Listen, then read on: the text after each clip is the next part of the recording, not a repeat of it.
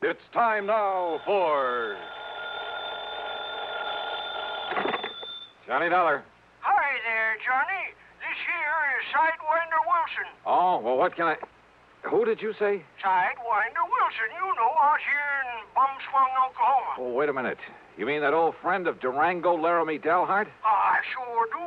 Unless you've forgotten it, I'm the man that helped you find Durango that time he disappeared. Sure, of course you did, Sidewinder. If it hadn't been for you, he'd never have found the old coat. Yes, sir. Well, what's on your mind? Well, if you should just happen to mosey out here to Bumswung, well, Johnny, I think I could show you something that'd make your eyes pop out all over your head. Sidewinder, is this an insurance matter? Now, you don't think I'd be calling on you if it wasn't, do you? What's it all about? Well, I'll tell you when you get here. Well, now, Sidewinder, I'll be waiting for you at Durango's ranch. So long, Johnny. Well, now, wait a minute. Sidewinder.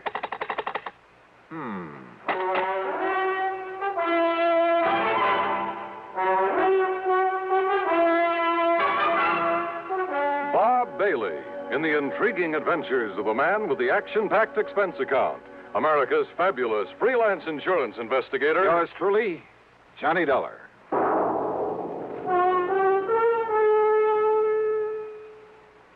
With your permission, we'd like to talk shop for just a moment. CBS Radio Shop. Recently, one of the foremost publications in the broadcasting field polled 465 critics and editors. The question, which radio network programs do you rate tops? When the answers from these 465 experts were tabulated, the final ratings were, to put it mildly, overwhelmingly one-sided. Total honors accorded CBS radio programs exceeded those of all the other networks combined. Let's put it another way.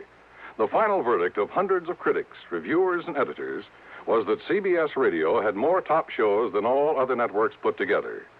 CBS Radio was pleased, naturally, at the result of the poll, but not surprised. Great programming is no accident. It's long been a policy of this network to devote every effort to maintaining highest broadcast standards, to making sure CBS Radio listeners hear the best entertainment, the most authoritative information. Whatever listening fare is for you, you can be sure you're hearing the best when you're tuned to CBS Radio. And now, Act One of yours truly, Johnny Dollar.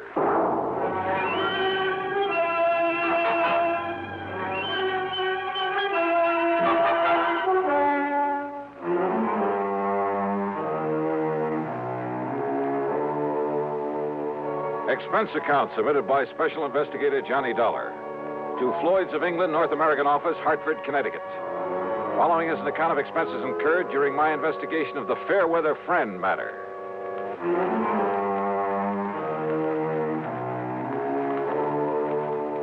All of Durango's insurance was handled by Floyd's of England, so that would have to be the company that Sidewinder was talking about.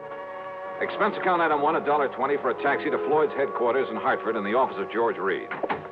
Well, this is a switch, Johnny. You're coming here. George, I just got a call from that town out in Oklahoma with the unlikely name of Bum Spung. The old Indian name, I understand. It means bad spring, bad water. Yeah, it was from a friend of Durango, Laramie Dalhart's, an old character by the name of Sidewinder Wilson. You know, of course, that Durango was here a few days ago. Here in Hartford, and he didn't drop in to see me? He dropped in to pay the $4,500 premium on that insurance he carries for the benefit of his niece, Carol Dalhart. He must think an awful lot of that girl. Yeah? Well, who wouldn't? What? George, that Carol's a living doll. If I were ever to think seriously of getting married, well, believe me. Oh, what's the hitch? Does old Durango object? Object? Far from it. Hey, tell me, did he pay off that premium in the usual brand new $100 bill? Yes, and as usual, he peeled them off a roll that was big enough to choke a horse.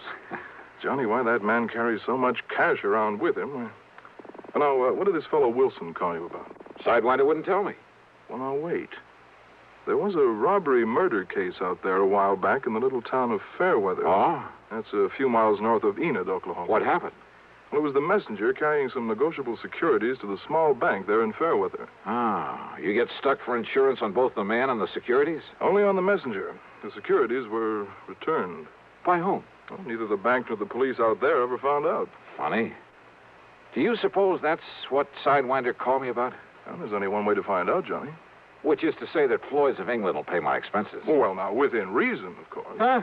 Oh, why kid about it, Johnny? That freewheeling expense account of yours. George, you sound as though you don't trust me. Well, of course I do. Oh? Well, you shouldn't. Huh? George, I'll be in touch. Expense account item 2, 9730, transportation. The plane dropped me off at Enid, Oklahoma, shortly after 6 p.m. Item 3, $2 even for some food. Item 4, a $50 deposit on a drive-your-own car. I drove north on Highway 81, then, after some 27 miles and after crossing the Salt Fork of the Arkansas, which, much to my surprise, had a trickle of water in it, I turned left on the rough dirt road leading to Bum Spung. Finally, there it was. The same 2 or 3 acres of poor, barren, sandy soil. The ramshackle house and the remains of a barn, leaning tiredly on the timbers that helped to prop it up. And out in front were the same 2 sad-looking cows, the old and weather-beaten horse, a friendly, mangy, toothless hound who shook himself as he got up out of the dust and proceeded to assert his authority. And I still couldn't figure why Durango, who was worth millions in oil royalties, had ever chosen to settle down in this lonely, desolate spot. And yet, thanks to Carol, his attractive niece, the inside of that huge, unpainted house was clean, modern, well-furnished.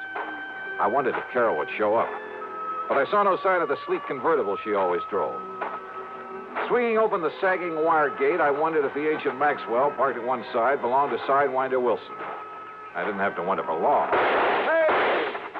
Hey, you crazy old coot! Yippee! Sidewinder! What the Sam Hill's the matter with you? Welcome to Bum Spung, Johnny. Oh, listen, you wild old character. Put that thing down or I'll start throwing some lead around myself. With that little 38 lemon squeezer of yours? Why, you...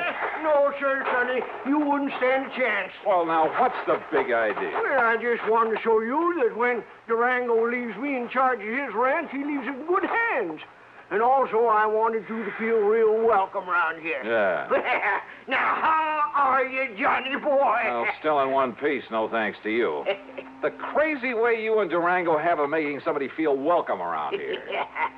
Where is he, by the way? Well, first he went to Hartford to pay up on his insurance. Then he flew down to Washington. Oh, what for? Well, to pay up on his income taxes. Wanted to make sure he got them in the right hands. Well, now, he didn't have to go to Washington for that. Well, he figures it makes it easier that way. He just carries along a big bundle of money and lets them take whatever they think is right. Oh, no. Now, listen, Sidewinder. Yeah? Did you call me in connection with that bank messenger who was killed down in Fairweather? That's right, Johnny. I understand the securities he carried were returned to the bank. Yes, sir. They were sealed up in a big envelope and laid on the front doorstep of that bank. And what I figure, Johnny... You figure that if I can find out who sent him back the securities, I'll have a lead on the killer. That's right. And, Johnny, I know who sent them back. You do? Yeah. You're sure? Yeah. Well, who, Sidewinder? Me, Johnny. What? Yes, sir. Me.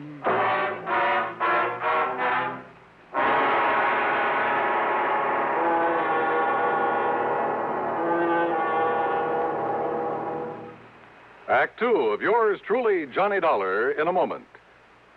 Are you going to write that letter today or put it off until tomorrow, or maybe the day after? How about that spring suit you plan to have altered? Will you take it to the tailor tomorrow morning bright and early, or will the week somehow glide by while the suit just hangs on in your closet? If you're a confessed procrastinator, you're not unique. The putting off habit can be mild or chronic, but some matters, serious matters, are highly dangerous to assign to mañana. One of the most important of these is getting protection from crippling, killing polio. When life-saving Salk vaccine was first introduced in 1955, it was hailed as a major medical discovery. Yet at the beginning of this current year, some 98 million Americans, the majority of our population, had not received even one inoculation. Why had all these people failed to take the simple measures necessary to gain protection from polio? If you were among them, this year, don't take a chance. Don't put off those polio shots any longer. Get in touch with your family doctor or local health department right away. And now, Act 2 of yours truly, Johnny Dollar and the Fairweather Friend Matter. Come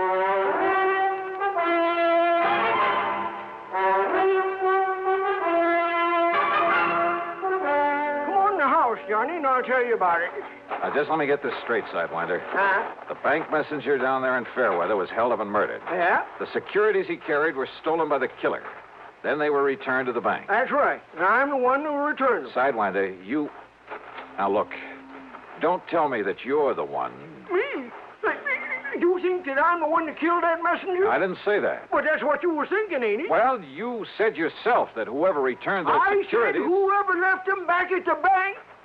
Now, just you stand real still, Johnny. Oh, come on now. Put that thing down, Sidewinder. And don't you move none. Look, would you listen to me? And maybe you even better stop talking, or that Sidewinder rattlesnake coming toward you might take it into his head to... Easy now. Oh, yeah. I can hear him. Easy now, whilst I get a bead on him with this study. There you be. Right in one eye, not t'other. And I'll just cut off his rattles and add them to my collection. Oh, brother, thanks. No wonder they called you Sidewinder. Yeah. That's the 427th rattle I've taken off these varmints. I just don't like 'em, Johnny. They ain't like Diamondback. These sidewinders around here will sneak up on a man. Just like that dirty snake that killed the bank messenger. And you know why he done it, Johnny? You still haven't told me who he is. It was to collect that insurance on him, that's who. Oh? Yes, sir. The man that killed him was his hair. What you call his beneficiary. How do you know, Sidewinder? Because I lived on the Fairweather. That is, when I ain't up here looking after Durango's place. Yeah? And that's how come I knowed that Claude Needles, that was the messenger, left his insurance to that no-count nephew of his and that Barney Gifford. Sit down. Barney Gifford, huh? Yeah. So what I done was talk it over with Durango and Carol Dalhart. Where is Carol, Sidewinder?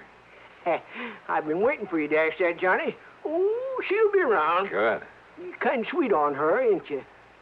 Wow. Nah, don't you try to fool me, Johnny boy. And you know how she feels about you, too. And if you don't think Durango knows, well, I'll tell you this. You say you talked it over with her. I'll tell you this, Johnny.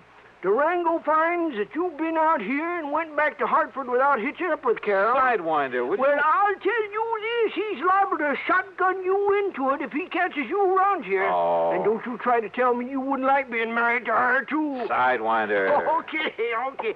So anyhow, me and Durango and Carol. Carol. Hi, Johnny. Oh, I'm glad to see you. Carol, I'm glad to see you. Oh, then don't you stand there. Give me a kiss. Oh, you think I need an engraved invitation? Come here. Oh, hi, honey. Oh, don't stop, Johnny. It's been a long time. If Durango could see this. Oh, drop that, Sidewinder. Yes, sir. He'd have that shotgun out so fast. Oh, man. Oh, it's been an awful long time, Johnny. Oh, too long. I thought you were never coming back here. I'm here. Uh-huh. So let's make up for lost time. Oh, why not? Oh, come on now. Come on, you kid. Oh, it's good to see you. Johnny, don't you want to hear the rest of what I was... Now, look at here. If you don't cut loose from each other there, you know what I'll do. I'll walk right out of here, and I'll go back to Fairweather. And I'll send a telegram to old Durango, and I'll tell him you two are making out like this all alone inside of his house. And if that don't bring him out here to get you two married... Oh, why don't you mind your own business? Well, I tell You you... old goat. Why don't you go somewhere and get lost? But that's it. I'm going right down to Fairweather and send him a telegram. No. Just settle down there, Sidewinder. I'll settle down, Johnny. With you. Anytime, any place. Oh, Carol, you're the only girl I know who makes me wish sometimes I was the marrying kind. But now listen. I'll bet I can make you the marrying kind, Johnny. You like to give me a chance, huh? Well, that settles it. I'm leaving right now. No, you aren't, Sidewinder. Oh, let him go. Let's just be sensible for a minute, will I you? was trying to, Johnny. I mean about this murder case. And when we finish talking about it? We'll see. Well, then let me tell you about it. It won't take me so long. And Sidewinder, you stop making those silly eyes or I'll let you have one right between them. Well, I still think I ought to leave. So do I. But as long as you're already... Well, Listen, Johnny. I'm listening. When Mr. Needles was killed, Sidewinder wanted them to make him a cop down there in Fairweather. Or even just a deputy, so as I could go out and hunt for that killer. Claude Needles was a friend of mine. But the police said no, they didn't need him, didn't want him. So that made me sure. So we talked it over about who could ever do a thing like that. And that's when I remembered Barney Gifford would get the money from Claude's insurance. So I told Sidewinder I'd have a date with Barney, and that would give him a chance to go through Barney's house and look for the security. And I found him, Johnny, under a loose board in the floor. Yes. So when he come home, I lassoed him, and I tied him up, and I took him and locked him up in the tool shed on my place. You didn't turn him over to the police? Oh, the chief in that little old hick town told Sidewinder that if he interfered in the case, he'd lock him up. That's what he said. Well, look, nevertheless, and that's when Durango, just before he left to go to Hartford, always has to be there right on time, you know, with that insurance payment. Yeah, I know. Well, that's when Durango said to call you up on the phone. Yeah. Sidewinder. Huh? I thought that was your idea. No, Durango's. And also for getting Johnny out here to see you again. What? Why, sure. Well, who does Durango think he is trying to run my life that way? What kind of a trick is that to pull on? Just you wait until he gets back here.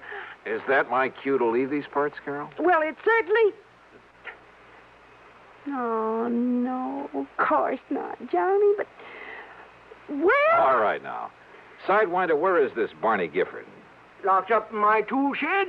Well, who's looking after him? Oh, Pete Whaley, I told him not to let on to the police. You sure he can handle a man like Gifford? Oh, yes, Sidewinder. Well, I don't see why Hey, not. look, maybe we'd better drive on down there. Well, sure, but wait till I answer that phone. It's probably Durango saying to hold on to you, Johnny. He's probably on his way. If that's Durango, you tell him I've left. Hello? Now, you don't mean that, Johnny. I bet Durango really would make you marry me. Oh, Would that Carol. be so bad? Johnny. Johnny. Carol. Oh, why don't you stay on that... Sidewinder, what's the matter? Listen, that was old Pete. Yeah? Barney got loose. Like to kill old Pete. Oh, no. And now Barney's coming here. Coming for me. To kill me. Act 3 of yours truly, Johnny Dollar, in a moment. Be sociable, look smart, keep up to date with Pepsi, drink light, refreshing Pepsi, stay young and fair and debonair, be sociable, have a Pepsi. When friends drop in, let your hospitality show you're sociable in the modern manner. Pepsi, you know, is the favorite of the smart and young at heart. Be sociable, look smart, keep up to date with Pepsi, drink light, refreshing Pepsi, stay young and fair and debonair, be sociable, have a Pepsi. Have you tried a Pepsi lately? And now, Act 3 of yours truly, Johnny Dollar. Okay, then. If Barney Gifford's coming here, we'll be ready for him. We'll... Sidewinder, you aren't afraid of him, are you? He's a bad one, Johnny. But if Sidewinder was able to subdue him before... Well, I caught him off guard, Johnny. He didn't have no gun then, but he has now. He took old Pete. And Barney's a deadly shot. It's the only good thing you can say about him. And don't you see, it's dark outside now. If we stay around here inside the house, we'll be like a flock of sitting ducks. Yeah, but I don't think we'll stay inside. You mean we'll just run away from him? No. How long ago did he get away from Pete? Well, Pete says it was more than an hour ago. Then we haven't any time to waste. What are you going to do, Johnny? I know what you're going to do, Carol. Yes? Get out of here. Go on back to Enid. Tell the police. By the time they can get up here, Sidewinder and I will either have things under control or, well, then they can take over. Why don't you phone the police? Because I'm telling you to go on down there. You're just trying to get me away from here, aren't you? That's right. No, Johnny. I can shoot just as good as you and Sidewinder, and there's plenty of guns in the back room. No, Carol, that doesn't make any difference. You think I'm going to leave you here with a killer after old Sidewinder, and if Barney finds you with him, he'll try to kill you, Carol, too. will you I won't go, Johnny, I won't leave you. Okay. We're just wasting time. I haven't seen any car lights out on the road, but that doesn't mean that... That's right, mister. It doesn't mean a thing. Sam. The front door had been pushed open by the barrel of a high-powered rifle that slowly fanned the three of us. I knew that if I made a move to draw my handgun, if Sidewinder took a step toward his 30-30 on the table, and if Barney was the excellent shot that Carol said he was. All right. Put your hands up and come walking out this door. Listen, Barney, Shut give up, it... do like I say. Come on, Carol. Sidewinder. Come on, don't try anything. All right, Barney. Not so brave now that I got the advantage, are you, Sidewinder? All right. If you gotta kill somebody, kill me. You leave them alone. Now that they know all about me? No, sir. I'm going to kill all of you like I killed old Pete. Now, stop. You keep your dirty hands off of me, you... Keep them up, Carol. So you're not carrying a gun. I know that Sidewinder never carries it. But you do, don't you, mister? Thanks. And I think I'll use it to kill you. So if you want to put your hands down to pray... Well, Sidewinder, Yes, Johnny. you think maybe this is retribution for that killing you did today? Killing, Johnny? Yeah, when I first got here. You remember. Oh, I don't know what you're talking about, mister. But I'm not going to waste any time. Barney, please... Shut up, Carol. You're going to go first. All right, now listen, Gifford. Then you, mister. And last of all, Sidewinder. Huh? What's that? it's a snake. It's a rattler. It's back of you, Sidewinder. No, it's over next to Barney. Where? I can't see it. Where is it?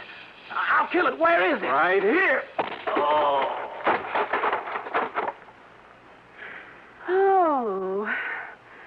But that snake... Oh, thanks, Sidewinder. I'm sure glad I saved these rattles, Johnny. What? Yeah, so am I. But I never would have remembered them if you hadn't reminded me about killing that snake.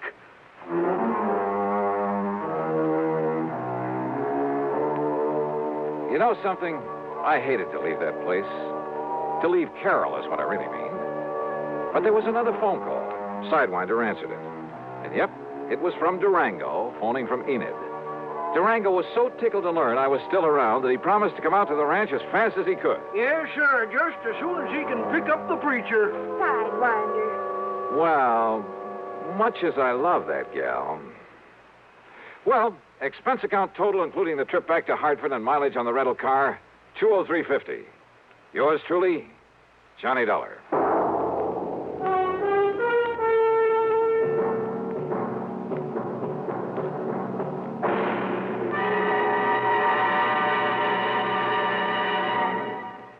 Our star will return in just a moment. Be careful. You're going to land in a bathtub.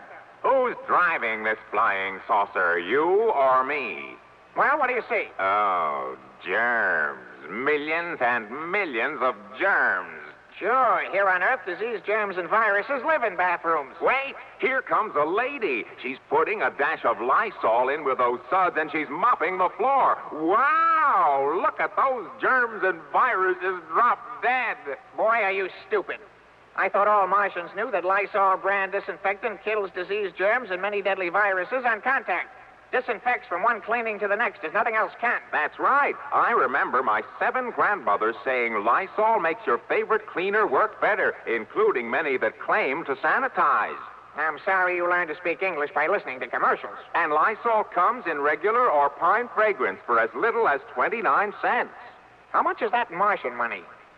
Now, here is our star to tell you about next week's story. Next week, well, getting away from Durango, Laramie, Dalhart isn't as easy as you might think. Join us, won't you? Yours truly, Johnny Dollar. Yours truly, Johnny Dollar, starring Bob Bailey, originates in Hollywood and is written, produced, and directed by Jack Johnstone. Heard in our cast were Virginia Gregg, Junius Matthews, G. Stanley Jones, James McCallion, and Bill James. Be sure to join us next week, same time and station, for another exciting story of yours truly, Johnny Dollar. This is Dan Cumberly speaking. Suspense is next over the CBS Radio Network. WROW, Albany, New York. 10, 10, 10. Yes, 10 hours of price-shattering bargains at Henry S. Mantell Furniture, 343 River Street, Troy. This merchandise must be sold at once, at savings to you of up to 87%. Mantell's was unable to extend their Latham store lease, so the stock from the Latham store has been moved to Mantell's main store in Troy. Save on famous brand merchandise, Haywood Wakefield, Kraler, Simmons, Norge, Motorola, and many more. Buy a $339.95 two-piece living room suite for $199.95. Or a $34.95 famous Make inner spring mattress for $17.88. Or a modern bedroom set, regularly $259.95, now $139.95. This tremendous sale at Henry S. Mantell Furniture begins Monday, 6 p.m. to 11 p.m., and Tuesday, 6 p.m. to 11 p.m. The store will be closed during the day to mark down merchandise and arrange stock. Remember, there's no money down at Henry S. Mantell Furniture, 343 River. From Hollywood, it's time now for Johnny Dollar. The count's 3-2 and the bases are loaded. And Ted Williams is at bat, huh, McGraw? Oh, Johnny, how'd you know it was me? Oh, just psychic, I guess. What's on your mind, Bert? Fella named Henry Sampson. Ever hear of him? Name's familiar. Well, it should be. He owns about half the newspapers in the South. Which means he isn't exactly struggling for money, huh? Right. In fact, he collects it. Figures. Especially Confederate money. Well, anybody can. What? Yes, sir, Johnny. He has one of the largest collections of old coins in this country. Oh? And a Confederate $50 he owns has disappeared. Bert, Confederate money isn't worth its weight in salt. That's where you're all wrong, Johnny. Huh? This particular $50 is insured for $20,000.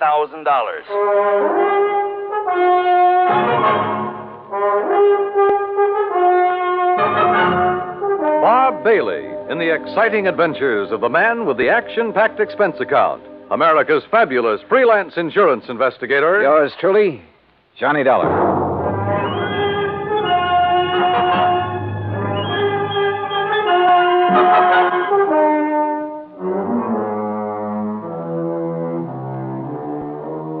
Expense account submitted by Special Investigator Johnny Dollar to the Providential Assurance Company, 393 Dewey Avenue, Hartford, Connecticut.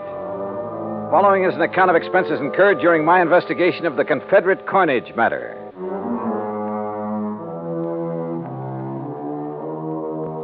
Expense account item 1, $1.20 taxi from my apartment to Bert McGraw's office. He was seated behind a haze of cigar smoke, reading a magazine. Oh, Johnny, come in. Hey, morning, Bert. Sit down. I was just reading about an old teammate of mine. Oh, who's that? Bob Feller. Feller? Yeah, he was a pretty fair country pitcher. Of course, he wasn't in my class. Of course. Yeah. Many's the time I had to help old Bob out of a spot. Yes, sirree, Bob. That boy could get himself into more jams. Well, I remember... I didn't know you played with the Cleveland Indians, Bert. What? Well, I... Blasted cigar. You been reading up on baseball, Johnny? No, but I remember Bob Feller. Who doesn't? In 1940, I saw him pitch a no-hit, no-run game for the Indians. Oh, well, now, wait a minute. You and me, we must be talking about two different fellers. Yes, sir. That's so? Why, sure. This Bob Feller that was my teammate, he played ball for the Apalachicola Alligators. Yes, sir. Good old Bob Feller. Spelled it F-A-L-L-E-R. Fowler. Yeah.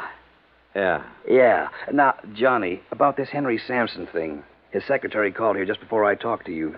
Told me the coin had been stolen. Well, now, what makes that particular coin worth $20,000, Bert? Well, like I said, it's Confederate money, a silver $50, and where it was minted or something. That's what does it, I guess. Where was it minted? New Orleans.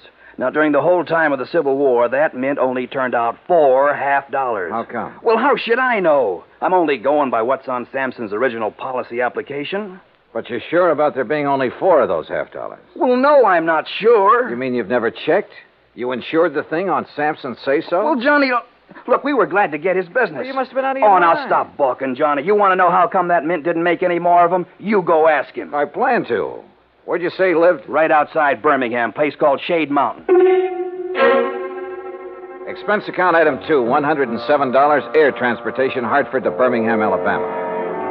I claimed my luggage and was about to step into a cab when I was approached by a man of about 30, crew cut, Brooks Brothers suit.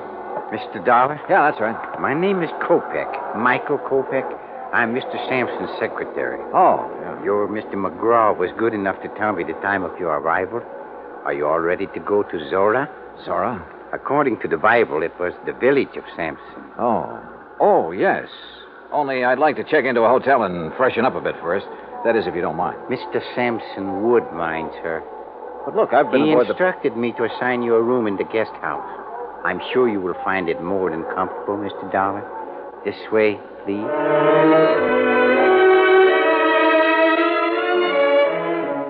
Just outside, standing in a no-parking zone, was the Sampson limousine.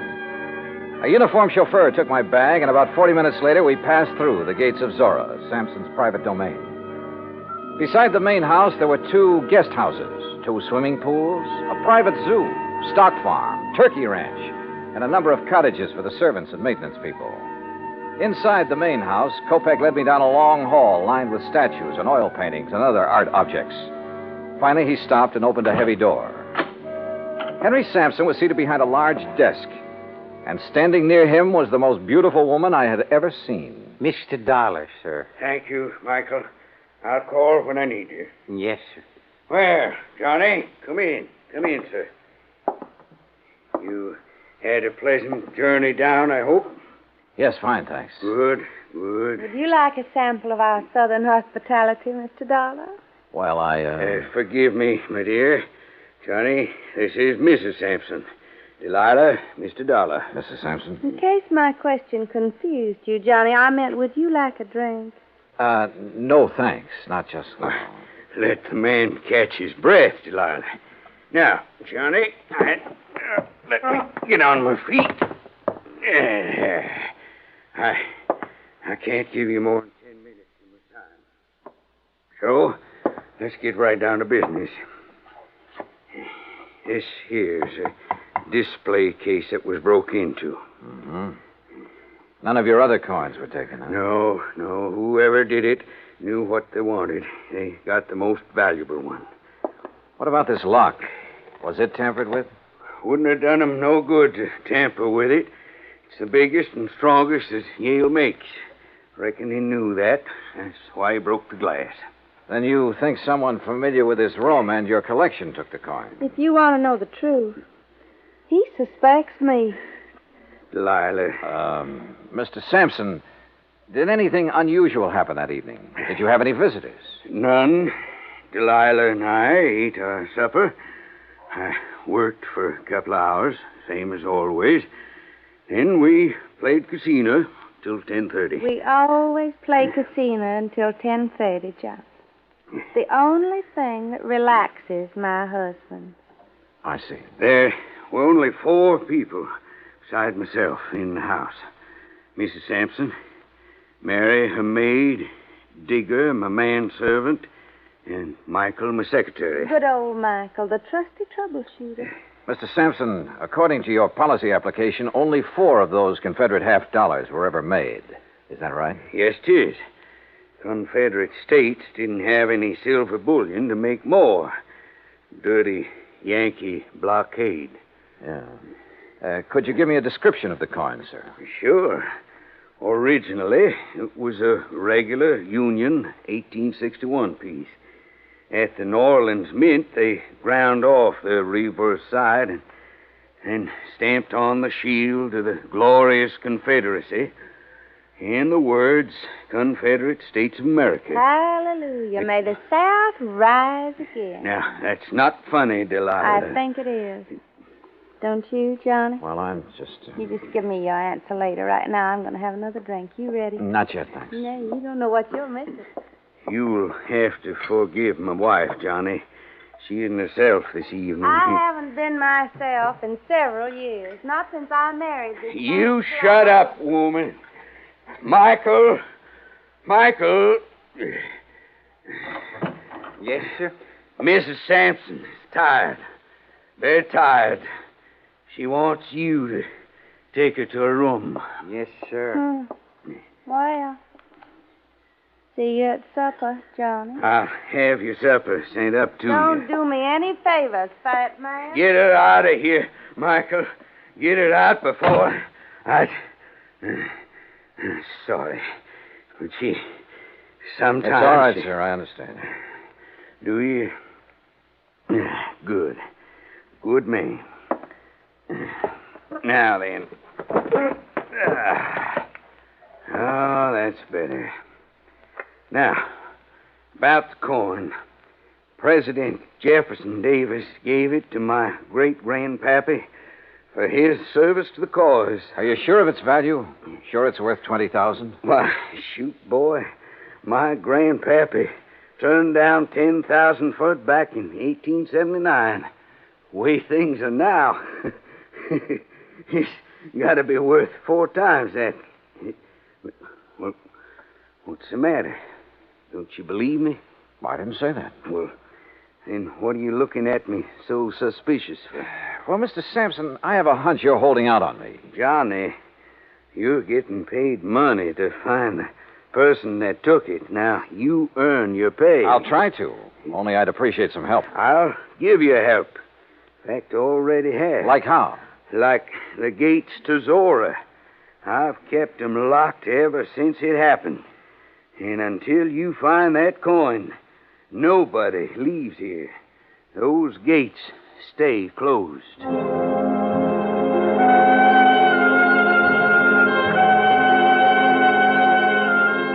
A few moments later, Kopek returned and escorted me across the magnolia-scented grounds to my rooms in one of the luxurious guest cottages. I unpacked, took a shower, then called Bert McGraw in Hartford. Well, how's it going, Johnny? It is not. Oh, come on now, boy. Sorry, Bert, but it looks like a real toughie. You don't want me to send in a pinch hitter, do you? Nope. But how about getting the dust off your pants and doing some legwork? All right, what kind of work? Find out for sure how many of those 1861 half-dollars were ever made and what their value is today. Wait a minute. What'd you say, John? Not you, Bert. Somebody at the door. You check on that coin. Got it? Like the Yankees have the pennant. Good luck, boy. Okay, I'm coming.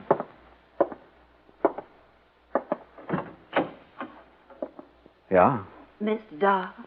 Yeah, that's right. I'm Mary Williams, Miss Sampson's maid. And I'm Digger. Everybody just calls me Old Digger. He's Mr. Sampson's man. We snuck off and come over here to see you. Oh, well, come in, please. Thank you, sir. Oh, yes, yes, yes. Thank you. Sure hope nobody saw us come in here. Well, what's this all about, Mary? Mr. Dollar, being an insurance investigator, you work for a company instead of the police, is that it? Yes, the company I'm working for now is in Hartford, Connecticut. Way up north. Oh, that's good. Mr. Dollar, Digger here, he's just scared to death. Scared of what? If you'd be here a while, you'd know. Gosh, you sure would. Well, can't you tell me? Mr. Sampson's got a big place here. He needs lots of folks to keep it up for him, and he gets them cheap from the prisons. What? Yes, sir. Somebody finds out who's going out on parole. The next thing a man knows, instead of being all the way free, he's here, working for Mr. Sampson. Yes, sir. And if he don't like it, Mr. Sampson has him sent back. Oh, come on now. Look, this is 1957. Things like that just don't happen anymore. Tell him, Digger. Well, Mr. Dollar, sir, I don't want to go back to that place. No, sir. I don't ever want to go back. Oh, it's all right, Digger. Mr. Dollar, we wouldn't have bothered you at all, except that Digger and me, that is, we want to get married. That's right, yes. But if he's sent back to prison, well, he's already spent 15 years there. And you're afraid that Mr. Sampson is going to send him back? Yes, sir. Mr. Sampson or somebody else around here. But why? Well, come on. One of you say something. Well, sir, I ain't going to tell you, nobody else, Mr. Dollar. No, sir. I won't tell no matter what they do to me. I won't tell unless you give me your word. Unless you promise me. Promise you what? That you won't let Mr. Sampson or nobody send me back. You give me your word on the Bible. I'll tell. Yes. Well, come on. Tell me what. Well, sir, Mr. Dollar, Digger knows who took that $half piece.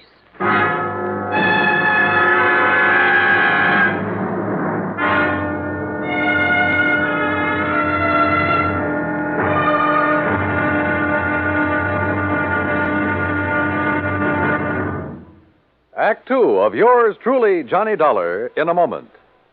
The American writer Christopher Morley once wrote, "When you sell a man a book, you don't sell him just 12 ounces of paper, ink, and glue. You sell him a whole new way of life, unquote. Now, that goes double when you give, not sell, a book. But the gift of 550 books to little children increases the legacy tenfold. Near the end of 1960, the employees of the Chase Manhattan Bank started a people-to-people program with such a gift to school children of a town in Tanganyika. That's on the southeast coast of Africa. And to give you an idea how the books were received by the children, let me first quote from Francis Bacon. He's an English writer of a few centuries back. He said, "Some books are to be tasted, others to be swallowed, and some few to be chewed and digested." In the past, children in Tanganyika may have done a little tasting and chewing and a little swallowing and digesting. But there's one certain thing. They wound up devouring the books they received from the United States. And they did so much of it that they, the ones in high school anyway, were able to reach the level of English children their age and pass the exams at the same time. That takes a lot of book learning, as they say. Now, the gift of these books from the United States of America may have seemed a small thing to the senders, but the boys in Tanganyika who received them know that they've opened a whole new way of life. They've greatly increased understanding in the classroom of freedom, the right of all men everywhere. And now, Act Two of yours truly, Johnny Dollar, and the Confederate coinage matter. I wanted to help Digger, the Sampson servant who claimed to have information concerning the missing Confederate $50. But I couldn't promise him anything without first knowing more about the part he had played, if any, in the theft of the coin. I did promise to think over his offer and let him know if I was interested by the next afternoon. Anyway, at 8 that evening, I joined Mr. Sampson and Kopek for dinner in the large dining room. After we'd finished our coffee, Sampson rose and excused himself. When you're ready, we got work to do, Michael. Yes, sir. Huh? See you in the morning, Johnny. Well, how is the investigation coming, Mr. Dollar? Have you found any valuable clues? Nope, not a thing. Oh, that's too bad. But you haven't given up. Kopek, I haven't started. Uh-huh. Well, would you care for something else? If not... No, I'm fine. Then shall we... Yeah, sure. Say, tell me something, Kopek. Anything I can. What about the servants who were in the house the night of the theft? Digger and Mary? Yeah. What do you know about them? Everything that there is to know. I have a file containing the record on every one of Mr. Sampson's employees. If you like, I shall have the information on these two sent to your rooms. I'd appreciate it. Now, if you will excuse me, Mr. Sampson is waiting in the den. You can find your way back to the guest house? Hmm? Sure. Good night. Good night, Mr. Dollar. Johnny. Oh, Delilah. Oh, where are you? Up here, on the stairs. No, don't come on. Oh. Johnny, do you like to ride? Well, sure, only it's been a long time since I've had a chance to, and I didn't bring any riding clothes. Well, that doesn't matter. Meet me at the stables before breakfast. You will, won't you, Johnny? What do you think? I went back to the guest house, and about half an hour later, Kopek delivered the files on Mary Williams and Digger. Everything Digger had told me was true. He had spent 15 years in prison on a manslaughter charge. So early the next morning, I crossed the green lawns of Zora and met Delilah at the stables. And a few minutes later, we were riding our horses away from the main house.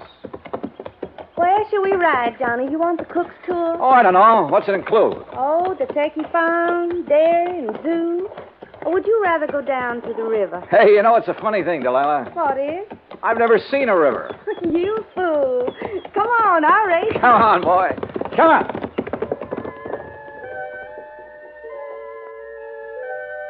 Finally, when we reached the river, we dismounted. And she just stood there for a long moment, looking down into the water. Well? I guess I'm just reaching for something I can't have. Yes. Do you understand, John? Why did you marry him, Delilah? His money. Only I was fooled. Or made a fool of. How do you mean? Well, he's a collector, Johnny. Of coins and paintings and people. Well, hadn't you noticed? I'm just another one of his possessions with all the rights and privileges of a statue. And you know why Sampson married me?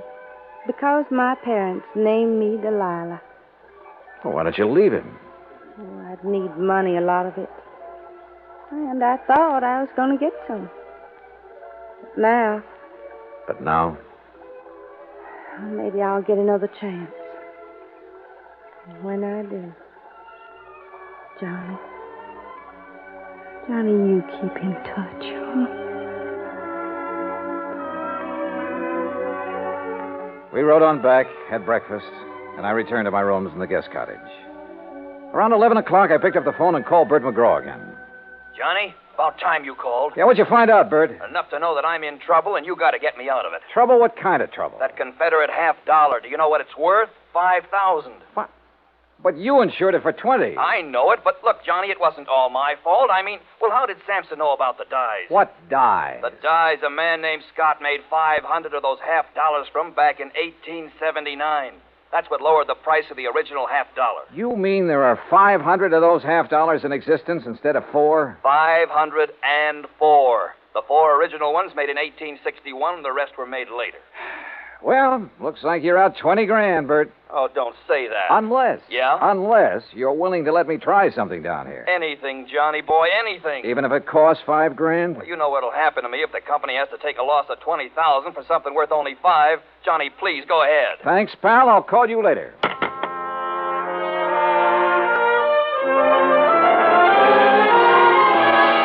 As soon as I could, I sent word to Digger and Mary, the 2 servants, asking them to come to the guest house.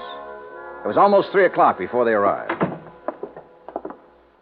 Miss Dollar, have you decided on what you're going to do? Yes, Mary, I have. Digger. Yes, sir? I can't promise that you won't be sent back to prison. Well, then I ain't going to tell you nothing. Now, wait. Sir. Let me finish. But I can promise that I'll do everything possible to help you. Well, sir, I have to ask Miss Mary. You know, she's the one who talked me into coming to you in the first place. I did it soon as he told me what he'd done. I didn't know about it till afterward, Mr. Dahl. All right. Just what did he do, Mary? Well, it wasn't his fault. He just had to break into that case and take that $50. Yes, sir, that's right. I had to. Why? Because she said that she'd tell Mr. Sampson something real bad about me. Something that'd cause him to send me back to prison. She? Mrs. Sampson? Yes, sir. That's the truth, Mr. Dollar. I swear it. All right, Digger, go on. What happened after you took the coin? Well, sir, it all went like she said it would. I got hold of the $50 and ran on down to the river. Late that night, I was on my way back to where I was supposed to meet Miss Sampson and give it to her. Well, sir, then I tripped over something and doggone if I didn't lose it. Oh, wait a minute. Come on now, Digger. You don't expect me to believe that. But it's the truth. Yes, sir.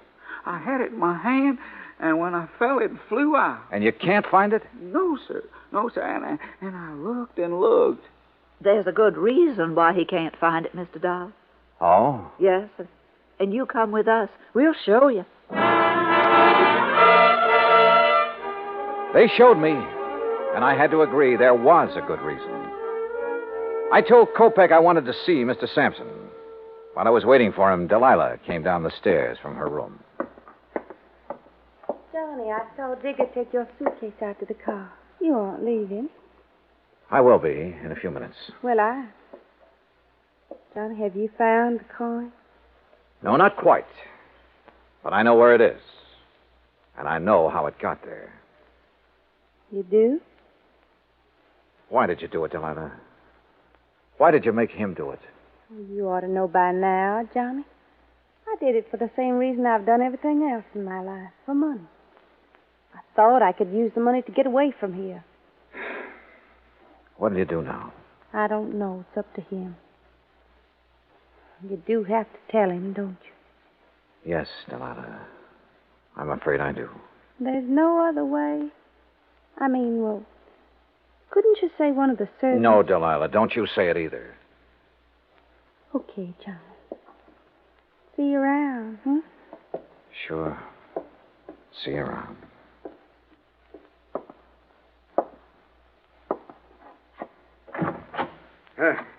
Come in, Johnny. Come in. I hear you have news for me. Well, boy, start in. Tell me. I told him as simply as I could. When it was over, he got to his feet and stared out the window for several minutes. When he turned back, he ordered Kopak to find Digger and take him to the place where the coin had been lost. A few minutes later, we joined him there.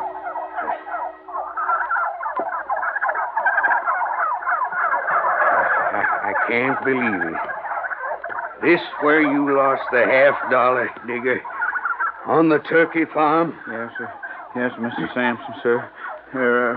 Right over there. Well, why didn't you get in there and find it? Well, I told Mr. Dollar how come I couldn't, sir. Well, Dollar? He couldn't find it because when he dropped the coin, one of those turkeys swallowed it. Dollar, what do you mean, one of those turkeys swallowed it? Well, sir, just what I said. Turkeys will eat anything that glistens or shines that's dropped near them. And since Digger was cutting across this field when he dropped the coin... But, boy, do you realize there are 2,000 turkeys in there, and any one of them could have my $50? The $50 Jefferson Davis, president of the glorious Confederacy, gave my grandpappy. Any one of them could have it stuck in his skinny red neck? Yes, sir, it certainly could. Well, good. Now, you just tell me, how do you propose to get me my $50 back? You can't do it. You'll have to give me my insurance money. Yes, we know. That's why we're willing to buy the turkeys from you. What? Yes, sir. I'll give you $5,000 for the turkeys and guarantee to return the coin within 90 days, providing... Go on. Providing you allow Mary Williams and Digger to leave here and be responsible for the recovery of the coin. You mean you're going to let them tend the turkeys? I'm going to give them the turkey. What? Oh, Mr. Dollar, you're a good man. Digger, you miserable... You hush up. Well, Dollar, you sly fox. Doggone, boy. You just got yourself 2,000 turkeys.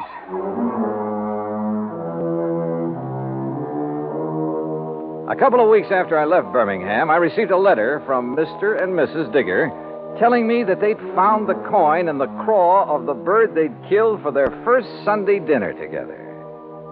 Which proves once again, miracles do happen. Expense account total, including transportation back to Hartford, $405.10. Yours truly, Johnny Dollar.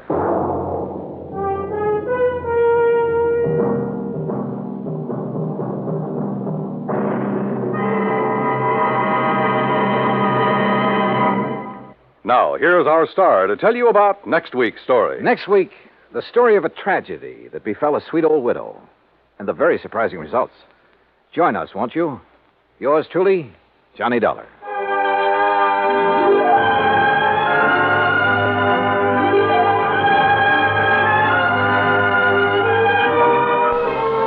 Yours truly, Johnny Dollar, starring Bob Bailey, originates in Hollywood. Written by Charles B. Smith, it is produced and directed by Jack Johnstone. Heard in our cast were Virginia Gregg, Eleanor Audley, Herb Ellis, Herb Vigran, Forrest Lewis, and Vic Perrin. Be sure to join us next week, same time and station, for another exciting story of Yours truly, Johnny Dollar. This is Dan Cubberly speaking.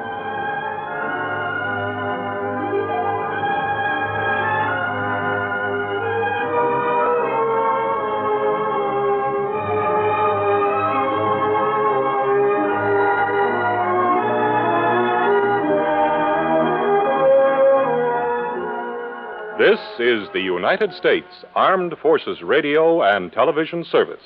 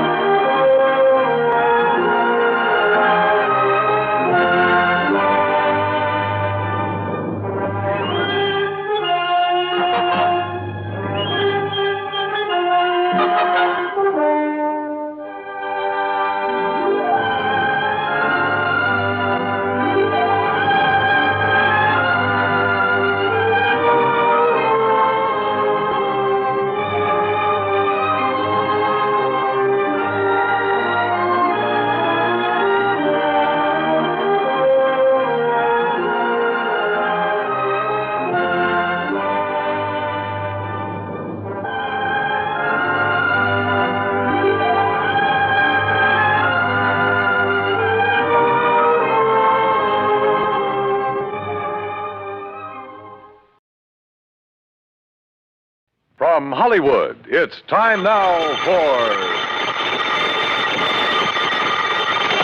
Johnny Dollar. Earl Poorman. Hi, Earl. How are things down in sunny Florida? How soon can you come down here, Johnny? You got troubles? Yes, over a $2,000 insurance claim. Oh, now wait, Earl. How can you justify my fee and expense account on a claim as small as that? Johnny, Yeah? the responsibilities of an insurance company sometimes involve far more than just collecting premiums and paying off on claims. Well, sure. Keeping your clients happy, a little good old public service now and That's then. right, even a little attention to our national security. Sure. But on such a small policy, I still don't see how you can justify national security. Yes, Johnny.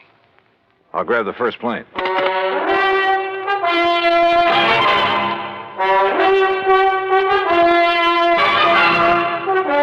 Bob Bailey in the exciting adventures of the man with the action-packed expense account, America's fabulous freelance insurance investigator. Yours truly, Johnny Dollar. And now, Act One of yours truly, Johnny Dollar.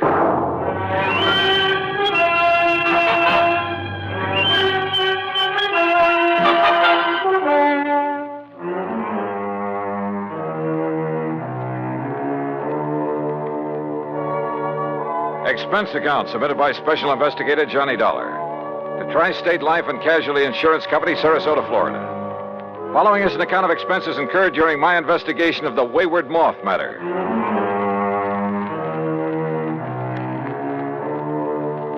Expense account item 19620, plane fare and incidentals, Hartford, Connecticut to Sarasota, Florida. There I was met at the airport by my old friend and fishing pal, Earl Poorman, and we drove on into town.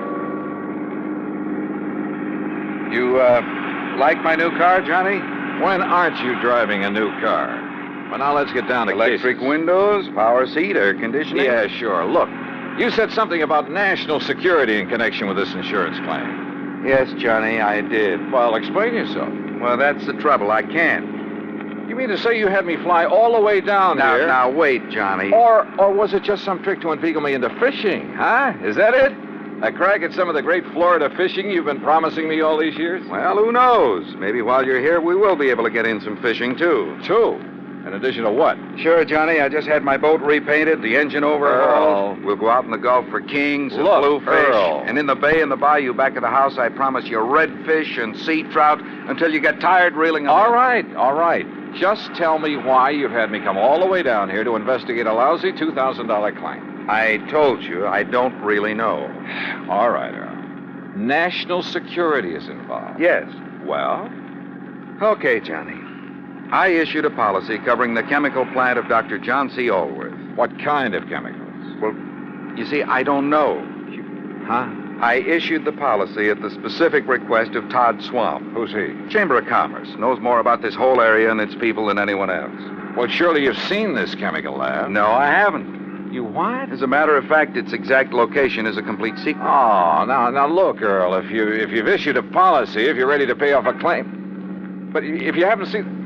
Look, how do you know a couple of $1,000s worth of damage occurred? I've taken Todd Swamp's word for it. I trust him implicitly. Well, this is the doggone... Earl, how can I possibly investigate something if I can't even... If nobody knows what... I give up. I'm sure that Todd will tell you everything. I'll take you in, introduce you to him, then I'll leave you with it. Leave me? That's the way he says it has to be. Here, take the keys to my car. You'll probably need them. But how will you get them? And if you need anything or if I can be of help, you know where to call me, at the office or at the house out on St. Armand's Key. Come on, let's go in.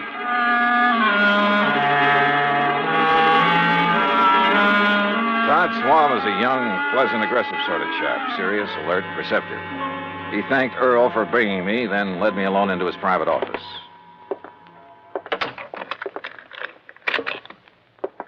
Sit down, Johnny, and I'll get right to the point. Thanks. I know all about you, at least all I need to know. Not only from Earl Poorman, but from a lot of the cases you've handled. Well, then you went up on me. I also know that on occasion you've handled security matters, worked hand in glove with the FBI and so on. So? All right. My job here is not only to promote Sarasota, tell the world what a nice place it is to live, nice people, good homes, ideal climate. Great fishing. Yes, fishing, boating, just about everything. Okay, I'm sold. But what about this Dr. John Allworth? My job is also to be of whatever service I can to the people of the city. All right. Dr. Allworth has lived here for years. Chemist, retired. Until recently, that is. Well, go on. Now, in his small laboratory, carefully hidden in the swamps of the Everglades, for security reasons, Dr. Ulworth is producing an important rocket fuel ingredient. Oh? For use at one of the testing centers here in Florida. Cape Canaveral? He and his assistant work entirely alone, for obvious reasons. Look, Earl says there's been some damage at his place. That's why I asked him to have you come down. But only here. a couple of $1,000 worth. That is beside the point, Johnny. I think it's a case of sabotage. But if nobody's even permitted to know where the place is. And if you're ready, we'll go out there right away. Okay? Right.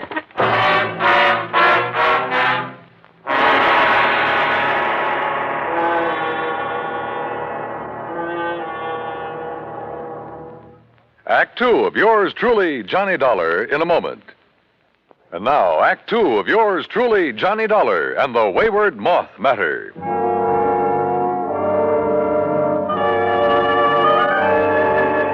Todd Swam, manager of the Sarasota Chamber of Commerce, suggested we use 2 cars, so I got behind the wheel of the one Earl Poorman had left for me and followed him. We drove south on Highway 41 through Fort Myers, then swung left on Route 82 into the Everglades, and finally into the Big Cypress Swamp Country. A few miles further south, I'm not permitted to say how many, we left the main road for a pair of wagon tracks leading into the swampy jungle.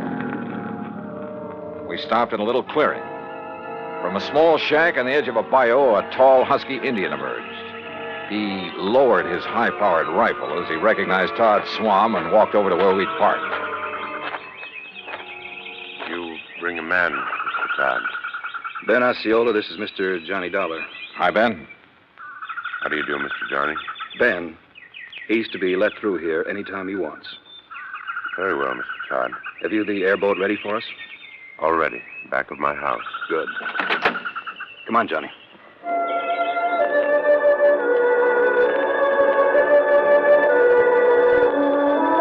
The airboat, parked on the edge of a bayou back of Ben Osceola's shack, was an aluminum hull about 12 foot long, square across the bow instead of pointed. 2 high seats were built up on it.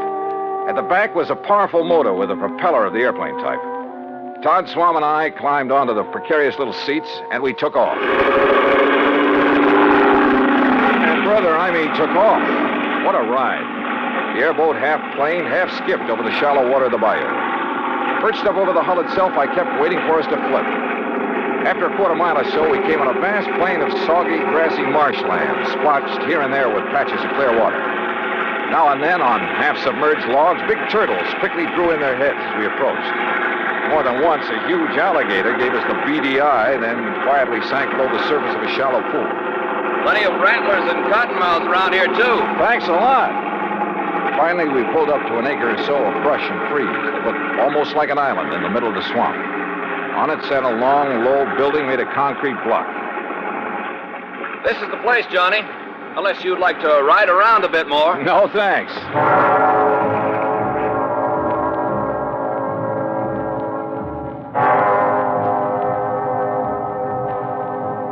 Todd Swam got the introductions over in a hurry. Dr. Allworth, a short, wiry old man with sharp features and a shock of white hair, led us into the laboratory building.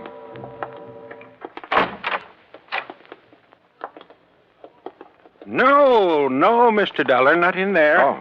No one is permitted in the laboratory except myself and my assistant. Oh, I'm sorry, Doctor. You lead the way. About your assistant, Dr. Allworth. It was in the vault that the accident occurred. It was an accident. Of course it was. Who would possibly want to... Plenty of people, Doctor, and you know it. It may sound corny, but this whole country has enough enemy agents. You speak as though we were at war, Todd. Well, we're certainly in a Cold War. And speaking of agents... A moment, please, gentlemen, while I work the combination of this lock. This vault looks big enough for a bank. In it, I keep 2 things, Mr. Dollar. The finished rocket fuel component. Yeah? And the delicate apparatus with which I complete the final secret stage of its production. Apparatus no one but myself has ever seen. And you're letting us see it? Well, the accident has rendered it completely unrecognizable. I still haven't learned what happened here, you know. Matter of fact, I haven't either, Johnny. But I certainly have my suspicions. Doctor. There we are. No, don't go in. Well, The substance on the floor is so corrosive that... Well, look. You can see how the legs of that heavy metal table have completely corroded. left nothing but a pile of splintered metal and rust. The rocket fuel did that? Now, there, in the corner at your left, are the rotting, tangled remains of the apparatus I mentioned. The apparatus the insurance money will replace so I can make up for valuable time lost. Doctor, I tell you, it was no accident. What happened, Mr. Dollar, is that the heavy glass flagon containing the finished rocket fuel additive... Glass, Doctor? A very special glass, over an inch thick. The flagon containing about 5 liters of it was on that marble slab there in the middle of the floor, ready to be crated and shipped to its destination. I see. I had completed processing it night before last. Early yesterday morning, for some reason I have not been able to determine, the flagon exploded. Well, I'll bet I can find a reason. Where's that assistant of yours? Leon? Yes, Leon Salkoff. Salkoff? Yes, Johnny. A man doing secret work for the rocket missile project hires an assistant with a name like that. No, Todd. Leon Salkoff. Doctor, there was a famous... Well, I should say infamous character by the name of Salkoff during the last war, a young chemist. Yes, Mr. Dollar. Mixed up in a couple of industrial bomb plots. And if this is the same man... It is the same man. Well, in good heavens... Exactly what I think. No. You're both wrong. This man was cleared in the war trials. Well, what difference does that make? I say a leopard can't change his spots. But don't you see that not even he knows the combination to this vault? Some other way to get in? Those little windows up there? 8 inches square and 2 inches thick. And you're sure there's nothing in your process that would cause the bottle to explode? Oh, I have checked and rechecked it. Where was Leon Salkoff when it happened, and where is he now? Well, he went to Fort Myers for supplies early this morning. He should be back. My guess is that he kept right on going. Yeah, Todd, I'm inclined to agree with you. Because, Doctor, if what you've told us is true, well, somehow, someone must have got to this stuff. How high are those little windows above the ground outside? Oh, about 5 feet. Then a gun, perhaps, aimed in through a window. But they are all in place and unbroken. Well, any reason why one of them couldn't be removed from the outside, then replaced? Well, I don't know. I'm going to see. I'll be right back.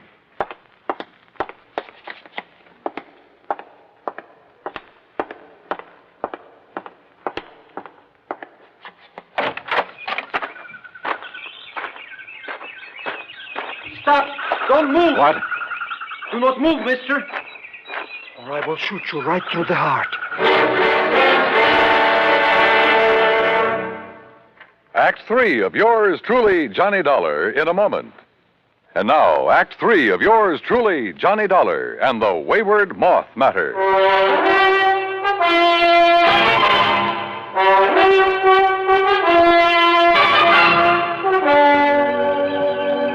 Put your hands above your head, mister. Now, wait. One move and I will pull this trigger. Who are you? I will ask the questions. What are you doing here? Where is Dr. Elworth? Answer me. Or so help me, I will shoot you down. Mr. Dollar! Mr. Dollar, did you find anything? Doctor! Stay there, Doctor. There's a man out here with a gun. What's that? No, don't come out here. Leon, no, that's Mr. Dollar. What? Johnny Dollar, insurance investigator, to arrange the payment of our claim. You're sure, Doctor? Of course I'm sure. Well, I recognized Mr. Swan's car at this shack of the Indian. But when I saw the other car, well, I was worried about you. No, it's all right. He's here to help us. Salkoff, so you finally decided to come back. Mr. Swan. What took you so long, Leon? All the way into Fort Myers this morning, I puzzled over how the flagon could possibly have exploded in the vault. You found the answer? Or have you known it all along, Salkoff? I do not understand, Mr. Dollar. I think I do, Johnny. I thought so from the first. I've heard about you, Salkoff, about some of your activities during the last war. I pray that heaven will forgive me for what I have forced to do in that conflict, Mr. Dollar. Forced? It is my hope that by serving this wonderful country that has given me refuge, in some way I can make up for the terrible things I was compelled to do for the men who sought to rule the world. Now, that's a very pretty speech. Oh, it's true, Mr. Dollar. You've only to consult the records of the war trials. I may take a look at those records before I'm through with this case. I humbly beg you to do so. You still haven't told us where you've been all day, Leon. I tried to figure out how the explosion could possibly have occurred. So I telephoned one of our contacts. Contacts? The glass company that has furnished us with the heavy flagons. But there is no way the additive could have caused them to disintegrate. Disintegrate? No, Doctor. Where the flagon had stood, we found a pile of granulated glass. The flagon had completely crystallized. Oh, but even so, Wait. Of course. Of course. By some means, a critical... Exactly. A critical... The formula for the glass that I obtained from the glassworks indicated the possibility. Would you gentlemen mind telling us what this is all about? Mr. Dollar, I believe Leon has found the answer.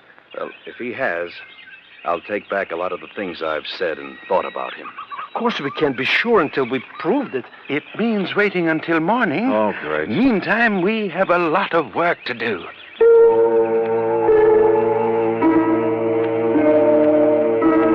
We spent most of the night working like dogs, swabbing out the vault with a powerful neutralizing solution. Then, early in the morning, the four of us gathered in the vault. A flagon like the first one was placed on the marble slab in the middle of the floor. We sat around and waited. A long time. Then I noticed something. The rays of the sun coming through one of the tiny, thick windows. The light was focused, as though through a magnifying glass. Slowly, the powerful searing pinpoint of light worked its way over to the flagon. Dr. Alworth rose and held a piece of paper where the rays converged. It burst into flame. There! Now you can see the tremendous heat generated at this point. Yes, and on the flagon itself. Exactly. The tempered thick glass wall of the bottle, tempered perhaps to a highly critical degree. But to crystallize, Doctor, the way the other one did? Leon, I still don't believe it. Well, many things will cause glass to crystallize. Vibrations of many kinds. You've heard, I'm sure, of the tenor who shatters a goblet by the power, the vibrations of his voice. But light vibrations? Oh, Doctor. Of course, it should have occurred by now. If it's going to at all. Oh, the temperature of that bottle must be terrific. The pressure building up in the glass itself. I don't understand. Still, the angle of the sun is slightly different each day. Or an imperceptible flaw in the one that exploded. Oh, sure. Well, perhaps the other had some outside stimulus to act as a trigger. A sudden draft, perhaps. Oh, any little thing. Excuses, Leon. You're stalling. You said the other bottle was in here alone. The door's closed, only it wasn't because you exploded that thing. I don't know how, but you did it. And if that isn't sabotage... God. Come on, Johnny. This gag has been carried far enough. Look! I saw it, too. A tiny moth, attracted by the blazing spot of light on the side of the flagon, where the focus rays of the sun converged. The moth circled, flew past it, almost brushing it with his wings. We waited. He circled again. Again. Then dove at it.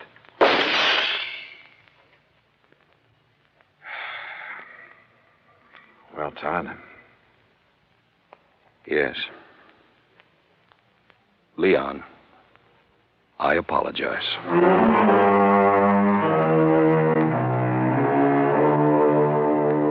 Yeah. A tiny moth triggered the reaction that disintegrated, that crystallized that bottle into 1,000,000 tiny grains like sand. And simply because of the difference in temperature of his little body. Seems impossible, but it happened. Expense account total, including the trip back to Hartford, $204 even. Remarks? Pay up this claim in a hurry, will you? The more help we can give to people like Dr. Alworth and Leon Salkoff, the better. Yours truly, Johnny Dollar.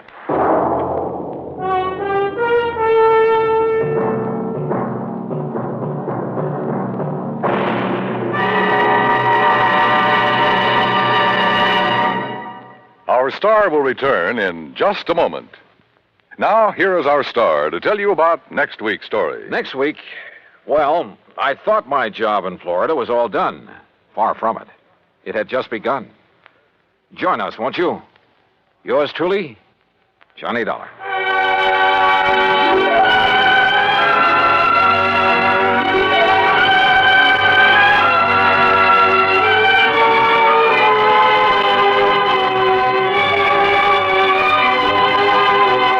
Yours truly, Johnny Dollar, starring Bob Bailey, originates in Hollywood and is produced and directed by Jack Johnstone, who also wrote today's story. Heard in our cast were Vic Perrin, Herb Ellis, Paul Richards, Lou Merrill, and Leon Velasco. Be sure to join us next week, same time and station, for another exciting story of yours truly, Johnny Dollar.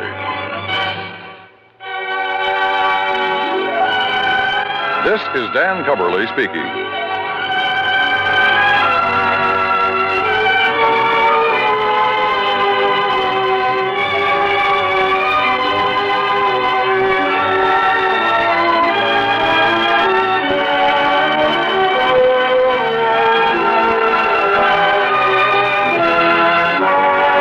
This is the United States Armed Forces Radio and Television Service.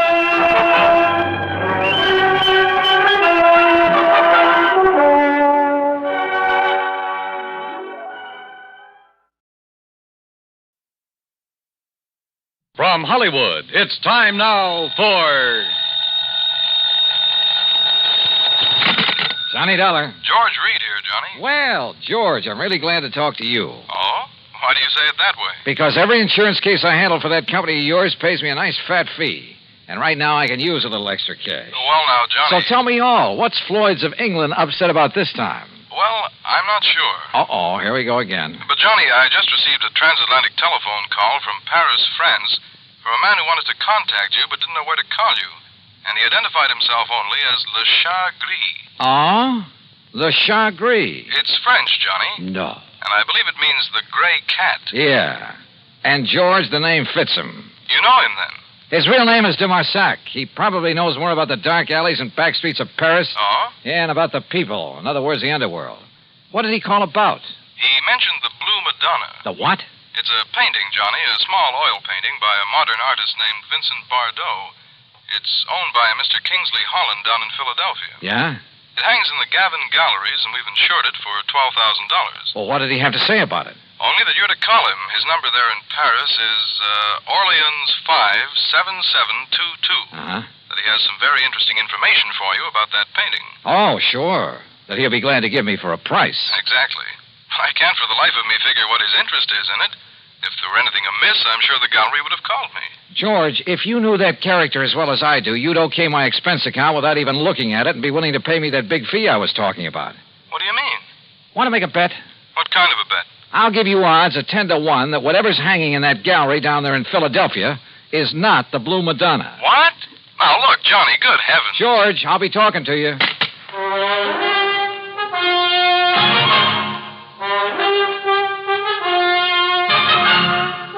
Bob Bailey in the exciting adventures of the man with the action-packed expense account, America's fabulous freelance insurance investigator. Yours truly, Johnny Dollar.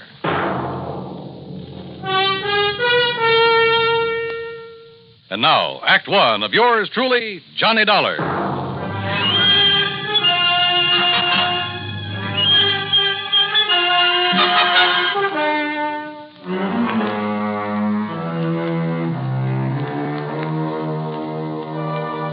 Expense account submitted by Special Investigator Johnny Dollar to Floyd's of England, North American Office, Hartford, Connecticut. Following is an account of expenses incurred during my investigation of the Blue Madonna matter. Expense account item 1, $12 even for a phone call to my underworld contact in Paris, France, a man by the name of de Marsac, who calls himself the Gray Cat. Oh, oui, Monsieur Dollar. This is your very dear friend, Le Chat Gris? Very dear friend, huh? Now listen, you telephoned George Reed that you have some real hot information about a painting his company insured. Ah, oui, Le Madonna Bleu. What did you call the Blue Madonna? Okay. How much you want this time? Oh, monsieur, you touch me to the quick.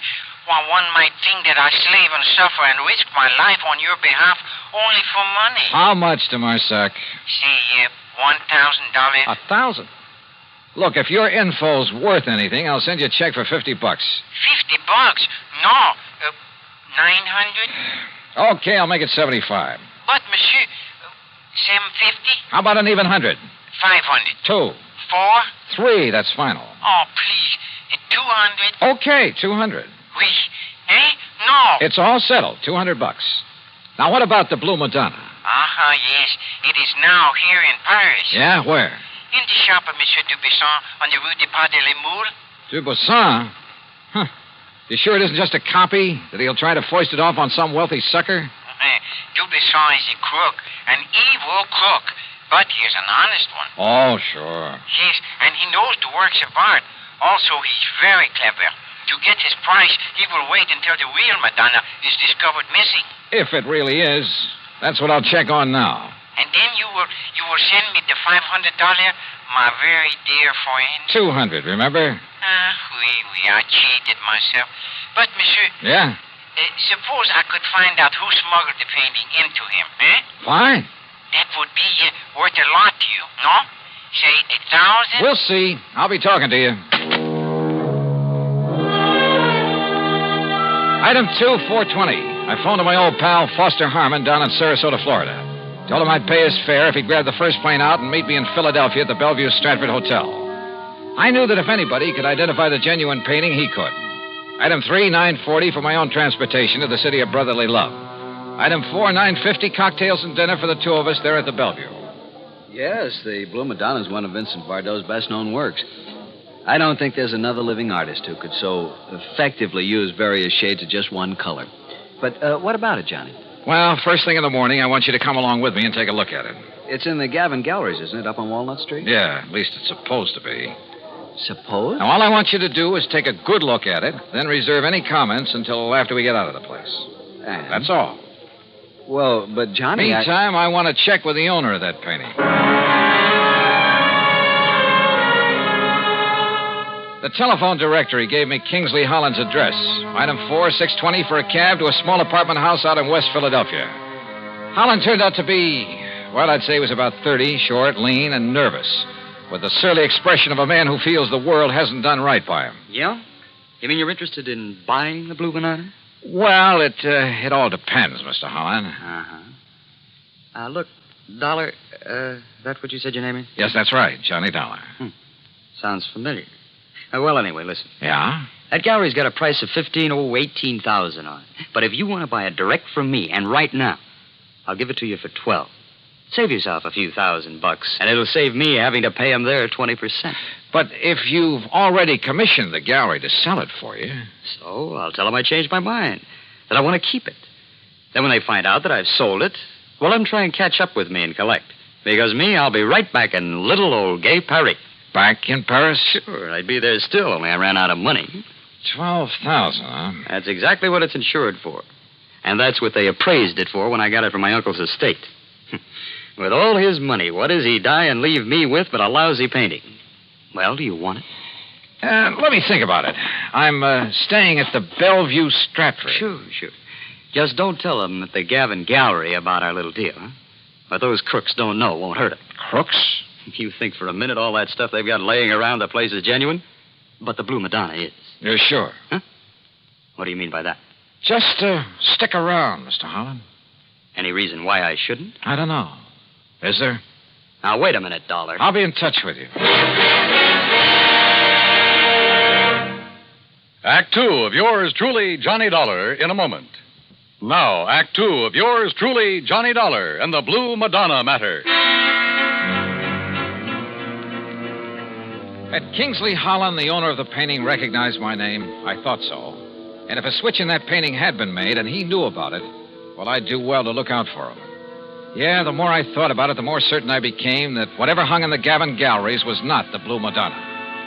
Item 5, another $6 for a taxi back to my hotel. Item 6, $5.80, breakfast the next morning for Foster Harmon and myself. By 10 o'clock, we were at the Gavin Galleries, looking at a pretty modern, but I must say beautiful painting. Amazing, Johnny. Amazing. The most extraordinary... Well, I just can't believe it. Can't believe what, Foster?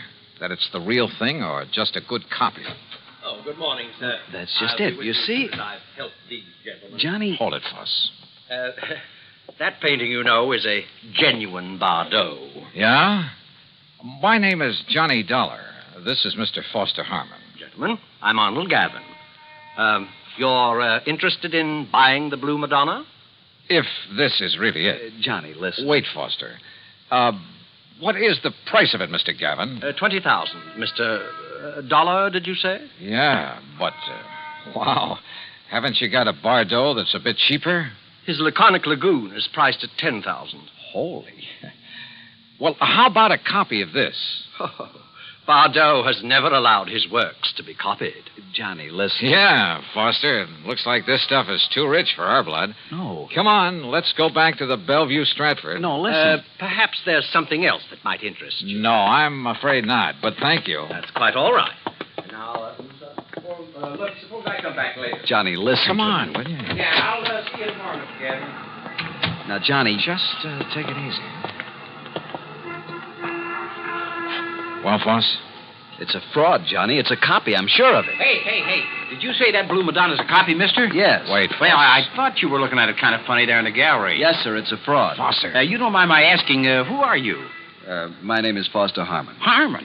From the John Ringling Museum down in Florida? That's right. Well, then you ought to know. Now, just a minute, mister. Say, aren't you Johnny Dollar, the insurance investigator? So what? Who are you? Me? Well, I'm Rube Alloway of Transworld News Service. News Service? Oh, fine. Yeah, I'll see you, boys, and thanks a lot.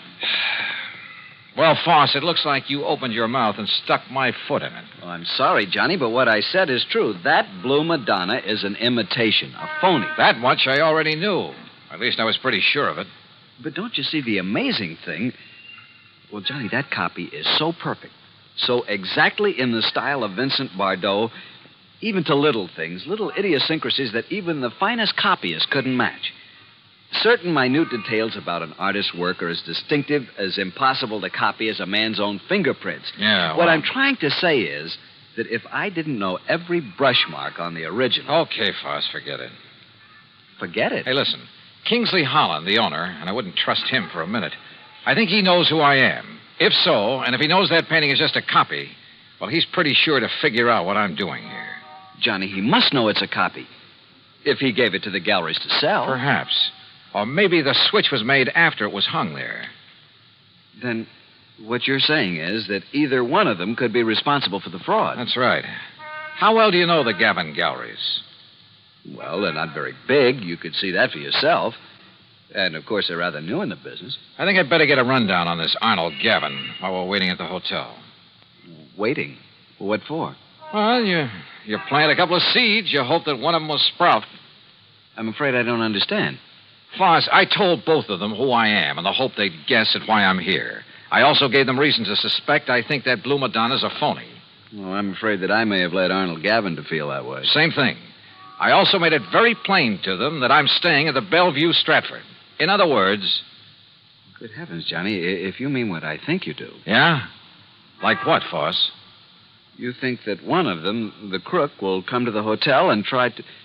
Well, don't you see, Johnny, knowing that you're on to him, he might try to kill you. Can you think of a better way to bring him out in the open?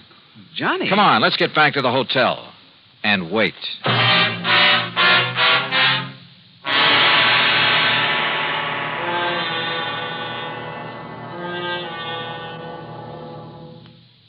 Act 3 of yours truly, Johnny Dollar, in a moment.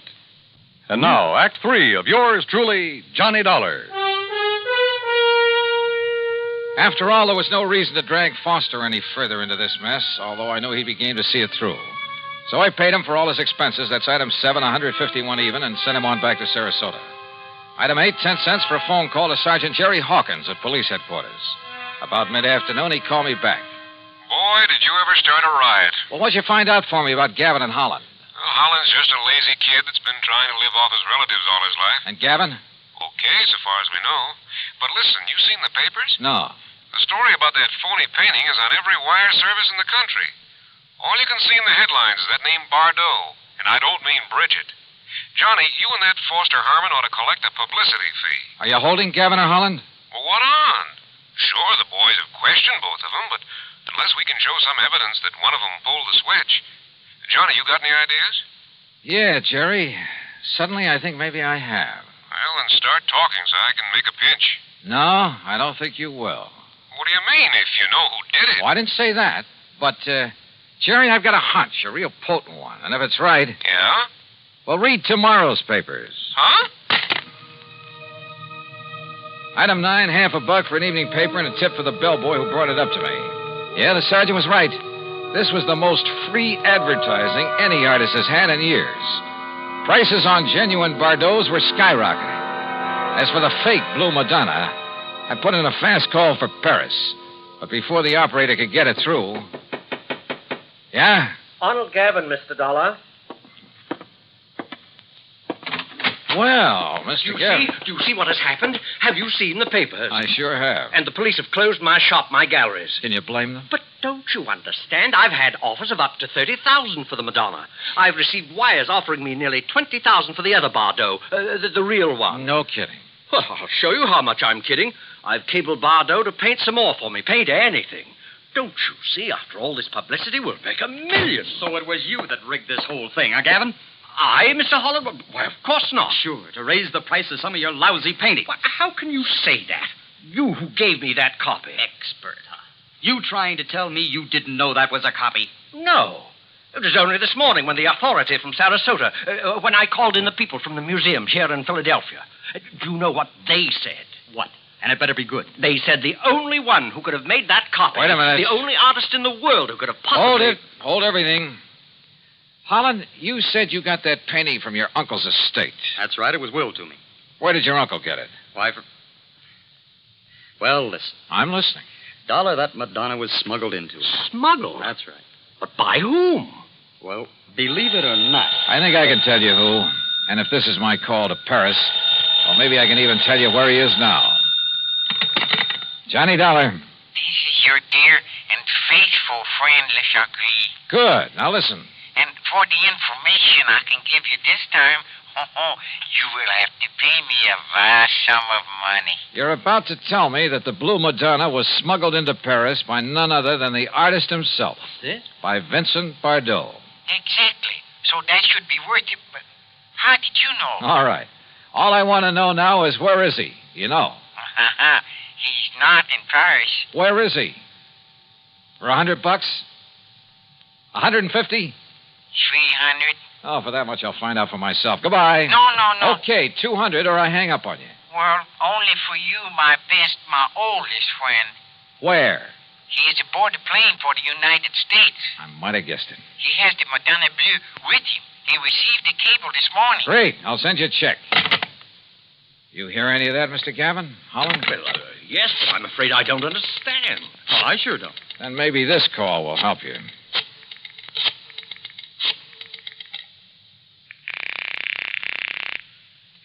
Headquarters? Sergeant Jerry Hawkins. Yes, sir. Sergeant Hawkins. You can have the boys in New York pick him up or wait for his plane to arrive here in Philadelphia. Johnny. If you're sure you really have any charges against him. What? Yeah, he's on his way in from Paris. The guy who painted the copy of the Blue Madonna. Or maybe this is really the original over here. Huh? Well, at any rate, he'll have the other copy with him. So do you want to tell the papers or shall I? Look, will you make sense? Oh, and his name is Bardot. Bardot? That's right, Vincent Bardot. Well?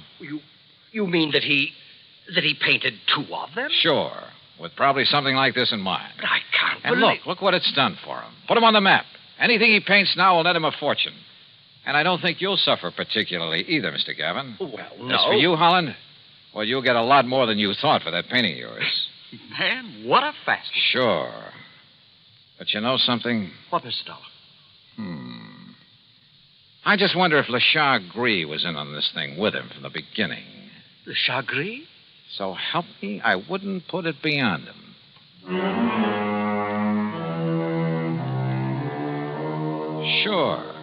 Sure he was in with Bardot. And probably collecting plenty from him. Anyhow, the insurance company isn't out anything. But I hope they'll be a lot more careful the next time they insure a painting. Any so-called original. Expense account total, including $400 for Le Chagris, the hotel, and the trip back to Hartford, $620 even. Yours truly, Johnny Dollar.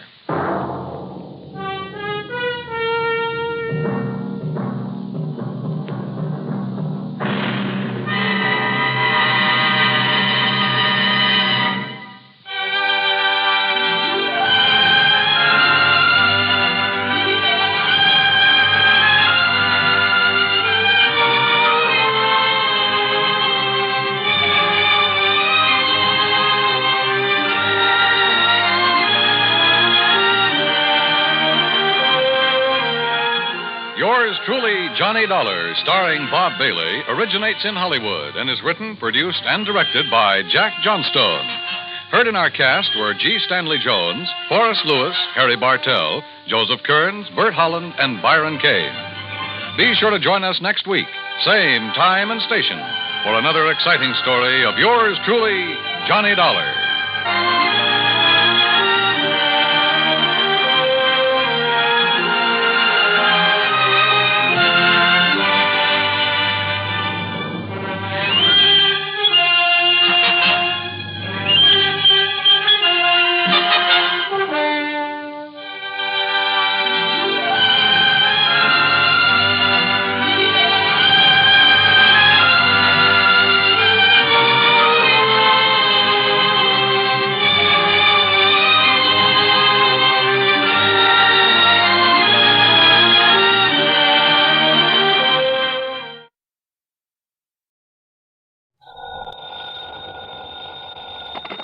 $20. Pat McCracken, Johnny, Universal Adjustment Bureau. Well, dear Santa Claus. Huh? All I want for Christmas is $1 million, a new convertible, a bevy of beautiful blondes, 2 redheads. I'm glad you're talking to Santa Claus instead of me. What's your problem, Pat? Plain old-fashioned greed. Greed? Plus a no-good Samaritan. You want to go to work on it? What's the fee look like on this one? I can always use a few extra bucks this time of year. As who can't. But you know something? What's that? When you find out what this is all about, Johnny, well, believe it or not, even you may suddenly decide to make like one of Santa's helpers. Oh, now, wait a minute. If that means no fee. Come on over. Let's talk about it, huh? Yeah, I think I'd better.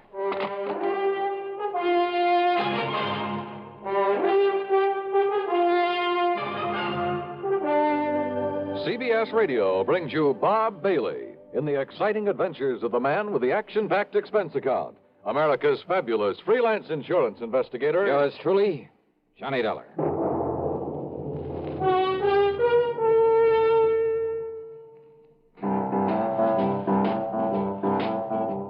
Talk about best-selling records. Here's a familiar tune about America's best-selling filter cigarette, Winston.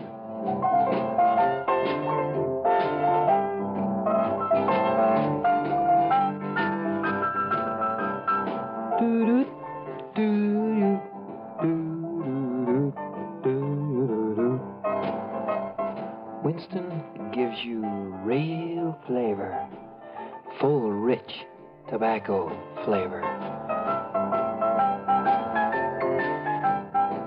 And you know, that's because only Winston has filter blend up front.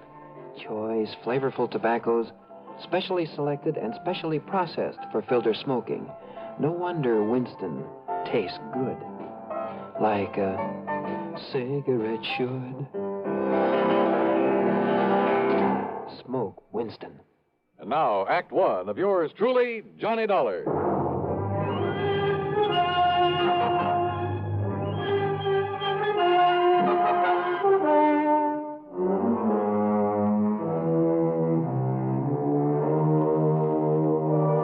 Expense account submitted by Special Investigator Johnny Dollar to the Universal Adjustment Bureau, Home Office, Hartford, Connecticut. Following is an account of expenses incurred during my investigation of the sudden wealth matter. Pat McCracken trying to chisel me out of a fee? Well, there was one way to find out. Expense account item 1, $1 even for a cab to his office. On second thought, just in case, let's call it $1.50. When I got there, Pat got straight to the point. Johnny, as you know, we adjust insurance claims, do a lot of other services for a lot of small companies. So? Well, a good many of them cater to the farming communities. Not only home and property insurance, but they push endowment, the retirement type of policies. Companies like, Amalgamated Life, Trinity Mutual, New Britain Mutual, and so on. I think I've worked for all of them. Well, then you know the sort of clientele they cater to. So what's happened? 2 years ago, out in South Dakota, in a big agricultural area. Just a few days before Christmas? Wow. Now listen, Pat, We suddenly got notice that a lot of people in a town near Sioux Falls were cashing in their insurance. Well? Well, then a little over a year ago, the same thing happened in a farming section near Fayetteville, Tennessee. And about 6 months ago at a small town near Macon, Georgia. And these people are not only cashing in their policies, but they were borrowing on their land, hocking their furniture, raising cash any way they possibly could. For what purpose? To invest in the stock market. Oh, well, maybe you can't blame him. Johnny. Own a few shares myself, some AT&T, Sure. some GE, some Union Carbide. Yeah, but you buy those blue chips, and through a legitimate broker. Well, doesn't everybody? Not these people. They were handing their dough over to some guy who moved into town and promised to double any money they gave him inside of 3 weeks. Oh, no. That old racket? That old racket. They'd give him $100 to invest for them, and 3 weeks later he'd return them $200? Yes. And when the word got around, everybody in town would start handing him his life savings. Yes. And out of the money coming in, he'd pay off the early suckers. Pay them 2 for 1. So they and all the rest of the pigeons would keep handing him more and more. And then, of course... Oh, sure. As soon as he got a really big bundle in his hands, he'd disappear. Exactly. Oh, brother. One of the oldest, dirtiest, meanest rackets in the world. And the poor, greedy people are still falling for it and getting burned. And the authorities haven't been able to catch up with this guy? By the time they have, he's been gone.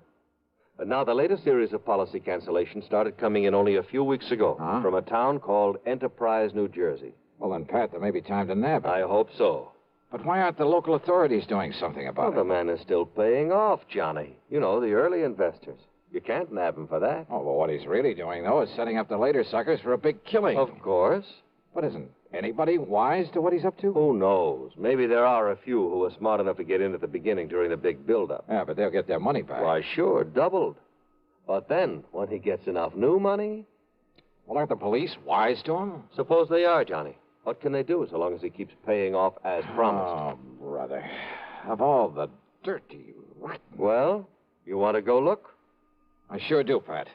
And you can pay my expense account, but that's all. You know, on account of Christmas or something. I kind of thought you'd feel that way about it. Yeah.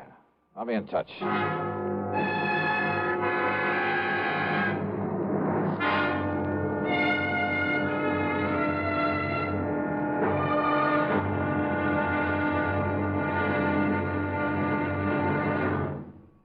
Take your teenagers, give them a Stereo One portable by Columbia, and there's a new sound of pleasure in your home and a brand new kind of fun.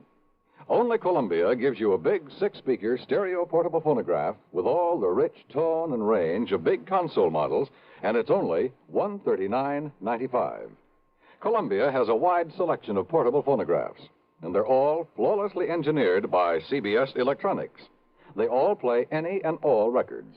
45s, 78s, and the new LP and stereo records, and play them better with true big sound. You just can't buy a better portable than a Stereo One portable phonograph by Columbia. You can't find a better buy either.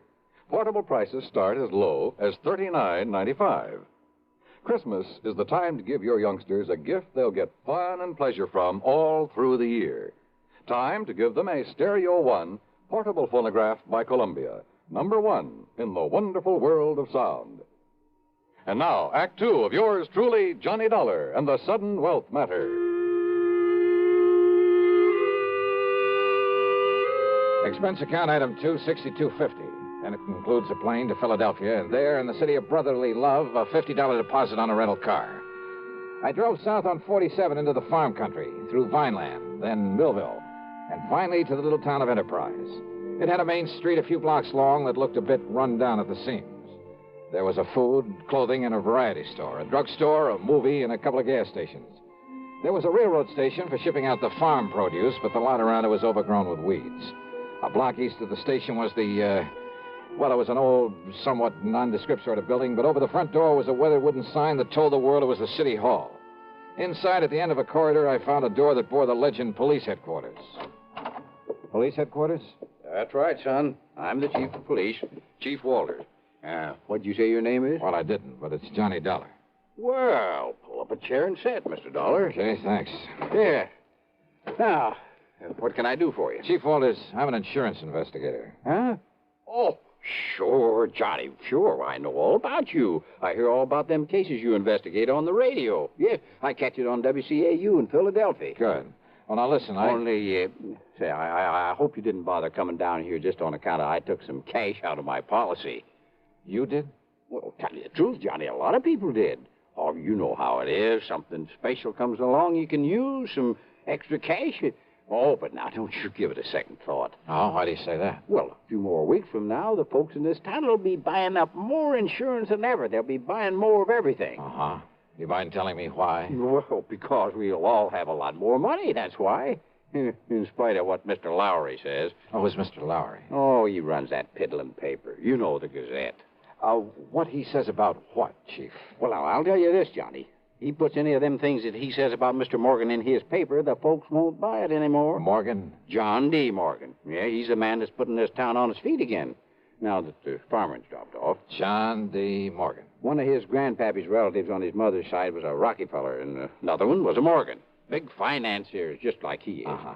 Yeah, see, he belongs to that New York Stock Exchange. He told you that? That he did, son. Well, then I have a sneaking suspicion he's the man I came down here to see. I would if I was you. Why, Johnny, when he come here, Jerry Chisholm gave him $20 to invest for him. 3 weeks, and he give Jerry back 40. Yeah, I've heard about this. And then the widow Pasquale gave him 25. So, 3 weeks later, he gave her 50 back. Yes, sir. So now she's going to dig up some more to invest. Well, just like everybody else in town, including me. Uh-huh. Has he told you why he's being so good to you folks? Yeah, sure has. And it's a mighty fine thing. Why? Well, because it was right here that one of his ancestors got his start. His name was Jodiah Morgan. Jodiah Morgan? Yes, sir. Back in 1800 something. I see. So he's come here to show his gratitude for the town that gave his family a start. That's what. Oh, yeah. So, Johnny, you just invest everything you can with him, and you'll be glad you did. Where'll I find this John D. Morgan? Over at the Parker house. Well, Johnny, he made old man Parker turn the whole third floor into a suite for him and keep the hotel safe up there to keep our money in. Yeah, and you know what he spends for that suite of rooms? No. $100 every week. Wow. Okay, Chief, thanks very much. Oh, of course, you being from out of town, though. Well, are you on pretty good terms with him? Oh, sure am. Well, I probably sent him more folks with their money than anybody. Oh, well, then maybe you can do me a favor, then. Well, sure, Johnny, sure. Anything you say. Well, look, Chief, call him up. Tell him you'll send me over. Tell him I'm, one of the hometown boys who made good in selling on the road, and that I've come back here for the holiday. Yes. All right. Now, I'm sure he'll let you in. Yeah, just like he tells us, Johnny, the more money he can get a hold of, the more he can make for all of us. Oh, sure. Only, well, why is it you don't want him to know what you really do? Well, personal reasons, and he might think I don't need the extra money. Okay, Johnny, anything you say. Yeah, good. Meantime, I'll call on Mr. Lowry at the Gazette. Yes, well, now, don't you believe him, Johnny. That suspicious old crackpot don't know what he's talking about. All he is trying to do is to make up a lot of scandal for that lousy paper of his. Yeah? Yes, sir. We'll see.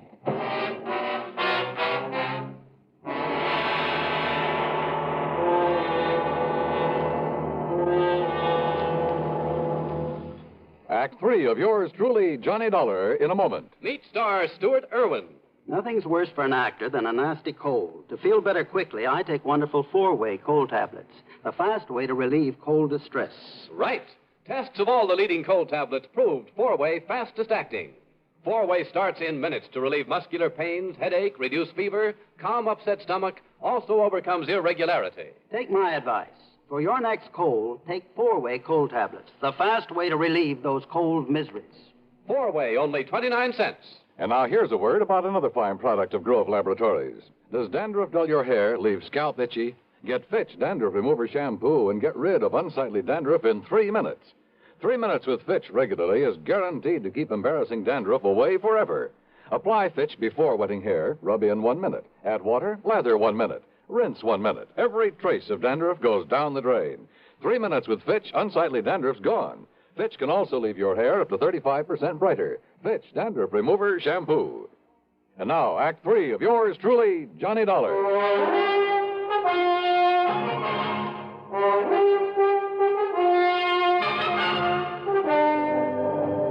Believe me, I've tried to pound some sense into their heads, Mr. Dollar, but they won't listen to me.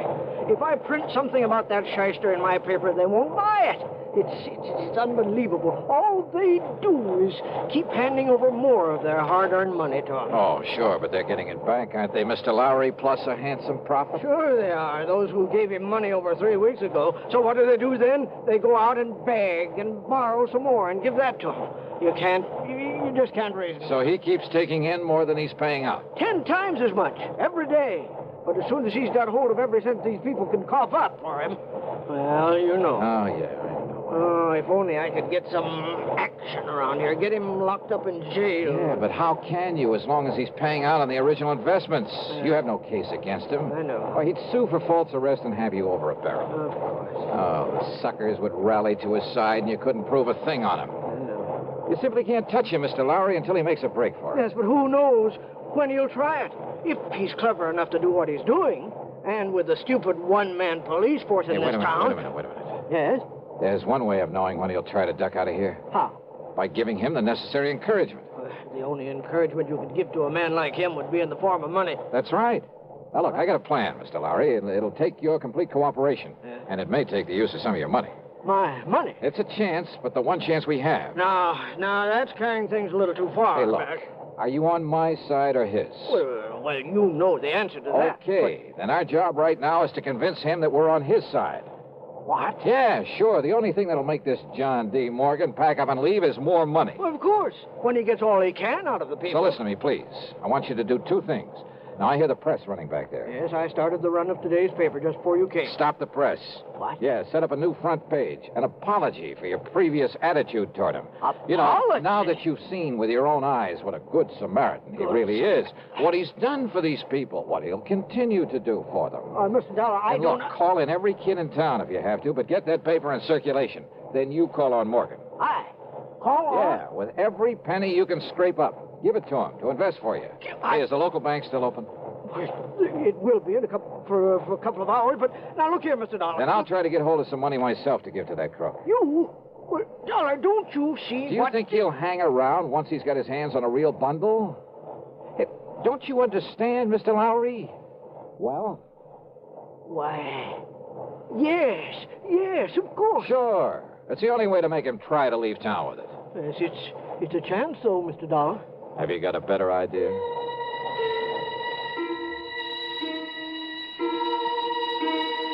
While Mr. Lowry set up a new front page and got the paper back on the press, I went over to the city hall. Under protest, Chief Walters went through the old town records. And when he found no record of any Josiah Morgan, he kind of changed his mind about John D. Then I spent item 3, $1.50 for a call to the Securities and Exchange Commission in New York. They'd never even heard of our shyster friend. Chief Walters' protest then was because I wouldn't let him go straight to the hotel and slap the cuffs on John D. Morgan. And he is a crook. Lowry over at the Gazette was right. Well, sure, of course he was. But look, if you try to arrest Morgan now, you'll only make trouble for yourself. Until we get proof, we have... Bang that dirty crooked. What can I do, Johnny? Well, I got a plan going, Chief. I'll tell you about it on the way to the bank. Oh, what kind of a plan? Did you phone Morgan I'd be over to invest with him? Yes, sir. Good. And when I said your name, well, he made me repeat it for him. But I didn't tell him who you really are. I mean, what you do. Good. Now, you can help some more by taking everything you have out of the bank. Huh? Sure. To invest with John D. Morgan. What? Come on. I'll tell you what it's all about. At the bank, I laid the whole thing out to the president, a dignified old man by the name of Peterson. He, too, agreed to cooperate. Item 4, then 2.25 for a call to Pat McCracken back in Hartford. $10,000? Yeah, wire it to my account right here at this bank. Now, Pat, immediately. And you're going to hand it over to that crook? That's right. Well, Johnny, if something goes wrong, if he gets It's away... a chance we got to take, Pat. Well? Okay, Johnny, whatever you say. Attaboy. Now, Mr. Peterson. Mr. Dollar, my own wife has just gone to see Morgan with $5,000 for him. Oh? And if that doesn't, well, I guess flush him out is Yeah, concerned. good. And yet, I wonder. Yes. Well, I just hope we aren't overdoing this thing now. Enough to make him smell a rat, I mean. No, of course not, Johnny. Ain't you seen the Afternoon Gazette? Precisely. With the paper now supporting instead of fighting him, more people than ever have gone there to give him money. Yeah, but if he does get suspicious, I think I'd better go over there and see him. Whatever you say. But until Pat wires me that $10,000... Oh, here, Mr. Dollar. Here's $1,000 in cash. Huh? From my own personal account. And if you need more... No, thanks. But this ought to be enough to convince him I'm sold on him. Hope I'm not too late. Not unless he were to find out who you really are. Come on, Chief, let's... Hey. Yes, Mr. Dollar? How does Morgan get around? Johnny, you mean you ain't seen that beautiful limousine, that brand new... Where does he keep it? He rents the garage back of Miss Goodwin's house on Wood Street, a couple of blocks west of the hotel. Okay, Chief, then I'll meet you at Morgan's hotel room. Okay, Johnny. And don't, for heaven's sake, tip him off about this. I'll go along with the chief. Yeah, do that. I found the Goodwin house on Wood Street. I found the garage and back. But there were no keys in the limousine inside of it. And rather than lose time breaking open the trunk, possibly to find nothing, well, I remembered an old trick I'd used once before. Then over to the hotel and up to the third floor. But instead of John D. Morgan, I found half the population of Enterprise milling around in it. I had to force my way through to where Chief Walters and the banker, Mr. Peterson, were standing in front of an old-fashioned open safe. Too late, Mr. Dollar. We got here too late. What? Don't you see, Johnny? He skipped. He's already skipped out on us. Must have got wise to you. I had the chief order Mr. Parker to open the safe and look. Look at what everybody who came in here thought were bundles of money. Their money in it. Wads of paper with bills on the outside to make them look Dollar, listen to me. Yeah, Mr. Lowry. These people feel that you were responsible for this. Me? And after making me give my last penny to him a while ago, Dollar, I can't help wondering myself. Oh, now look, use your head. Listen to me, listen. All right, I'm listening. Well, doesn't anybody know where he went? He must have went out the window in the back room when he seen me and Mr. Peterson coming. The back window, huh? Okay.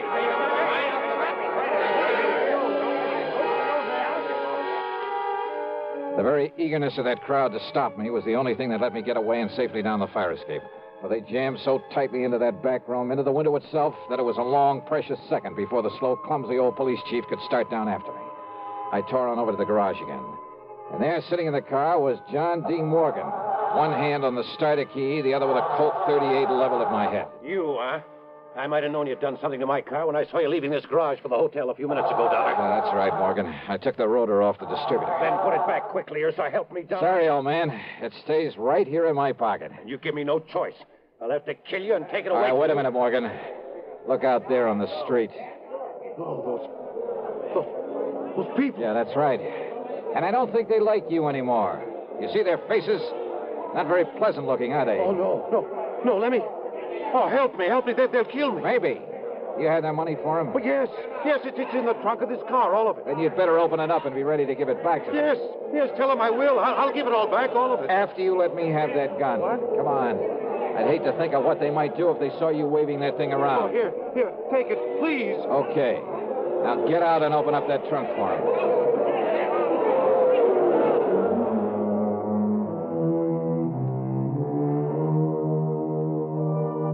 That mob, slowly, menacingly moving in on us, was something I won't forget for a long, long time. Matter of fact, it was Morgan tossing out the money, shrieking out a confession, promising to pay them all back that saved me from them.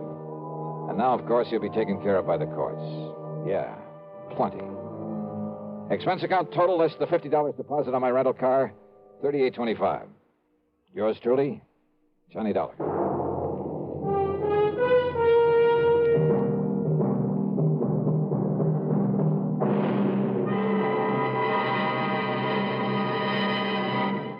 Our star will return in just a moment. How's your Christmas shopping coming? Not leaving everything for the last minute, we hope. Remember, as a practical gift-hunting matter, the best selections usually go to the earliest shoppers. Another thing, last-minute men compete with the biggest crowds in the stores and streets and face greater accident danger. CBS Radio suggests shop early and safely for a healthy, happy holiday season. And here's a suggestion for Christmas buying that's really giving the best. Almost Christmas, no time to lose. Lots and lots of gifts to choose. Give him, Give her a gift set by Yardley. For her, an array of all-new Yardley gifts, $1.50 to $13.50. A Yardley Red Roses Spray Mist and Soap Set, $3.50. All prices plus tax. Yardley. Give him, Give her a gift set by Yardley. Now, here is our star to tell you about next week's story. Next week, the strangest disappearance I've ever been called on to investigate. Join us, won't you? Yours truly, Johnny Dollar. Yours truly, Johnny Dollar, starring Bob Bailey, originates in Hollywood and is written, produced, and directed by Jack Johnstone. Heard in our cast were Lawrence Dobkin, Forrest Lewis, Junius Matthews, Edgar Barrier, and Russell Thorson. Be sure to join us next week, same time and station, for another exciting story of yours truly, Johnny Dollar. This is Dan Cubberly speaking. Time once again for another tale of suspense as this popular weekly drama follows on the CBS Radio Network.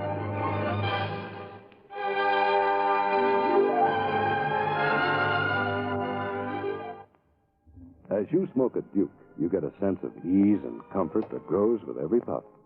Because new king-size Duke is king-size in the filter, where it matters most. According to figures from the National Safety Council, 4,400 youngsters under 15 were killed last year in traffic accidents. Your first reaction will probably be that these accidents were the driver's fault. In many cases, you would be absolutely right. But the drivers are not the only ones to blame for this needless toll. Parents, too, have a great responsibility to see that their children don't get into situations that could result in tragedy. Parents have perhaps the greatest responsibility and the greatest loss when they don't live up to those responsibilities. Do you, as a parent, know precisely where your child is at this very moment? Is he fully aware of the dangers of playing near traffic? Is he of school age? And do you know the route he takes to school? Is it the safest route? When you walk with him, do you yourself use the same safety rules you hope he follows when you're not around? These are important questions. Ask yourself. Radio 59 WROW, first on the dial. From Hollywood, it's time now for... Johnny Dollar. Joe McNabb, Northeast Indemnity, Johnny. Oh, hi, Joe. What's up? At the moment, my blood pressure. Too much work? No. Prospect of having to pay off on a $100,000 life insurance policy. Uh-oh. Fella I think you know, Johnny, Art Wesley. Oh, sure. Been a pal of mine for years. Reporter. Yeah. Apparently he's working on a story right now that somebody doesn't want him to report. What do you mean? Night before last, he got beat up in an alley. Yesterday, a car made a pass at him at high speed. What about today? It's early yet, Johnny. Oh, yeah, sure. But let's hope it's not too late.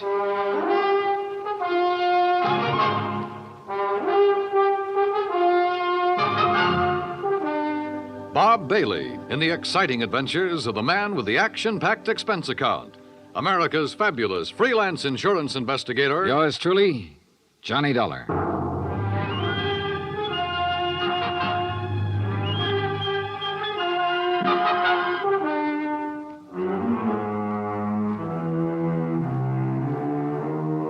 From Special Investigator Johnny Dollar to the Home Office, Northeast Indemnity Affiliates, Hartford, Connecticut. The following is an accounting of expenditures during my investigation of the Big Scoop matter. Expense account item 1, $18.40, transportation and incidentals to New York City. I called Art Wesley's paper. He wasn't in, and nobody seemed to know where he was. Then I remembered a small bar called Tony's over on 3rd Avenue. I took a cab, that's item 2, $1.25, and found him in a corner booth.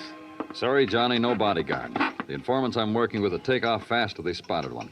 No informants, no story. That insurance policy your paper took out on you, who's the beneficiary? A dear departed wife, Joan. Departed?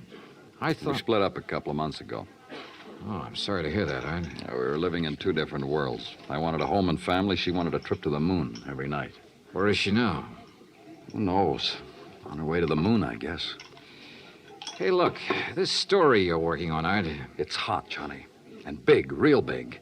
A national gambling syndicate, and run by a guy right here in New York. Who? I'm getting close, but I'm not sure yet. When I am, then out come my articles. What's this guy gonna do when you push him into a corner? Look, I'm worried about you. You look, Johnny, I'm not as foolish as you think. I've got his name written down and put in a safe deposit box with what evidence I got. That's my real insurance. Oh, Art, look, we've been friends a long time. I'm not gonna let you do this alone. Sorry, Johnny. I've got to go it alone.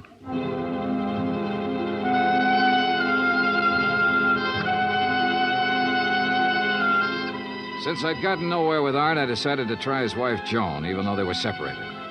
I found her in an apartment on East 68th, but she was hardly what you'd call cooperative. Look, Mr. Dollar, so you're a friend of Art's. At the moment, I'm not. Mrs. Wesley, your marriage with Art is none of my business. But that insurance policy his paper took out on him is. And incidentally, you're still the beneficiary. So? So he could be in danger, those articles he's writing. Why doesn't he drop it? Oh, look, you know Art better than that. Then what am I supposed to do about it? That story is his business. How I feel about things is my business. And come to think of it, I can't see that either of those things is your business. Item 3, $1.80 cab fare to police headquarters in the office of my old friend, Detective Lieutenant Rastelli. Sure. I know about those attempts on Art's life. So I talked to him and got nowhere. He told me the stories about a national gambling syndicate. It's more than he told me. Supposedly the big boss is here in New York. Now, what are you going to do about it? Look, the minute Art quits thinking he's got to hit the jackpot all by himself and lets us in on it, we'll give him all the protection he... Lieutenant Rostelli. Yeah, just a minute. It's for you, Johnny. Oh, thanks. Hello? Art Wesley, Johnny. They told me at your hotel where to reach you. Anything new, Art? I'm leaving town for a few hours. This could be it, Johnny. Tonight could be the jackpot. Well, listen, let me go with you. Sorry, I gotta go alone. It's part of the deal. Art, it could be a trap. I can take care of myself. Call you when I get back. Wish me luck. Well, look, wait. Art! Art!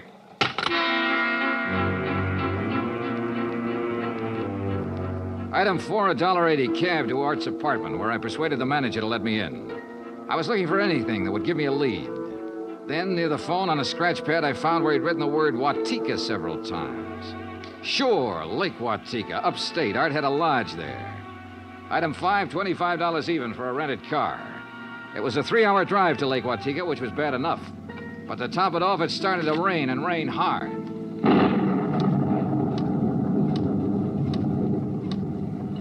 When I finally got to the highway turnoff, the side road to the lake was a mass of mud. Then I got 2 quick breaks. It stopped raining, and I spotted the 6-mile road into Art's place. Half an hour further on, I saw a light.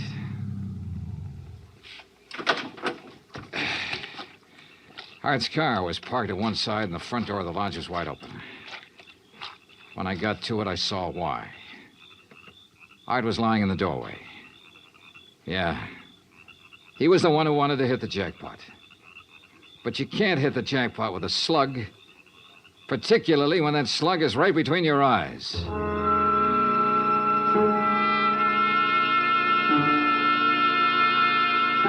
I drove to the sheriff's office and reported it. Sheriff Tompkins and his boys took over. But in the darkness and the mud, they could only make a routine check. He asked me to meet him at the lodge the next morning, so I did. Buddy was right here in the doorway, huh, son? Yeah, Sheriff, I didn't move it. And Wesley probably got shot when he answered the door by somebody standing out there on the ground. Because of that bullet hole in the roof? Yeah. Right over that shelf that's stocked with canned goods, sugar, salt, and the like. Apparently, he used this place regular. Yeah, he used to do some of his writing here. Were you able to determine time of death? Coroner says between 10:30 and 11 last night. What time did you arrive? About half an hour after the rain stopped. I'd say 11:45. Means it was still raining a good half hour after the killing. No wonder we found no tracks. Hey, look, Sheriff. Art was working on a hot story about a national gambling syndicate. Could be that he found out who the boss was last night, the hard way. Oh? Then you think the killer was from out of town, maybe New York? Yeah. Now, where would he stay? Is there a hotel around here? Lake Watika Inn, just outside the village, about 6 miles from here. Sheriff, I'll check it out. The guests here at the inn, Mr. Dollar, well, we have only 2 who checked in yesterday. It's the off-season, of course. Yeah, clerk, who are they? Well, Mr. Cooper yesterday afternoon and Mr. Buckley around dark. Uh-huh. They still here? Mr. Cooper is sitting right out there on the terrace, but Mr. Buckley paid in advance and left quite early this morning. I see. Did Buckley give any reason for stopping here? He said he was a traveling man and didn't like to drive in the rain. Okay. I'd like you to write down a description of him. I'll pick it up on the way out. Oh, I'll be glad to, sir.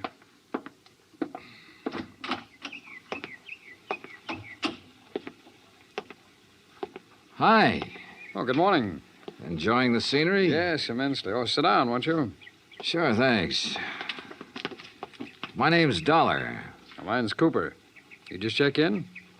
I'll just drop by. I came yesterday. Uh-huh. Pretty up here this time of year. Yes, certainly is. I really enjoy places like this in the off-season. It's a nice change. Too bad the weather hasn't been better, huh? Well, the rainstorm last night? Oh, I enjoyed that, too. You were out in it? Oh, no. No, I enjoyed it the way a storm should be enjoyed. In front of the fireplace in my cottage with a drink and a good book. No, Mr. Dollar, I stayed in last night. And that was that. I picked up the description of the other guest, Buckley, from the clerk and gave it to Sheriff Tompkins, who got out a bulletin on him. Then I drove back to New York City, turned in my rented car, and took a cab. That's item 6, $1.70, to Joan Wesley's apartment. Yes. They notified me this morning about Art's death. I don't know what to say. What is there to say? Good question, Mrs. Wesley. If only he hadn't been so stubborn. If only he'd given up that story about the gambling syndicate or whatever it was. Yeah. You figure somebody in the syndicate killed him? Why, of course. Mrs. Wesley, did you know Art had gone on up to the lodge at Lake Watika?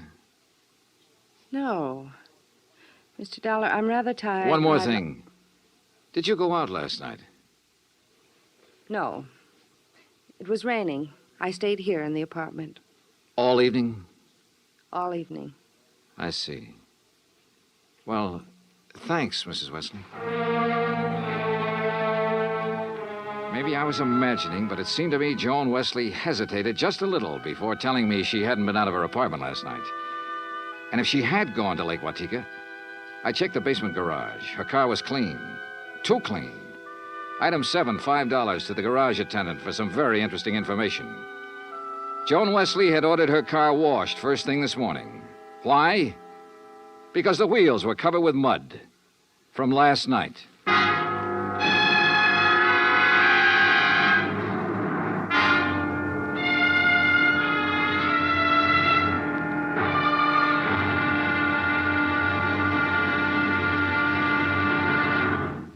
Act Two of yours truly, Johnny Dollar, in just a moment.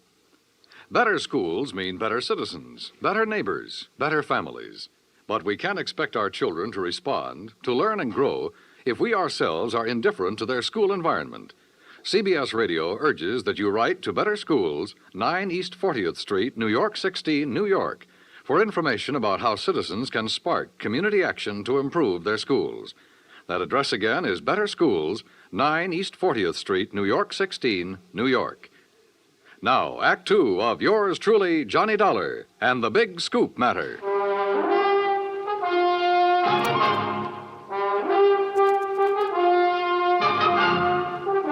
I tell you, I didn't leave this apartment last night. Your car says differently, Joan. Car? You had it washed today because it was all muddy. And the reason it was muddy was because you had it out in the rain last night. Look, Another thing. You told me you didn't know Art had gone to the lodge. You hadn't heard from him. But the switchboard operator told me you had a call from him yesterday. Now, why else would he call you except to tell you where he was going? Well, how about it, Joan? All right. Art did call me yesterday and told me he was going to Lake Watika. And how about last night? Yes. I went out, but not to Lake Watika. Art wouldn't give you a divorce. By killing him, you get your freedom and $100,000. I didn't kill Art. I didn't go up there last night. And where did you go? Might as well know. The reason I wanted a divorce from Art was because I'd found someone else. Oh? That's where I went for a few minutes last evening. Why did you lie about the phone call from Art yesterday? I don't know. I was confused. I was afraid it would look bad for me if it came out that I knew Art had gone up there. It doesn't look good for you this way, believe me. Oh, Johnny, I'm telling the truth. Who is this fella you're interested in? I don't see why he Who has is he? His name is Ted Nash. Will you have to talk to him? I sure will. And right now. But I was wrong about talking to Ted Nash right now. I called his apartment and got no answer. Item 9, $1.60, cab fare to police headquarters in the office of Detective Lieutenant Rastelli. You figure this guy Nash and Joan Wesley could have killed Art and used the gambling syndicate threat as a cover, huh? It's a possibility, Lieutenant. Well, I'll see what I can find out about Nash. How'd you do at Lake Watika?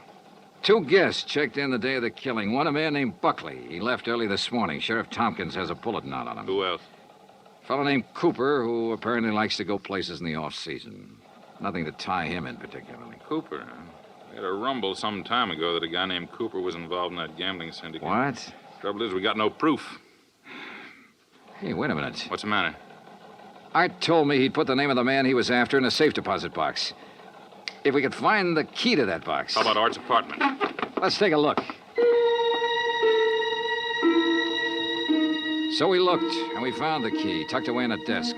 but only a number on it. Nothing to tell where it was located. I gave it to Lieutenant Rastelli, and he promised to check every bank in town if necessary. While I went on back to Lake Watika to see if the man named Cooper at the inn was the same one Rastelli told me about. When I got there, after a frantic 3-hour drive, I found him comfortably sitting by the fireplace. Well, Mr. Dollar, isn't it? Yeah, that's right. Cooper, I want to get right to the point. You told me you came up here to enjoy the scenery. Yes, that's right. Why?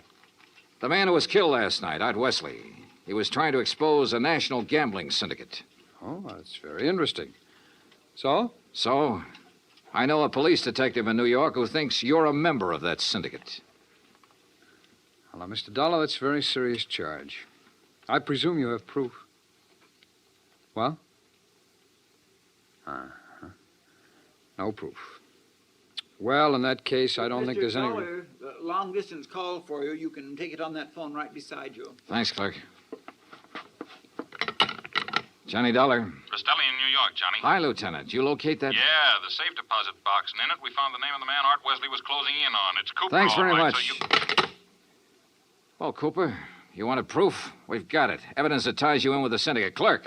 Well, now, this is ridiculous, Is Dollar. it? Let me tell you the facts about this thing. Is something the matter, Mr. Dollar? Get Sheriff Tompkins on the phone, clerk. Tell him I've got Art Wesley's killer here. You mean Mr. Cooper? Oh, now, wait a minute. Now, look, Dollar. If you'd get your facts straight, you'd drop this silly notion of yours. What kind of facts, Cooper? What time was Wesley killed? Between 10:30 and 11 last night. But, Mr. Dollar, Mr. Wesley's place is some 6 miles from here. That's right. Why? Well, then Mr. Cooper couldn't have killed him. What do you mean? Last night, I took a drink to Mr. Cooper's cottage here at the inn. What time? Around 20 to 11, and I chatted with him for at least 15 minutes. Are you sure about that? Oh, quite sure. Well, Mr. Dollar, I'll buy you a drink sometime. Cooper strolled back to the bar with a satisfied smirk on his face. So the one man who had to be Art's killer couldn't have killed him. I collared the clerk again and had him repeat his story in detail. If you recall, it rained heavily last night, Mr. Dollar. Yes, I drove through it on my way up here. Well, I was making the rounds of the inn, checking windows, things like that, when the house phone rang. It was Mr. Cooper calling from his cottage. He wanted a drink. You say that was at 20 to 11? Yes, I always jot down the time when I am called away from the desk. All right, go on. Well, when I got to Mr. Cooper's cottage, he was sitting in the living room in front of the fire with a book. Yeah. We chatted a while, and then when I returned here to the desk, I jotted down the time again. 10:55. Well, that does it. What do you mean? Oh, it's a good 20-minute drive from here to Art Wesley's lodge. If he was killed between 10:30 and 11 and Cooper was here at that time, he couldn't have done it. Well, I'm sorry, but facts are facts. And... Oh, excuse me. Lake Watika Inn. Yes, just a moment. Sheriff Tompkins, Mr. Dollar. Oh, thanks. Hi, Sheriff. Thought you ought to know, son. Remember that man Buckley we were looking for? Yeah, sure, the other guest at the inn. We picked him up. I've been questioning him for an hour. Any luck? No, sir. He's just a traveling salesman who stayed at the inn because he didn't want to drive in the rain. You sure? Buckley swears he doesn't even know Cooper. Just between you and me, Johnny, I think we got the wrong fella. No place again. I decided to start all over. Got into my car and drove to Art Wesley's place. Nothing was changed. I remember the trip I'd made the night he was killed, how it rained heavily until about half an hour before I arrived. How I'd found him lying in the open doorway, a bullet hole in his head. Yeah, and the hole in the ceiling over the shelf of provisions, marking the path of the bullet. It was there. So were the provisions. Canned food, mustard, sugar, a package of crackers. There was some... Wait a minute. Sugar. The sugar bowl. I stared at it for a moment. I remembered a couple of things the room clerk at the inn had told me. And suddenly the whole deal slid neatly and quietly into place.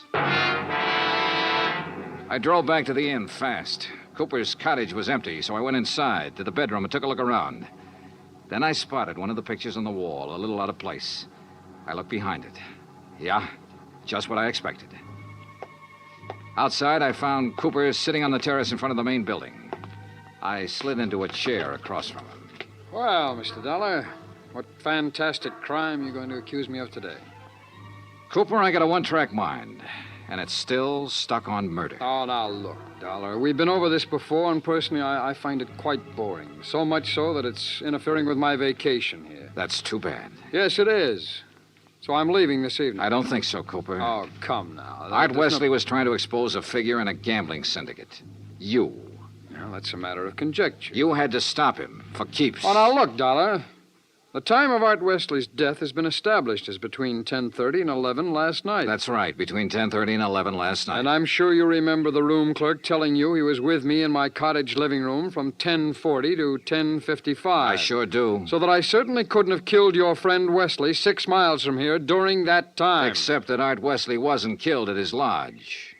What are you talking about? You see, I remembered something else the clerk had told me. The night of the killing, it stopped raining a little after 11.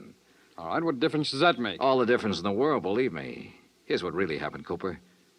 You killed Art Wesley in the bedroom of your cottage here at the inn. Oh, don't be ridiculous. You immediately called the room clerk over and chatted with him in your living room for about 15 minutes. He didn't know there was a corpse in the next room. Oh, really? After he left, you took Wesley's body the 6 miles to his place and planted it in the doorway. Oh, now look, Dollar. Your problem was to make it look like he'd been killed there. Then you remembered.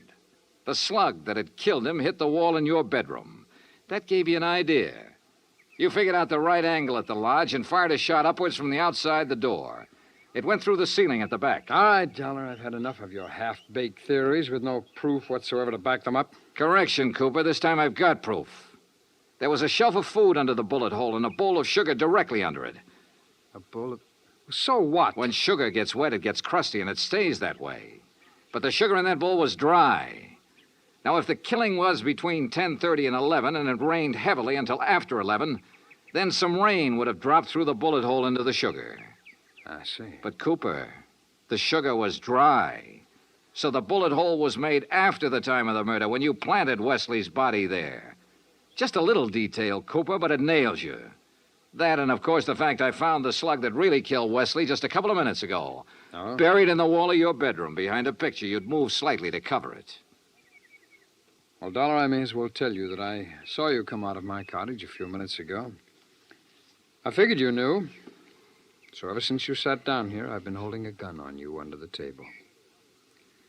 You know, Cooper, I may as well tell you. Ever since I sat down here, I've been holding a gun on you, too. Well, you... Let's have it. Well, you didn't have any gun. A big-time gambler, bluffed right out of the game. Cooper, you're slipping.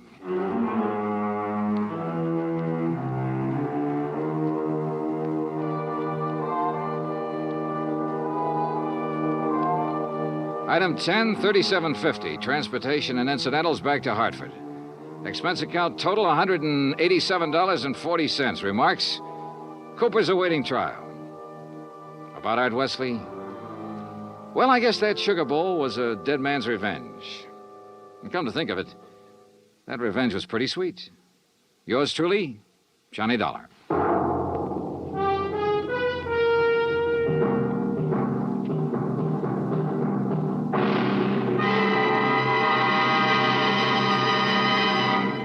Our star will return in just a moment.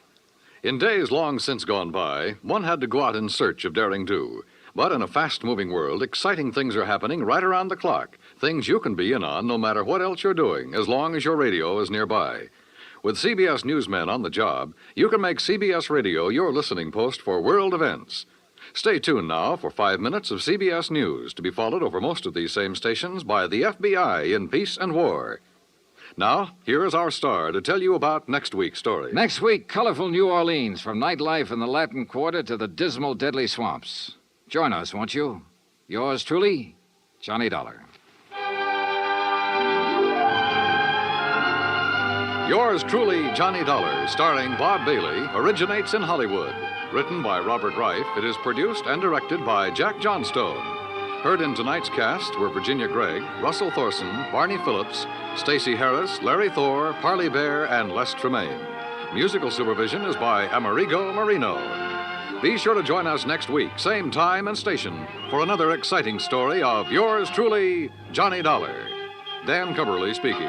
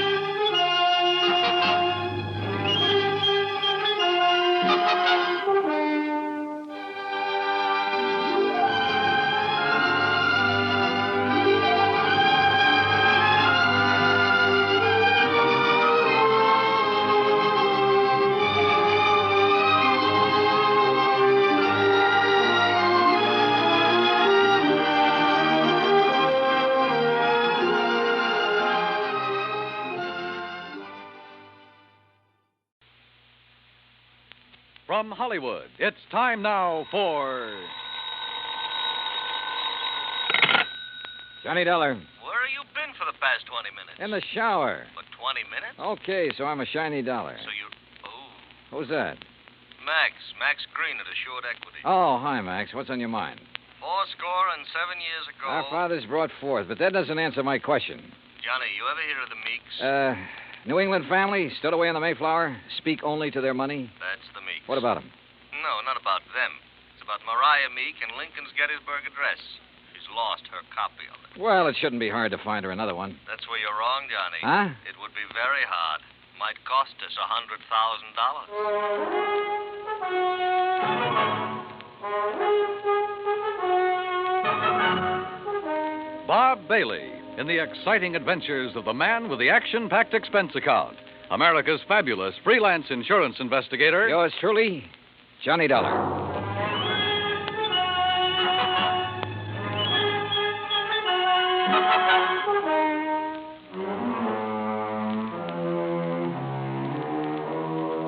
Expense account submitted by Special Investigator Johnny Dollar to the Assured Equity and Trust Company, 325 Scott Avenue, Hartford, Connecticut. The following is an account of expenses incurred during my investigation of the Meek Memorial matter.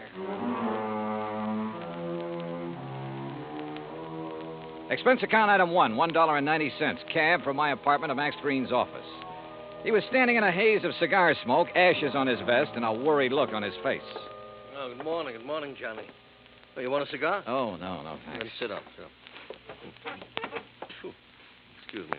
Listen, Johnny, what do you know about that speech that Lincoln made at Gettysburg? Well, I had to memorize it in school like every other kid. All right. You know how many words are in it? Maybe a couple of hundred. Why? Wait a minute. It's in this book. Here. It's page 143.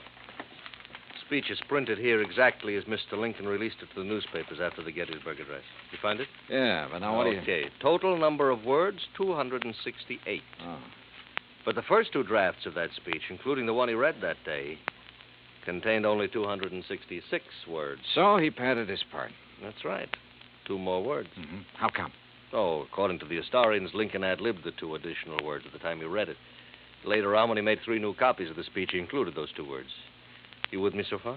Keep going, Max. Yeah. All right. Right down at the end of it, just before of the people, by the people, where he said that this nation under God shall have a new birth of freedom, the words under God do not appear in the first 2 drafts you wrote. Yeah. Well, this is all very interesting, Max, but I still don't see what it is or what it has to do with me. Well, Mariah Meek's copy has disappeared. Oh? And, Johnny, that copy happens to contain just 266 words. You mean she owns one of the first 2 original drafts? Handwritten by Mr. Lincoln himself while he was on the train riding to Gettysburg. Wowee. Yeah.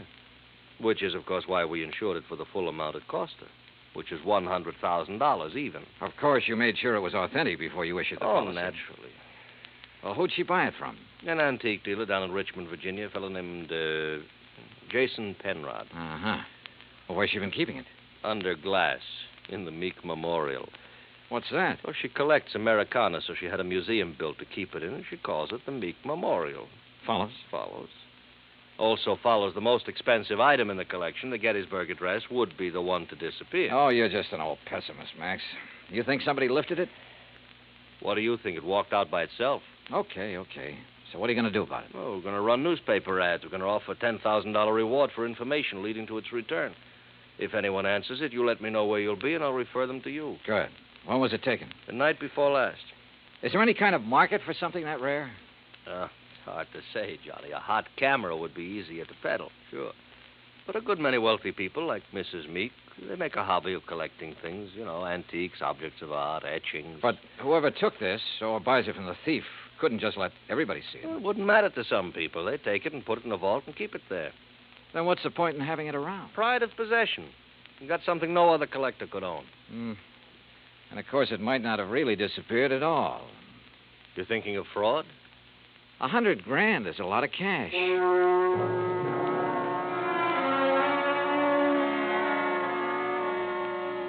Expense account item 2, $1.90, cab fare back to my apartment.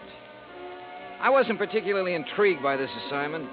Rare documents, like anything else antique, have always seemed to be just one step from decay. And that sometimes goes for the people who collect such things. Item 3, $16.10, transportation, including a round-trip ticket, Hartford to New Bedford, and cab fare to the Whalers Hotel. There was a convention in town, so I was lucky to get a room. After checking in, I called the Meek residence. Mrs. Meek was expecting me and said she'd have her car pick me up. I had just put down the phone when someone knocked on the door. You in there?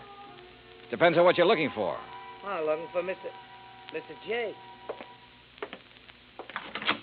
Jay, did you say? Nobody by that name here. Oh, yeah. I see. I guess I got the wrong room. Yeah, well, why don't you ask down at the desk? Huh? Yeah. Oh, sure. Yeah. Funny. Or is it? I cracked the door open again. Watched him walk to the stairs. Then I took the elevator down the 8 flights to the lobby.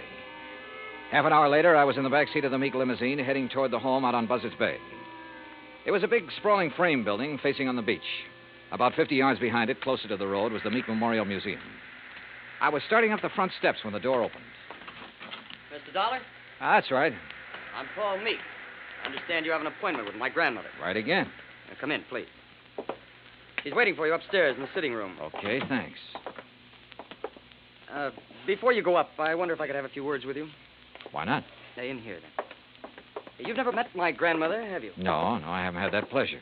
Some people consider it a dubious one, Mr. Dollar. Oh? Mr. Dollar, this is my wife, Janice. Mrs. Meek? Hi. How about a drink? Thanks, not just now. How about you, old stick in the mud? You want another one? After a bit, Janice. And if I were you, I wouldn't have any more. But you're not me, are you? You'll have to excuse my wife, Mr. Dollar. Well, we've both been under a severe strain since moving here. Grandmother is blind, you know. No, I didn't know. Her sight began failing about 4 years ago. I'm surprised the insurance agent didn't tell you. Well, Mr. Green was so concerned over the theft of the Lincoln manuscript, I imagine it slipped his mind. Mm-hmm. And just how do you intend to locate that manuscript? I'm not so sure that I can. It'd be a pity if you couldn't. It'd be just awful. It's grandmother's prized possession. She hasn't been herself since it was stolen. And being quite elderly, well, we're all very much concerned. Oh, my, yes. We're afraid she might die and leave us all that lovely money. Janice. It's the truth. You see, Paul and I don't have any money of our own, Mr. Dollar. We'll never have any until she does die. Instead of giving it to us now while we're young, you know what she does with it? Spends it buying junk for that silly old museum. Now, look. That's gratitude, isn't it? I bathe her, feed her rubber feet, and do all her dirty work. Janice, you've said quite enough. Mr. Dollar isn't interested in our personal problems. Oh, stick in the mud. All right. I'll be in the den if you want me. And that's the funniest thing I've said all day. If you want me. I'm sorry. She doesn't mean half of what she says. That's grandmother's signal. Then hadn't we better go up? Yes. Yes, we'd better.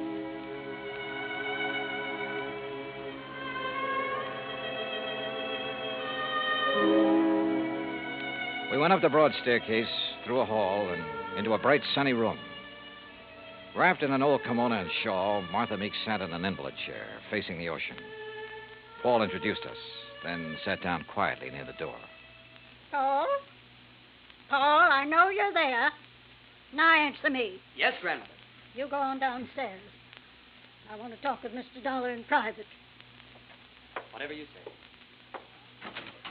And close that door. Don't mind my back, Mr. Dollar. I couldn't see you if I looked into your face. Now then, when are you going to arrest that crook and bring my Lincoln speech back to me? Well, I'm going to need a lot of help and information, Mrs. Meek. Mm-hmm. What kind of information? Mostly about the museum. Like what? Well, do you know who was in there the night the manuscript disappeared? Certainly. That dirty robber was. Anyone else?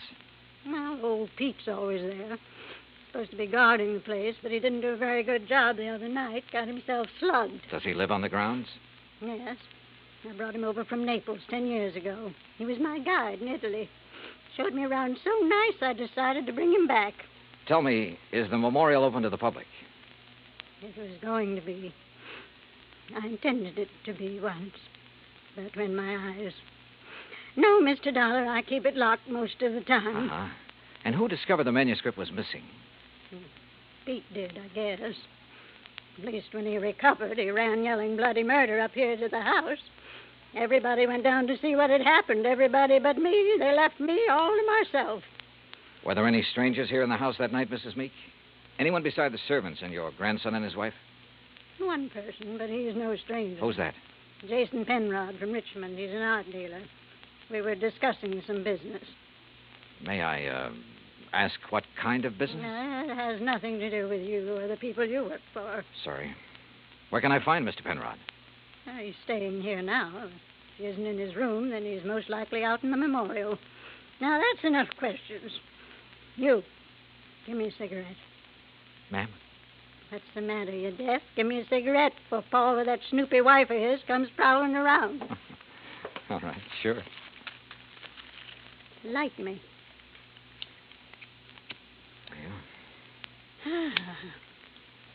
Well, you want any more information, Pete's the one to talk to. All right, thanks. But what about your son and daughter-in-law? Were they inside the house at the time of the robbery? You don't suspect them, do you? Right now, I suspect everybody, Mrs. Meek. Even me? Yes, ma'am. Even you. Well, bless you, boy.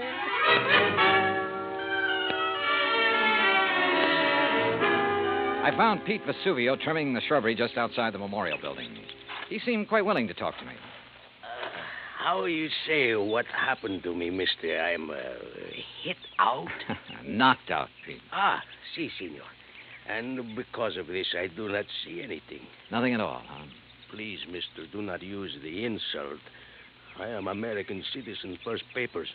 And because of the kindness of my patron, I will soon be second papers. I know by heart the Constitution, United States, the Gettysburg Address, pledge allegiance to my flag. Yeah. You know how I know that these things which help me be citizen?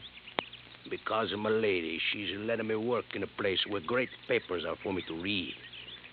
Because of her, I would not hide anything, mister. Okay, Pete, okay. I'm convinced. But I'm sorry I cannot help you, mister. Well, it's not your fault. Hey, you like to hear me say Gettysburg Address? Well... Do it very good. Learn it right from President's own writing. Some other time, Pete. Right now, I have to find Mr. Penrod. Oh, he's inside, mister. Counting the treasures. All of the beautiful things a lady can no longer see. You'll find him in Section L, senor. I found the small, neat-appearing art dealer just where Pete had said he'd be, peering into a glass case crowded with Derringer pistols. He had a notebook under his arm and seemed to be making some sort of inventory. Oh, dear. You gave me quite a fright, sir. Oh, I'm sorry. Well, I wish I could concentrate like that. Oh, well, there's nothing more interesting to me than these fine old pistol things. What histories they must have, Mr. Dollar. Johnny Dollar. Oh, yes, the insurance investigator. Paul told me you were wandering about the place. I suppose you'd like to ask me some questions, hmm? If you don't mind. Oh, no, goodness, no. I understand you were with Mrs. Meek the night of the robbery. That is correct, sir. We heard the shouting. We ran out here just as fast as we could. I was the one who discovered the manuscript was missing. You have any idea how the thief got in here?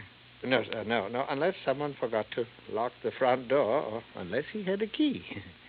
Well, has Mrs. Meek given out many of the keys? Well, in my opinion, too many. Even I have one. What about Paul Meek and his wife? No, I don't think so. Well, they really aren't interested in the museum at all, Mr. Dollar. Oh. Mr. Penrod, I understand you're quite an authority on antique art and things like that. Well, Isn't taking inventory a little beneath your position? Well, I suppose it is, Mr. Dollar. But, last week when I received dear Mariah's wire asking me to do it, I simply couldn't refuse. She's been such a good customer of mine. Well, yes. You have any idea who might have wanted the Lincoln manuscript? Well, I know several persons who'd love to have it. Give most anything, but I don't know anyone with the nerve to break in here and take it by force. You remember where Paul Meek and his wife were when you heard Pete shouting? They were right in here when I arrived. I see.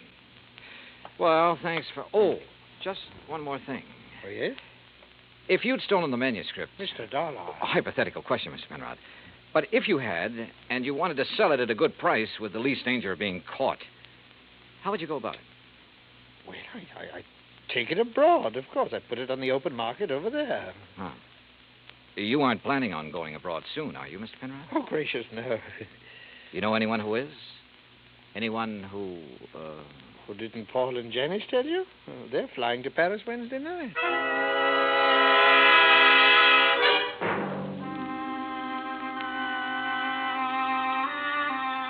I left the memorial and walked back to the house.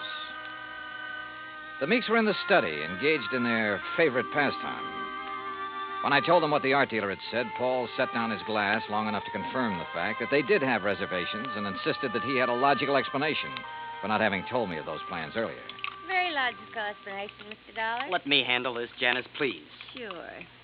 Drink, Johnny? Now, first I want to hear that explanation, if you don't mind, Paul. Of course I don't mind. Janice and me were fed up. Why didn't you tell me about the plane reservations? Well, why should I have? I'm not even sure I'm going to use them. Oh? Grandmother's upset enough over losing that manuscript. Something else might...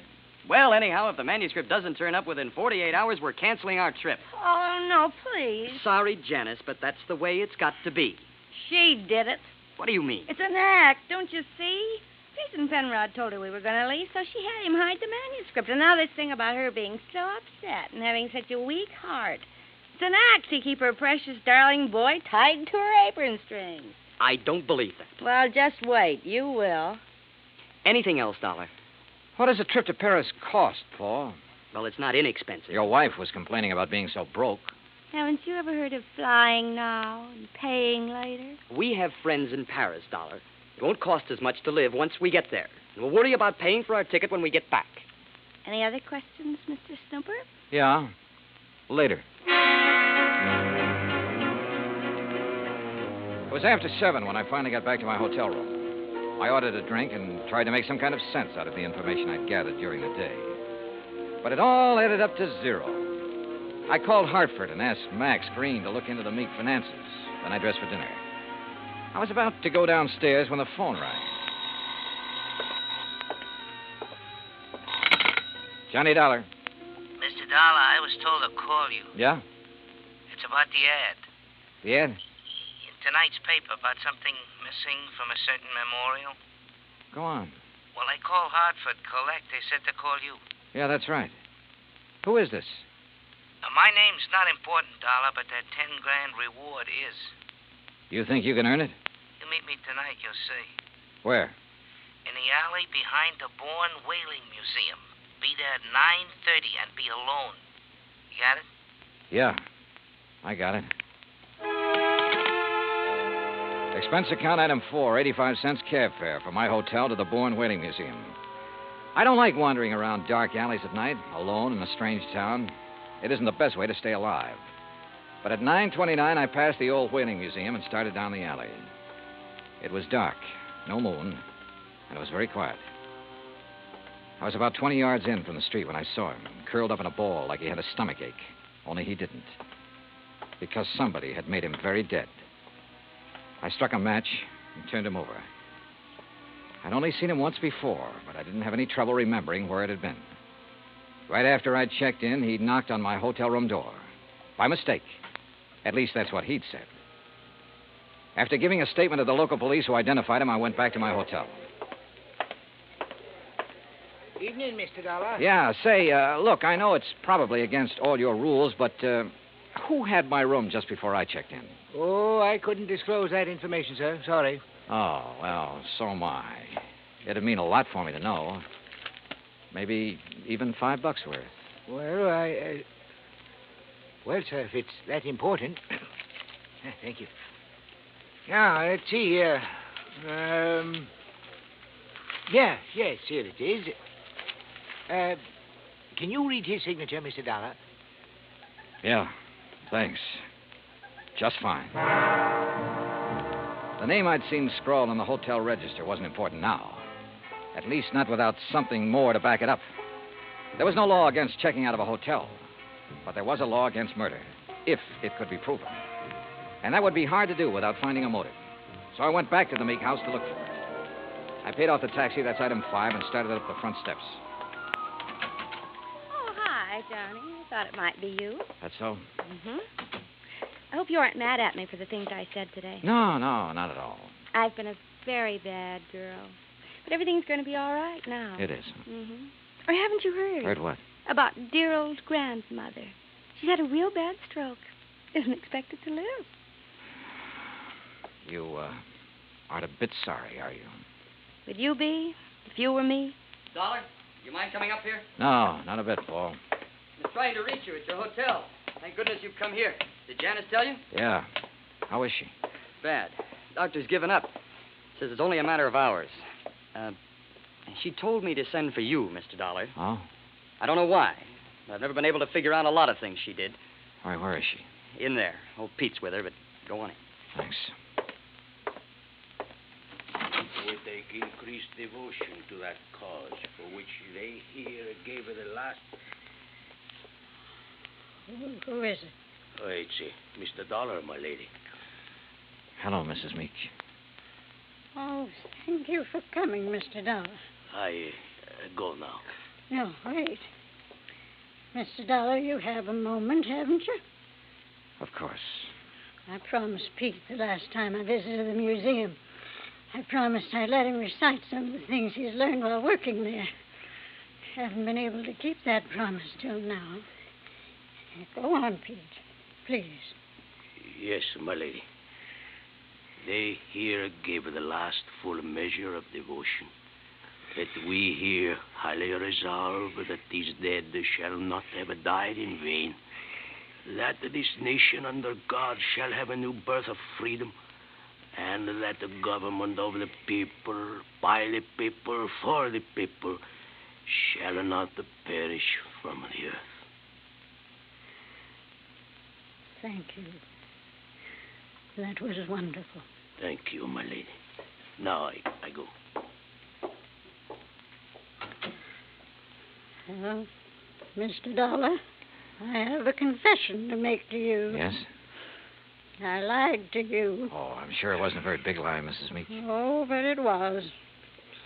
I told you the business Mr. Penrod and I were discussing the night of the burglary. Yes? I told you it had nothing to do with you or the people you work for, remember? Yes, ma'am. Well, that was a lie. I'm broke, Mr. Dollar. All I have left in the world is this house and the things in the memorial. I see. That's why I sent for Jason Penrod. He purchased most of my treasures for me. He's evaluating them now, so Paul and Janice will know what they're worth when they go to sell them, which they'll do immediately. Mrs. Meek, don't you think you should try to rest now? Will you give me a cigarette? No, ma'am. Sorry. And you must rest. There isn't much else to do, is there? Good night, Mr. Dollar.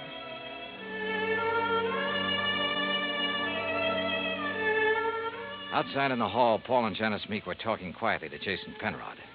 Off in the corner, standing with his back to the others, was Pete Vesuvio. Mr. Dollar, is She's resting quietly. Oh, Dio grazie. Why did you lie to me, Pete? What? I never lied to nobody. Who say I did? I say you did. You're crazy, mister. What lie I tell you? You said you learned the Gettysburg Address right from Mr. Lincoln's own writing in the museum. That's no lie. What's the matter? You don't believe that, mister? I believe you, Pete. but I just had to be sure. Come on, let's join the others, shall we? Well, good evening, Mr. Dollar. Mr. Penrod? Tell you any of the family secrets, Johnny? Not too many. You learn anything in there you didn't know before? Yeah? I know which one of you stole the Lincoln manuscript. One of us? Why, you're crazy, Dollar. We were all in the house at the time it happened. That's right. But one of you hired a little man named Leo Jones to do your dirty work. Jones called me earlier this evening. He was going to tell me which one of you it was. Evidently, he didn't like the deal he was getting. What was he doing, Penrod? Trying to blackmail you? What are you talking about? I don't know any Leo Jones. Then why did he come around to my hotel room this morning? The same room you just checked out of. Well, that doesn't mean a thing. I imagine several persons have been to that room today. Sure, but they're still alive. Now, let's get to the phony Lincoln manuscript. Phony manuscript? It wasn't phony, Mr. Dollar. Wasn't it? Well, you correct me if I'm wrong, Penrod. After Mrs. Meek purchased one of the first 2 drafts of Mr. Lincoln's Gettysburg Address, she started losing her sight. When she closed the museum to the public, you saw a chance to make yourself another $100,000 sale. So you switched copies of the manuscript, replacing that draft with one containing the words, under God, which isn't worth anything close to $100,000. What do you mean, Dollar? All right, let me quote. That this nation, under God, shall have a new birth of freedom, and so on. What? The phrase, under God, was not in the manuscript he sold your grandmother, but it was in the copy old Pete has been studying in the museum. Right, Mr. Penrod? All of you stay right where you are. You get what Jones got. Mr. Dollar. He won't go far, Pete. But I am the guard. The lady will want me to stop him. Pete, come back here. Keep away from me. Pete! Come on. Oh. You tell the lady I am a better guard now. Much better. Si, senor. Yes, Pete. I did good. You did fine.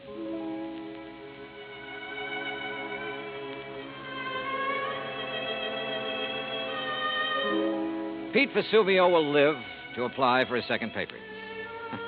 And in time, probably open a spaghetti joint in New Bedford. Penrod will be tried for murder. As yet, he hasn't disclosed the name of the person who purchased the stolen manuscript. But in time, I'm sure he will. As for the Meeks, well, Mariah passed on later that night. But as she said, there was nothing left for her but to rest. Expense account total, including hotel and numerous incidentals, $98.30. Yours truly, Johnny Dollar.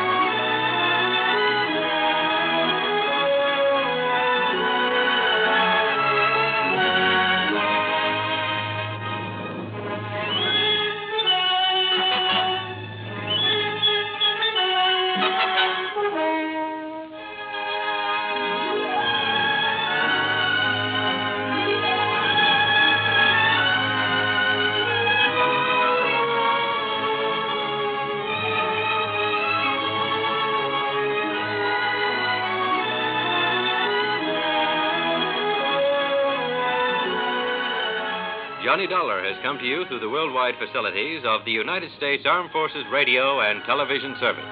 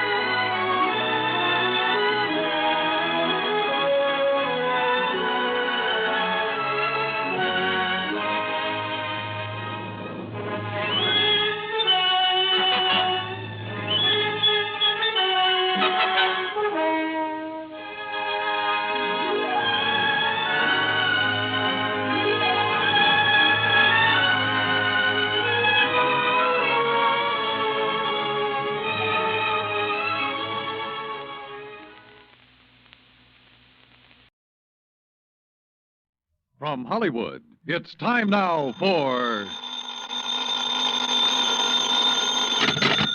Johnny Dollar. Oh, hi, man. How's your stomach, Johnny? What? Rich food give you any trouble? Who is this? Why, your old buddy, Angie Orsatti. Oh, hi, Angie. Glad you got my message. Yeah. How about dinner tonight at Antoine's, Johnny? Shrimp gumbo, oysters, Rockefeller. Yeah, sounds fine.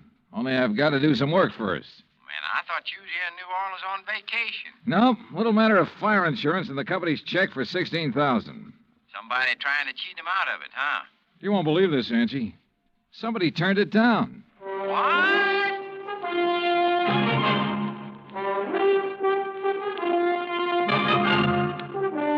Bob Bailey in the exciting adventures of the man with the action-packed expense account. America's fabulous freelance insurance investigator. Yours truly, Johnny Dollar.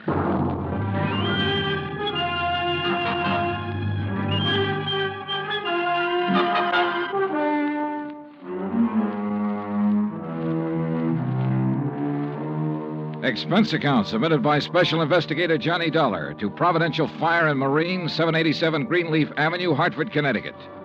The following is an account of expenses incurred during my investigation of the Royal Street matter.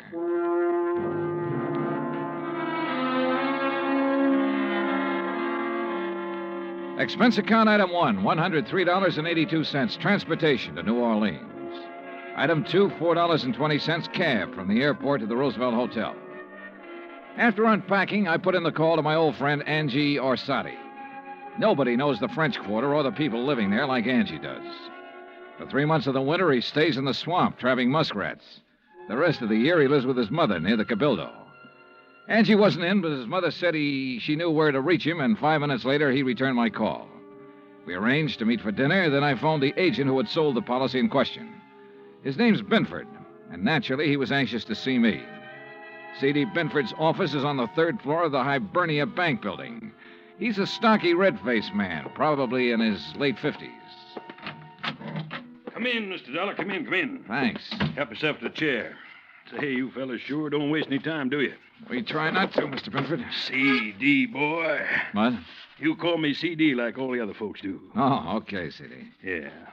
Now, like I was saying, you boys sure don't waste any time at all. Why, I didn't even call the home office till day before yesterday. I know. When was the fire? Last week on Thursday night. What'd they tell you about it? Well, not very much. Figured I'd get all the information from you. Well, it's a doozy. First time I've ever run across a policyholder who wasn't yelling for us to pay him yesterday for his loss today. You know what I mean? Yeah. Who is the insured, Mr. C.D.? Man named Dupas, Henry Dupas. Took out a policy for $48,000. That's full coverage on his antique shop down on Royal Street. How long ago? August, just 3 months back. I'd been after him for, maybe 5-6 months to buy some protection, but he kept saying didn't have the money. Didn't have the money? And one day I dropped in to see him about his car insurance, and right off he told me to write a policy giving him full fire coverage on the shop. Well, how do you arrange to pay it? Cash, in full, the day I delivered the policy. He tell you why he changed his mind? Yeah, not exactly. Bet he mentioned something about times being better. I reckon they must have been. Why'd he say that? Well, a few days later, he had the back part of his shop all painted and fixed up.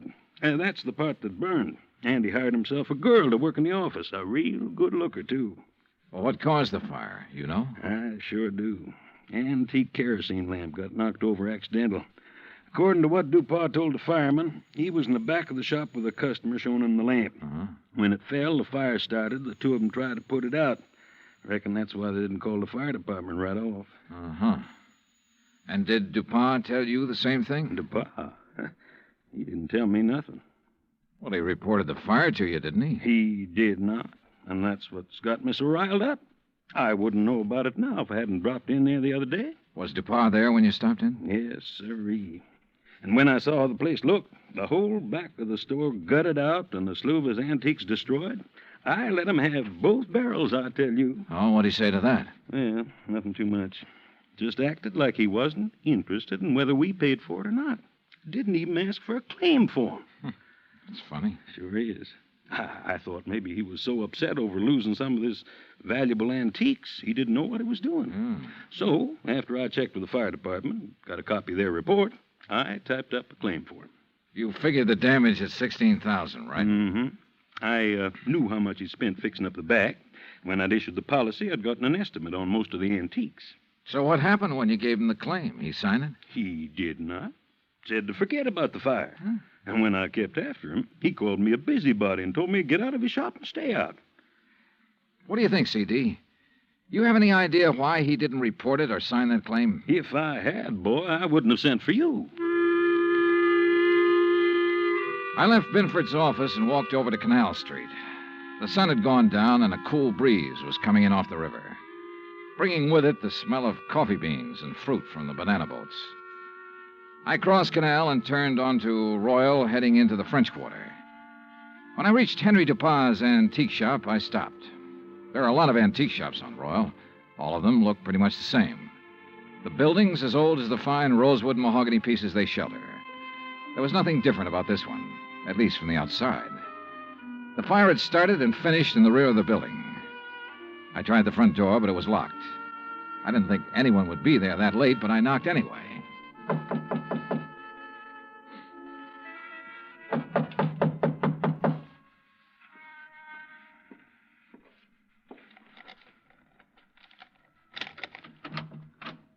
Yes, who is it? Mr. Dupas? Who is it? My name's Dollar, Mr. Dupas. I represent the Providential Fire Marine. Why do you people persist in annoying me? Well, we wouldn't if you'd tell us about the fire you There's had nothing special about that fire, Mr. Dollar. It was an accident. Well, then why didn't you file a claim? You're entitled to enough money to cover your loss. Mr. Binford explained that to me quite carefully. If you haven't talked to him, Mr. Dollar, you should. Oh, I've talked to him. Well, then go away. Well, not until you answer a few questions. No, leave me alone, please. I'd noticed an alley next to the shop that ended where the rear door had been. I started back along it, not quite sure what I was looking for or what I expected to find. But I was sure of one thing. Dupas was a frightened man. It was too dark to see anything at the end of the alley, so I returned to the street. Item 3, $30.50, phone call, taxi, and dinner for two at Antoine's. Oh, man. Kind of nice, ain't it, Johnny? Oh, the way it never changes. Same waiter, same chef, same clientele. Yeah. Like another Cafe Royale, Ashy? No, thanks. Well, Johnny? Yeah? Well, when you going to ask me? Ask you what? Oh, don't kid me, John. You had that old bloodhound look in your eye ever since we sat down. What's the question? Okay, Angie. What do you know about a man named Henry Dupas? Dupas' antique shop? That's right. Oh, not much. Seen him around some's all. Yeah, where? Oh, you know what kind of places I like, Johnny. Yeah, but I can't picture Dupas liking them. Well, maybe he don't, but maybe that little old blonde he's been carrying with him does. Blonde? Yeah, you know. Female, girl, bleached hair. I know. Yeah. How old? Oh, 24, 5. Yeah, real nice for old coot like him. Real winter and spring, huh? Yeah. You seen them together often? Oh, a few times. Saw him about 2 weeks ago at Butcher's place. Hey, you know something? I walked in there that night with a 5, and I walked out with 200. How about that? Great. You know who the blonde is? No, but I might be able to find out. You want? Yeah, I want. I left Angie and started back toward Royal Street. On the way, I ran up item 4, $1.85 for one flashlight and batteries. The shades on Dupas' shop were drawn, but I could tell there were lights on inside. In the alley, a small pickup truck was parked near the side entrance to the shop.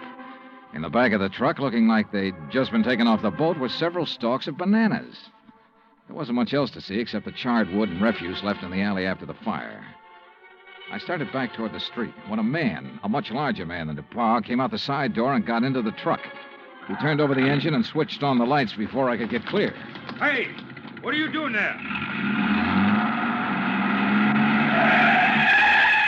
Hold it, mister, right there. Here, buddy, you just hold it. What were you doing back there, huh? Well, right now, mister, I'm wondering what this load of bananas is doing at an antique shop. What is it, Carl? Well, I just caught this guy snooping around in the back. What?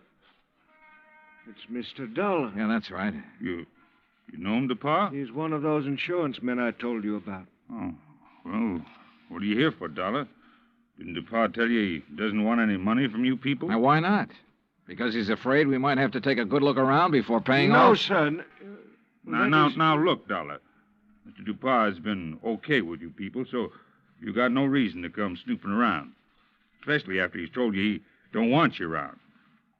So now maybe Mr. DuPont will have to do something to keep you away. Ain't that right, Mr. DuPont? You know what I mean. Yes. Yes, all right, I'll do it, Carl. And he'll never bother us again. Go on, Dollar. Get out of here. At the time, I had no idea what they meant to do, so it wasn't easy to turn my back on them. But I did. And nothing happened. I went back to my hotel and hit the sack, and I must confess I slept later than usual the next morning. I was still in bed when the phone rang.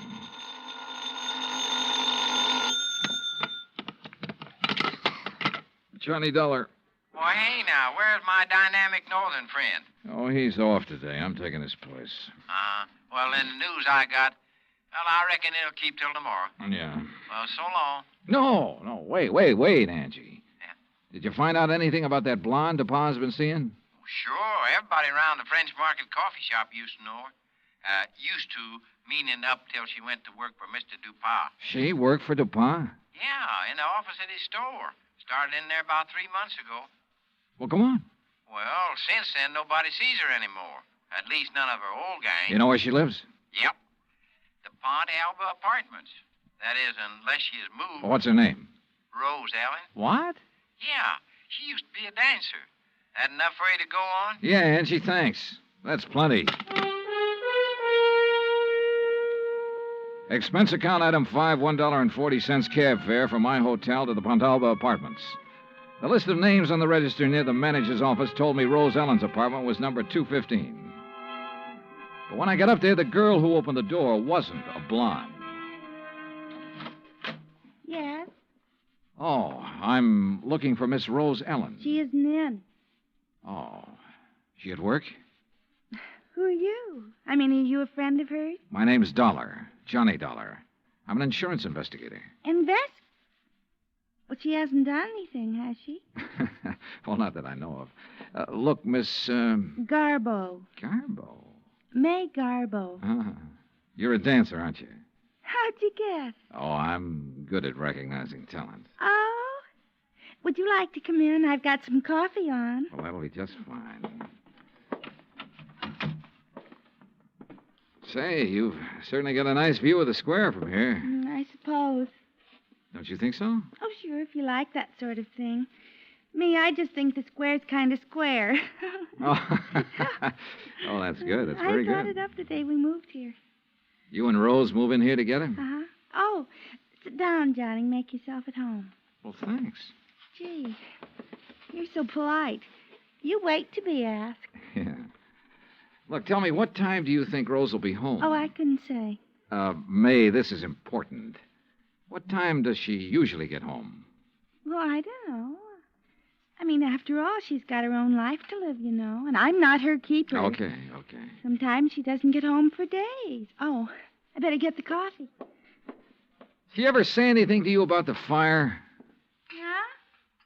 What fire? The fire down at the antique shop. No, you want cream and sugar? No, thanks, just black. Good. When was that? The fire? Last Thursday night. That's funny. What's funny? That was the last time I saw her. What? Yeah. Rose went to work last Thursday, but she never came home.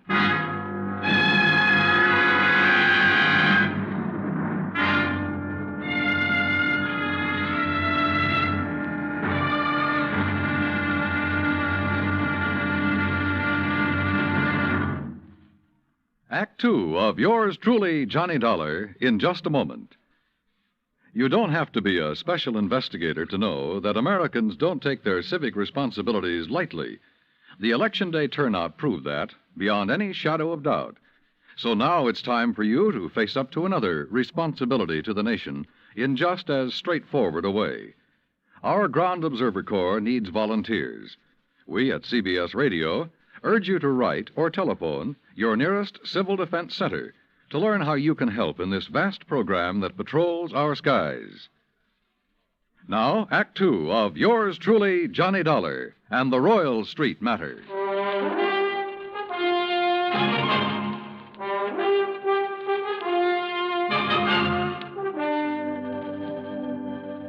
This was the screwiest deal I'd ever seen. A guy refusing insurance money he was entitled to. Rose Ellen was my one lead, so I continued questioning May, her roommate.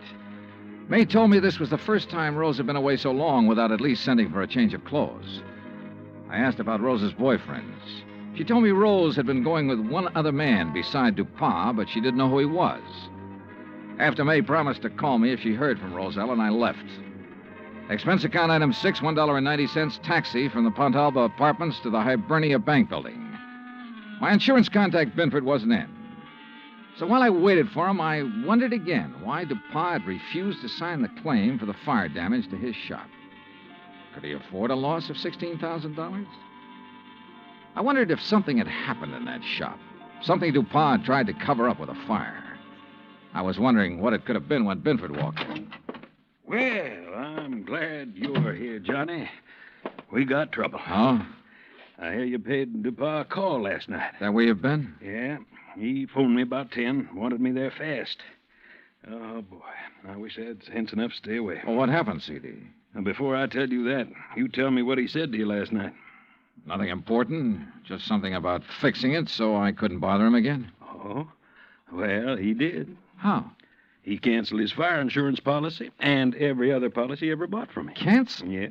So you might as well go on back to your hotel and pack, Johnny. It's none of your affair now, no matter what he's up to.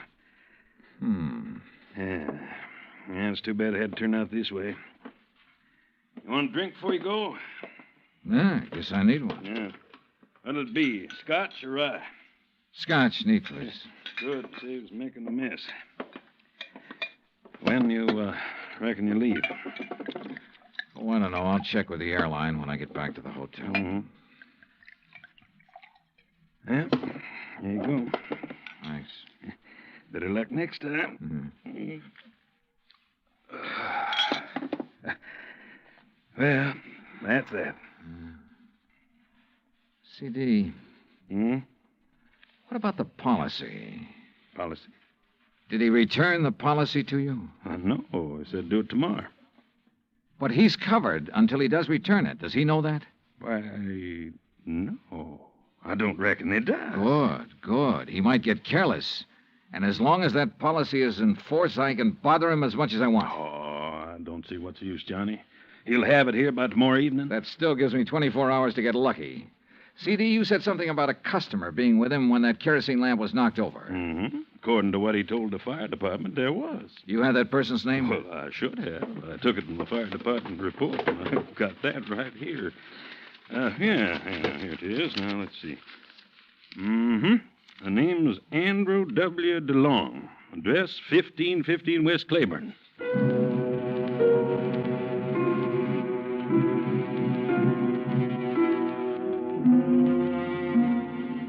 There wasn't any Andrew DeLong at that address.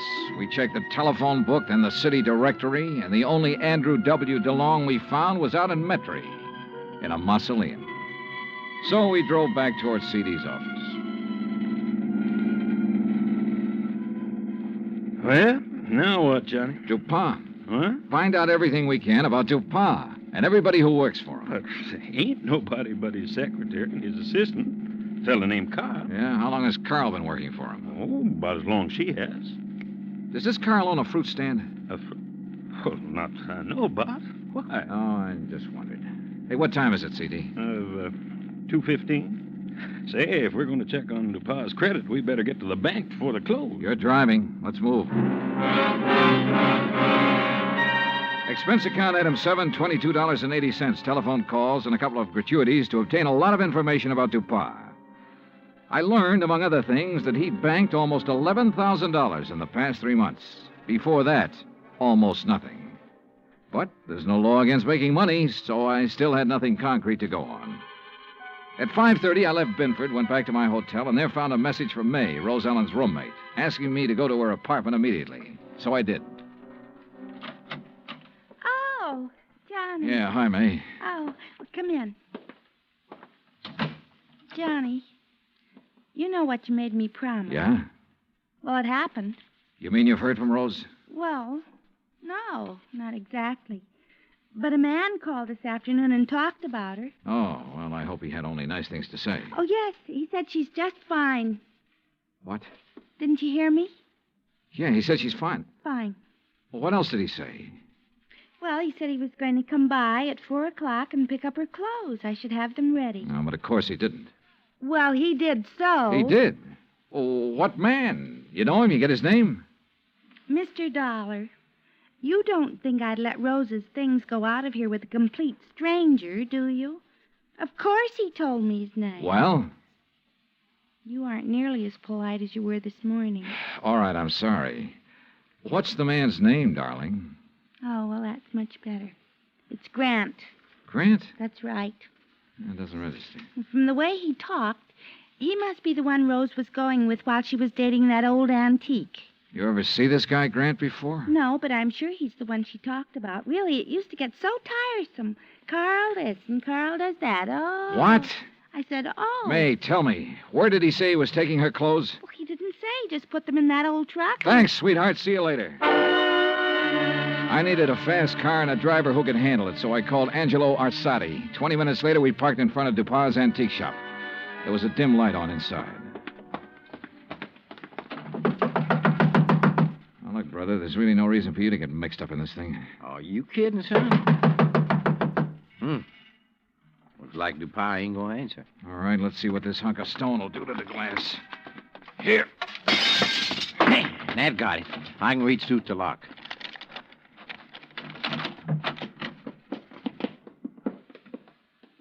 Looks like nobody here. Well. Hey, wait a minute. Yeah, I see him. Carl, what happened to you? Dollar. Angie, call an ambulance. Tell him a man's been stabbed here. Yeah, right, Johnny. Dollar. Get to her before he can. Dupas? Gonna kill Rose. You got to help her. Dupas wants to kill her? Why? She found out. Smuggling. Is that what Dupas been up to? Smuggling in banana shipments. Rose found out. Where is she? He thought I'd killed her, but I love her. Yeah, well, look, tell me. You gotta get to her before he does. Where is she? Old Spanish fortress. Yeah? Out on Bayou Slidell. Old Spanish fortress on the Bayou Slidell. Yeah. You know where that is, Angie? Oh, sure. An old ruin out in the swamps north of town near the highway bridge that goes over to the Gulf Coast. Carl, how long ago did Dupas leave? 10 or 15 minutes. Yeah, well, we could beat him, Johnny, by cutting across the swamps. That is, if you could take it. What do you mean by that? Well, it's rugged. Like what? Johnny, did you ever ride a swamp buggy?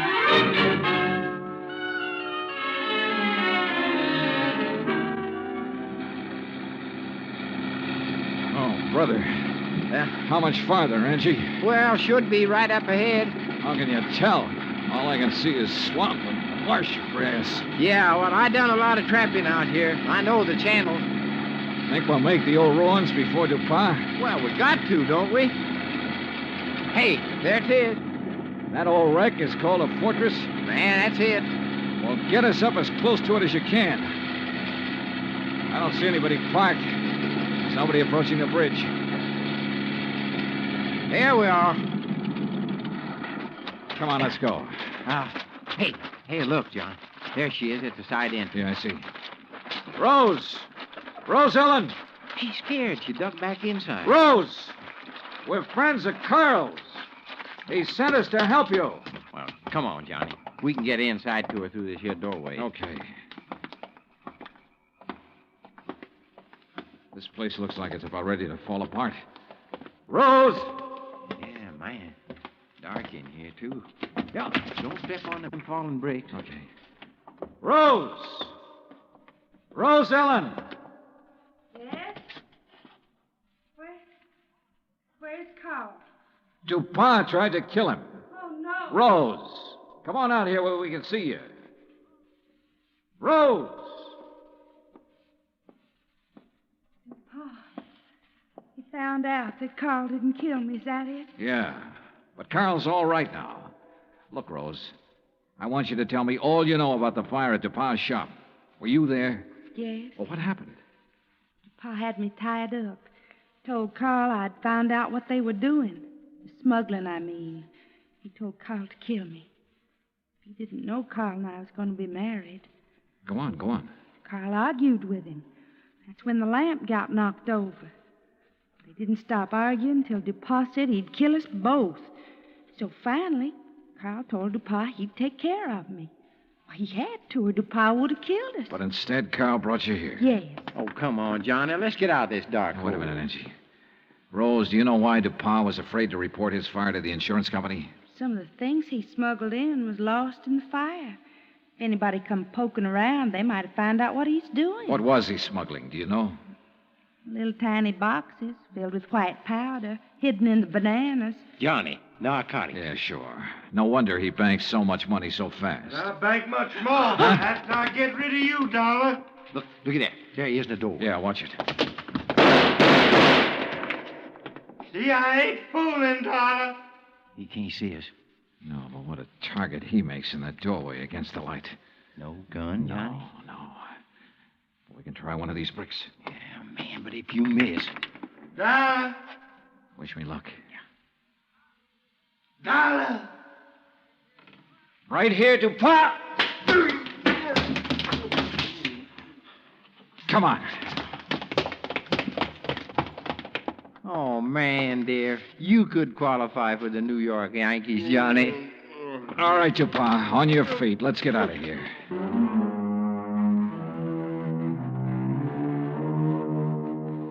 Expense account total, including rental on the swamp buggy, incidentals and transportation back to Hartford, $517.20. Remarks? Well, where he's going, DePauw wouldn't have any use for the insurance money anyway. Carl Grant turned state's evidence and clinched the smuggling charges against him. Because of that, Carl may get off easy. I hope so. He and Rose could make a very happy couple. End of remarks, end of report. Yours truly, Johnny Dollar.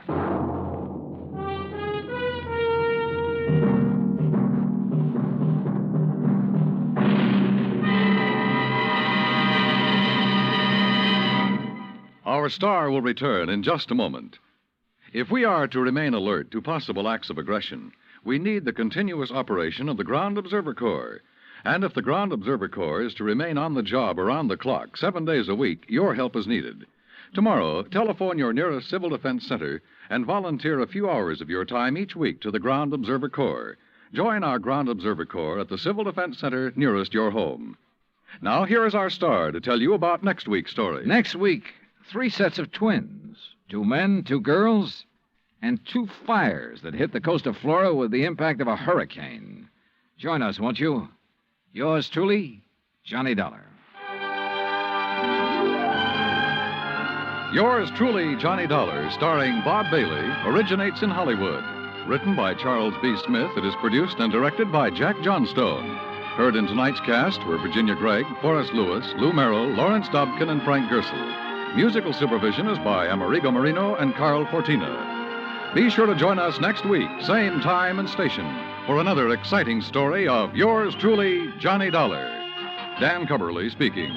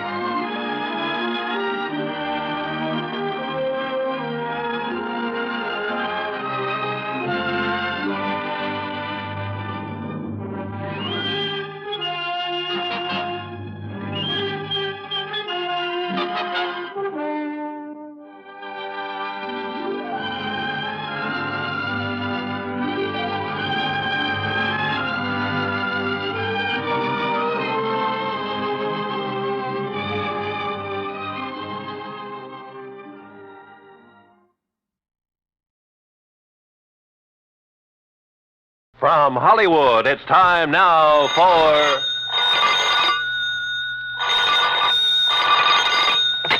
Johnny Dollar. Here's your number in Kingman, Mr. Dollar. Oh, thank you, operator. One moment. Jake Kessler. Johnny Dollar, Jake. Johnny... so you found out I was right. You've left our fair state of Arizona and gone back to Hartford. Wrong. Huh? You mean you're still at Lake Mojave Resort? I sure am. Then I'm still betting that you haven't found anything to indicate Elmer Hobbs' death wasn't accidental drowning. Jake. So your expenses will have to come right out of your own pocket instead of the company. Listen. As for that crow you talked about eating, how do you want it cooked? Listen, will you? What? Have you mailed in the insurance claim yet? Well, I was just about to run it over to the post office when your call came in. Tear it up. What? Because, Jake, Elmer Hobbs was murdered.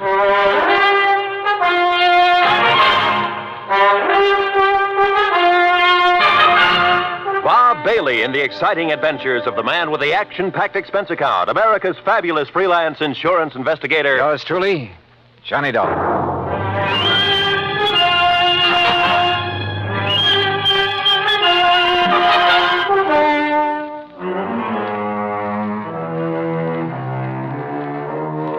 Expense account submitted by Special Investigator Johnny Dollar to the Greater Southwest Insurance and Liability Company, Kingman, Arizona office. Following is an account of expenses incurred during my further investigation of the Mojave Red matter.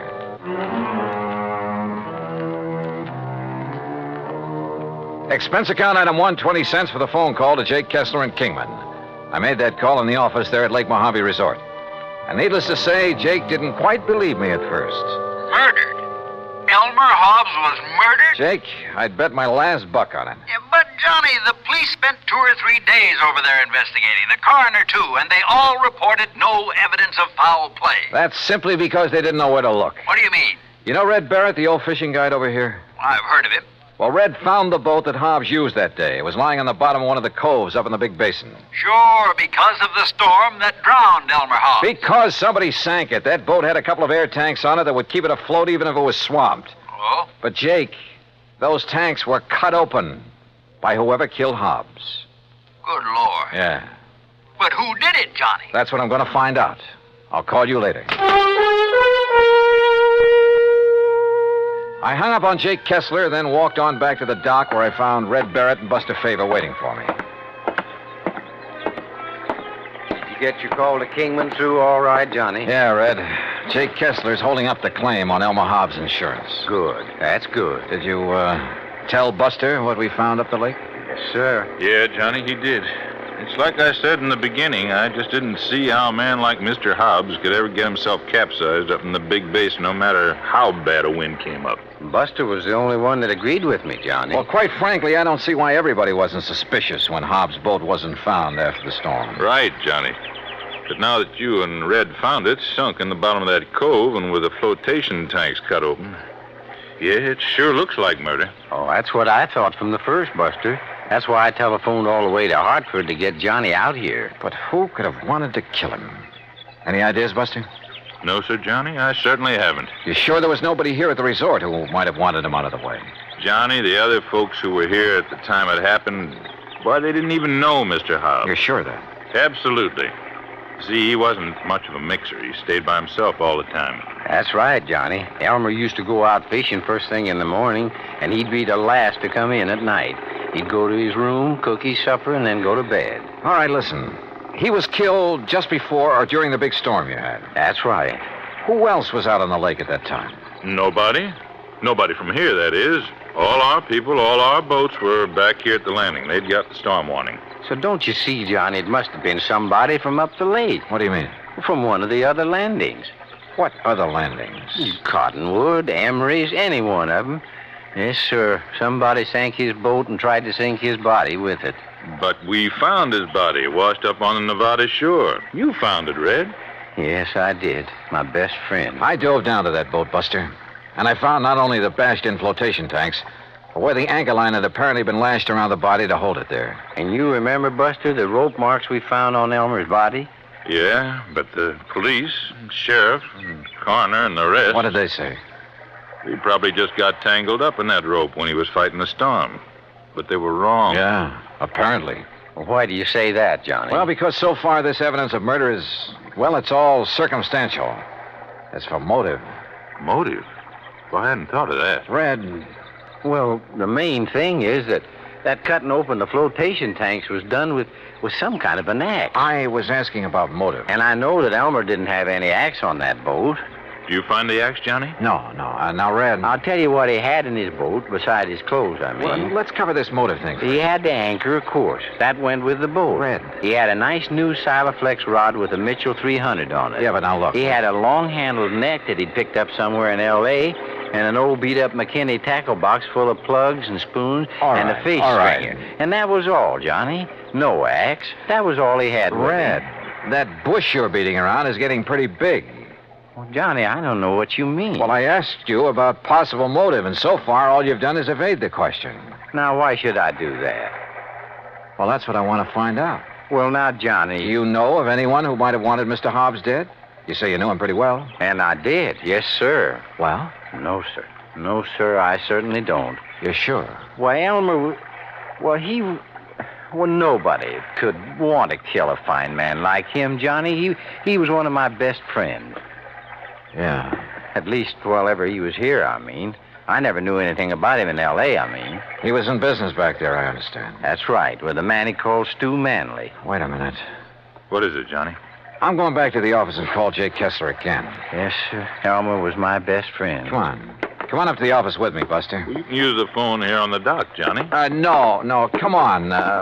Red, we'll see you later. I'll be here, sir. You look like you just got hit with an idea, Johnny. Yeah, and I'm afraid it isn't a very pretty one. Oh? Morning, What is Buster. it, Johnny? Any of the early fishermen come in yet? Oh, yes, sir, Mr. Carson, and they picked up some nice bass up above the power line crossing. Good. I was thinking of going up that way myself. Yeah, well, good luck.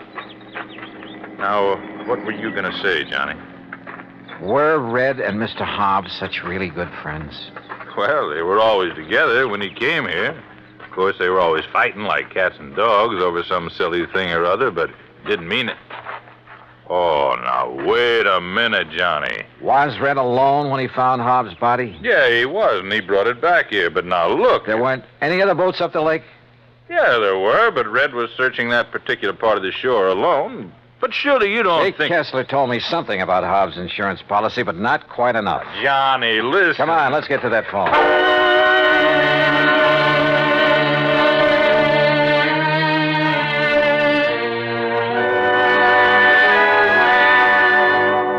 Well, then, Johnny, don't you think you ought to call in the police? No. If you're right, that is. No, let me handle this alone for the moment. Now listen, Jake. Yeah?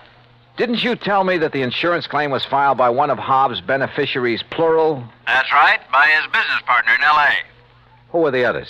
Just one other. If you'd taken time to listen to me. Who is it? You were so all fired up when I drove you down Who there. is this other beneficiary, Jake? You're still sure Hobbs was murdered, huh? I'll bet on it. So now you're looking for somebody with a motive, huh? The beneficiary, Jake. Like I told you. One of them was his business partner, J. Stuart Manley. And the other? Red. Red. Yeah, Red Barrett. Act 2 of yours truly, Johnny Dollar, in a moment. Our flag now numbers 50 stars, and behind each star there stands yet another flag representing one of the 50 states. Illinois' state flag uses many of the symbols of our nation's great seal. The eagle, the symbol of our national strength, rests on a shield representing the states, indicating that the states and the nation are bound together, for in unity there is strength. The arrows in the eagle's talon indicate military preparedness, and in his beak is a scroll which reads, State Sovereignty, National Union, a reminder of the greatness of the state of Illinois and its pride in being a member of the United States of America. Illinois' state flag, the flag of the 21st state to enter the Union, was adopted on July 6, 1915. And now, Act 2 of yours truly, Johnny Dollar, and the Mojave Red sequel.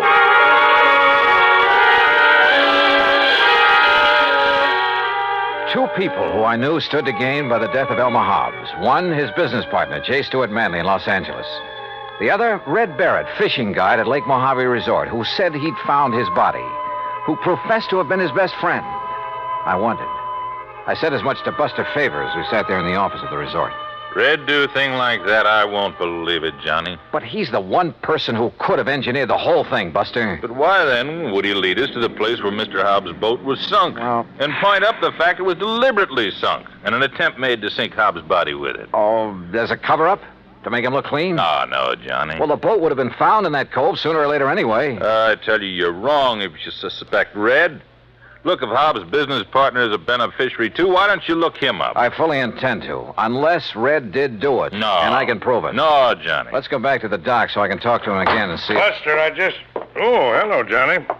I suppose you've heard, Ham? Yes, Red told me. You're quite sure it was murder? Yeah. I'm sorry. Listen, Buster. Yeah. Look, Ham, as manager of this resort, you know Red pretty well. I sometimes wonder. That's what I came up here to ask you about, Buster. Huh? Did you send him skiting out of here? What? We just left him down at the dock. You mean you didn't see him tearing out of here in the pickup truck a few minutes ago? What? Ham. Red? Where'd he go? I don't know, but he certainly left in a hurry. Johnny. Yeah. No, I still can't believe it. What are you boys talking about? Nothing. Ham, is there a car around here I can use? Oh, sure. Take mine. There are the keys. Thanks. Now, look. Incidentally, Buster, I was poking around where Red kept his fishing tackle trying to find that rig he borrowed from me last week. What did you find, Ham? Well, I thought Buster might know where the old coot got hold of that new spinning outfit. Silaflex rod. What? Yeah, and a brand spanking new... Mitchell reel. Oh, yes. Oh, no. All right, Ham, Buster, you just sit tight. If Red comes back here before I do... Comes back? Yeah, say nothing to him about what we've learned. Just keep him here and tell him I'll return to talk with him later. Nothing else. But, Johnny... No, do as I say. Look, boys, what's going on I'll here? see you later. Well, now, Johnny... Red was one of Elmer Hobbs' beneficiaries. He was the one who'd found the body. He had the fishing tackle that had belonged to Hobbs. And when it was discovered by Ham Pratt, he'd left in a hurry. All pretty incriminating. Which is not why I took off in Ham's car. West on 77, south on 95, and west again on 66. Item 4, a buck even for a sandwich and a Coke and Barstow. Item 5, $4.80 for a tank full of gas at the sign of the Flying Red Horse. Then westward again. And always with an eye out for Red and the old pickup truck. Finally, as the sun was disappearing over the edge of the Pacific, I pulled into Los Angeles. The real estate office of Manley and Hobbs was closed. A directory at the nearest phone booth gave me J. Stuart Manley's home address. 1308 Pandora Avenue in the residential section called Westwood. The neat white stucco house was dark, the garage empty. I let myself in through a back door by slipping the lock with the aid of one of my business cards. It was hard to see inside, but I didn't want to turn on any lights. And that was a mistake. Because as I quietly rounded a corner and started toward the den, I'd guessed wrong. Somebody was at home, was in that den behind the now closed door. And that somebody knew that I was in the house. There was only one thing to do, try to bull my way through. Well, Mr. Manley, you're just... Oh, you killer! Wait a minute. Oh.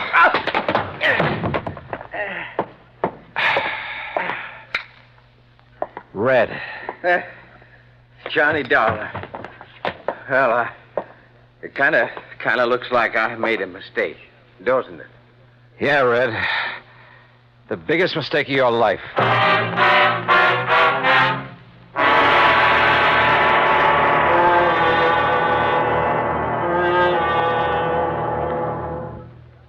Act 3 of yours truly, Johnny Dollar, in a moment. A question that has been asked many times is, at what age does a boy become a man?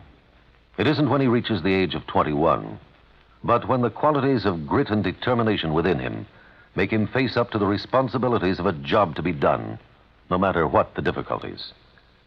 On May 21st, 1862, during the Civil War battle at Corinth, Mississippi, William H. Horsfall was serving as a drummer with Company G of the 1st Kentucky Infantry.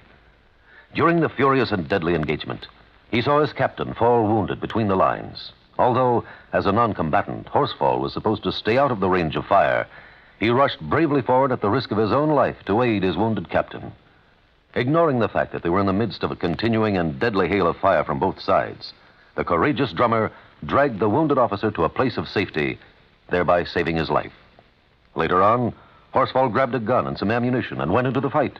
But his commanding officer finally sent him to the rear, recommended him for the Medal of Honor, and gave him a furlough. Gallant as the drummer's valorous actions were, the officer felt that 14-year-old William Horsfall was still too young for battle. But Horsfall's personal code had already proved him a man. And now, Act 3 of yours truly, Johnny Dollar, and the Mojave Red sequel.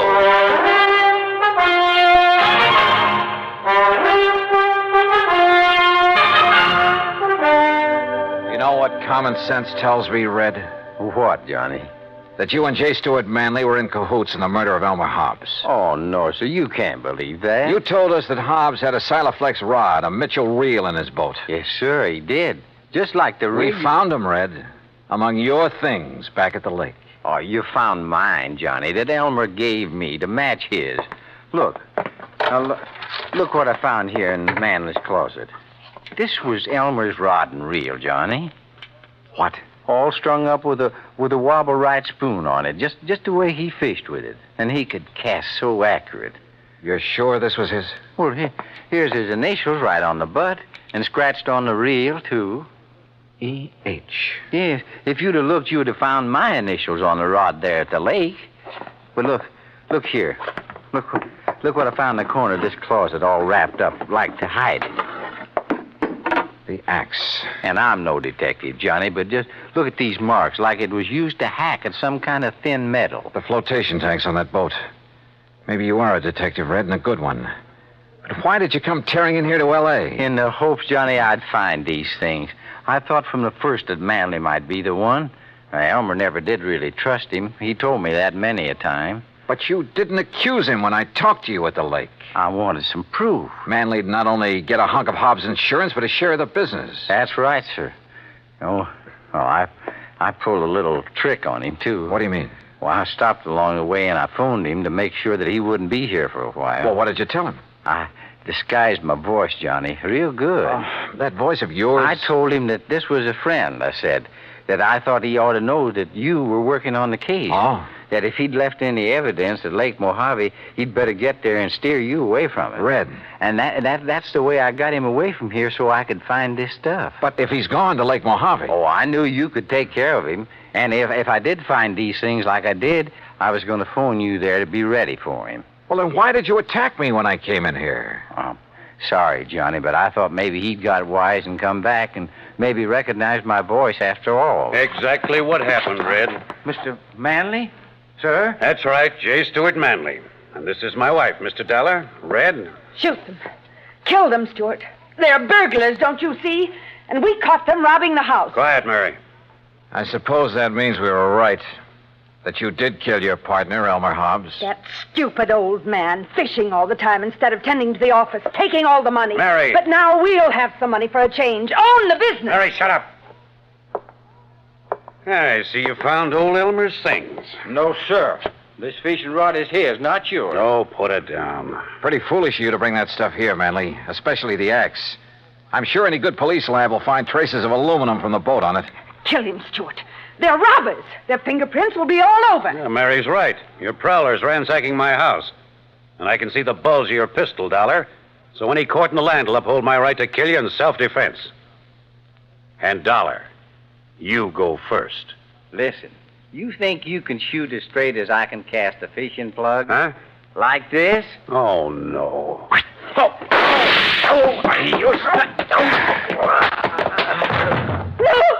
No! Oh, get back, Mrs. Manley. I'd hate to have to sock a woman. But you hurt him. Yeah, as badly as he hurt Elmer Hobbs. And look, that horrible fishing plug. The hooks have ripped his hand open. It's bleeding. That red-headed old fool throwing those hooks at him. Oh, quiet. Stuart, dear Stuart. Red, that was a beautiful piece of casting. He almost tore his hand off with that plug. Well, Johnny, it was with Elmer's own rig. I think maybe he would have liked that. I hope so. But you know what I hope the most, Johnny? What, Red? That the fishing is real good up where Elmer is now.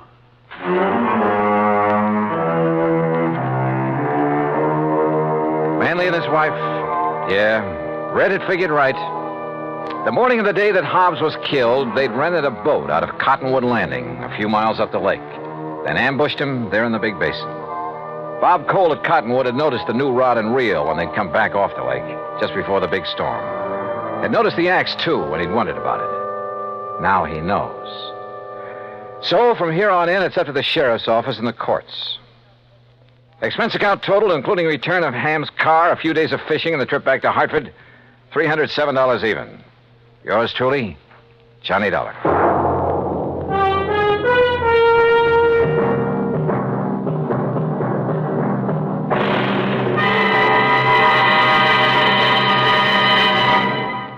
Our star will return in just a moment. Our flag now numbers 50 stars, and behind each star there stands yet another flag for each of the 50 states. New Mexico's flag is an ancient Zia sun symbol, a red circle on a field of yellow, radiating from 4 points, which we might indicate as north, east, south, and west, are 4 parallel lines. 4 was a sacred number of Zia, the number most often used by the giver of all good gifts. The earth had 4 main directions, each with its own gifts. The year had 4 seasons, each with a different offering for mankind. The day had 4 phases: sunrise, noontime, evening, and night. Life had its 4 divisions: childhood, youth, manhood, and old age. Everything in life and nature was bound together in a circle, the circle of life and love, without beginning and without end. And in this great brotherhood of all things, man had 4 obligations. He must develop a strong body, a clear mind, and a pure spirit. 4th, and most sacred, he must devote unselfishly body, mind, and spirit to the welfare of his people. From this simple symbol, the Zia sun, we read the legend of a wonderful philosophy. The flag's colors of flaming red and golden orange represent the banners of Ferdinand and Isabella, which were carried by Columbus across the Atlantic. New Mexico's state flag, the flag of the 47th state to enter the Union, was adopted on March 19th, 1925. Now, here's our star to tell you about next week's story. Next week, some of the funniest old characters I ever meet. And a 10-year-old boy solves the case. Join us, won't you? Yours truly, Johnny Dollar. Yours truly, Johnny Dollar, starring Bob Bailey, originates in Hollywood and is produced and directed by Jack Johnstone, who also wrote today's story. Heard in our cast were Virginia Gregg, Harley Bear, Forrest Lewis, Barney Phillips, Alan Reed, and Russell Thorson. Be sure to join us next week, same time and station, for another exciting story of yours truly, Johnny Dollar. This is Roy Rowan speaking.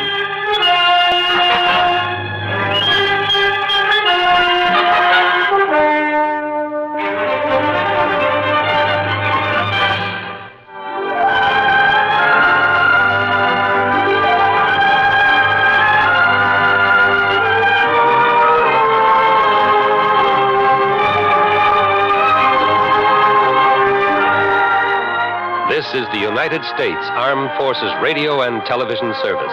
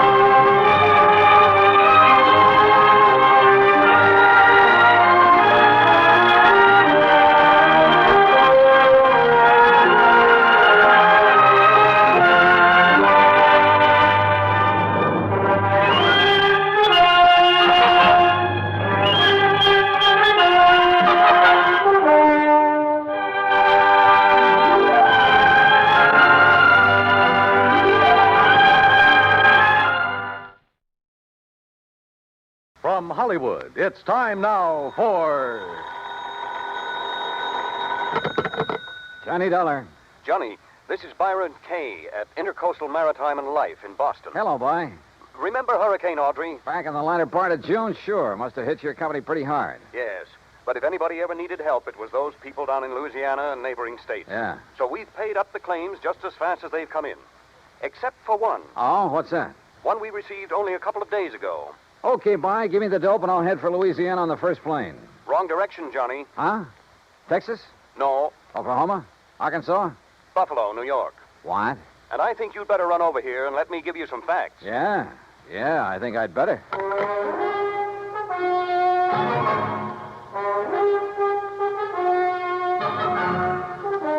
Bob Bailey in the exciting adventures of the man with the action-packed expense account. America's fabulous freelance insurance investigator. Yours truly, Johnny Dollar.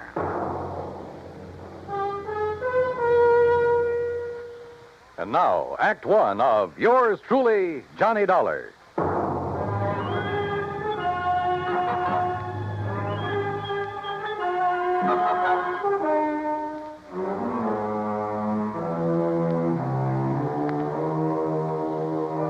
Expense account submitted by Special Investigator Johnny Dollar to the Intercoastal Maritime and Life Insurance Company, Boston, Massachusetts. Following is an account of expenses incurred during my investigation of the Charmona matter.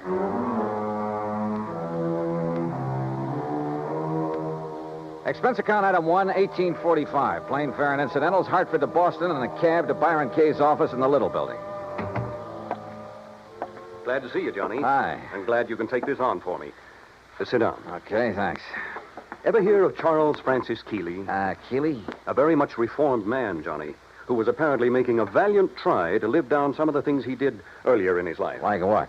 Well, he was I guess you'd call him a promoter, stock manipulator, that sort of thing. The point is, he made himself a lot of money a few years back until the authorities, the Securities Exchange Commission and so forth, put a stop to his fancy dealing. Sounds like a real nice guy. In any event, he had enough money by the time he quit to live pretty well. Nice home, beautiful wife, 62-foot cruiser, and that, by the way, is our biggest problem. Oh, I wish my biggest problem was a 62-foot cruiser. It is, Johnny. Now. Then tell me all. Yes. Early in June, he took his boat across Lake Erie to Detroit to have some work done on it at the Detroit Yacht Basin. Then, a couple of days before the end of the month, he started back for Buffalo. Oh, yeah, that hurricane was moving north about then, wasn't it? Yes, it was. And his failure to appear in Buffalo within a reasonable time didn't worry his wife a bit.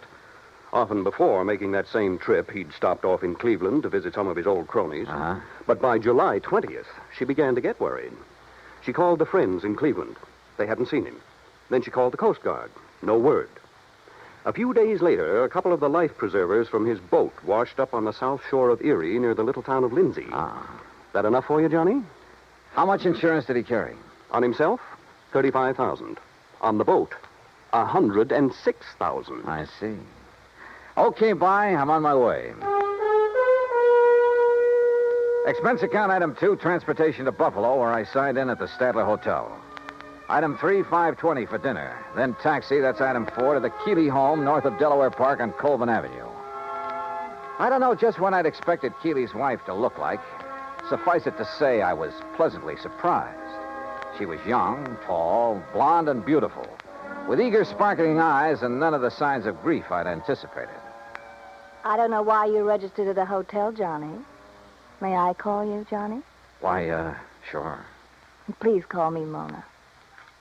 May I pour you another drink? No, thanks. As I started to say, you could have stayed here. There's plenty of room, as you can see. Yes. This is a very beautiful house, Mona. Yes, but so empty now. I get terribly lonely, Johnny. Well, of course I don't blame you. But now suppose we talk, if you don't mind, about the Johnny, thing if you have to be around for a few days, why don't you move out of that hotel and... Oh, I'm sorry. I shouldn't say that. I guess I'm sorry. It's all right.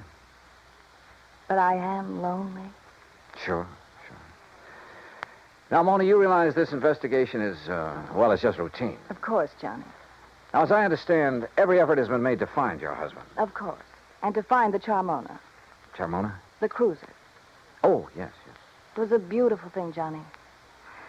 But now it's gone. And Paul. Paul?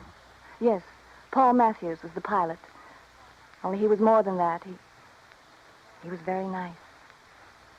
Yeah. Well, now, as I... Oh, excuse me.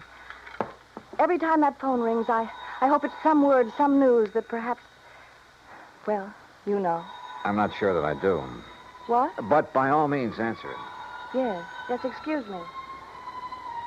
There was something distinctly wrong with this whole setup, that was for The sure. Coast Guard, yes. Yes, this is she. This is Mona Keeley.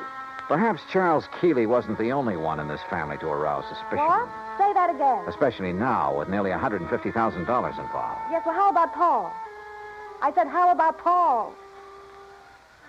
Then, when she finally finished with the phone call, came a couple of other surprises. Thank you. Johnny, he's all right. Huh? That was the Coast Guard. They found him. He's all right. Isn't it wonderful? That was the real surprise. Not what she said. Isn't it wonderful? Or even the way she said it. But something deep back in her eyes that gave her away, that told me beyond the shadow of a doubt that she was lying through her teeth.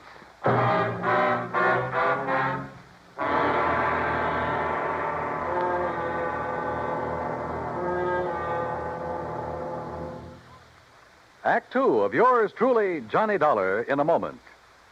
It is a rare event when a young man decides to leave civilization behind and hide himself away in the steaming jungle, just so he can help his fellow humans in a remote corner of the world.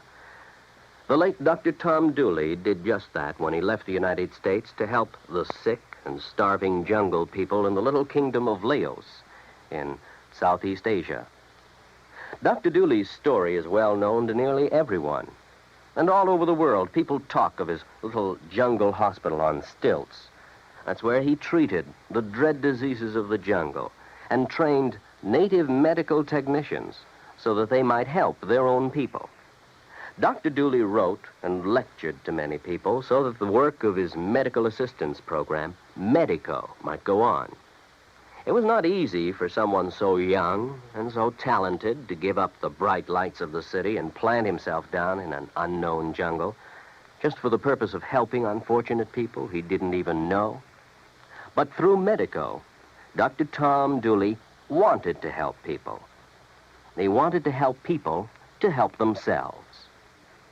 Today, the work of Medico is going forward in a number of countries besides Laos. Young men are being sent to the United States to be schooled in medicine with the idea of returning to their own countries to help their own people. Hundreds of thousands of dollars worth of medical supplies have been donated by American businessmen and pharmaceutical companies. Today, Dr. Tom Dooley's work is being continued for him.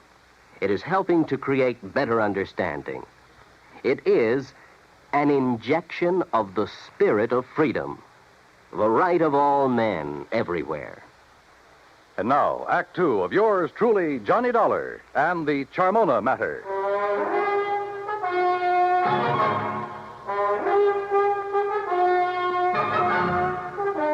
The news that her husband was still alive came as quite a surprise to Mona Keeley. Isn't it wonderful, she said. But I didn't believe that she meant it. On the south shore of the lake, Johnny, near the little town of Lindsay, west of Cleveland. He was picked up on the beach by a farmer who's been caring for him ever since. Isn't it kind of funny that you haven't heard from him before? That hurricane was a couple of months ago. Well, he was out of his mind from the shock of what happened to him. Did the Coast Guard say anything about the yacht? No, Johnny, I'm afraid that Charmona is at the bottom of Lake Erie. Well, where is he now? In Cleveland, in a small private hospital. Well, hadn't you better go over there and get him, bring him back here? I told the Coast Guard we would. Mona, you're not really glad that he's been found, that he's still alive, are you? No, I'm not. I guess I never really loved Charles. I'm not sure he really loved me. He was a big shot, always out in the town, doing a lot of entertaining, that sort of thing. I was very pretty then. Kind of a business asset for him. When were you and Charles married, Mona? 9 years ago. It looks as though he's done pretty well by you. I never had any reason to complain. About that, I mean. But the things he did to make his money, it was, well, I guess it was legal, but it wasn't right. It was almost like stealing, the way he promoted a lot of worthless inventions, penny stocks, worthless real estate, that sort of thing. But he always did all right. And you. Well, who worries about conscience when things are going well? A lot of people, Mona. But then they made him stop the things he was doing. And Charles became very strange. He took up religion like a fanatic. Oh? Kept giving his money away to a lot of crazy charities, money I could have used. And he got moody. He'd go off alone for weeks at a time, pay no attention to me. That's what I meant when I said I was lonely, Johnny. Not just since the accident that lost the boat and Paul. Paul again, huh? Don't you understand? These crazy things have been going on for over a year now. That's why I'm not jumping with joy that Charles is alive. Do you blame me? Hadn't we better drive on over to Cleveland and get him? All right. I'll run upstairs and change my clothes. Excuse me. I'll be ready in a minute. Maybe I should have felt a bit more sympathetic, but I didn't. Maybe Charles Keeley did marry her simply because he could afford to keep a smart, pretty ornament around at his beck and call. Yeah, but the chances were she'd married him solely for the things his money could buy her. She took a long time changing her clothes, which didn't surprise me, so I poured myself a drink. I glanced over some of the magazines on the coffee table. I got up and stared out of the window for want of something better to do. Wandered about the room. Wandered into the oak-paneled den. I looked over the shelves of fine books, the gun collection, and the cabinet in the corner.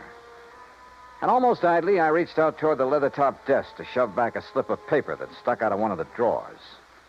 Until I saw what it was. It was an unpaid bill, several months old, from an exclusive New York shop for some very expensive gowns. And inside, the drawer was packed with unpaid bills, thousands of dollars worth of them, and statements bearing a polite, firm warning to pay up or else. No wonder Keeley's sweet, charming wife had hoped she'd never hear from him again. Gone, he was worth $35,000 to her, and the yacht $106,000. Perhaps somehow Mona Keeley had even had a hand in the wrecking of that yacht. I wondered, and I decided I didn't care much for people like this.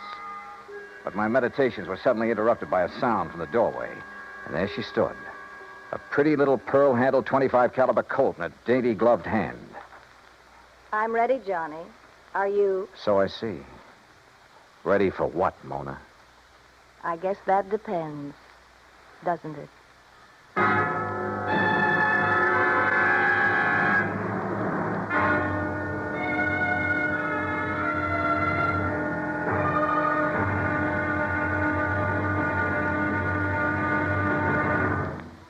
Act 3 of yours truly, Johnny Dollar, in a moment.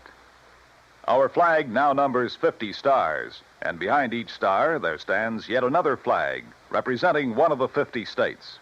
Wisconsin's state flag bears the state motto, Forward, and a likeness of the state mascot, the badger. The word badger was a nickname for the miners in southwest Wisconsin. During the mining boom just prior to 1830, the people who came from Illinois mined only during the good season and left during the bad. They were called suckers, just like the fish in the streams. But the busy Wisconsinites, with either too little time to leave or to build a house, moved into abandoned mine shafts to live as badgers. The Wisconsin banner pays tribute to these industrious natives. Wisconsin's state flag, the flag of the 30th state to enter the Union, was adopted on April 26, 1913. And now, Act 3 of yours truly, Johnny Dollar, and the Charmona matter. Mona Keeley stood there in the door of the den, a .25 caliber Colt in her hand. For she'd caught me going through the drawer of a desk, through papers that showed only too clearly why the loss in a storm of a $100,000 yacht might well have been carefully planned. Why she wished that her husband had gone down with her. You shouldn't have done it, Johnny. You shouldn't have looked in that desk. Pretty good proof, isn't it, Mona, that the wreck of the Charmona was no accident. I don't know how your husband worked it and still managed to get back to shore alive. You don't know what you're talking about. But he almost didn't make it, if what you've told me is the truth. Maybe that's because he didn't anticipate that the storms from Hurricane Audrey would hit Lake Erie. Maybe it's because... Well, we'll soon find out. Will you? Yes, when we drive over to the hospital in Cleveland and talk with him, if he's really there. Oh, he's there, all right. And you and I are going for a drive, but not to Cleveland. All right, now. Oh, put that thing down, Mona. Sorry, sweetheart. That little thing in your hand is about as accurate as a slingshot. Now, why don't you... No, don't move. I still don't get it, though. Oh? What? And I'm sure you must have been in with your husband on his deliberate sinking of the yacht. If you think Charles sank it deliberately, Johnny, you're all wrong. Then I certainly don't get it. Because if... Oh, now, wait a minute. You've made a couple of cracks about... What was his name? Paul? Do you want to know the truth? Paul was the pilot for Charles, and there's been no word about him. So he must have gone down with the Charmona. That's why I'm lonely and feel the way I do. Mona, this whole thing smells worse to me every minute. He was young, and he was kind, and he loved me. I was glad when they found that Charmona had gone down, because the money for it would be mine. And I could get free of Charles, and Paul and I could... That's why I hoped Charles was gone. Yeah, another $35,000 for you. You're about the crummiest lot I've ever run into. Look at this, Mona, here on the desk. What? This solid gold table lamp. What about And it? there beside you, that expensive mirror. What are you talking about? Well, look. Why did you do that? To get this gun away from you. No, you...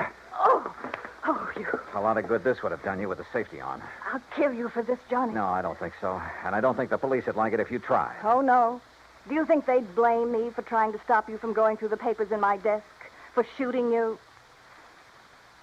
No. Wait. I didn't mean that. I couldn't have shot you, Johnny. Johnny? Before we go, is there anything you'd like to tell me? Go? Where? Is there anything you'd like to tell me about why Charles really sank the Charmona? No. And I don't think you'll ever know how and why the Charmona went down. Want to bet? No, stay right there. Now I've got the gun, remember? Hello? What? Charlie? No. This is a friend of the family. Oh, well, this is Harry Nelson. You gave me a real start. I thought Charlie'd come back from his watery grave. He has, Mr. Nelson. What? Yes, he's in a Cleveland hospital. He's okay. Oh. Well, then I'll talk to him when he gets back. You see, I'm the man who was going to give him $98,000 for the Charmona when he got her back from Detroit. Oh? Oh, yeah, sure.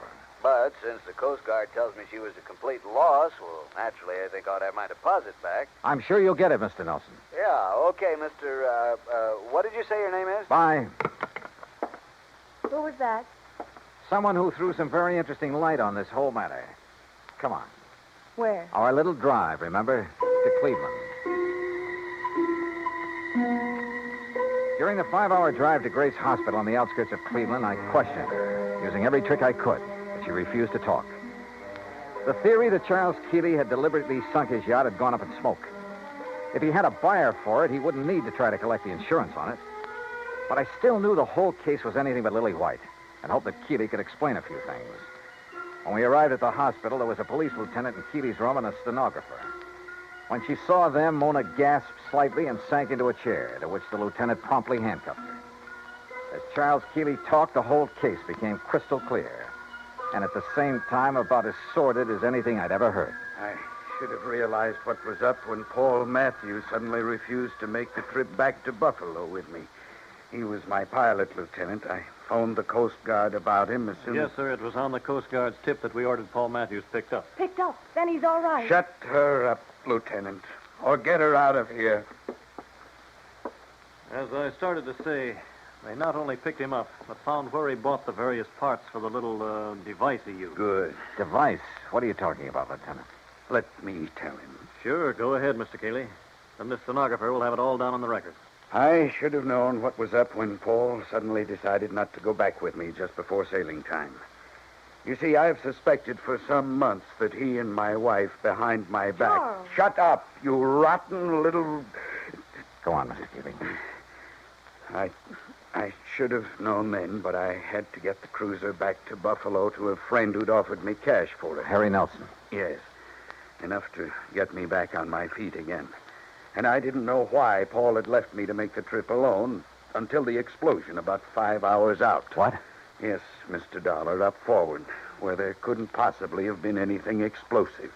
A bomb of some sort? What else, Dollar? It was luck, sheer luck, that I was sailing in close, that I'd put on a life preserver because of the storm. That was the tail end of the hurricane down south, you understand? Yes, and it was luck that she went down right off Palace Rock. Yeah, that's exactly where the Coast Guard divers found her early this morning. A hole as big as a house blown out of her front end. Yes, that storm, that hurricane, may have taken a lot of lives, but it saved mine.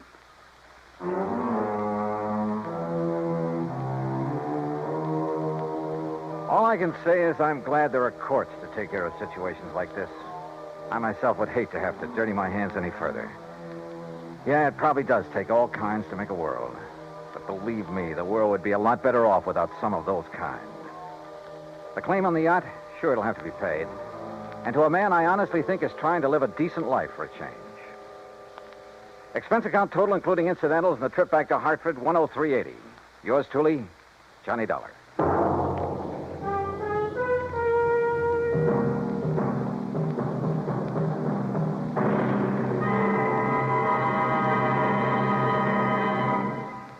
Our star will return in just a moment. An old English proverb states that a friend in need is a friend indeed. We've all heard it before, but how many of us have realized the full import of its meaning?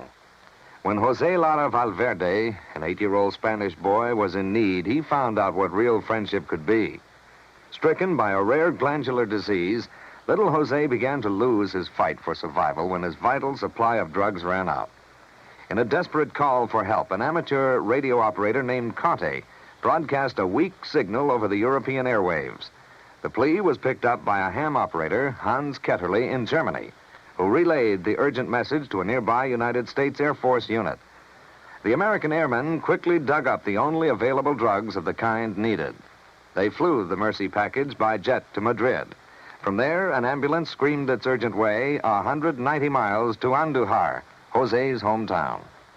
The medicine saved his life, but only temporarily. Another source had to be found, and it was, again, in Germany. The two rare drugs were again rushed by American jet fighter pilots, by helicopter, and by Air Force staff car through high winds and thunderstorms to the bedside of the stricken boy. The medicine was given to Jose, and again he responded. This same life and death drama was repeated elsewhere in Spain when men of the United States Air Force came to the rescue of another young Spanish boy in need of another rare drug. People-to-people giving is more than a program. It is an act of friendship.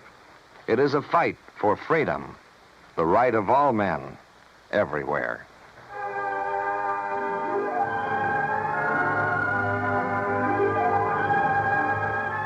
Yours truly, Johnny Dollar, starring Bob Bailey, originates in Hollywood.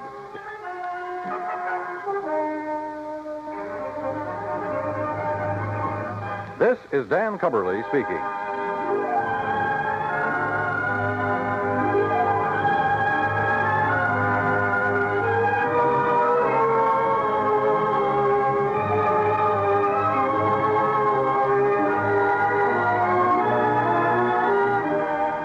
This is the United States Armed Forces Radio and Television Service.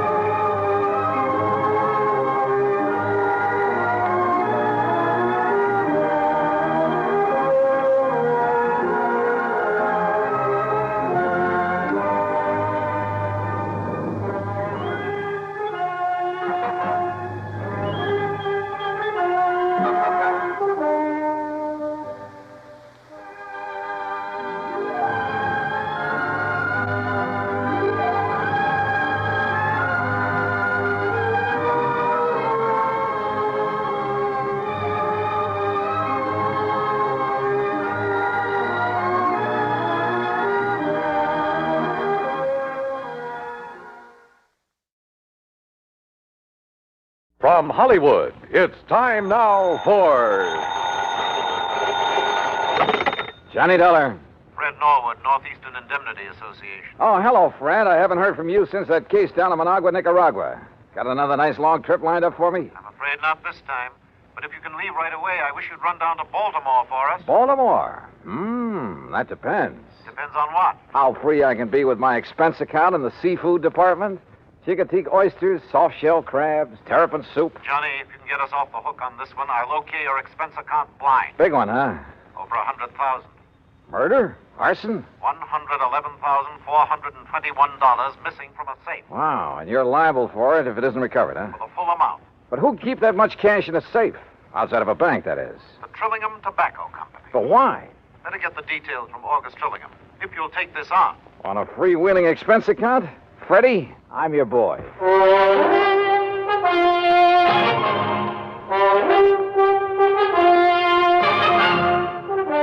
Bob Bailey in the exciting adventures of the man with the action-packed expense account. America's fabulous freelance insurance investigator. Yours truly, Johnny Dollar.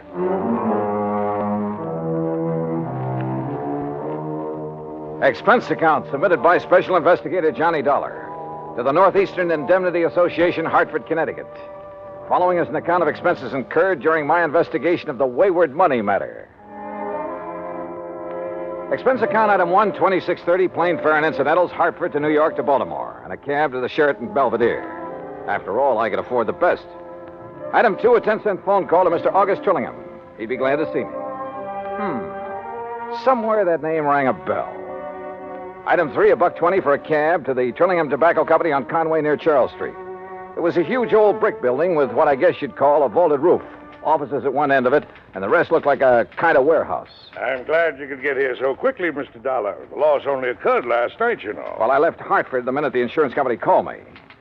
So, somebody blew your safe and walked off with a lot of... Opened the safe, Mr. Dollar, and took over $104,000. Do you always keep that much cash on hand? Yes, because of the nature of our business. What do you mean? Well, the tobacco was grown by the farmers hereabouts, barn cured for a month or 2 or 3, and then brought here. We graded according to quality and color and tied into hands. Hands? Bunches of 20 or 30 leaves, depending on size. Oh, I see. And then we pack it in hogsheads and ship it to the auction warehouses. We're kind of a middleman between the small farmer and the auction. I said small farmer, Mr. Dollar. Well? People for whom tobacco is only an incidental crop. There are a lot of them. And since we buy from them outright, they want cash. Not checks or payment due the first of the month. Oh, no, cash. Oh, I see. And you're always gambling on what you'll be able to get at the auctions. That's right. How's business, Mr. Trillingham? Not as good as I'd like, of course, but I'm sure it'll pick up later in the year. Why do you ask? Oh, just wondered. In a matter like this, I want to know all I can. Yes, but you said that as though you meant to imply that perhaps... I meant to imply nothing. Look, you said that safe wasn't cracked. I said it was opened. And I'm sure I know by whom. You what? Well, then why send for me? Well, after all, the liability is now your company's. Well, who did it? For years, we've had a bookkeeper. Little pipsqueak of a man named Elmer Cockerly. Well, if he must have did been here 15 or 20 years, even before I bought this business. You haven't always owned it? Oh, no. I made my money during the late 20s, Florida real estate. Oh, yes. Seems to me I've heard something about your success down there. I retired, traveled around till the mid-40s, and then decided to get back into the swing of things, and I bought this business. Yes, okay. Now, about this Elmer Cockerly. Oh, a mild, timid, ineffectual sort of little man. And I suppose after 20 or 30 years of this dull, routine job, after seeing and handling so much money all the time... Yeah, I see what you mean. Well, anyhow, at tax time, I decided to have the accounting firm of Hanley, James, Chadwick, Kermer, and Wormsbecker go over our books, just as a matter of course. And? It was then that Elmer Cockerly suddenly discovered that some of the records were missing. I see. Things balanced out at the end of the year, mind you, but those 3 or 4 months were missing. And it was during that period that Elmer had painted his home, bought a new car. Didn't you investigate immediately? Of course. Seems to me it was then that you should have sent for me. Well, since our business is strictly cash, both in and outgoing, there was nothing we could pin on him. What's more, he was as concerned as I was, apparently. And after all, since things finally balanced out, but I wonder. Yeah, I should think you would. And now, since he's the only other person who could open the safe... What does he say about this robbery? He didn't come in this morning. I called his wife. She hasn't seen him since he left for work yesterday morning. You know where he lives? Yes. Do you have a description of his car, license, and so on? Yes, I have. Okay, Mr. Trillingham. I'll notify the police from here. Then I'm going out to his house to see what I can learn there. May I use your phone? Of course. Yeah, it wouldn't be the first time a timid soul had finally felt his oats, had run off with company money. And usually that type was hard to find. The methodical mind always planned things well, including a getaway. Item 4, 80 cents, taxi to a car rental agency. Item 5, $50 deposit, and I drove to Elmer Cockerly's home, a few blocks off Wilkins Avenue, west of town. I wondered why the old fella had done it. Sometimes the why can be the best clue as to where to hunt for a man. And you know something? A good part of the why became very clear when the door of Elmer's house was opened.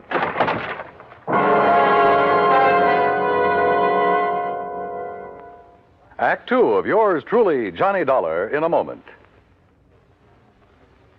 And now, Act two of yours truly, Johnny Dollar, and the Wayward Money Matter.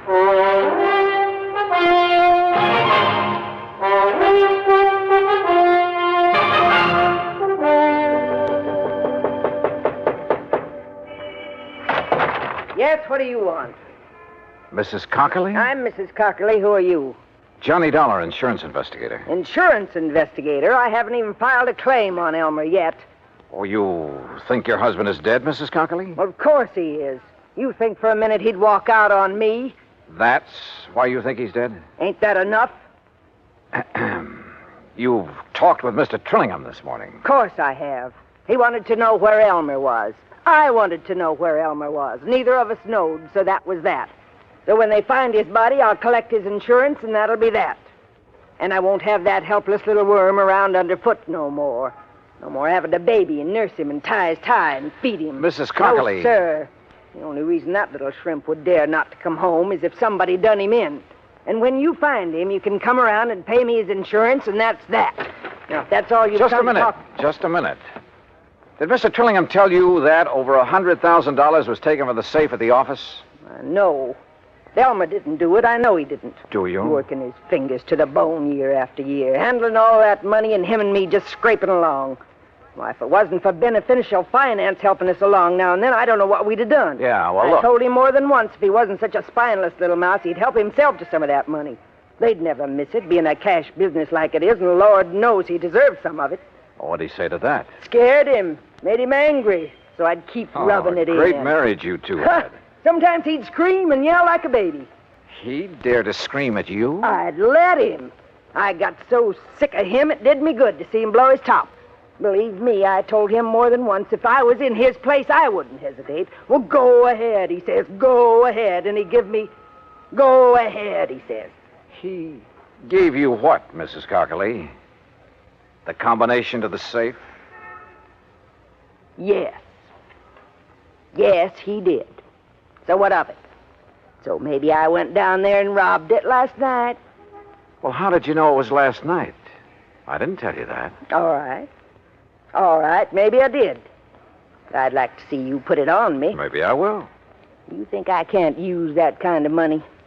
You think I don't deserve it after struggling all these years, caring for him for nothing because he didn't have the gumption to get what he should have? You know something, Mrs. Cockerly? I doubt if you ever gave him a chance to show any gumption. Huh?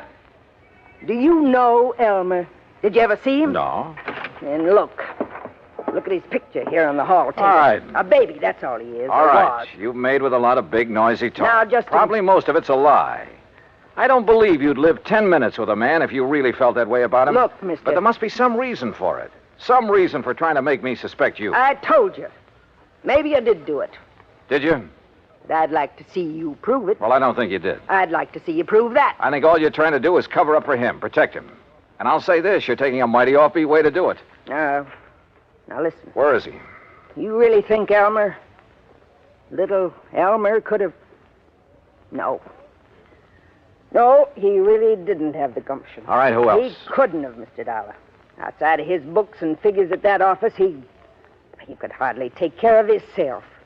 That's why he needed me, to tell him what to do and feed him and take care of him. Well, this is quite a change of pace, Mrs. Cockerly. So maybe I did make him toe the line. So what about it? He liked it. Some people are that way, just like me. I gotta have somebody I can lord it over him. Anything wrong with that? Well? I don't believe a thing you said. Oh, you don't? Now, where is he? Where is Elmer? I don't know. And if he didn't rob that safe, who did? He couldn't. How should I know? Why don't you ask that August Trillingham, his fancy boss that's kept him and me starving all these years? Did you think of him? Everybody's a suspect at a time like Dear this. August. Including his you. Friend, the boss. Used to go catfishing together up the creek. Great privilege for poor little Elmer to go fishing with the boss who made all the money. That's where I thought he was last night when he didn't come home to supper. When he wasn't home all night, poor dear. All right, Mrs. Cockerly, just quit acting. Acting? Somebody stole that Now, money, and listen. apparently only 3 people knew the combination of that safe. Trillingham, your husband, and you. I tell you, go ask that Trillingham. But only one of the 3 has run out, disappeared. No. No, I'll never believe that Elmer did it. He could. Sure he could. Anybody could. Now, where is he? I don't know. I think you do. No. And you're trying to protect him. Or are you waiting to hear from him so you can join him and the money? That isn't true. Then why isn't he here, if half of what you told me is true? Because go answer the phone. Hello. Yes, I'm her. Who? Oh, just a minute. Sergeant Macklin, he says. Oh, the man I talked to at police headquarters. Here. Thanks. Johnny Dollar. This is Macklin, Mr. Dollar. Yeah, Mac. Looks like it's all sewed up. Yeah, who? Elmer Cockerly. Driver's license, identification You found the card. money? Well, what's left of it. They got the money, did they? You know what Cockerly looks like? I've seen his picture. Well, then maybe you better come out here. Where? Hance's Bridge. Hance's Bridge. That's where Yeah, Elmer used to go catfishing all the time. It's about 9 miles up the creek north of town. Okay, I'll see you there. Yeah, I want you to see if you can identify Cockerly's body. Oh, I see. Act 3 of yours truly, Johnny Dollar, in a moment. And now, Act 3 of yours truly, Johnny Dollar, and the Wayward Money Matter.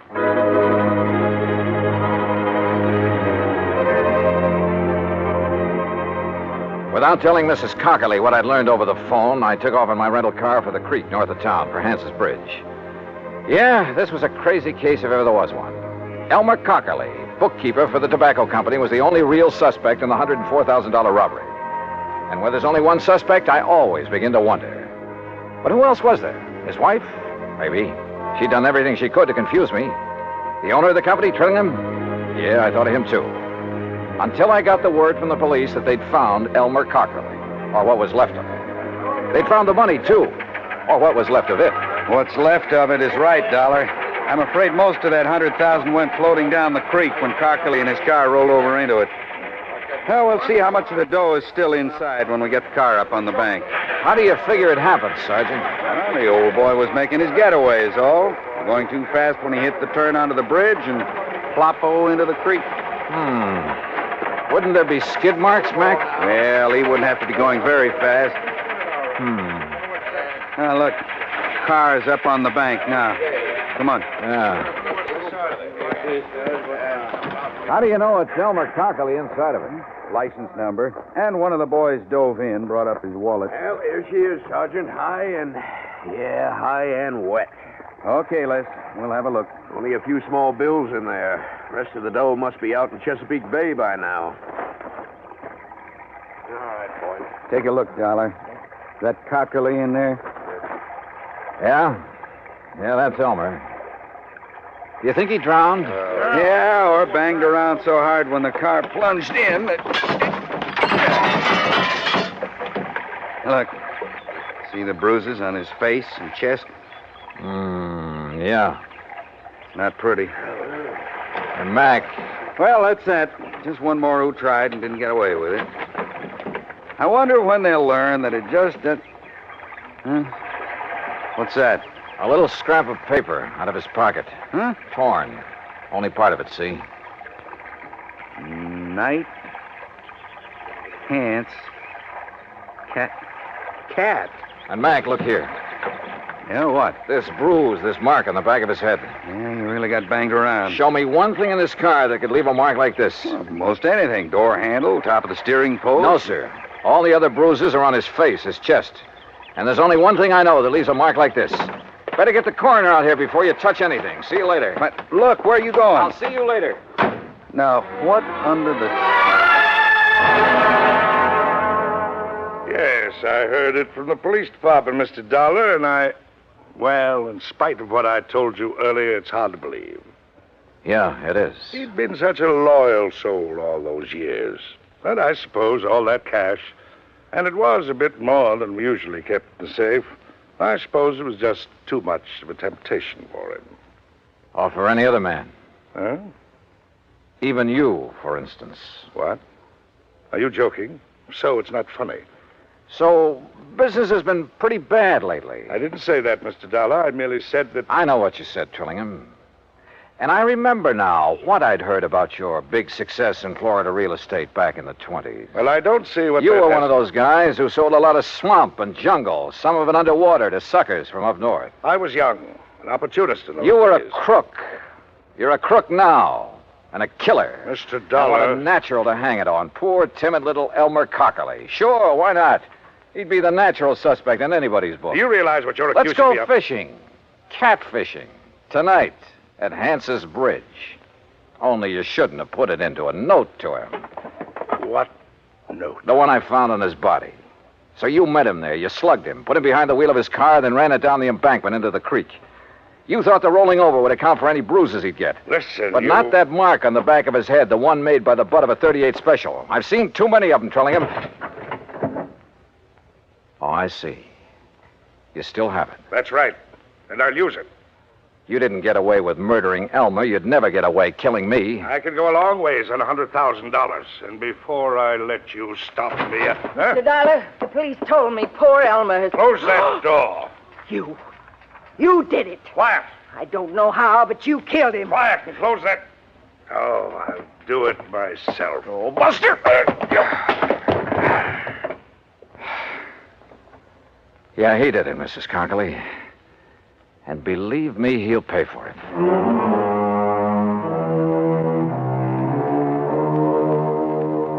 Well, so ends another dirty chapter in the history of crime. I hope the insurance on Elmer makes up in some small way for Mrs. Cockerly's loss of her... Well, I was going to say husband, but I guess Elmer was kind of a baby to her. To manage, to browbeat, and to love. Expense account total, including transportation back to Hartford, $104.70. Yours truly, Johnny Dollar.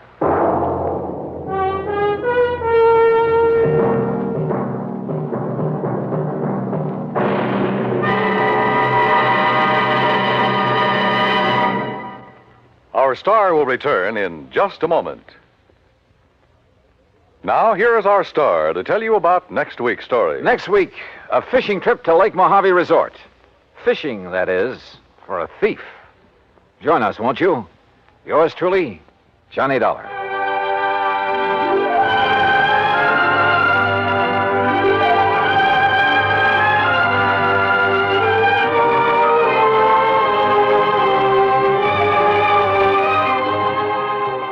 Yours truly, Johnny Dollar, starring Bob Bailey, originates in Hollywood and is produced and directed by Jack Johnstone, who also wrote today's story. Heard in our cast were Virginia Gregg, Edgar Barrier, Alan Reed, Vic Perrin, and Frank Nelson. Be sure to join us next week, same time and station, for another exciting story of yours truly, Johnny Dollar. This is Dan Cubberly speaking.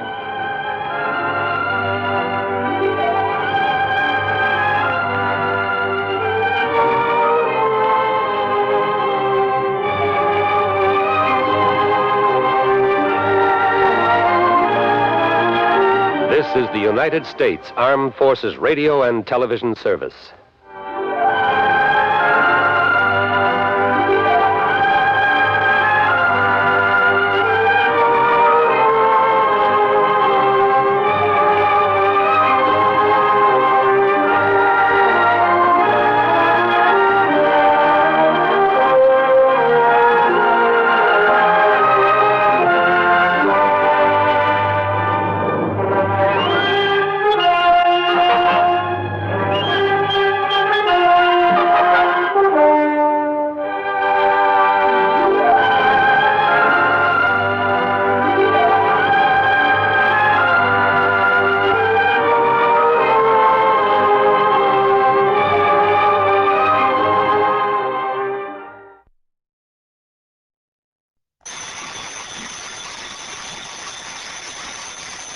Johnny Dollar. Well, it's about time. Huh? John, where have you been?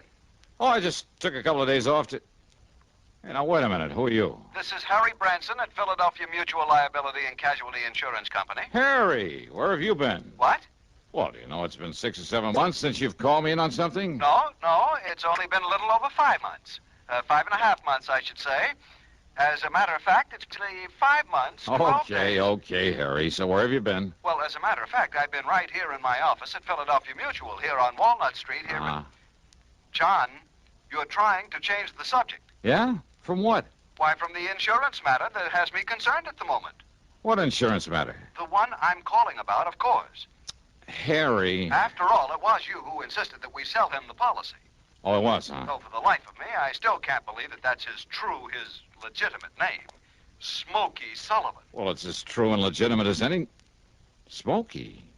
Well, what about him? John. Yeah? Well? I told you it was only because of your stubborn insistence that we agreed to insure that underworld character. Okay. So what's happened to him? Has something happened to him, John? Well, has it? I don't know. Well, if you don't know... Harry. Well, will you see what you can do about it? But you haven't told me about what. Good heavens, man, do I have to give you a printed diagram, spell out every... Okay, Harry. I'll grab a train, maybe a plane. I'll be down there to see you. Well, now, I don't know that that's at all necessary. It is if I'm to get any sense out of you. Why, John. Yeah.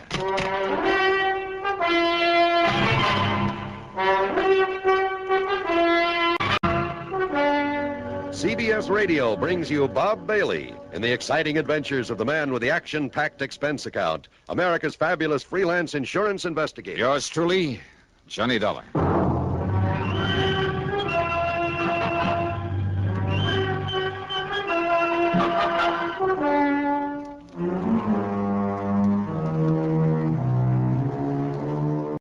Expense account submitted by Special Investigator Johnny Dollar. To the Philadelphia Mutual Liability and Casualty Insurance Company, Home Office, Philadelphia. Investigation of the real ski matter. In spite of the way he sounds, in spite of his being a literal-minded, excitable worrywart, Harry Branson is a good insurance man. Whatever he lacks in, well, imagination spark, he more than makes up for in methodical attention to every detail of his office operation. Paradoxically, then, except for Harry himself, Philly Mutual's home office ticks along like a smooth-running watch. If I was promised an assignment at 9 o'clock of a Monday morning, believe me, it was never a second late. Nor was there ever any question about the size of my fee or expense account, so long as it was justified. Which is one reason I always jumped at the chance to take on a case from Philly Mutual. And now, if my old friend Smokey Sullivan was in trouble, okay then. Expense account, item 1, 1425, taxi out to Bradley Field, plane to Philadelphia, taxi into Harry Branson's office on Walnut Street.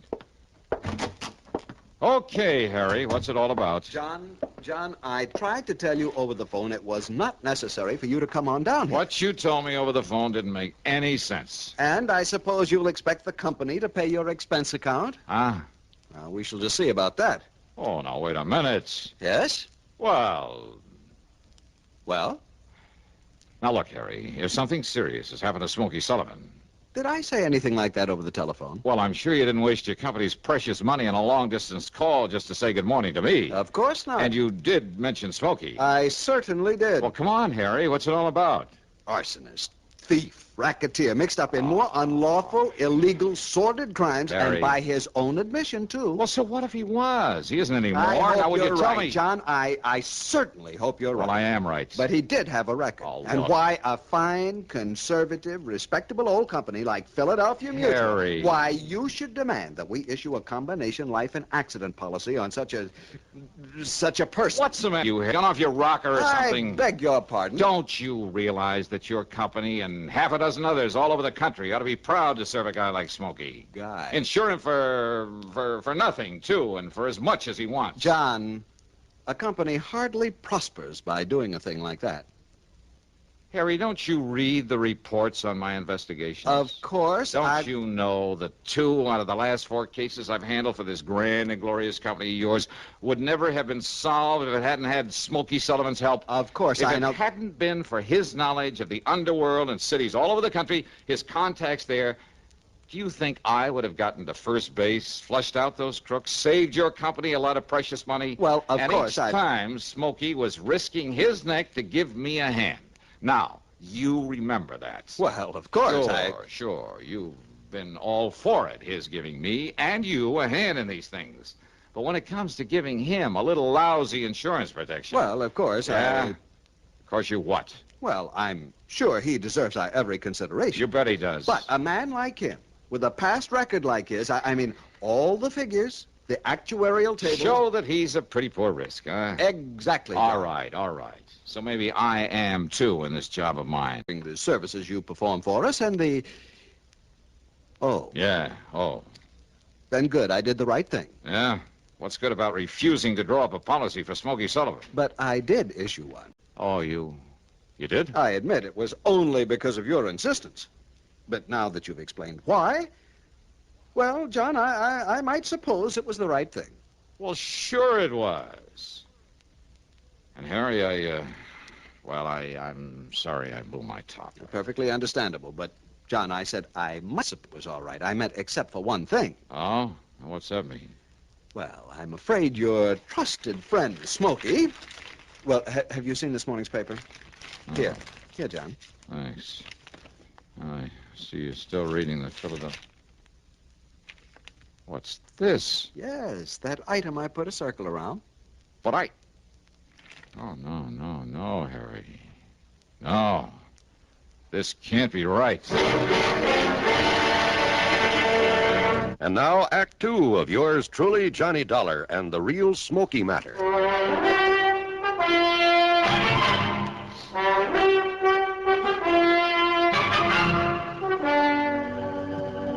Read it, John, the whole news item.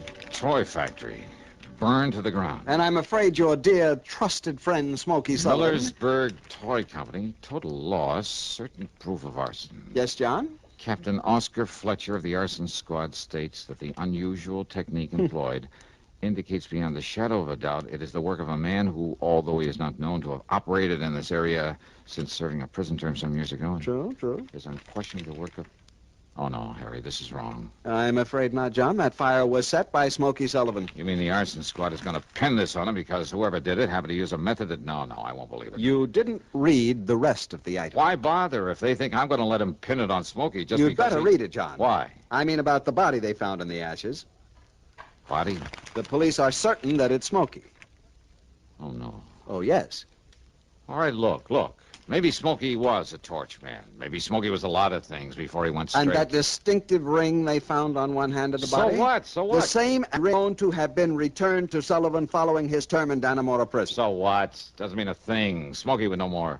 Here's another receipt going to his way. You working Don. You for one it's enough to get caught in one of his own fires. Well, now, of course, that's something... Yeah, sure. That's something you would know about, but I would.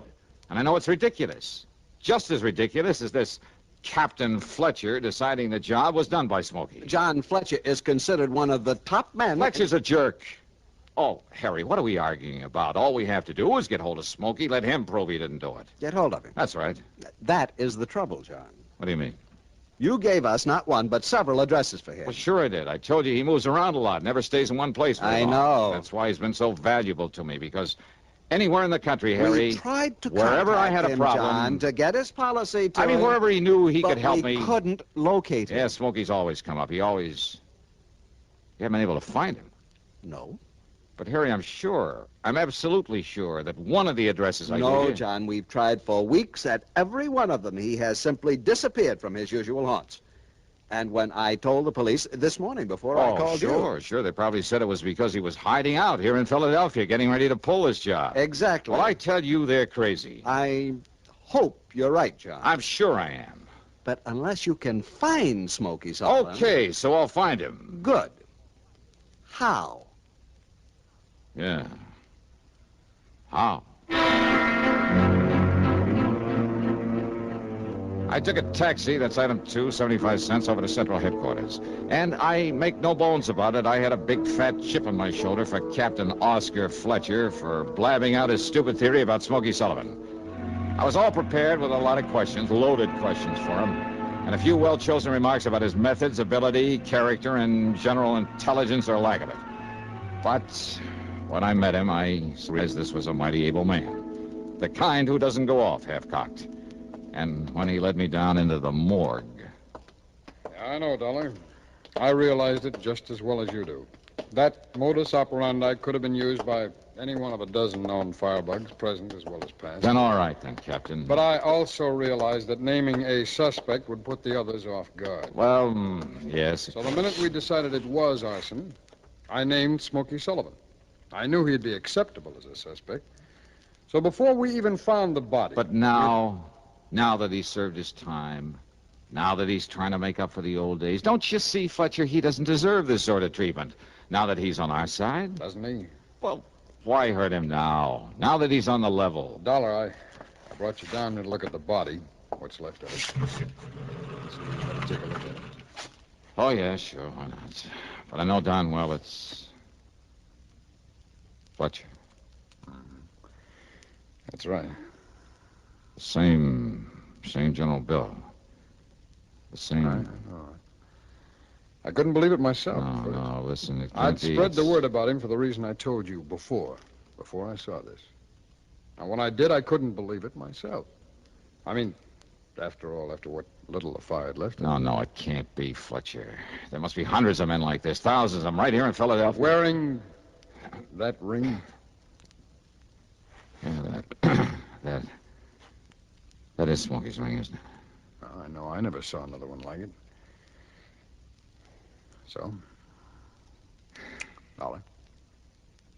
Well, there's only one way to prove this isn't Smokey Sullivan. By finding him, wherever he is. Now, we tried that. Your insurance company tried it. They tried it for weeks. Then I'll try some more. Huh? What's the use, Dollar?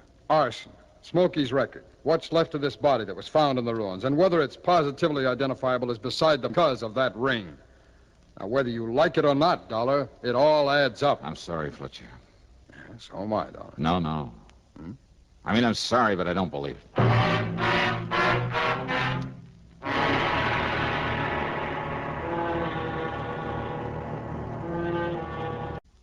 Are you married? How many children do you have?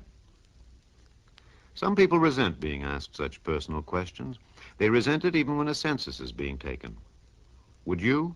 Or do you know that our Constitution requires the taking of a census every 10 years? And do you know that the purpose of the census is to find out how many people are living in each state? For our Constitution guarantees each state the right to send members to the House of Representatives in accordance with the size of its population. A little state may have only... For the men who wrote our Constitution sought to make our government one that will represent all of the people all of the time, so that your country and mine shall be our country under God. And now, Act 3 of yours truly, Johnny Dollar.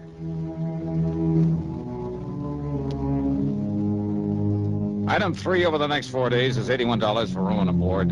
More important, though, during the time is $116 for phone calls and telegrams to friends, newspaper men, police departments all over the country.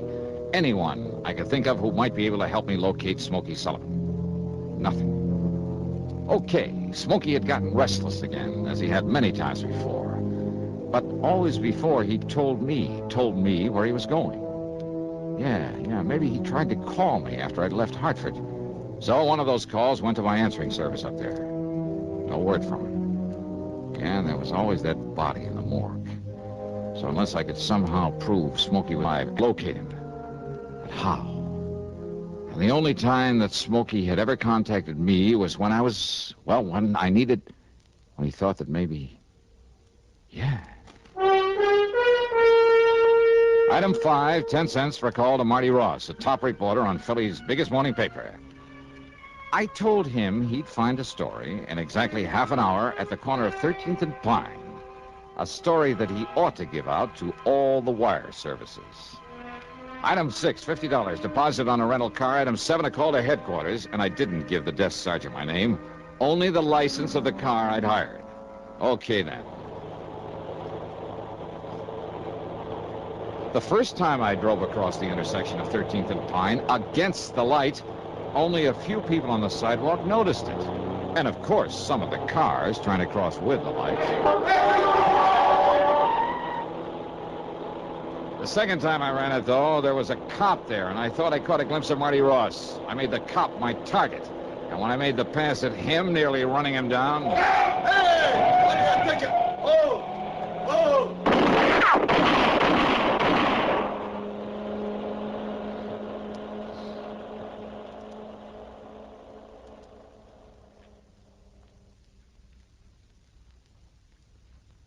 I was a little... It wasn't until the middle of the next morning that he got around to calling on me. Here you are, Captain. Cheers, Charmona. Thanks, I'll quit it. All right, Dollar. What's the big idea? Sit down, Captain. Cigarette? How'd you get those in here? Old friend of mine. You mean Marty Ross? Yeah. The guy that... Dropped in to see me this morning. Left a pack of these. Friend. Yeah, your story, your crazy stunt is all over the country by now. Boy, what's the matter with you? Did you go off your rocker? Yeah, kind of looks that way, doesn't it? Sure you wouldn't like a cigarette? Cut out the clowning, will you? Now, you're in trouble, boy. Oh, I don't know. Well, I do. Well, now, I thought maybe you, an old friend of mine, could maybe pull some strings. You're out of your mind. Now, why'd you do it, darling? You drunk? No. Is that what you were because of your worry over Smokey Sullivan? Now, come on. Give. Well, I guess I'd better wait until my hearing before I say anything. Hey, guard. Dollar. You want to let Captain Fletcher out of here? Now, you cut this out, will you? Now, come on, Dollar. Tell me what it's all about. Well, come on. Look, Dollar, be sensible about this, will you? Now, how can I give you a hand? That is, assuming that I will. If you don't... Dollar. Here we are, Captain. Dollar foot. Come see me again sometime, will you, Fletch?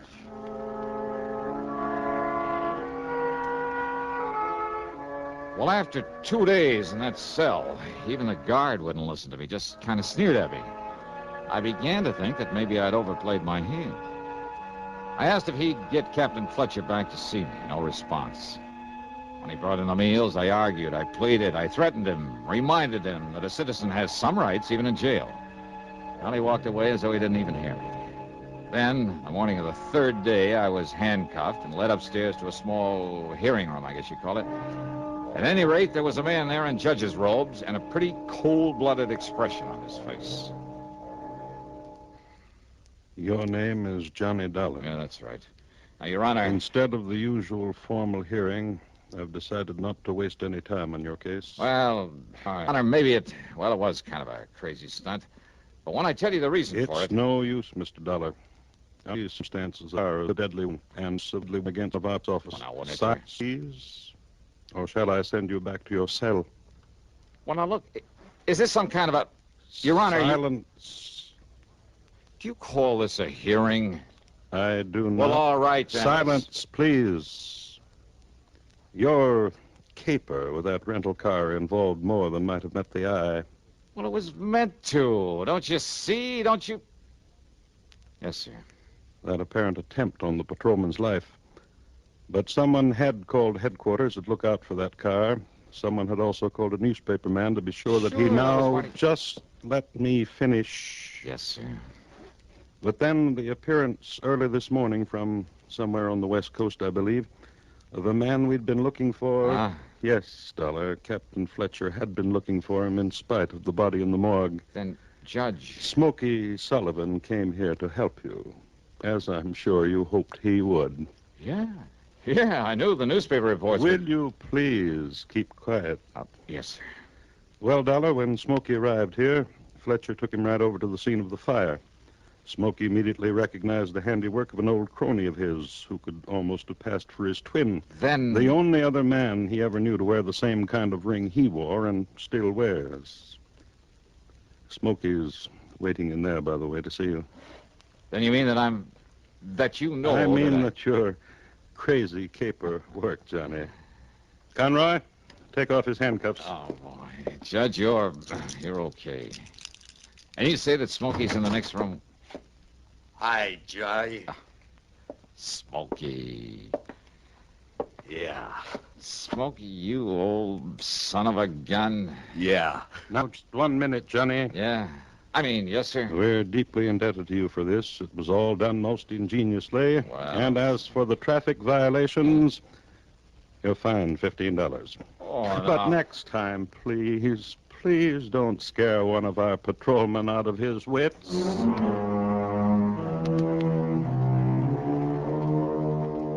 Well, sir, the reunion with Smokey was a dilly. And, of course, it goes on this expense account, as does a slight gratuity for him.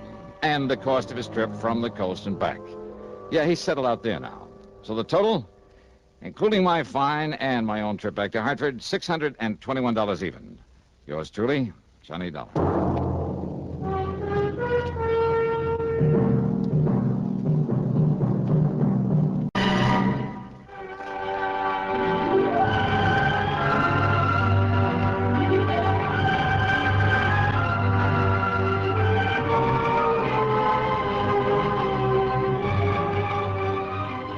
Yours truly, Johnny Dollar, starring Bob Bailey, originates in Hollywood and is written, produced, and directed by Jack Johnstone.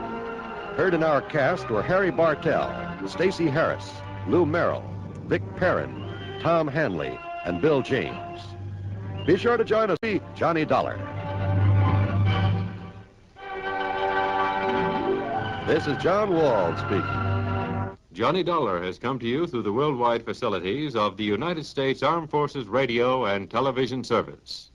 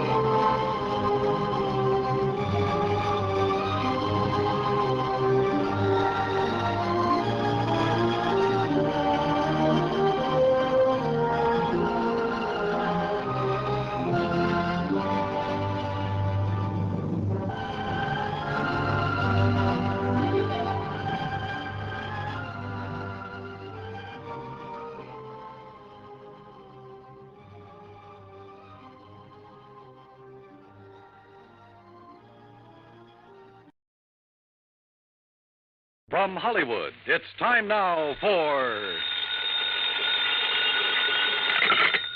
Johnny Dollar. Lud Barlow, Johnny. I'm in a spot. What's the matter? The Templeton house in Boston was knocked over sometime during the night. We have a $100,000 loss on our hands. Can you go over there right away? Well, I'll see what the plane situation is, Lud. And Never if I can... mind the plane situation. Just pack up and get out to the airport. I'll meet you at Hangar 12. What? I'm chartering a plane for you.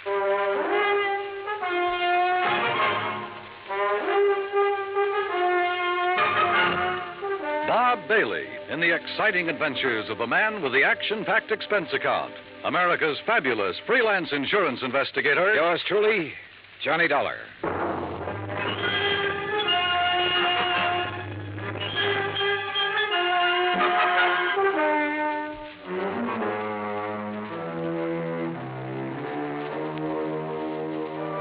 Expense account submitted by Special Investigator Johnny Dollar to the Mideastern Indemnity Corporation, Home Office, Hartford, Connecticut. Following is an account of expenses incurred during my investigation of the Templeton matter.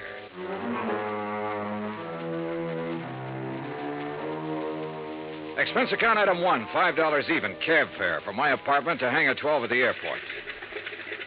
A twin-engine Bonanza had been rolled out and a fueling truck was pulled up alongside. A man in a sheepskin seemed to be supervising things. The man who seemed to be supervising him was Lud Barlow. When he saw me, he waved his briefcase. Hey, Johnny. Hi. Hi, you all set? Well, I'm here. That's what you mean, Lud. That all your luggage? Yeah, this is it. This is Tommy Clark, Johnny, your pilot. How are you? Hi, Tom. I'll stow this gear for you. Oh, thanks. The faster we move on this, the better off we are. You know that. I know. This is the blanket policy. This is the itemized list. This is the itemized list broken down. You'll have to check the itemized against the sales. Your authorization procedure. And a description of stock records, including shipments received by Templeton House up to and including the first day of last week. Okay? Swell. Now maybe you'll tell me what this is all about. And when you get there... What? What it's all about. Let's start with Templeton House, huh? It's the biggest jewelry firm in Boston. You said they were robbed last night. Burglarized, broken into somewhere between 5 and 7 o'clock in the morning. All set, Mr. Dollar. What'd they get away with? Well, that's for you to find out, Johnny. We carry a blanket policy on all their stock. Anything in the store in the way of merchandise is covered. On the phone, you said something about $100,000. It may be 200,000, Johnny. I take it you talked to somebody in Boston. Yeah. Did you talk to the police? Yes, for a minute. I told them I was sending a man. They're expecting you. Give you a hand, Mr. Dollar. Oh, thanks, Tom. Okay? Yeah. Thanks. Who's in charge, lad? Lieutenant Roebuck. Roebuck? Yeah. Get your seatbelt, Mr. Dollar. Oh, sure. He'll want to see those contents records. You be sure and tell him they're up to date. Who's the man with the company? What? The man at the company. Templeton. Stand clear, Mr. Barlow. Remember, Johnny, a client can face a thing like this a lot better if a man from the insurance company standing by. I'll try to remember that. Good luck and keep me informed.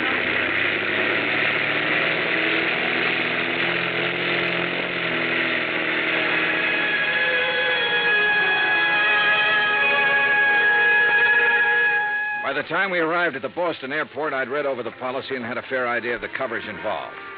Expense account item 2, $10, more cab fare. I dropped my bags off at the Independence Hotel and had the driver take me over to Templeton House. 2 police cars were parked in front of the building, and 2 uniformed police officers were parked in the doorway. I'm sorry, mister. The store's not open today. Well, I'm from the insurance company. Oh. Lieutenant Roebuck's in the back. Go ahead. At the back of the store, a white-coated intern and an ambulance attendant were working over a blanket-wrapped figure laid out on the stretcher. One of them was operating a plasma tube. The other was checking the pulse. A group of men, some in uniform, were watching closely. The tall, thin one seemed to be in charge of things. Roebuck? Yeah. Johnny Dollar, Mid-Eastern Indemnity. Oh, didn't take you long. This Sergeant Younger, Sergeant Toohey. This is Mr. Dollar from the insurance company. Hi, man. What's this? Oh, this man was a special patrolman working the area. He must have walked right into the middle of it and got himself shot. They've been giving him transfusions ever since they found him. Uh-huh. Said anything yet? He hasn't been conscious. Doc, how about it? We can't do any more here, Lieutenant. We'll have to risk a trip to the hospital and try to operate. Okay, boys, load up. Doc, this is Mr. Dollar, insurance company. How are you, Doctor? Okay. Doc, we're going to want to talk to him the minute he comes around. I'm not going to promise you anything, Lieutenant. Well, see ya. All right. Yeah, Mr. Dollar, you didn't waste much time. I brought a contents list that might help you, Lieutenant. Good. The best help we're going to get is from that patrolman. Come on, I'll show you around.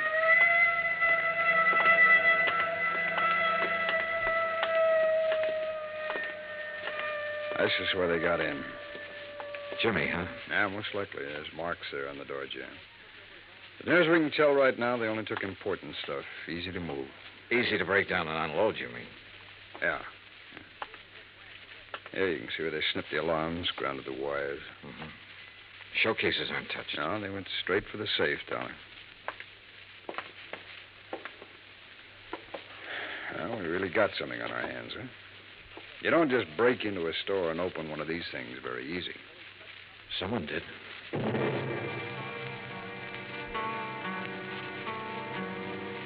The neighborhood was canvassed for possible witnesses. I spent the rest of the morning with Dorian Templeton, the owner of the company. By noon, we had taken an inventory of the missing stock and drawn up a tentative list. As far as I know, that about does it, Mr. Dollar. So what's the next step? I'll check this against the merchandise received reports, Mr. Templeton. It'll take a while. As soon as I have that finished, you can check it over again and file a formal claim. And then? The company will reimburse you in cash. Well, what are the chances for recovery in a case like this? Well, I could quote the actuaries, Mr. Templeton, but I won't. Why not? Whoever broke in here last night knew what they were about. They opened your vault the way you'd open your front door. They took what they wanted and got out very quickly. No alarm, no witnesses. The chances are they planned the rest of it just as well. They've probably scattered. The police aren't sure how many men were involved. They know it was at least 2 men, possibly 3. How do they arrive at that? 1 man working on the safe, another man looking out, possibly 2. The point is, the more men who are involved, the harder it'll be for them to take the jewelry, break it down, sell it, and stay out of sight. They're going to get away with it? I didn't say that.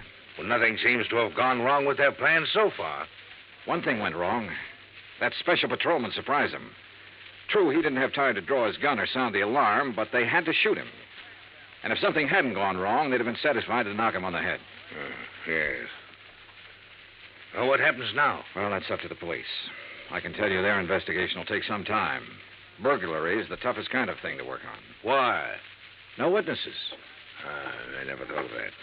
Dollar, you all cleaned up? Well, we got a tentative list. As soon as I check it, I'll give it to you. Okay. Mr. Templeton, I'd like to have you come with me now. Now? Yes, we'll want your statement, sir, and there's quite a bit of work to do with the employees. All right. Dollar, as soon as you get the list up, give me a ring, will you? Yeah, okay. Any news about the policeman? Yeah. It's a murder case now. Expense account item 3, $25. Stenographic fees. The public stenographer at the hotel helped me make a comprehensive list of the stolen items, which was verified by Templeton. The amount of loss was set at $100,000. By late afternoon, clerks, stenographers, accountants, designers, salespeople, stonecutters, all in Templeton's employ had made statements to Lieutenant Roebuck. The statements were in the process of being checked. A general roundup of known safecrackers and burglary suspects had begun. Expense account item 4, $3.75 dinner. Lieutenant Roebuck and myself. Well, it's going to be a long night.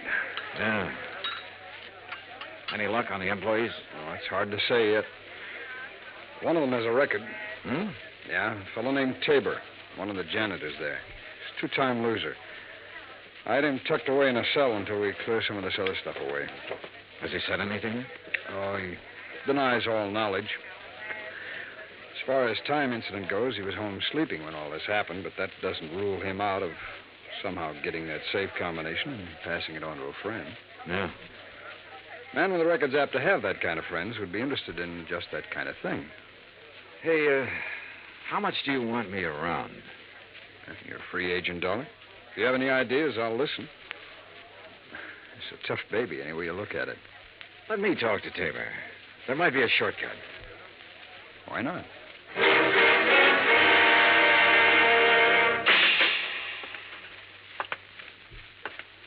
Well? John Tabor? That's right. Who are you? Johnny Dollar. I'd like to talk to you a minute. Okay, talk. You might be in a lot of trouble, Tabor. That'd be too bad. They tell me you're a two-time loser. If you don't believe what they tell you, you just go look it up for yourself. It's right down there in the books. How did you get that job at Templeton's? I asked for it. They know about your record? No. You keep it from them? I didn't broadcast it, would you? No. Okay, what other dumb questions have you got? Do you have any ideas about this? I've got a lot of ideas. Do you know anything about it? No. Need anything? What? Cigarettes, anything? I'm all set. Okay. My company faces a big loss in this case. We'd like to avoid that loss. There's a standard offer I'm authorized to make in some instances. I'm going to make it to you. If you have any knowledge of this crime and can furnish any information that will lead to the arrest of the persons involved and recovery of the merchandise, my company will guarantee you the best possible legal assistance in the event that information should incriminate you. That's pretty generous. Well, I have to say it to you. You can use your own judgment. Hey, guard. It's a pretty good offer when you think about it, Tabor. You have a record. The police can't pass you up without a lot of scrutiny. You know that. That record makes me a real hot one. I swiped a couple of cars, and now they think I might have opened that vault. No, they don't think that. But they have to find out if you might have contact with somebody who did open it. I don't know anything about it. In that case, you'll be released. Oh, sure. Sure, I'll be released when every cop in town had a go at me twice. I'll be released when the guys who did the job walk into the station and say we didn't mean it, we want to give it back. They've always got to have somebody to throw to the newspapers. Maybe. You know it and I know it. Nothing better than to throw some old ex-con in a can and hold him for questioning.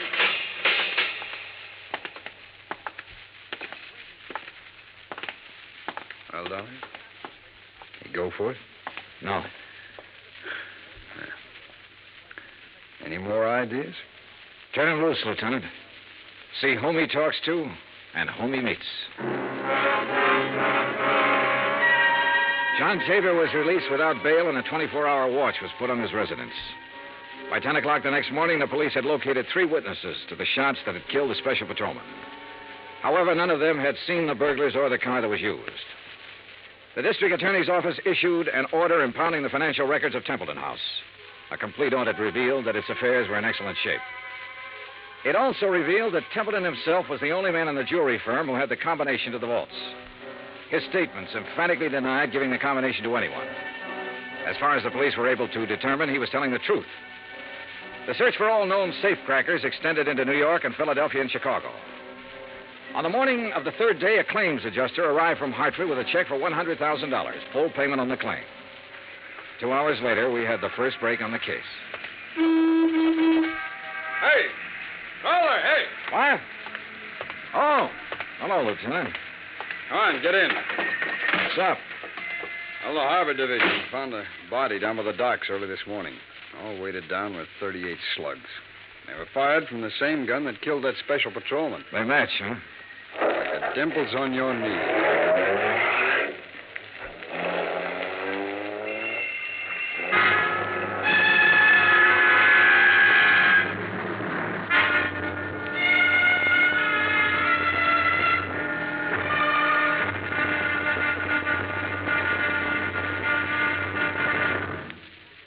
Act Two of yours truly, Johnny Dollar, in just a moment. It is a rare event when a young man decides to leave civilization behind and hide himself away in the steaming jungle, just so he can help his fellow humans in a remote corner of the world. The late Dr. Tom Dooley did just that when he left the United States to help the sick and starving jungle people in the little kingdom of Laos in Southeast Asia. Dr. Dooley's story is well known to nearly everyone.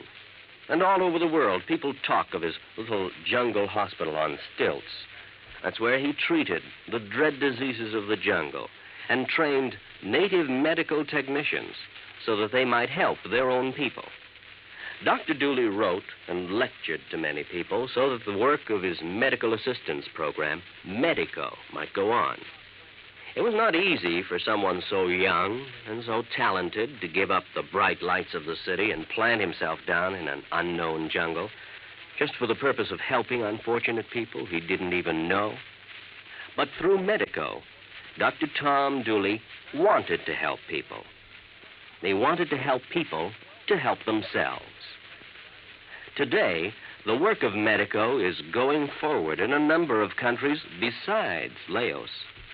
Young men are being sent to the United States to be schooled in medicine with the idea of returning to their own countries to help their own people. Hundreds of thousands of dollars worth of medical supplies have been donated by American businessmen and pharmaceutical companies. Today, Dr. Tom Dooley's work is being continued for him. It is helping to create better understanding. It is an injection of the spirit of freedom, the right of all men everywhere. Now, Act Two of yours truly, Johnny Dollar, and the Templeton Matter.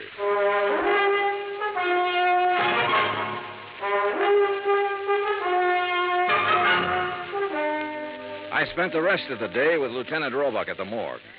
The body that had been found in the harbor was a man about 35 to 40 years old, slim build, dark hair. The labels had been cut out of his clothes and the laundry marks torn off. His fingerprints didn't check with anything in the local files. Roebuck put them on the wire to Washington and requested an urgent identification.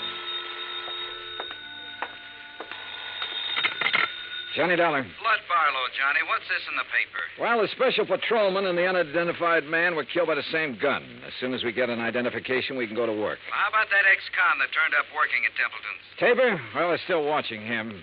He might have been the case man. So far, it's just an idea. I'd like a recovery on this one, Johnny. So would I. What do you think is possible? Well, 2 days ago, I would have said no. Today, things look better. For one thing, none of the merchandise has shown up on the market.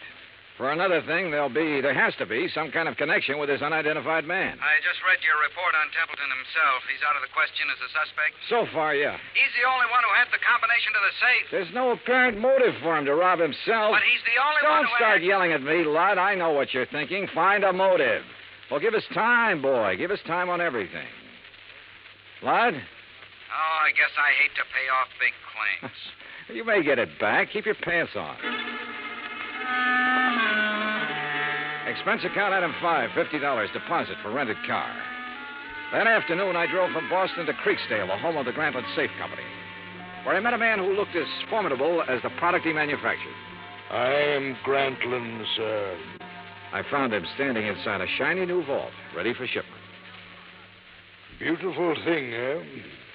On its way to South America tonight. Well, I never thought of a safe exactly that way, Mr. Grantland. Ah, beauty, strength. Think for a moment, sir, the treasures it will someday hold. But I bore you, sir, with my enthusiasm. Now then, you say you are here on a matter of vaults? One vault, Mr. Grantland. No. The one your company sold and installed at the Templeton house in Boston 17 years ago. Yes. Have you read about the burglary? No, sir, I have not. Templeton house? Yes. The vault was opened. Blasted? Opened. Someone had a combination. I'm bewildered, sir. Indeed I am.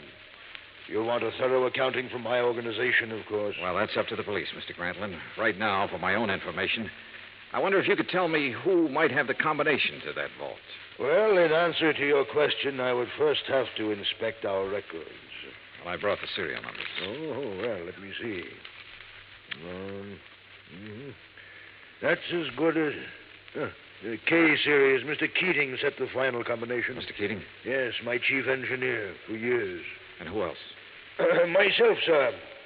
I'd have a record of the combination in my own file. And who are those available to? Myself, sir. I keep them in my own vault. I see. Anyone else? No one here. The people in proper authority at Templeton. I'd like to meet Mr. Keating if I could. Impossible, Mr. Dollar. Why? Mr. Keating has been dead these 6 years.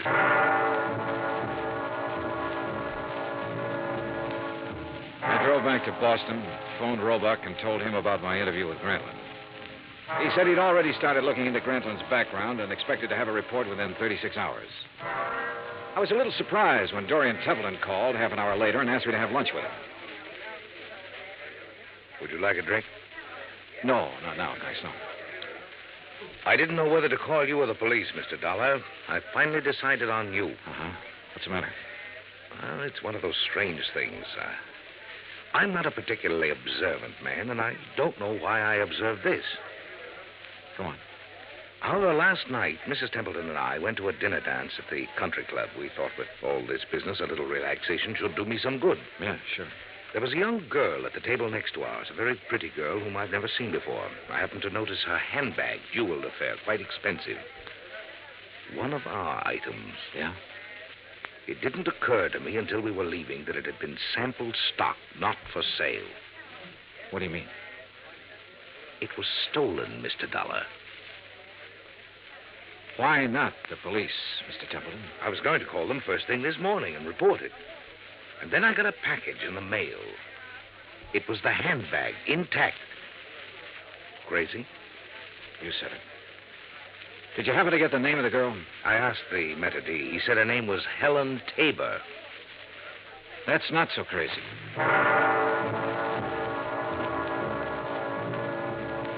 Expense account item 6, 10 cents, one phone call to Lieutenant Roebuck to see if John Tabor was still being watched.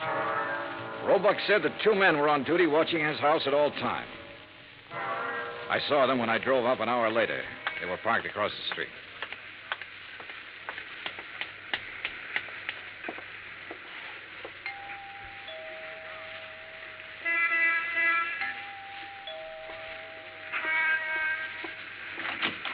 Yes? Miss Tabor? Yes, who are you? Johnny Dollar, is your father in? He's sleeping right now. May I help you? I don't know. Didn't I see you at the country club last night? Why, yes, were you there? Couldn't keep my eyes off of you. Or your handbag.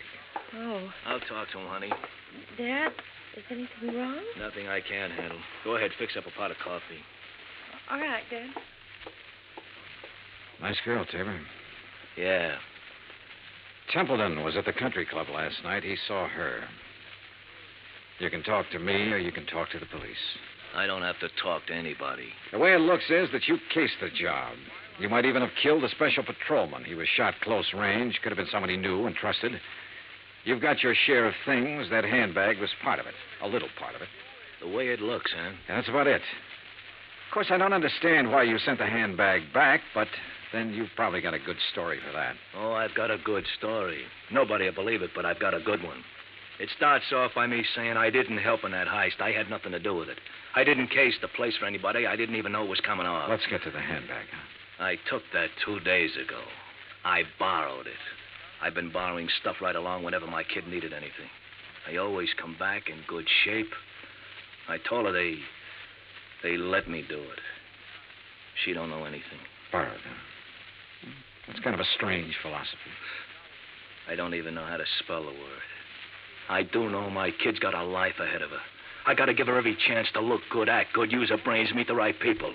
Not just because the right people have money, but because they know more right people. It takes a little extra to let her do things like that. You let her use the handbag because she had a date to go to a dance. You guys are all the same.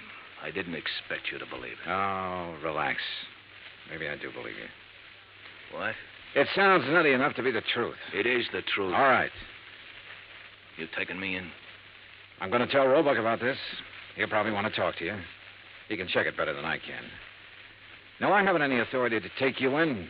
I wouldn't take you in anyhow. I'm interested in guys who walk into vaults. See you around. Hey, wait a minute. What? I never thought I'd see the day when I try to help a cop or anybody like a cop. Maybe this is the day. I saw the paper last night. Oh? The picture of that guy they found floating in the harbor. They tagged him yet? He's a John Doe until we hear from Washington. His name's Kiley.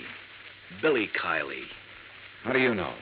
I used to know him a long time ago. Billy Kiley? Yeah, from Philadelphia. Thanks.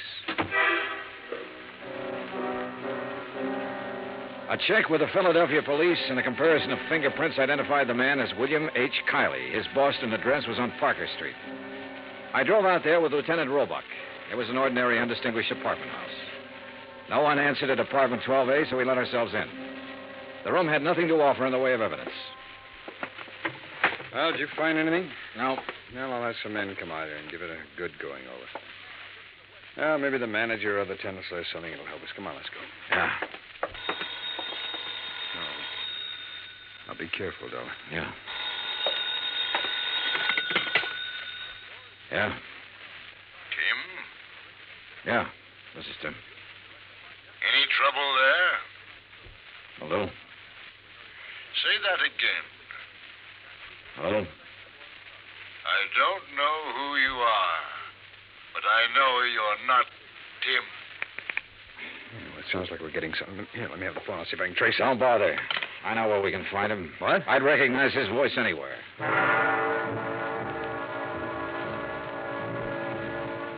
It was dark by the time we got to the Grantland Safe Company factory in Creeksdale.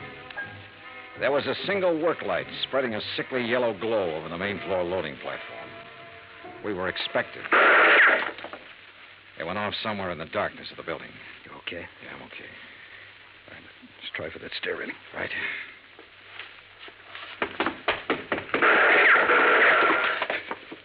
You see the flashes? There. All right. We'll have to try and make Mr. Dollar? You think you're alone? Answer him. Yeah? What are you doing here? Looking for $100,000 worth of jewelry and the answer to a couple of murders. Funny? You're very foolhardy, but you're courageous. A man of your perception could do well with a part of that money. No, thanks. I'll take it all. You will take nothing, sir. Keep him talking. I'll try to get under the stairs. Are you alone? For a little while. But I've got people coming, though. Oh, people, eh? Mr. Dollar? Still alive and kicking, Mr. Grantland. You can't shoot around corners. No. But then I don't have to shoot around the corner.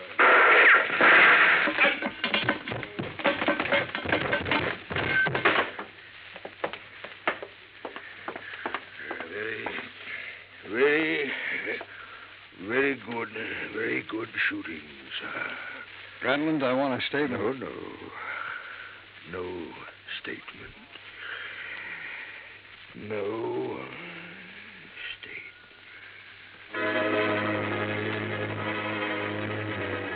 He was dead before the ambulance arrived, and there was no statement. There was never a statement. As nearly as it could be pieced together, Grantlin himself opened the vaults at Templeton House. William Kiley and possibly a man named Tim helped him. Kiley, of course, was killed for his efforts. Tim never appeared, was never identified. My hotel bill ran up to $168. That's item 7. Item 8, $35, car rental. I got $50 deposit back. Item 9, $32.50, airfare and incidentals back to Hartford. Expense account total, $413.28. Remarks? Put that against the $100,000 the insurance company didn't have to pay off. Johnny Dollar. This is Barlow. I just talked to Roebuck in Boston. There's not one scrap of that jewelry anywhere in that whole safe factory. Not one piece. I know. What? Just about now, there's a safe at the port of New York being shipped to South America. It's a Grantlin safe. And if you hurry over there, you can... Yours truly, Johnny Dollar.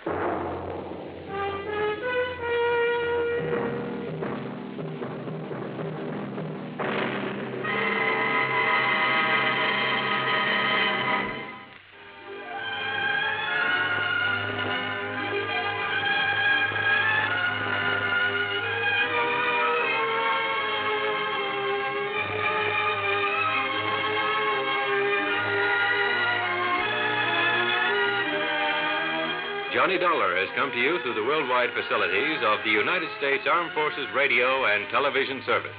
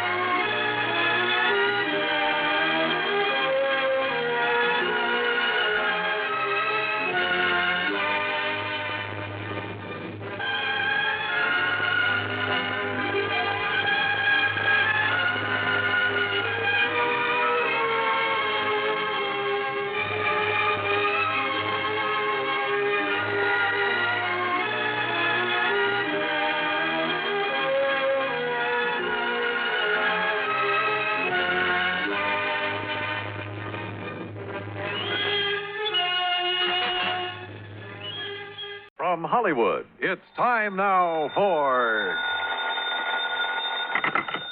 Johnny Dollar. George Reed here.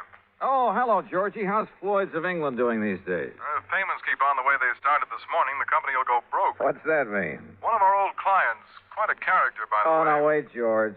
For just once, give me a case involving some nice, ordinary, normal person. No, Johnny. First, it was that old fuss-budget Jediah Gillis. Yes, but then now... big bad Michael Meany, who thought he owned half the state of Louisiana. Well, yes, I know, but compared to them, Durango, Laramie, Dalhart is as normal as they come. Durango what? Except for one thing, of course. The payment of his insurance premium this morning. What was the matter with it? $4,500, Johnny, in $100 bills. They're still here on my desk. $100 bills? You call this character normal? Listen, will you? Every one of these bills is counterfeit.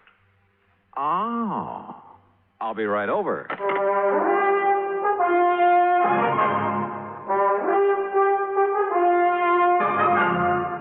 Bob Bailey in the exciting adventures of the man with the action-packed expense account. America's fabulous freelance insurance investigator. Yours truly, Johnny Dollar.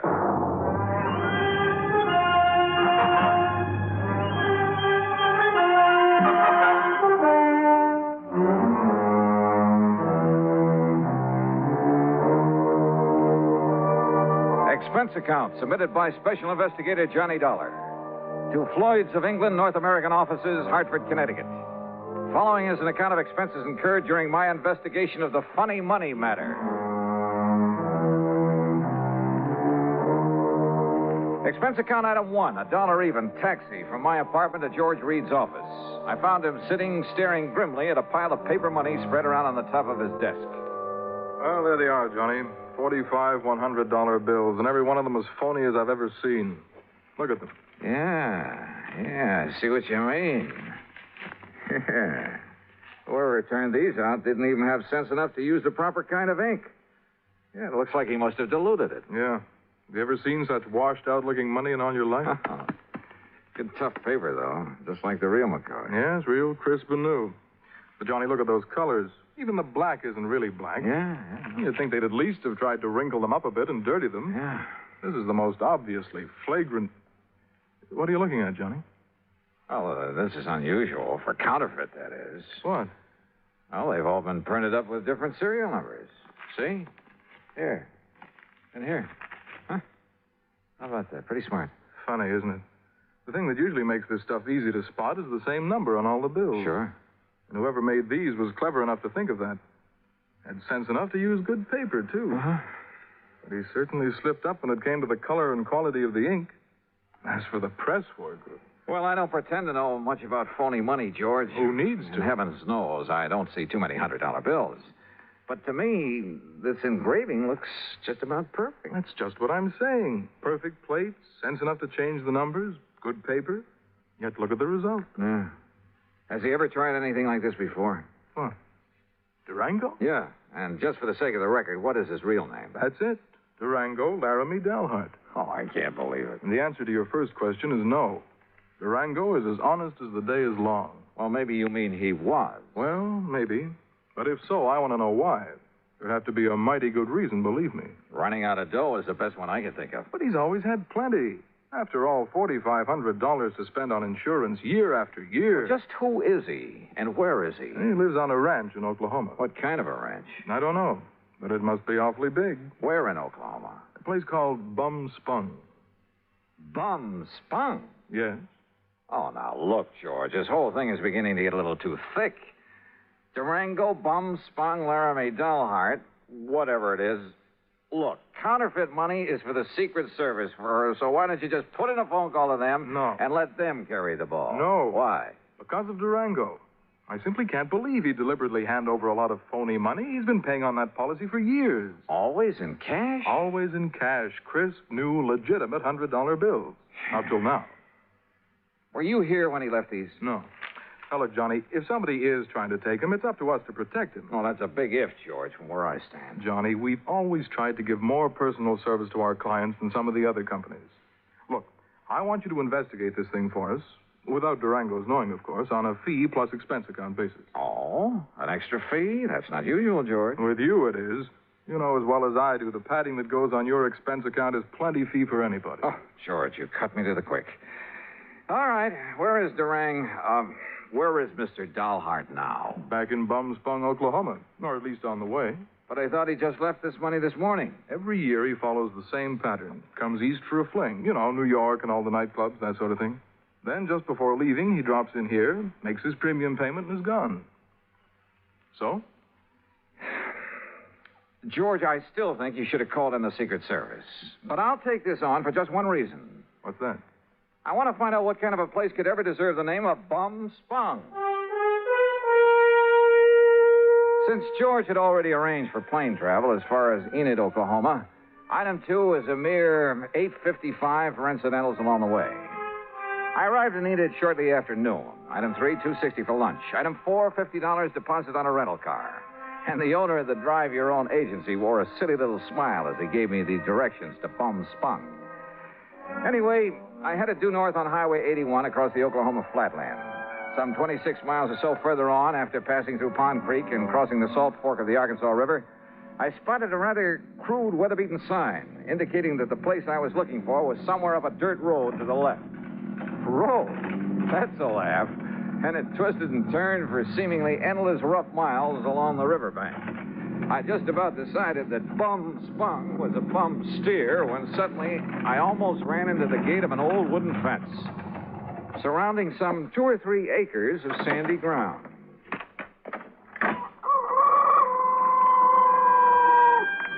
And there they were. A huge, ramshackle, unpainted building that passed for a house. An even more dilapidated affair, propped up with timbers that probably served as a barn. There were a couple of broken-down outbuildings, too. And on a small irrigated plot in the back, 2 cows. Steers?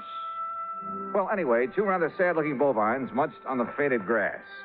There were some decrepit-looking chickens, a mangy old dog. There was a horse of sorts in a small corral. The windmill, its whole tower sagged with fatigue, and the rudder on it slapped idly against the broken vanes. But right next to it, in complete contrast, stood a spanking new Cadillac convertible. And on the other side of the house, hanging some flimsy pretties on a clothesline, she was maybe 23 or 4, a brunette, and wearing a pair of well-tailored white riding breeches and a tight flowered silk blouse.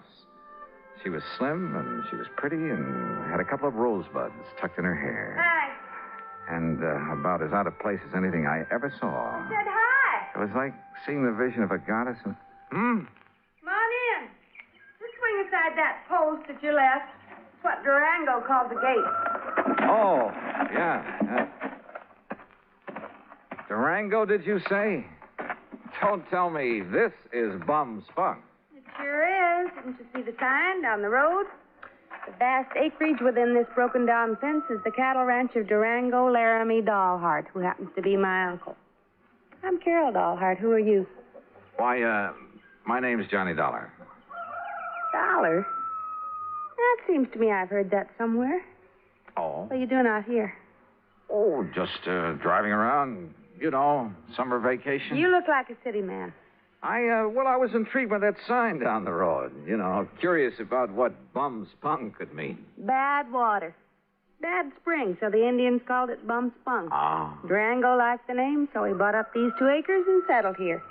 And this is all there is to his ranch? What's the matter with it? He likes it. But I'd had an idea. Well. Yeah? Nothing. From what you've told me, I think I'd like to meet Durango. Is he around? You trying to kid me or something? I haven't told you anything about him. Now look, Johnny Dollar.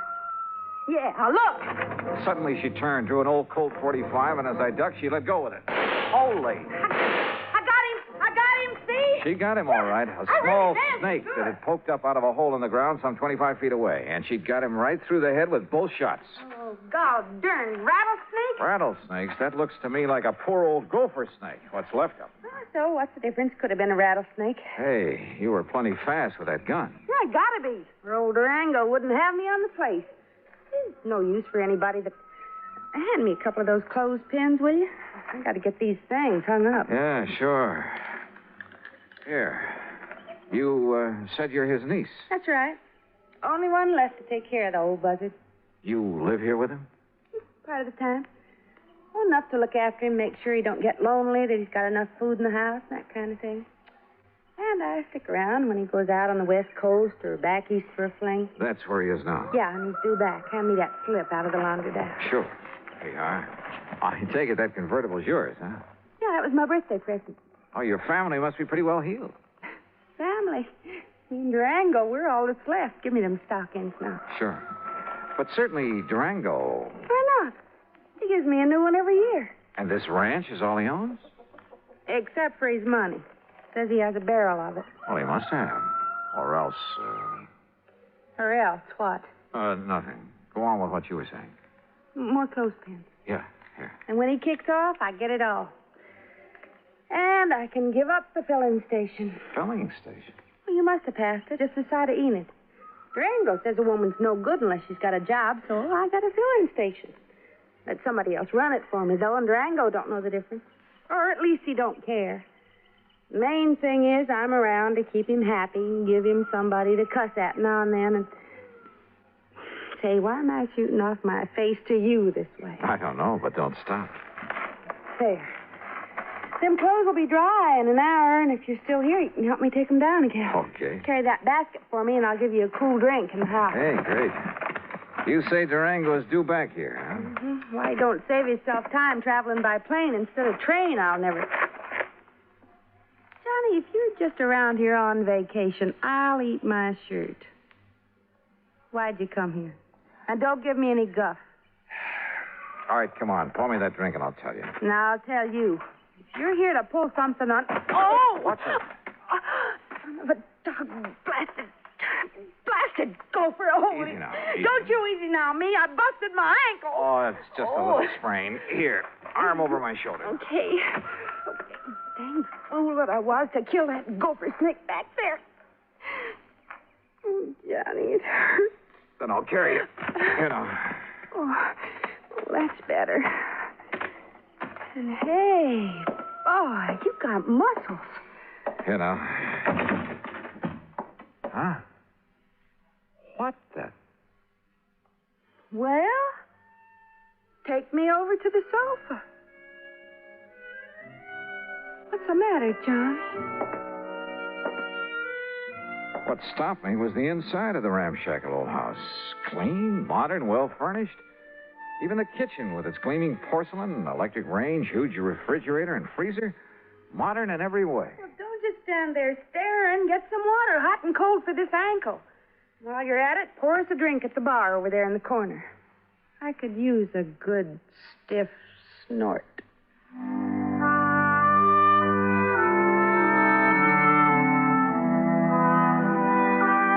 I did what I could to reduce the swelling in her ankle. But by the time I'd taped it up and she was snoozing comfortably on the sofa, it was getting dark. So I hied myself into the well-stocked kitchen to see what I could scratch up to eat. And I'll be honest about it, with this mighty attractive patient on my hands, I'd completely forgotten about my mission in these parts, the investigation of one Durango Laramie doll heart. I wasn't allowed to forget it long, though. As I opened and was about to reach into the ample freezer... Stop right there, you. Huh?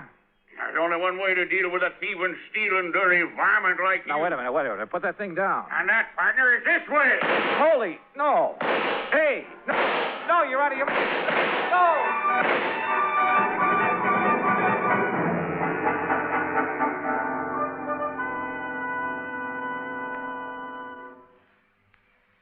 Act Two of yours truly, Johnny Dollar, in a moment. A number of years ago, it was said that, in spite of the large population of this planet, men and women remain the most inaccessible things on it. Today, we see this lack of understanding among peoples of the world reflected in headline stories. But it isn't because the people of the world are enemies. All people want to be friends. Long before the termination of World War II, Reverend Eugene Wood, a Methodist minister from Oceanside, California, went into a Scottsdale, Arizona camp where German prisoners of war were interned and offered his services to the imprisoned men. Among other things, Reverend Wood taught the men English, and he taught them about the United States of America. During the following years, after the men had been repatriated to their native Germany, nearly half of the internees corresponded frequently with Reverend Wood. Those men expressed a unique understanding of the people and the country of the United States of America. This great feeling of friendship and understanding prompted the minister to make a pilgrimage to Europe to seek out the men he had befriended in the prisoner of war camp in Arizona. This gesture on Reverend Wood's part gained him a fantastic welcome everywhere he went.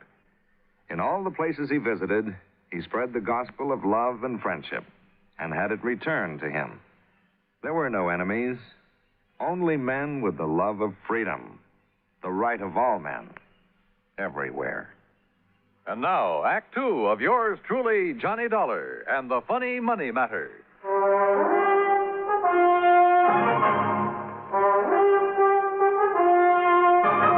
Robbing my house, eh, you thief? Now, wait a minute. Not my old Durango's around. Durango, you old maverick! Watch it! Cut out that shooting while I'm trying to sleep. Ain't had a chance like this in years. Well, you cut it out. Quit it! Cut it out, I say! Enough. Me, too. Take a swing at me, will you? Right. Holy Moses. Okay. Yeah, and here's your gun. Keep it in your pocket where it belongs. Sure. Now, what was the big idea? Well, whenever you bring one of these fancy boyfriends of yours around to my house, I got a right to have a little fun with them, ain't it? Fun? Is this your idea of fun? Crazy gall darn fun. Look what you did to the stove. You blowed it full of holes. Yeah, the old wood stove would have held up.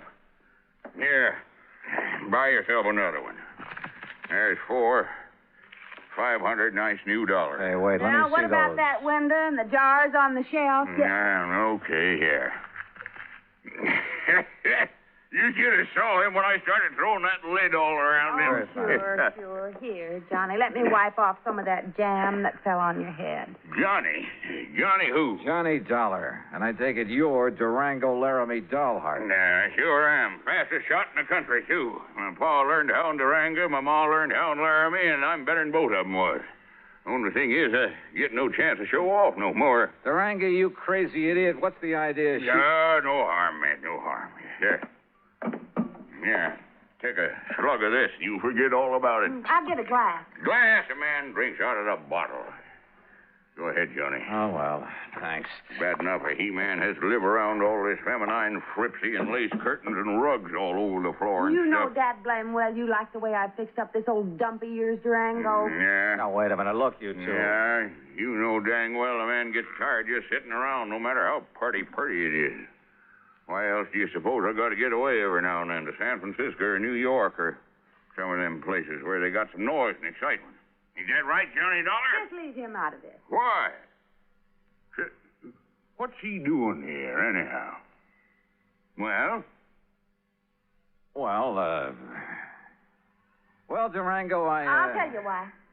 Because he's just driving around on his vacation, and he happened to get to the end of the road, and I made him come in. That's why. Thanks, girl. You got any objections? Now, I'll say this. He's got a lot more get-up and guts than most of the boys you bring around here.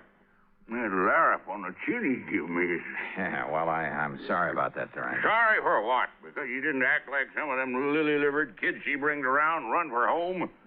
No, sir, boy, you're all right. You're... Carol, what the Sam Hill you got on your foot? Well, it's high time you noticed. Well, what happened to it? I like to have busted my ankle and I gopher hole, and if it hadn't been for Johnny, I'd still be laying out in the yard howling with pain. Yeah, me, I'd seen that happen. I thought she'd broke her leg. I'd liable to took her out and shot her. But Johnny, boy, you done a real good job on my little ticket. Here, honey, I have to get back on the sofa. No, now, let Johnny. He's a lot gentler. And besides, well, I kind of like him. You hear that, Johnny? You better look out when a pretty girl starts talking to you like that. You're sure fixing to get lassoed and thrown. Well, I can think of a lot worse things. Durango, you just shut up and fix us up some victuals. We're hungry. Yeah, sure. No sooner than I get back here and some woman starts giving me orders. Take it easy now, girl. Oh, I don't need help. I'm feeling fine now. I just wanted to talk to you. Hey, you should have stayed on that sofa. What, missed all the fun? Fun? You too? You know. Oh, thanks. Hey, sit beside me, Johnny. Well, sure. Why not? Now, none of that mush stuff. That isn't what I meant. Oh, I can't say as I'd mind it with you, Johnny. Well, now, if that isn't an invitation, Hey, kids, some nice steaks, a couple of chops, maybe some pancakes and beans to fill you up, be all right? Just make it good and take your time. Or shall I do it? Yeah, woman, I can cook better than you any time. Oh. Well, Johnny, before you start that... What's the matter with some lights in there, you kids? It's getting dark. Oh. Just mind your own affairs. And I warn you, Johnny, you better watch out for yourself. Yeah, I'll risk it, Durango. You don't, want the light, do you, Carol? You know what I want? Hmm? What? I don't know why you come out here to bum spung. Can't I wait? Hmm? Dollar, I bet you got somewhere else to go, and it's going to be pretty late by the time we met. Or I might as well bunk here tonight. Got plenty of room. What do you say? Johnny? Sure, Durango. Thanks a lot. No, Carol. You haven't answered my question, John. Tomorrow. I'll tell you tomorrow when we can be alone. Aren't we alone now? Oh, not as much as I wish we were. You're a mighty cute guy, Johnny. Oh, you don't know me, Carol. I'm really just an old wolf. Oh, I don't believe it. I don't. Ooh. Just one of the roses fell out of my hair. There it is. With buds of roses in her hair and kisses on her mouth. What's that? Pretty. Just a line from judgment, old boy. I have the roses in my hair. What about the rest? Won't you find out? You kids want to bell down on the jug while you're waiting? Oh, Oh, why don't you tend to your cooking? Johnny? That Durango, he certainly puts together a meal in a hurry. Too much of a hurry. And the meal itself, enough for an army. And to see him pack it away, you'd think he'd been out on the range for years. Yes, sir. Nothing like coming home to give you an appetite. Here, scoop yourself up some more beans, Johnny. I still hadn't made any progress in my investigation and encouraged him to talk about himself. He did, willingly. And how much of it was true was something else again. Said he left his father's little farm in Colorado to hunt for gold. Said he'd found it, too, a lot of it. Claimed he'd used that money exploring for oil, wildcatting. That everything he touched had turned to money. That he'd made and banked so much he could never spend it all. That's why he'd go on those flings to San Francisco and New York, just to get rid of it. Then come back here to this little plot of ground and rest up for the next excursion to the big city. His only regret was he was too old to make the new West like the old West. Yes, sir. If I was 20 years younger, I'd ride a horse into Dodge City and show all them law and order. I'd show them just exactly how it was in the old days. Like I read about in them magazines. But if all this were true, why the counterfeit money? Those phony, washed-out $100 bills I'd seen on George Reed's desk. The bed in the guest room was as comfortable as my own, but I couldn't get to sleep. Fortunately, for long after the house was dark, it must have been close to midnight, I heard the door of Durango's room open, heard him sneak out of the house the back way. Quickly, as quietly as I could, I slipped on trousers and shoes, took along my gun, and went after him. From the back porch, I could see that there was a light on in one of the small outbuildings.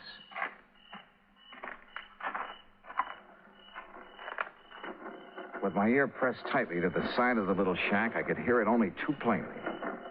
The printing press on which Durango was turning out the phony money. No question about it. And I was sorry. Kind of begun to like the old character. To say nothing of his beautiful... Johnny. Huh? Carol. What are you doing out here? If it's a walk in the moonlight you want, why didn't you ask me to come with you? Carol, listen. I'll lay my cards right on the table. What I really came to this place for was to find out, well, it was right here inside this little shack. Oh, no. And now that I've found out, Johnny, you'll break his heart. He thinks nobody knows about this. Oh, of course he does. He's been doing it ever since... And he thinks that even I don't know about I'll bet. Oh, Johnny, please, you'll spoil everything. Why not? It's about time, isn't it? He means no harm to anybody. What do you mean, no harm? Are you kidding? Or maybe you're in this whole thing with him. Are you? Oh, no, but I don't see what difference it would make. Johnny, baby, Oh, don't pull that stuff. It's time for a showdown. Hey, what's the racket? What's going on, Oh. Snooping, huh? Why, you ornery, low-down, sneaking coyote. All right, Durango. Just cut it and stand where you are. Well, what are you doing with that gun? I only hope you won't make it necessary for me to use it. Johnny. Open up that door, Durango. I want to see what you've got inside there. Go ahead now, open it. Yeah. Now, look, son, there ain't no harm in what I'm doing in there. No harm? That seems to be a pat phrase around here. Well, it's just that ever since I made my pile, everywhere I'd go, I'd spend a lot of money. So you told me at great length. Always. Maybe it was sort of showing off a bit, but when I'd draw it out of the bank, I'd make them give me brand new money. And, you know, to impress the folks. Like a big shot up in Hartford where I pay my insurance for Carol here every year. In brand new $100 bills, supposedly. That's right, and no supposedly. But this last insurance payment to Georgia. Yeah, I know. But, Johnny, it wasn't my fault. The bank didn't have some nice new ones for me. And they couldn't get them in time either, so I had to... Well, this was the next best. Oh, that's a likely Johnny, story. please. Open that door. Oh, God, I kept hoping nobody'd find Come on, open it. Okay. There you are. What under the... That's the washing machine there. And that's the soap and plenty of strong bleach and the starch to make them nice and crisp. Oh, no. And that there's the ironing board where I press them out real nice and flat. They'll never believe it. But it does make them look real pretty and new. Honest, Johnny, I didn't think there was no harm in it.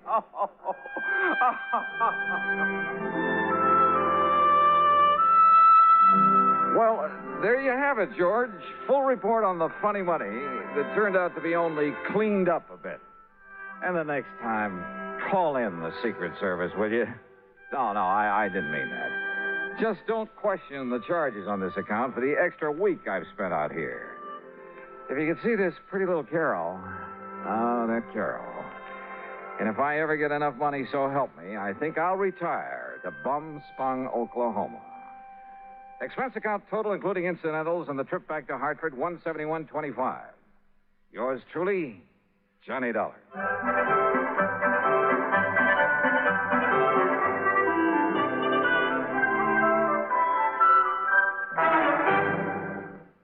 Now, here is our star to tell you about next week's story. Next week, well, just remember one thing. That old saying about a cat having 9 lives. And be sure to join us, won't you? Yours truly, Johnny Dollar.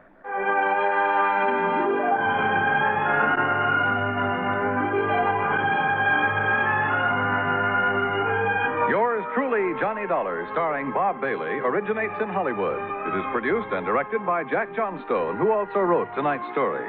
Heard in our cast were Virginia Gregg, G. Stanley Jones, and John McIntyre. Be sure to join us next week, same time and station, for another exciting story of yours truly, Johnny Dollar. This is Dan Cubberly speaking.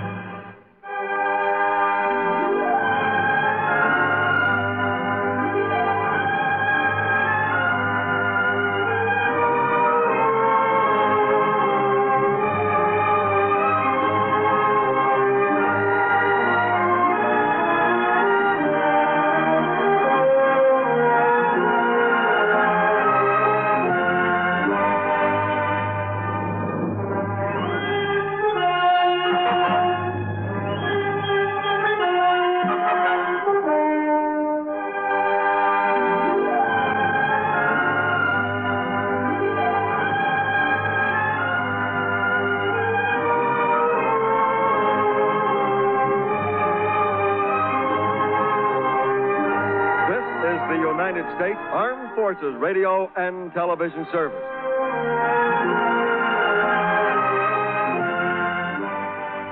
Johnny Dollar. To read, Johnny, at Floyd's of England. George, every time I hear your voice on the phone, I shudder. Well, I guess I have asked you to handle some rather out-of-the-ordinary matters for us. George, they have been so wild, crazy, impossible, I sometimes wonder if you ever issue a normal-type policy. Well, it's a very normal-type policy that I'm concerned about now, Johnny. It's the insured himself who has me worried. Okay, tell me all. His name is Joseph, spelled with an F. Joseph Hentler. He's an inventor, among other things. His invention is what we've insured. It's a device, I guess you'd call it, for making some kind of boron-based compound. Boron-based? The sort of thing the government is vitally interested in for its airplane and rocket fuels. Oh? No kidding. I think you'd better run over here and let me tell you about it. Can you? Right away? When you put it that way, George, yeah, I think I'd better. I'm on my way.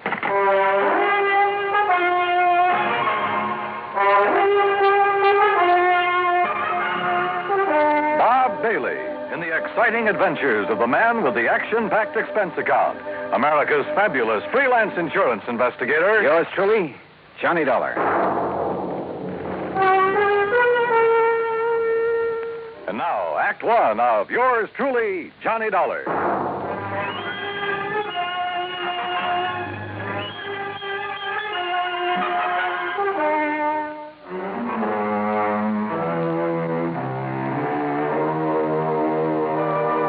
Expense account submitted by Special Investigator Johnny Dollar to Floyd's of England, American Office, Hartford, Connecticut. Following is an account of expenses incurred during my investigation of the Boron 112 matter.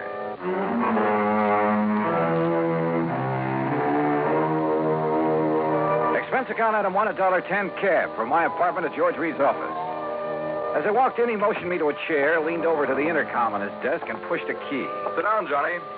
Miss Larkin. Yes, Mr. Reed. Mr. Dollar is here. Would you come in, please? Oh, yes, sir. Well, George, what's it about this time? Glad to see you, Johnny. I gave you most of the story over the phone. Well, you only told me you've issued a policy to this man, Hantler, was it? That's right, Joseph Hantler. Yeah, and that you've insured some invention of his for, how much did you insure it for? $20,000. It's a piece of apparatus, Johnny, that he has spent over 7 years developing. Sit down, Miss Larkin. Oh, thank you. Apparently, it's a very complicated something or other. I never did know much about such things. For making borax, or more specifically, a compound he calls Boron 112 for use in high-powered fuel. Sounds important. It is, at least so far as I've been able to determine. Yeah, been all sorts of government tests and experiments with these super fuels, hasn't there? Exactly. Many things formerly used purely as explosives, remember this, Johnny, many things formerly used as explosives are now being developed as fuels. Well, the perfect example is atomic fission and hydrogen fission or fusion or whatever it is. Exactly. All right, now let's get down to cases. You've insured some apparatus that's supposed to make boron 112. What kind of apparatus? I've never seen it. It's all very secret. Well, now, wait a minute. How do you know this machine or whatever it is even exists? Looks to me like you've insured a pig in a poke. No, Johnny. For $20,000. Wow. No, Johnny, I'm not that much of a fool. One man, a recognized physicist, has, at my request. And mind you, this was before I'd agreed to issue the policy. Understand? Go on. His name is Dr. Hugo von Brauer. Oh, I've heard of him. Yes. Well, Hantler permitted him to see enough to convince von Brauer that he has something mighty important there, that he's on the right track to, well, whatever it is he's out to accomplish. Okay. I'll take your word that you were right in issuing him the policy on it. But now what's happened? The thing blow up in his face or something? No, as I told you over the phone, it's the man himself I'm worried about, because of something I've just learned. Like what? Miss Larkin, this is Mr. Johnny Dollar. Now, will you please... Yeah, I know. Gee, Mr. Dollar, this is a real thrill. I've heard so much about you. Hi, Miss Larkin. Gee, won't you just call me Louise? Yeah, sure, Louise. Oh, gee. Miss Larkin, will you just tell Mr. Dollar what you told me this morning? Yes, sir. Oh, gee. Well, it was like this, Mr. Dollar. A couple of years ago, well, you know, when I was just a kid, not very mature, you know what I mean? Oh, sure. Go on. Well, some of the kids I traveled around with, some of them were awful immature, compared to me, that is. Miss Larkin. Well, a couple of them had some pretty funny ideas about the government, things like that. You know what I mean? I'm afraid I don't. Well, like, they used to think they were very smart attending a lot of secret meetings. The kind the FBI likes to keep tabs on. Now, you know what I mean? Go on, Miss Larkin. Well, anyhow, this one night, we didn't take all their talk very serious, mind you, and that's the truth. We didn't think there was anything in it, just a lot of talk. Will you please get to the point? I am, Mr. Reed. Well, anyhow, Charlie and me, that was my boyfriend, Charlie White. At least one of my boyfriends. I always have a lot of them, you know what I mean? Yes. Well, go on, please. Well, Charlie and me, we said, sure, we'll attend one of your meetings. You know, just for laughs, you know what I mean? And what kind of a meeting was it? Oh, it was terrible. It was awful, Mr. Dollar. A bunch of people I never saw before making speeches. Yeah. Down with the government, start the revolution, you know, that sort of thing. Oh, we got out of there in a hurry, believe you me. I'm sure. And we were pretty lucky, too, because the police or the FBI or somebody came in after and busted the whole thing up. Hey, maybe you read about it. That's all very interesting, Louise, but just what... Yes, Miss Larkin, get to the point. All right. Well, just this morning, when I was filing the office copy of this insurance policy and I saw the name on it, oh, gee, Mr. Dollar, it hit me like a... Well, do you know what? What? That name, Joseph Hantler. It was the same as one of the fellas, an older guy that me and Charlie had seen at that meeting. Now, what do you think of that? $20,000 on a highly secret device. Yes. That might be to produce some kind of explosive. Exactly, instead of a simple fuel additive. Exactly the suspicion that came into my mind, Johnny. Of interest to the government, he had told me. But what government? We're jumping to an awfully big conclusion, George. Have you notified the FBI? I suppose I should, eh? Yeah. No, not yet. We may be all wrong about this. Oh, but Mr. Dollar... We may be all wrong about the man, his apparatus, his intentions, everything. Let me see what I can find out about him first. Now, whatever you say. But remember one thing, Johnny. Yeah? You may be dealing with far more than just this one man. So be careful. Be very careful. Oh, gee, you'd better, Mr. Dollar. You know what I mean? Act Act Two of yours truly, Johnny Dollar, in a moment. Now, Act Two of yours truly, Johnny Dollar, and the Boron 112 matter.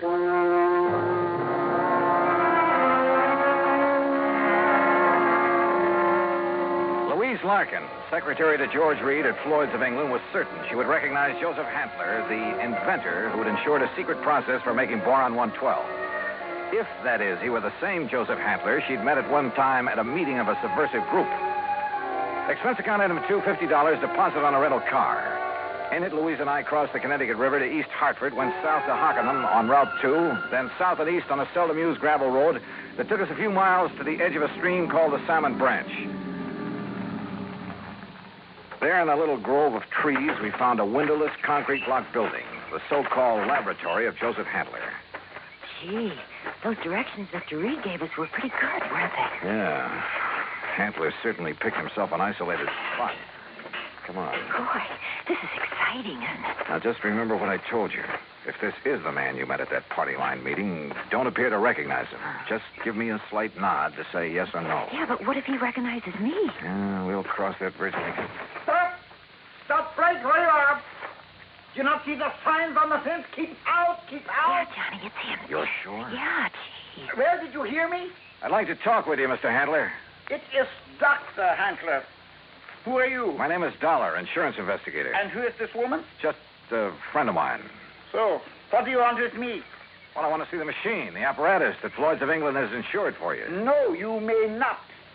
I'm engaged in highly secret work here. Work that is worthy only of my own great talents as a physicist, chemist, and inventor. Work for the government. Yeah? What government? What are you talking about? The United States government, of course.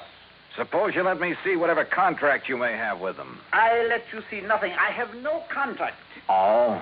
And I do not have any patent on my converter. And why? Because either one would reveal the secret of this amazing device before I can turn it over to the government of this fine and glorious country. Yeah, sure. So that is also why I will not permit either you or anyone else to see inside of my laboratory. So leave. Immediately. Go, get out of here. Dr. Hantler, if you'll just let us... No.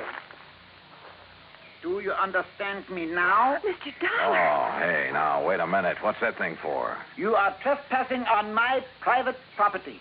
If I shoot you, I am within my rights. Now leave. Now! Do you hear me? Come on, Louise. Gee, yeah. And do not come back here. Do you hear me? Never! Same man, huh? Oh, he sure is. And gee, that gun he pulled on you, I was scared, you know what I mean? Yeah, I know what you mean. Well, what are you going to do, Mr. Dollar? You know something, Louise? I'm not sure. But I was sure by the time we got back to Hartford. I took Louise back to George Reed's office. George was out to lunch, but I stopped long enough to telephone an old friend of mine, Lee Houck, at the local office of the FBI. Asked him to meet me for a bite to eat. Sure, Johnny. How about the Hearthstone? Anywhere you say. 1 o'clock? I'll be there.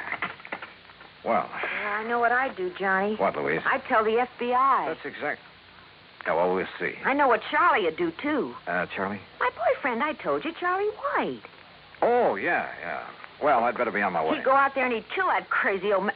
Well, Johnny, he just hates those people who are conspired to overthrow the government. Hey, look, tell George when he gets back to the office. Since we got drugged into that awful meeting of those awful people, why, he hasn't even seen those guys that persuaded he and I to go there that night. Louise. He says if he ever does see any of them, boy, what he'll do to them. Yeah, I'm sure. Now, look, I got to keep a luncheon date. Tell George Reed when he comes back that I'll see him later, huh? Then I'll see you again, Johnny, huh? Hadn't you better answer that phone? Huh? Oh, yeah. Oh, goodbye, Johnny. See you. Floyd's at England. Oh, Charlie. Hey, Charlie, what do you think's happening? Who I've been talking to? My dream man.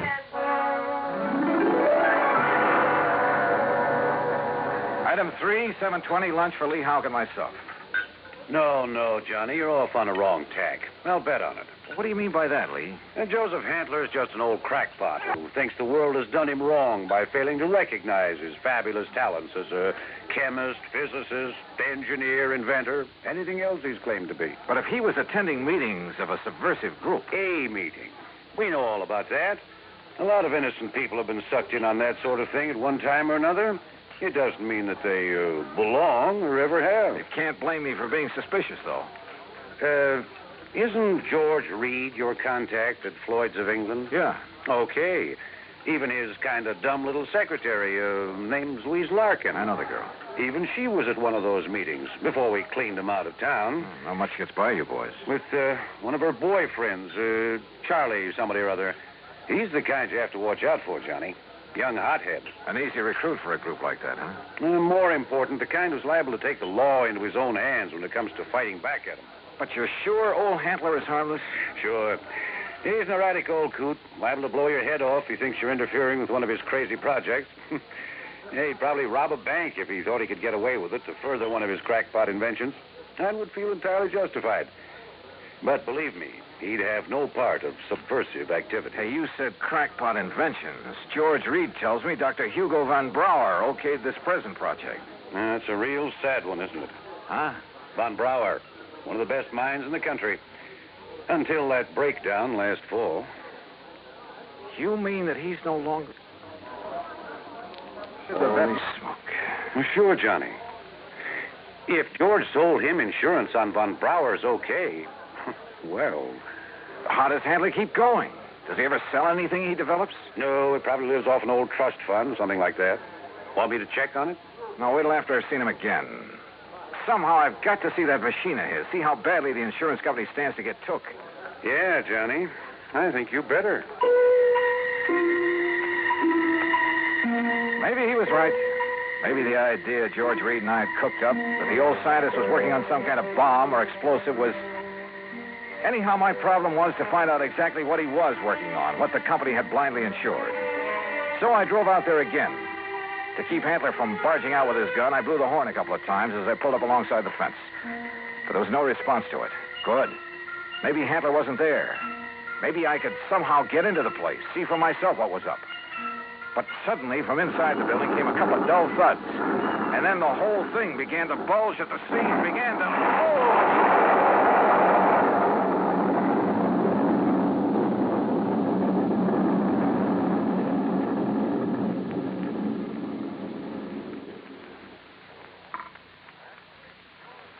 Act 3 of yours truly, Johnny Dollar, in a moment.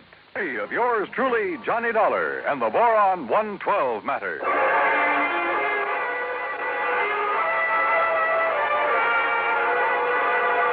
Carefully, I dragged myself out from under what was left of my rental car, where the explosion of the laboratory building had blown me, pushing aside a few chunks of concrete, bits of lumber that had landed on me.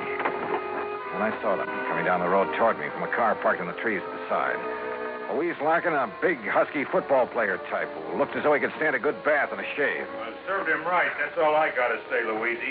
Any guy plotting against the United States, murder's too good for him. Oh, gee, Charlie, it sure looks like he's done for now. He must have went up with the building. Yeah, and it served him right. Oh, gee, there's not a thing left of this lap. Oh, Hello, Louise. that's your dollar. Yeah, that's right. And I take it you're Charlie. Yeah. Hiya, Dollar. What do you think of that? You did a pretty good job, didn't you? What? Yes, sirree. Huh? What are you talking about? Was he still inside? Did you murder Dr. Hantler, too?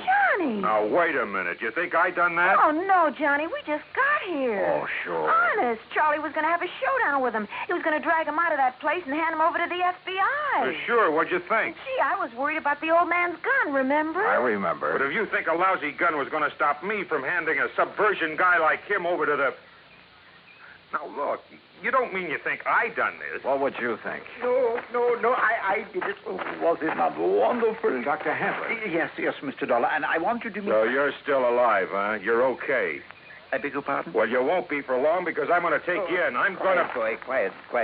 Mr. Dollar, my good friend, Mr. Dollar. Huh? I want you to meet this gentleman from the commission in Washington. Commission? D.C., Washington. Dr. Bernard Steiner.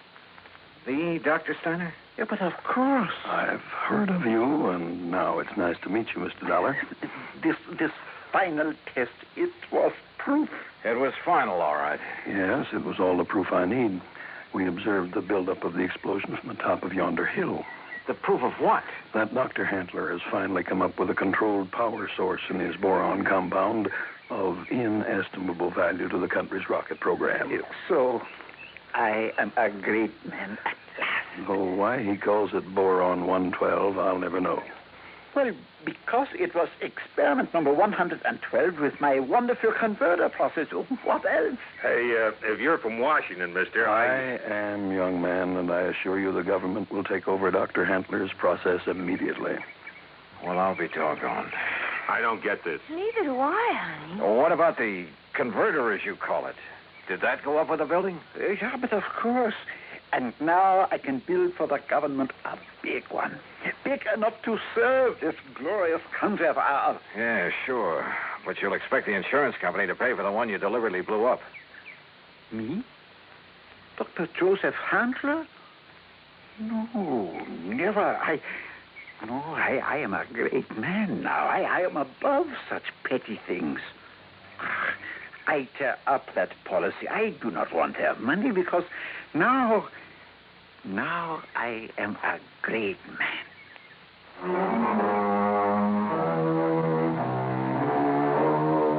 There you are, George. Full report. Payment on the policy is up to you. And if you do pay, at least it's in a good cause. Also, well, I guess you and I have both learned a lesson about jumping to conclusions. Expense account total, including incidentals, replacement of the rental car, and transportation back to Hartford, $2,431. Yours truly, Johnny Dollar.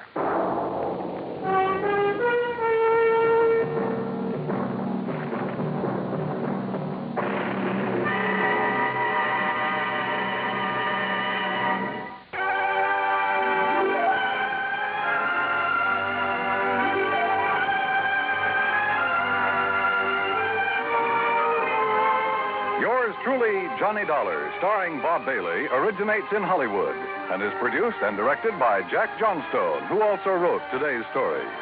Heard in our cast were Shirley Mitchell, G. Stanley Jones, Parley Bear, Russell Thorson, Frank Gersel, and Lou Merrill. Be sure to join us next week, same time and station, for another exciting story of yours truly, Johnny Dollar. This is Dan Cubberly speaking.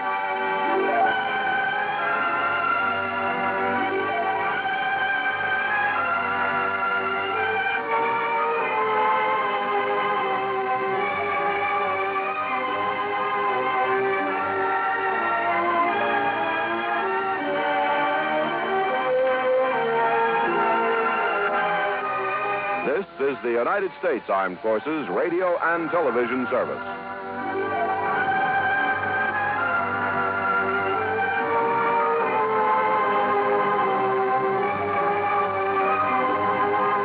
From Hollywood, it's time now for Johnny Dollar. Randy Singer, Johnny. Oh, hi, Randy. How's the New York City Police Department these days? Well, the department's fine. Me, I'm not so sure. Well, then maybe I'd better run on down there and cheer you up a bit, huh? Yeah, you'd better come down here on account of Mary Grace Marshall. Hey, how do you know Mary Grace? The point is, you do. Well, matter of fact, I just got back from a weekend in that town of yours. Yeah, Mary Grace and I had a ball. We took in a couple of shows, did the nightclub routine. Yeah, I know. Even spent Sunday afternoon together out at the... What do you mean, you know? Johnny, your little girlfriend's been murdered. What? Yeah. Randy, have you got any leads, anything to go on? Yeah, Johnny, plenty. Then I'll grab the first plane. Yeah, you'd better.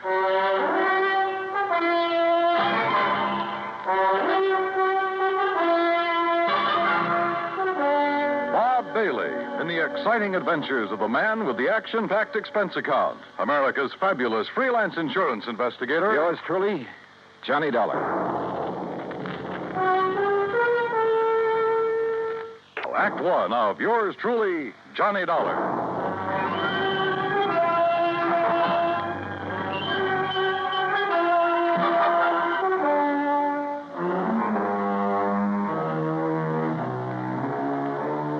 Expense account submitted by Special Investigator Johnny Dollar to the Mideastern Life and Casualty Insurance Company, Home Office, Hartford, Connecticut. Following is an account of expenses incurred during my investigation of the Mary Grace matter.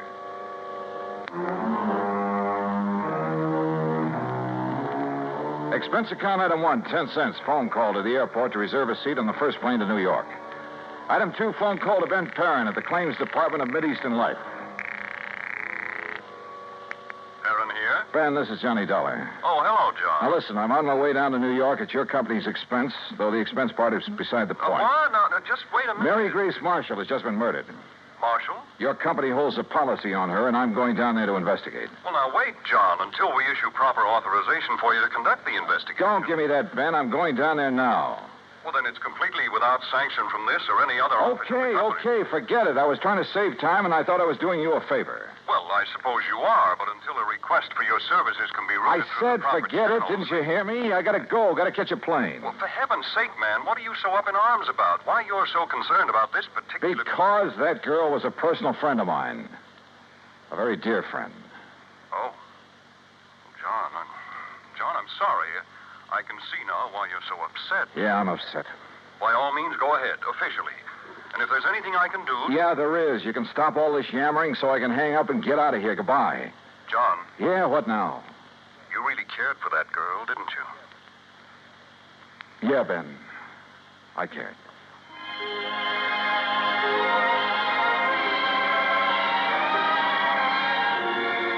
Expense account item 3, $920. Cab to the airport and plane ticket to New York. The trip down there gave me time to think. And thinking about it hurt.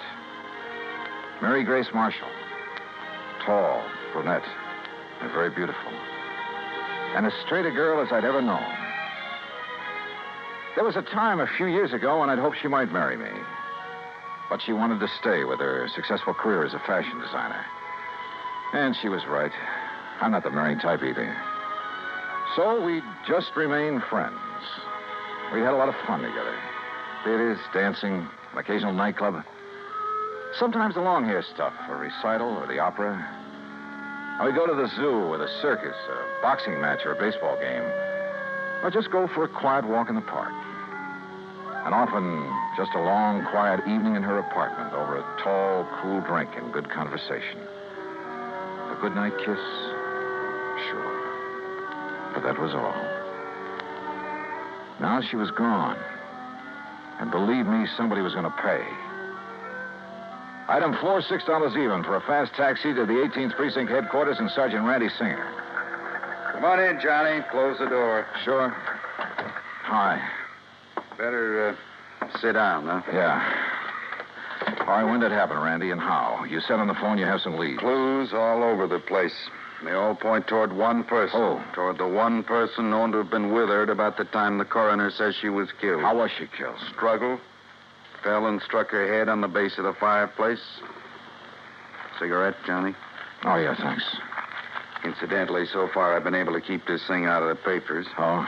Hey, give me a light, will you? I seem to have forgotten my lighter. Yeah, you have. Here. Thanks. Now, the coroner says she was killed Sunday night, late. What?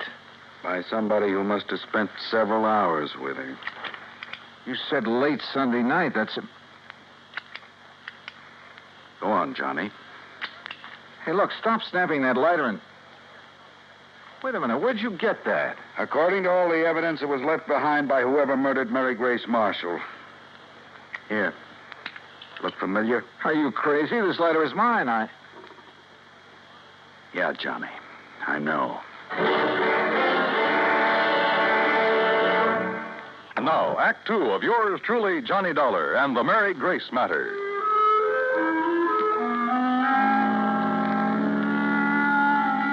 Mary Grace Marshall, an old friend, a very dear one, murdered in her New York apartment on East 77th Street. Sergeant Randy Singer, my old friend at 18th Precinct Homicide, had called me immediately. And when I got there, showed me a very damning piece of evidence. Presented to Special Investigator Johnny Dollar by the International... Sure, of course it's my lighter. And I must have left it in Mary Grace's apartment Sunday night. But that certainly doesn't mean that I killed her. Coroner says she died about the same time you were there. Oh, how do you know what time I was there? Wife of Charlie Walker, the building superintendent, Johnny. She saw you leave. That isn't enough evidence to convict a fly, and you know it. There's plenty more. Yeah, like what? Your fingerprints all over the place? Well, sure, I told you. Cigarette butts, same brand you smoke. So what does that A prove? lot of them, Johnny. Like a very nervous smoker. Well, I was with her all evening. Doing what? Oh, now look, Randy. Surely you can't be serious. You can't think for a minute that Look, Johnny. This is my case, nobody else's. I'm keeping it that way. I've kept it out of the papers. I think you know why. Oh, sure I know why. Because we've been buddy-buddy for so long, you want to be sure that if anybody hangs me, you will, for old time's sake. I asked you what you were doing. Well, let me tell you something, Randy. That girl meant a lot to me. What were you doing shut up Sunday and tell night? me what other evidence you have, what you know that can help me find out who... I'm sorry, Randy. Sure, it's your job. I'd probably do the same thing to you under the circumstances. If you didn't, I wouldn't have any use for you. But don't you see... Okay, look. We spent Sunday afternoon at the zoo, the Bronx Zoo. Went up on the subway. We walked a lot, got pretty tired. I promised her a dinner at the Chambord over on 3rd Avenue. But she said she had some food at the apartment, so we went back there. Then we just sat around and talked, played some music, that's all. And had some drinks. Yeah, I picked up a bottle of scotch on the way. How many drinks? Oh, 1 or 2 light ones is all. Sorry, Johnny, that bottle was nearly empty. But that's him. Who discovered the body? Mrs. Walker, wife of the apartment super. The one who saw you leave shortly after hearing the screams that made her... Screams?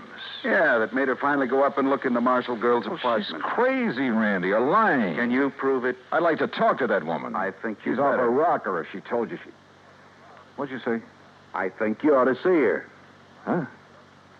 But if I'm your big suspect... Well, sure you are. Until you can help me prove I'm wrong. We drove over to the place on 77th Street in a prowl car. Everything was exactly as it had been when I'd left Sunday night, except that there were signs of a struggle, as Randy had said. A chair and a lamp had been knocked over, the hi-fi shoved aside when she'd fallen at the fireplace. Even the bottle of scotch from which I'd poured a couple of small... What's the matter, Johnny? Well, I'm not sure, Randy, but I'd have sworn I left this bottle out in the kitchenette where I... Huh? Hey, are you making more prints? Yeah. Look, this bottle of soda, 3/4 full. You don't kill most of a bottle of scotch with only this much soda. Unless you're drinking it straight. Oh, who drinks it straight these days? An alcoholic?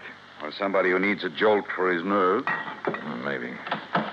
Want to go downstairs and talk to the super's wife? Yeah, let's.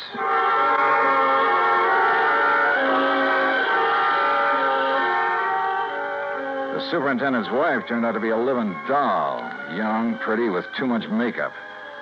The sort who looked like she decided to get out of the chorus line for a quieter life as the wife of a building superintendent. I noticed a peculiar, spicy kind of odor when she first let us in, but thought nothing of it at the time. Now, you're sure this is the man you saw leaving Miss Marshall's apartment, Mrs. Walker? I was standing right here in this doorway. It was after I heard her screaming up there, around midnight. You're sure you heard her scream? Well, my husband heard it first. He woke me up, pounding on the wall between our bedrooms. Well, didn't he get up to investigate? Oh, no, the lazy... Well, he's been sick. He's still sick.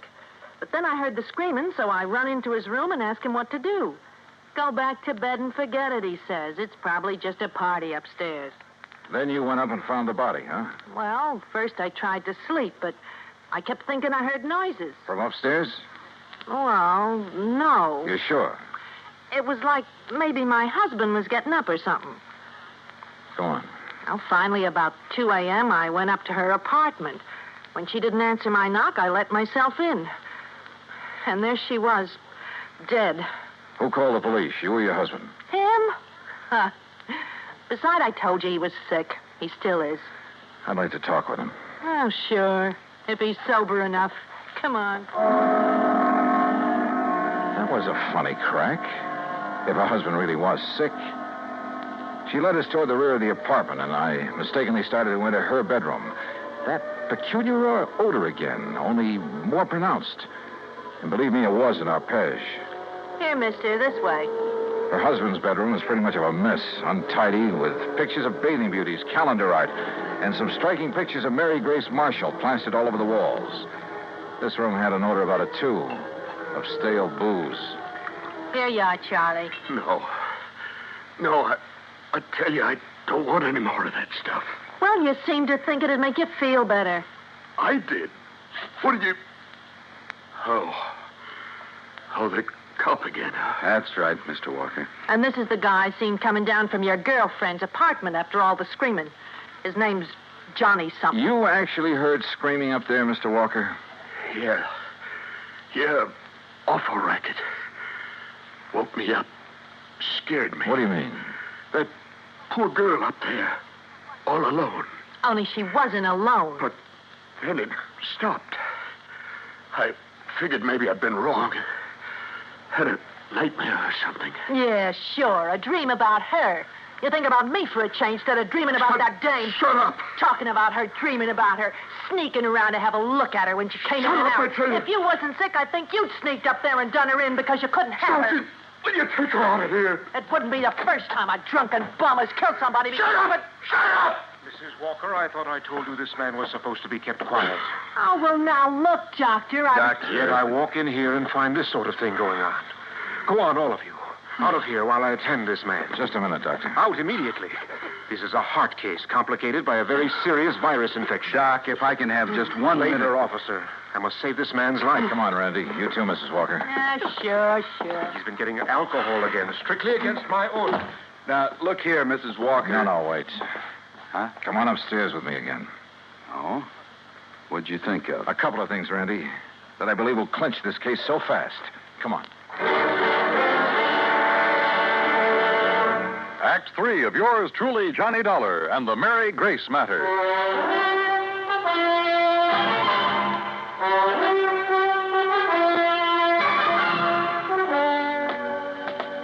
What do you mean, clinch the case, Johnny? Didn't you hear enough from Charlie Walker and his wife? Yeah, I heard plenty, Randy. Well, then what's the point of coming back here to the dead girl's apartment? Let me show you something here in the kitchenette. A scotch bottle. You shouldn't pick that up, Johnny. Prints? Yeah, prints. And where your boys dusted over them to show them up. But look. Yeah? Right here they're smeared, see? By a piece of cloth. Sure, he tried to erase them when he killed that bottle. Now, come on back to the living room. And here, take a look at this. Well, what's the hi-fi set got to do with I it? told you Mary Grace and I sat here Sunday night talking and playing records. So? This record on the turntable is the same one we were playing just before I left her. Look at it. Dolorima by Vingetti. Never heard of it. We shut it off because it got too noisy in the death scene from that opera. Huh? Listen.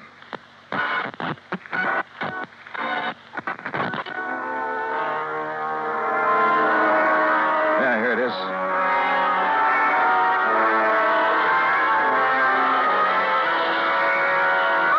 Holy. That sounds like somebody... Shut it off! I'll be darned. Sure. The screams that Walker and his wife said they heard. And that record's what gave him the idea. And now it's a matter of pinning it on him.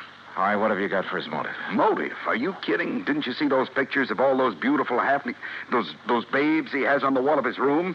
And the pictures of the Marshall girl? All right. He was gone for Mary Grace, talked about her, dreamed about her, had her pictures all over his room, but she wouldn't give him a tumble. All right. All right. So he hits the bottle heavier than ever on account of this frustration over the Marshall girl. Wouldn't be the first time that sort of thing has happened. Happens all the time. So if he can't have her, he's going to kill her. You see my point? Yeah, and it's well taken, Randy. All right. Last weekend, you're taking his dream girl out on the town, having a good time with her, doing all the things he wished he could do. Go on. Well, it's too much for him, driving him out of his rum-soaked mind. Then he hears that screaming on that opera record. It gives him the idea. He wakes up his wife, so she'll hear it, too. So his wife will think somebody's getting killed up there. But he doesn't let her go up there, right? Sounds good, Randy. After his wife goes back to bed, that's when she saw you leave, he goes up there and kills the girl. But if he was as sick as he appears to have been... John, the time like that, a man gets superhuman strength. Strength of a madman, they call it. And listen. I'm listening. His wife said she thought she heard him walking around, remember? I remember. So that's it. She finally got up, came up here, and found the body. So naturally, she tied it all in with the screams her old man woke her up to hear. And that suited him perfectly. She couldn't help but alibi for him. Come on, let's get downstairs again. I realize, Johnny, it's all circumstantial, and I still have to pin it on him. Or her. But I'll hold him on suspicion. Or her. The same circumstances would work just as well for Walker's wife if she were the killer. Yeah, but what about the motive? Jealous wife. Jealous of somebody taking that drunken bum out of her hair? That funny odor I noticed about her when I first stepped into this place. I finally remembered what it is. Hey, I noticed that, like a cooking spice. Well, it is sometimes. Cardamom seed. Cardamom? Yeah, they used to call it the drunkard's friend. A man could booze all night, chew a couple of cardamom seeds, kiss his wife goodnight, she'd never be the wiser. Well, I'll be. That odor was so strong in her bedroom that... Well, maybe she's the lush, huh? Hey. And tried to make the same thing out of her husband, on the excuse it would make him feel better. You mean he isn't a heavy drinker, Doctor? No, he is not. Doctor, you said he has a heart condition. A very serious one. Complicated by a... Yeah, I know. Could he possibly have got out of bed, climbed those stairs Sunday night, struggled with, and killed someone? The odds against his surviving such a thing are 1,000,000 to 1. 100 million. All right, I heard it all. That means you're going to start accusing me of killing that girl up there. Mrs. Walker, I told you to stay out of your husband's room. Yeah? Well, he's dead, Doc. Dead? I don't know what you give him, but he's dead. Did you give him more liquor? No. But you gave him enough before I came to... Wait here, all of you. Well, you're going to try to pin that Marshall dame on me now that Charlie's gone? You've already pinned it on yourself, Mrs. Walker. What? You thought you'd left no fingerprints on that bottle up there. Well, I didn't. I used a handkerchief. Yeah. I... That's what I thought. But, no, wait a minute. I didn't mean that. Too late, I'm afraid. Oh, no, it ain't. Put down that gun, Mrs. Walker. All right. So I kill that dame on the second floor. And if I have to kill you,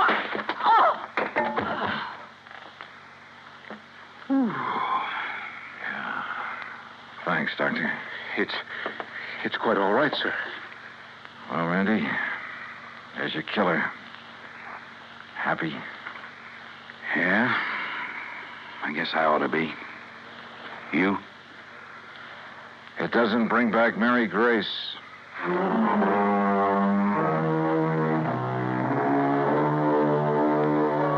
Expense account total, including transportation back to Hartford? No, wait. I took on this case myself because of Mary Grace and, well, whatever she may have meant to me is none of the company's business.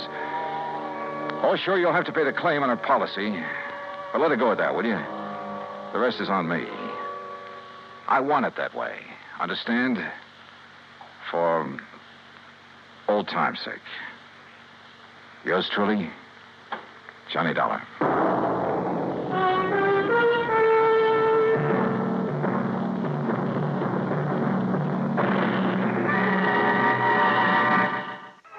Be sure to join us next week, same time and station, for another exciting story of yours truly, Johnny Dollar. This is Dan Cubberly speaking.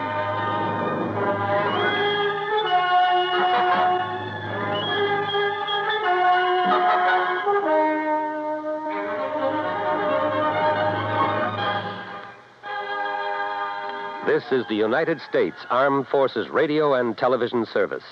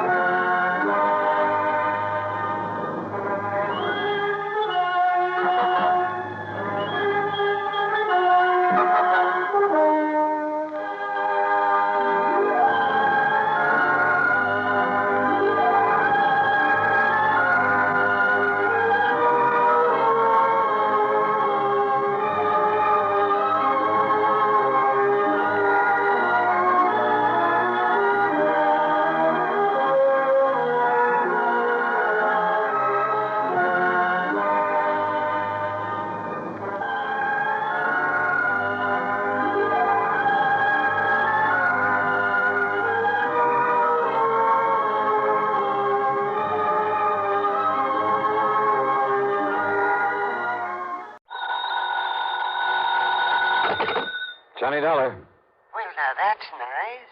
What can I do for you? I beg your pardon? Oh, it's quite all right, and it's granted. Granted. And now, that's all you have to say. No, wait a minute. Who are you? Wait a minute. Well, what for? I'm busy. I'm a busy man. Alvin Peabody Cartwright. Who? You. That's right. Cartwright. Well, what are you calling about, Mr. Cartwright? Calling who? Me. Well, who are you? Johnny Dollar. Listen. Oh, well, Johnny, what a fortunate coincidence. You're just the man I want to talk to. Coincidence? Of course, that you happen to call me this way. Well, I'm afraid it was the other way around. What's on your mind, Mr. Cartwright? Johnny, I'm being threatened. Oops. Again? Yes, sir. And since my life is insured by the Continental Insurance and Trust Company, well, that makes it an insurance matter. Yeah, well, now look. And I refuse to let anybody but you look into such matters. So, Johnny, I want you to come over here to Lakewood and see me right away. Yeah, well, Mr. Cartwright, you're sure this isn't just some... Yes? Well, you know, a couple of times in the past. That is, these emergency calls of yours. You think I'm joking? Well, I'm not. You failed to come here and protect me against this threat. And only two things can happen. First, I can be murdered. And? And second, I'll cancel all the rest of the insurance I have with that company. After you've been murdered. And so you get yourself on over here right away. Mr. Hello? Well, here we go again. And yet, I wonder.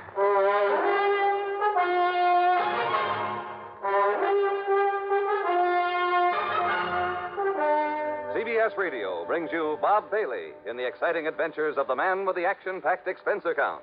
America's fabulous freelance insurance investigator. Yours truly, Johnny Dollar.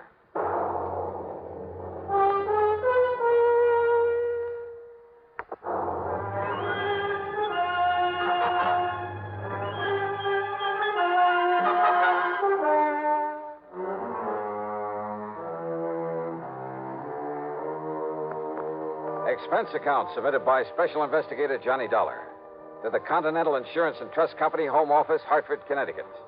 Following is an account of expenses incurred during my investigation of the deadly chain matter.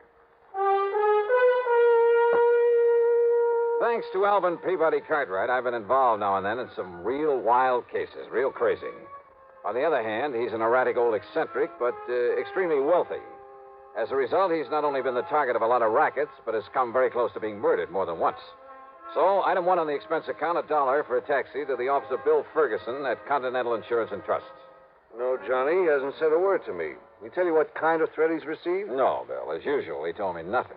Well, it doesn't matter, but with the millions worth of insurance we've written for Cartwright, and I mean millions, and to be sure we don't lose his account to some other company, well, we can afford to pamper him a bit, which is to say we can well afford to pay your expense account, even if all he wants to do is say hello to you. Okay, then, Bill. I'll run over to his home in Lakewood and see him. Of course, if he really is being threatened... Don't worry. I'll let you know about it.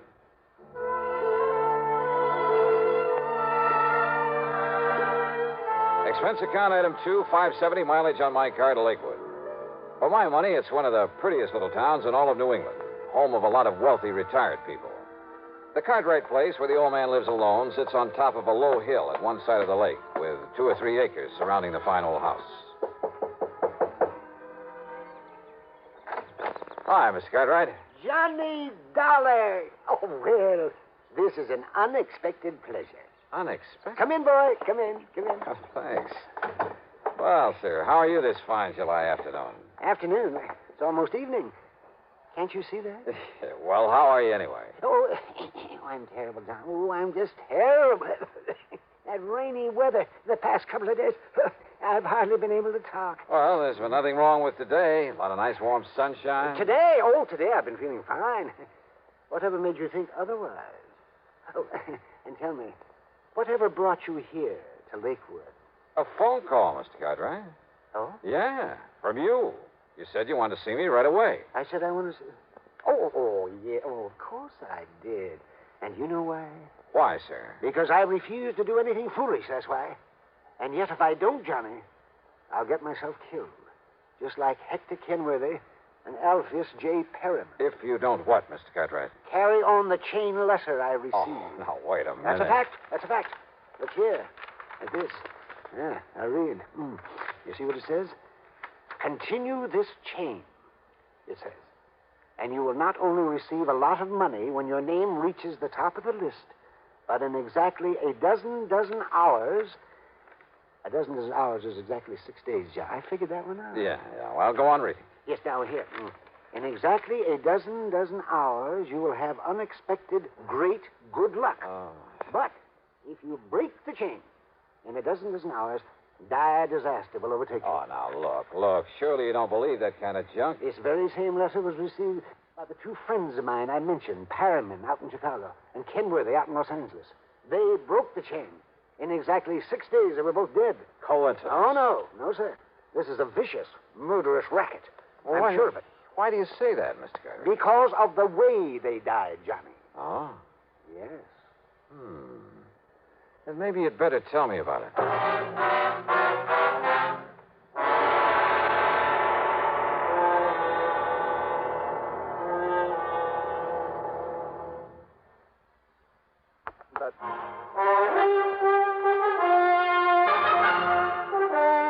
Johnny, my good friend Kenworthy, out in Los Angeles, died exactly 6 days after he broke the chain of these letters, just the way the letter said he would. Coincidence, I tell you, Mr. Cartwright, or at most a result of some superstitious fear that the letter instilled in him. No, sir. Well, that's what these chain letters do. They hold out that phony, hollow promise of giving you something for nothing. And they scare you into doing it, work on your superstition. Johnny... And if you think superstition is dead in this enlightened age, you're wrong. Why, some of these chain letters even include a religious-sounding prayer for good luck. Let me explain. And you know the only people who profit by the letters that ask to send money? The people who start them, or maybe one or two others out of the millions who send them along. Millions of suckers, that is. But, Johnny, that isn't... Look, ask anybody you know, anybody who's ever carried on the chain, how much did they get out of it? Nothing. Well, now, this one is only for an exclusive group of wealthy, retired people. So listen... Oh, sure, but take my word for it, it's worthless. But don't you see... Even if it's one of those that doesn't require sending any money, you can be sure the crook who got it going either has some ulterior purpose or he's just a plain crackpot.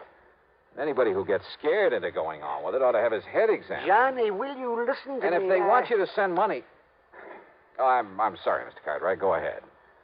Just how did your friend in Los Angeles die after the dozen times a dozen hours had passed? Yes, well, now, the same as my other friend, Alpheus Perriman in Chicago. Yeah, well? They were both of them run over by a hit-and-run driver at exactly the time the chain letter said disaster would overtake them. You know they're against the law, don't you? Chain letters for any purpose. Of course they are, and they should be. But you just listen to this, and this is why I'm worried. Yeah? A dozen hours after he received this letter and carried on the chain, Admiral Parley Barron came into a great fortune. Oh, sure. Yeah, you see. Now, and this one, Adjutant General Frederick Melchior was suddenly and miraculously cured of cancer. Same old junk. No, listen now, listen. But a dozen hours after Hector Kenworthy of Los Angeles broke the chain, that's my friend, Johnny, that Hector. Yes, I know. And after A.J. Perriman of Chicago broke the chain, they were both dead. Yeah, you see that? Right here. Let me see. And if you break the chain, beware. The same thing can happen to you. It will happen to you. Yeah, I know. You see, Johnny? Well, I think maybe you're right. This is the same kind of scare stuff, but it goes a little bit too far. Yeah, and it isn't the $100 I'm supposed to send. $100? Yes, $100 in cash to the name at the top of the list. Exclusive list of honest, wealthy, retired people. Exactly. And do you know who else has received one? Here in Lakewood? Who? Mrs. Templeton, the rich widow who lives over at Piney Woods, and Wilfred W. Winterbottom, the retired oil millionaire. This name at the top, the one who gets the $100, Mr. Daniel Stringer. Yes, here's the address, care of Post Office Box 101, New York, Zone 84, New York. I don't know what part of New York that postal zone is, but believe me, I'm going to find out. You are? What do you mean? You're not going to leave me? I'm not just going to sit here. But don't you see? The dozen times a dozen hours are over for me. And you're superstitious, too? Enough to be scared by the threat in this chain letter? Enough to maybe hurt yourself by doing some fool thing or other because you are scared? Oh, well, no, John, no. Why, of course not. All right, then. I'm going to get you a bodyguard from the local police. Where's your phone? They're on the stand in the corner. But now, Johnny... Yeah? If the police come around, wouldn't that warn anybody who might be coming here to harm me? Mr. Cartwright. Yes, Johnny? There are times when I think you're... Well, I think a lot of things about you. Oh, sure, I know, yes. Wild and crazy, eccentric old man. To be very blunt about it, yes. You am. Maybe I am. A little bit. But when the chips are down, you're no fool. Oh, no, I wouldn't be too sure about that. I've never really given much thought to this chain letter thing before. Sure, I've tossed some of them into the wastebasket. But maybe I should have investigated them, even the little ones, because they all work on the same principle. They all contain a threat, and they all capitalize on fear. Look at that. It says, exclusive list of honest, wealthy, retired people. Yes? Why, a list like that can be bought from 100 sources, from companies that cater to the mail order business. Yes, of course. Oh, maybe I'm all wrong, but suppose somebody bought a list of wealthy people all over the country. Suppose he went to Los Angeles. Yeah, well, where Kenworthy live? All right, yeah. Suppose he rented a post office box. Then he sent out a couple of hundred of these letters, maybe 1,000. A lot of rich people live out there. The letters were all the same, with his name at the top of the list. Then half a dozen fictitious ones. Fictitious? Yeah. Any names on that list that you recognize? Let me see here. No. All right. So maybe only 100 people were scared into sending the money, carrying on the chain. After all, like you said, it isn't $100. You're right, Johnny. And 100 people at $100 apiece. $10,000. Even half of that would make it worth sending out those letters. And by the time the 6 days are up, he's collected enough so he skips town. And people like Kenworthy and Perriman, you think he killed them to carry out the warning? Well, frankly, I doubt it. Just the same, I think I'll call the Lakewood police and have somebody sent out here to look after you. Even though? Even though.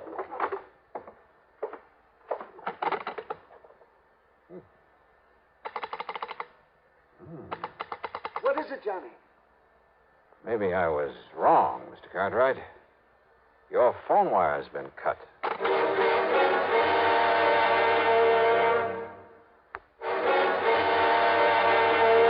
Johnny, the phone. The telephone isn't working. Ask me, Mr. Cartwright. Somebody's cut the wires. Then the threat in that letter.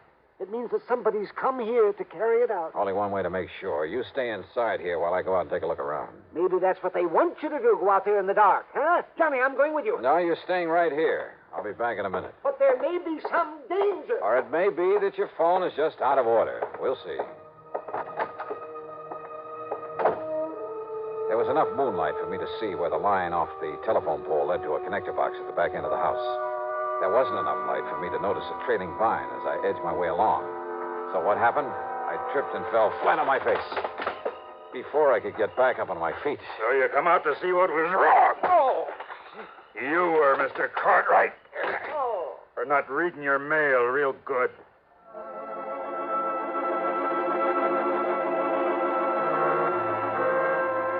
When I finally came to, I found myself on a big leather sofa in one corner of Mr. Cartwright's library. My head felt like it had been the target for a bolt of lightning, and the lightning hadn't missed. A familiar face slowly came into focus. That's right, Johnny. Another little sip of this brandy, and you feel much better. Mr. Cartwright. Here you are. Oh, thanks. Thanks. I was afraid there might be somebody out there, so I sneaked on out after you. Yeah? Yes. And I took along an old cricket bat. Oh, no. Yes. And when I saw what he was doing to you, I let him have it. Oh, yes, with all I had. Oh, I slayed him. Well, who is he? Where is he? I had an awful time dragging him into the house, but I did it, Johnny. Yes, indeed, I did it. And I locked him up in the broom closet, too. I locked him up tight. Good. I told you you're okay when the chips are down. Oh, it's just that I caught him off guard. Oh, sure. But now if I can get up on my feet. Yes, the boy. Yeah, I think I'd like to talk to him.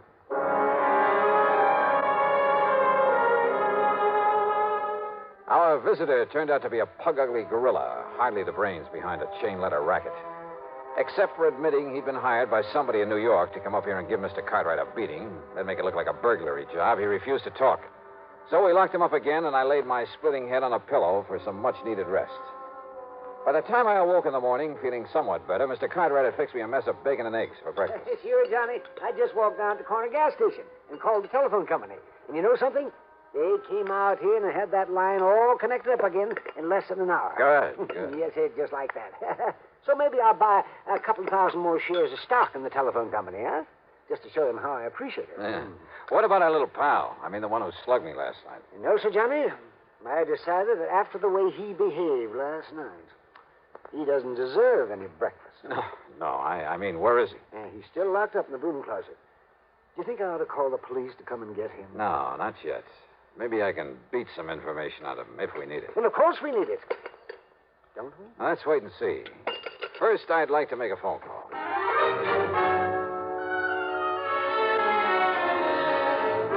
The call was to my old friend, Lieutenant Randy Singer, New York Police Department, 18th Precinct. Post office box 101. Yes. Postal zone 84. And if he comes around to pick up his mail, you nab him. On what charges, Johnny? Fraud, sending threatening letters through the mail, anything you can think of. Yeah, okay, I'll dig up something. But I can't hold him for long unless you come down here and prefer something definite against him. And, Johnny. Yeah? You still haven't told me what this is all about. And if I didn't know you... Just you grab hold of that box holder if he shows, and I hope he does. Yeah, well, just you be sure and get on down here.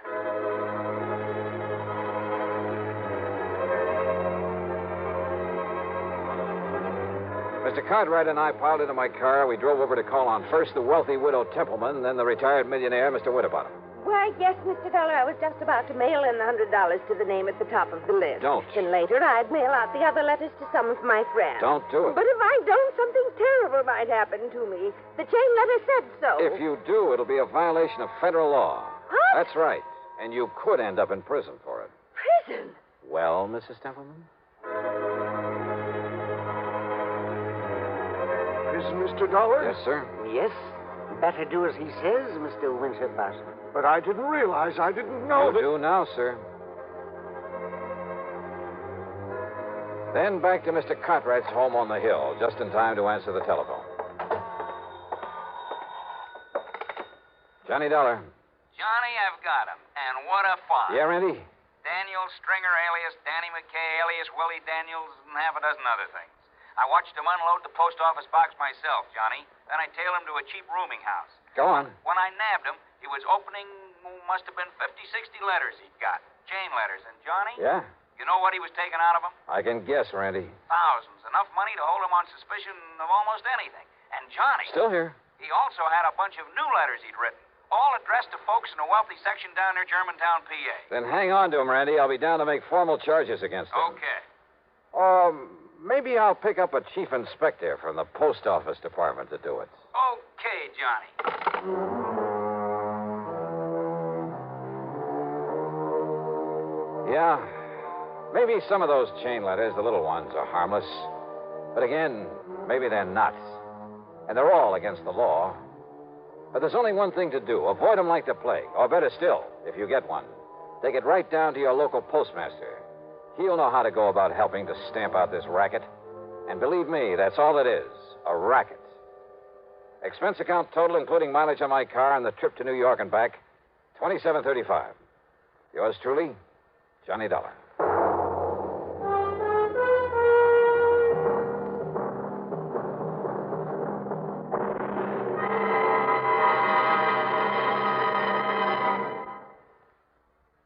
Now, here is our star to tell you about next week's story. Next week, mystery, suspense, and, murder.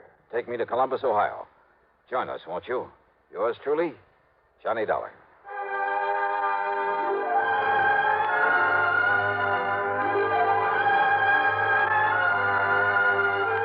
Yours truly, Johnny Dollar, starring Bob Bailey, originates in Hollywood and is written, produced, and directed by Jack Johnstone.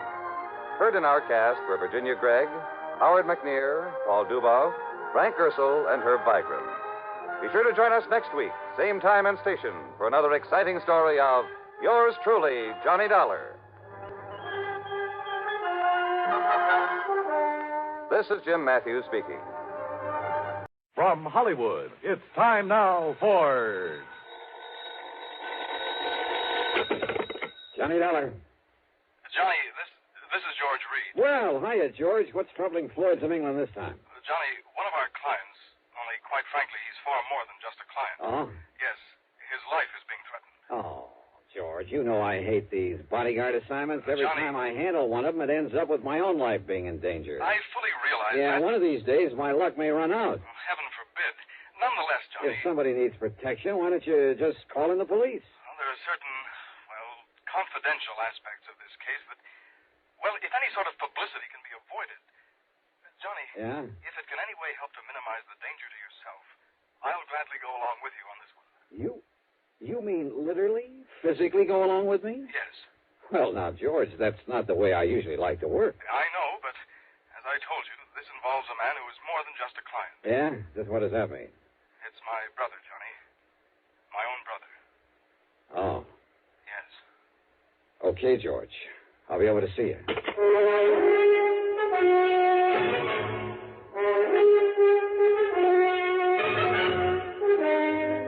Bob Bailey in the exciting adventures of the man with the action-packed expense account. America's fabulous freelance insurance investigator. Yours truly, Johnny Dollar.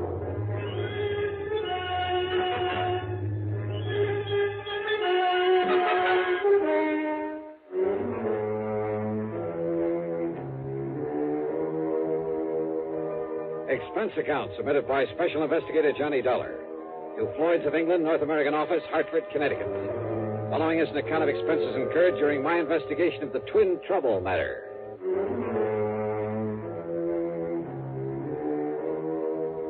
Expense account item 1, $1.20 for a taxi over to George Reed's office at Floyd's of England in downtown Hartford. I found him pacing the floor waiting for me, and needless to say, he didn't waste any time getting down to business. As I told you over the phone, Johnny, this matter involves my brother, my twin brother, Adam. Oh, you're a twin? Yes, we're identical in every way, except perhaps for our manner of speaking. Why is that? Well, you see, Adam completed his education at the University of Dublin, whereas I stayed on in England, then did postgraduate work over here. Oh, I see. About 18 years ago, Adam and his wife came here to the United States. Is he also with some branch of Floyd's of England? No, Johnny. Adam owns a small brokerage office down in Newark, New Jersey. He lives in a nearby town called Upper Montclair. Say, tell me, has this business of his anything to do with the threat against his life? Everything, I'm afraid. Now, don't tell me he went around selling a lot of worthless stocks and bonds, and now somebody wants to get even with him. Of course not. Adam is a completely honest, reliable dealer in legitimate securities. Then what's the trouble? Well, you see, when he first arrived in this country, he traveled around quite a bit, not only sightseeing, but, looking for a good business connection. Figures. While on the West Coast, he met two men, Shockley and Barron, independent stockbrokers. Uh-huh. They seemed to like him immediately, offered to take him in with them. Well, since his funds were beginning to run out, he jumped at the chance. Naturally. But, Johnny, it turned out that they were swindlers of the worst possible sort, dealing in completely worthless securities. Uh-oh. Yes. Because of his lack of familiarity with American manners and methods, it took Adam quite a while to catch on. But when he did... George, I'm way ahead of you. What? When he finally got wise to them, he called in the law. So they got sent up the river, including your poor misguided brother. And now... Yes, Johnny. It was Adam's information, his testimony, that brought the whole foul operation into the open. As a result, of course, his prison term was a relatively mild one. I didn't know there was such a thing. But now that the others are free, they're out to get him. At least the one named Shockley is. It's he who has contacted Adam with this impossible proposition. Uh-huh. When did he and Barron get out of the clink? About 2 weeks ago. I see. So what's the proposition Shockley has made your brother? Johnny, Adam has spent the past 9 years, ever since he was released out there, building up this small brokerage office here in the East. Now he and his wife are finally beginning to reap the fruits of their labors. Children, two fine, upstanding kids, are in college over in New York State. So? But if it were ever to become known that he once served a term in prison for participation in a stock swindle... Yeah, I know. It would kind of pull the rug right out from under him, wouldn't it? It would completely ruin him, Johnny. And it would probably kill his wife.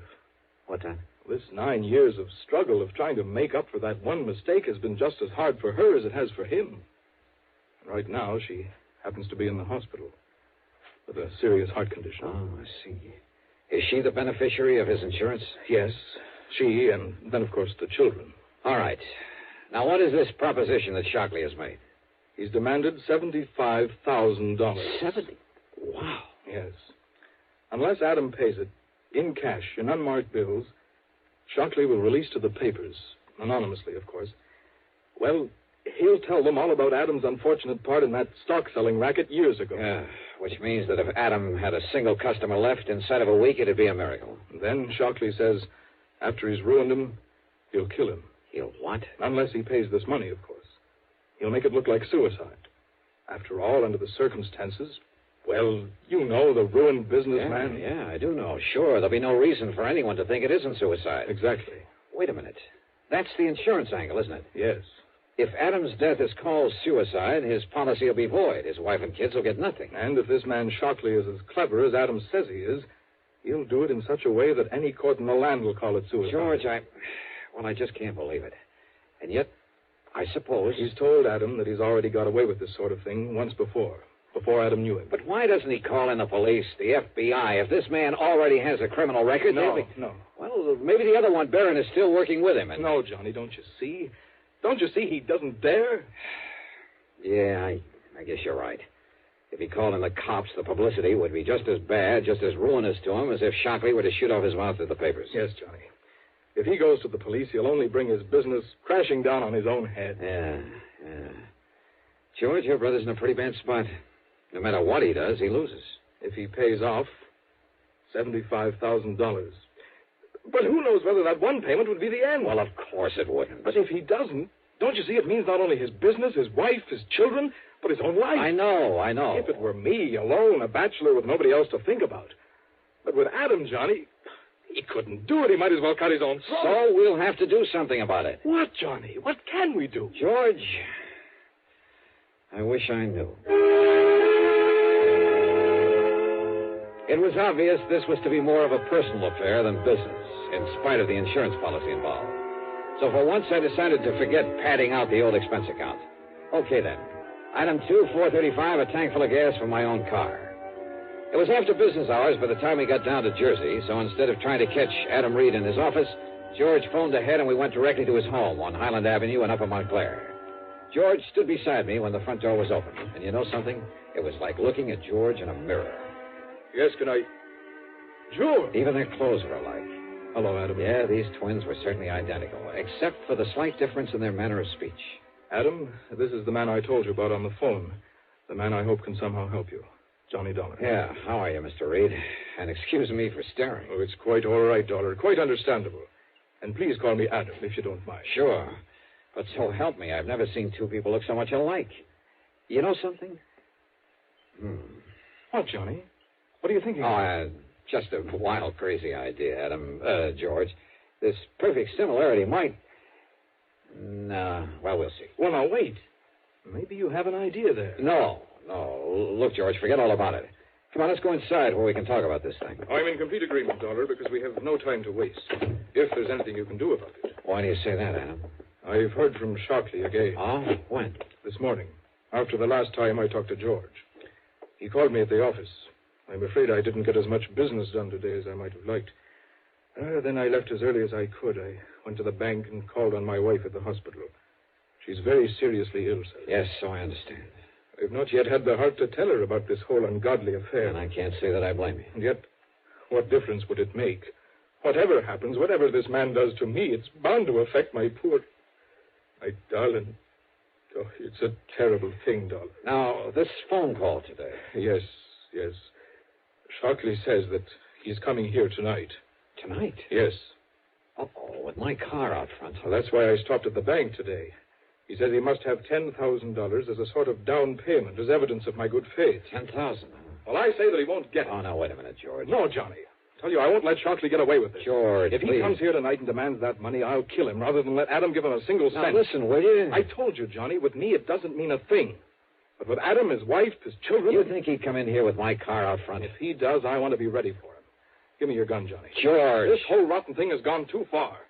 I tell you that if I have to in order to stop it, I'll... No, Adam, wait. Is there an extension phone? In the next room, in the library. Good. But, Dollar, if it's Shockley and he hears you pick it up... He won't, if we do it right. Now, wait till I call to you, then pick it up immediately. I'll do the same on the other end. Yes, all right, Dollar. Can you hear me? I can hear you. All right. Now. Yes? Are you alone, Adam? I'm alone, Shockley. You haven't called in the police. You know as well as I do what that would mean. The publicity. I'm glad you realize that. But I don't trust you, Adam. What? So instead of my coming to your home, you're going to meet me. You've got the $10,000 for me. I have. All right. Cedar Knoll, about 7 miles north of here. Do you know the place? Yes. Cedar Knoll. There's a little shack on top of it. Empty. Get into your car. Your own car, Adam. I'll recognize it. Meet me there. Very well, Shockley. Just one thing. Yes? Just be sure that you're alone. Because if you're not, somebody's going to die, Adam. there's anybody with you, you understand, Adam. I understand. Cedar Knoll. Well, Adam, it sounds as though your man Shockley is as clever as you seem to. So where's George? Dollar. He listened to the phone next to my ear. Yeah? As soon as Shockley named the meeting place, George took the gun out of my desk and left. He what? He's going up there to kill Shockley. Unless I can stop him, Adam, he's going up there to get murdered.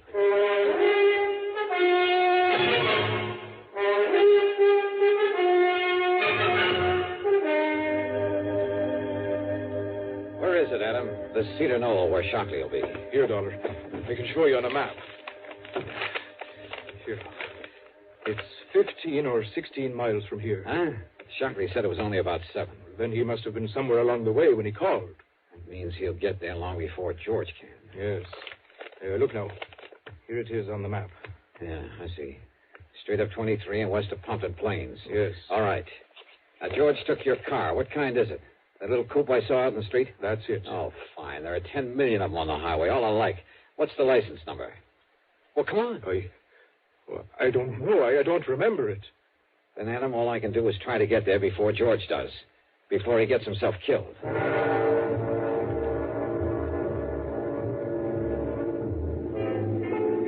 Traffic was heavy, and I don't know why, but Highway 23 was lousy with police patrol cars. I wanted to stop one of them, tell them to come along with me. But this was one case where I couldn't. So instead, I drove within the speed limit, except for a cutoff above Mountain View where I could open her up for a few miles before getting back on the highway. I'd probably bypass George as well as the highway traffic. But the important thing was for me to get there first. That's why I left 23 again, took the curving, narrow, but much shorter back road to Cedar Knoll. Finally, I could see the knoll, a sort of big mound, a high, barren hill. I could see the little building on top of it in silhouette against the moonlit sky. And I could see a car parked up there, a big sedan. So Shockley had arrived and was waiting there. At the bottom of the knoll, I pulled off to the side, cut the engine, doused the lights, and went the rest of the way on foot. As I slowly approached the shack, through a drawn window shade, I could see a light in it, waving around like a flashlight, and the shadow of a man. No, wait. For a moment there were two of them, two shadows. That meant Shockley wasn't alone. And knowing they'd be well armed, both of them killers. Well, this whole thing might not be so easy. Yet somehow I had to keep them from hurting George. Yeah, and from killing Adam. Slowly, cautiously, I edged over to their car. I slid down under it and went to work with my pocket knife on a small piece of tubing near one of the wheels. It was slow and awkward there in the dark under that low-hung car, but it was the one thing I knew. It was George. And of all the times to pick with me sprawled out under that sedan, unable to even pull out my gun. Just stay out there, Adam. We'll take the money and be on our way. Oh, no, you won't, Shockley. This is all you'll take. Watch him, Shockey's got a gun. Yes. And I'll kill both of you if I have to. Mr. Barron, this isn't Adam Reed. Sure he is. No, he talks differently. This is his twin. It's George. You're right, Shockley. And I'm here to put a stop to this nefarious scheme of yours. Well, listen to the fancy talk. Of course it isn't Adam, so it must be George. And George, my name is... No, don't move. Just drop your guns, both of you. Mr. Barron, I'm afraid that Mr. Reed, Mr. George Reed, has the advantage of us. Yeah? Well, listen. He shoots at you, I get him. He shoots at me, you get him. That's right. I'll kill at least one of you. So, under the circumstances, I'm afraid there's only one thing we can do. Yeah? What? Hand over our guns to him. So, here you are. George! Oh, you I yanked myself out from under the car, and just in time to have George land right square on top of me. Before I could push him away and get to my feet, he was out like a light, and both Shockley and his pal were on top of me. I never got off the ground. No! Kill him, Charles. Blow his head off. No, wait, you... You had enough?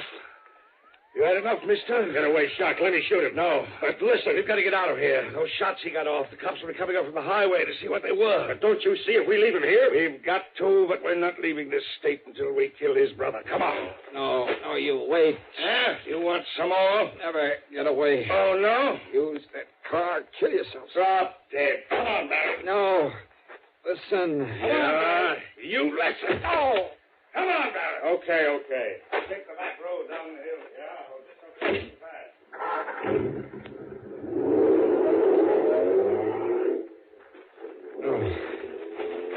Are you okay, George?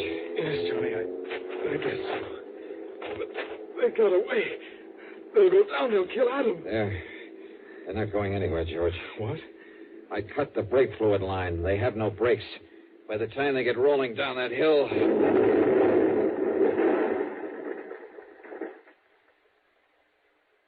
Good heavens. No, George.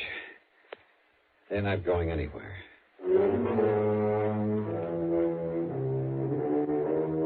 By the time the highway police got to the scene of the crash there on the back road, and of course that car exploded and burned, they had forgotten all about the gunshots, if they'd heard them at all. So George and I were able to leave by the main road unmolested. At the bottom of the hill, I picked up my own car without attracting attention.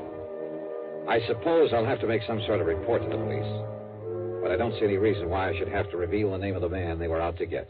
Do you? It's certainly too late to need anyone to bring charges against them. As for the expense account, so what's a couple of gallons of gas in so good a cause? Yours truly, Johnny Dollar.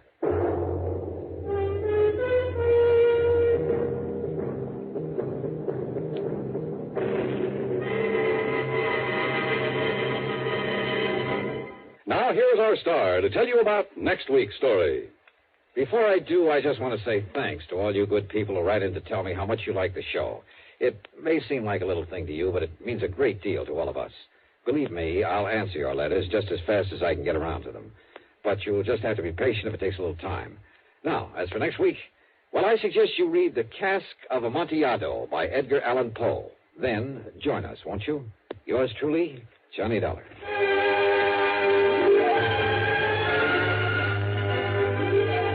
Yours truly, Johnny Dollar, starring Bob Bailey, originates in Hollywood and is written, produced, and directed by Jack Johnstone. Heard in our cast were G. Stanley Jones, Alan Reed, and Frank Driscoll. Be sure to join us next week, same time and station, for another exciting story of yours truly, Johnny Dollar. This is Dan Coverly speaking. Frank Lovejoy stars in a hair-raising psychological thriller, A Friend of Daddy's, as suspense follows next on the CBS Radio. From Hollywood, it's time now for... Johnny Dollar. Johnny, this is Byron Kay at Intercoastal Maritime and Life in Boston. Hello, boy. Remember Hurricane Audrey? Back in the latter part of June, sure. Must have hit your company pretty hard. Yes. But if anybody ever needed help, it was those people down in Louisiana and neighboring states. Yeah. So we've paid up the claims just as fast as they've come in. Except for one. Oh, what's that? One we received only a couple of days ago. Okay, bye. Give me the dope and I'll head for Louisiana on the first plane. Wrong direction, Johnny. Huh? Texas? No. Oklahoma? Arkansas? Buffalo, New York. What? And I think you'd better run over here and let me give you some facts. Yeah, I think I'd better.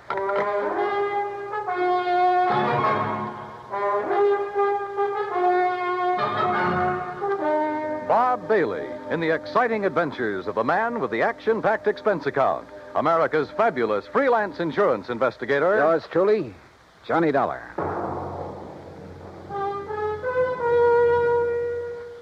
And now, Act One of Yours Truly, Johnny Dollar.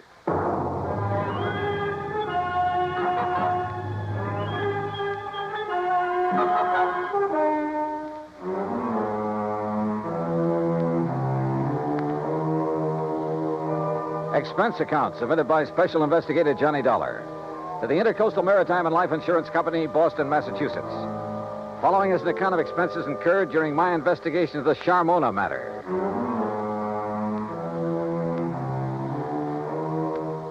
Expense account item 1, 1845. Plane fare and incidentals, Hartford to Boston, and a cab to Byron Kay's office in the Little Building.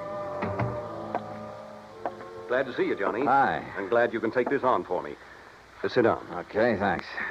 Ever hear of Charles Francis Keeley? Keeley? A very much reformed man, Johnny, who was apparently making a valiant try to live down some of the things he did earlier in his life. Like what? Well, he was I guess you'd call him a promoter, stock manipulator, that sort of thing. The point is, he made himself a lot of money a few years back until the authorities, the Securities Exchange Commission and so forth, put a stop to his fancy dealing. Sounds like a real nice guy. In any event, he had enough money by the time he quit to live pretty well. Nice home, beautiful wife, 62-foot cruiser, and that, by the way, is our biggest problem. Oh, I wish my biggest problem was a 62-foot cruiser. It is, Johnny. Now, Then tell me all. Yes. Early in June, he took his boat across Lake Erie to Detroit to have some work done on it at the Detroit Yacht Basin. Then, a couple of days before the end of the month, he started back for Buffalo. Oh, yeah, that hurricane was moving north about then, wasn't it? Yes, it was. And his failure to appear in Buffalo within a reasonable time didn't worry his wife a bit. Often before making that same trip, he'd stopped off in Cleveland to visit some of his old cronies. Uh-huh. But by July 20th, she began to get worried. She called the friends in Cleveland. They hadn't seen him. Then she called the Coast Guard. No word. A few days later, a couple of the life preservers from his boat washed up on the south shore of Erie near the little town of Lindsay. That enough for you, Johnny? How much insurance did he carry? On himself, $35,000. On the boat, $106,000. I see. Okay, bye. I'm on my way. Expense account item 2, transportation to Buffalo, where I signed in at the Statler Hotel.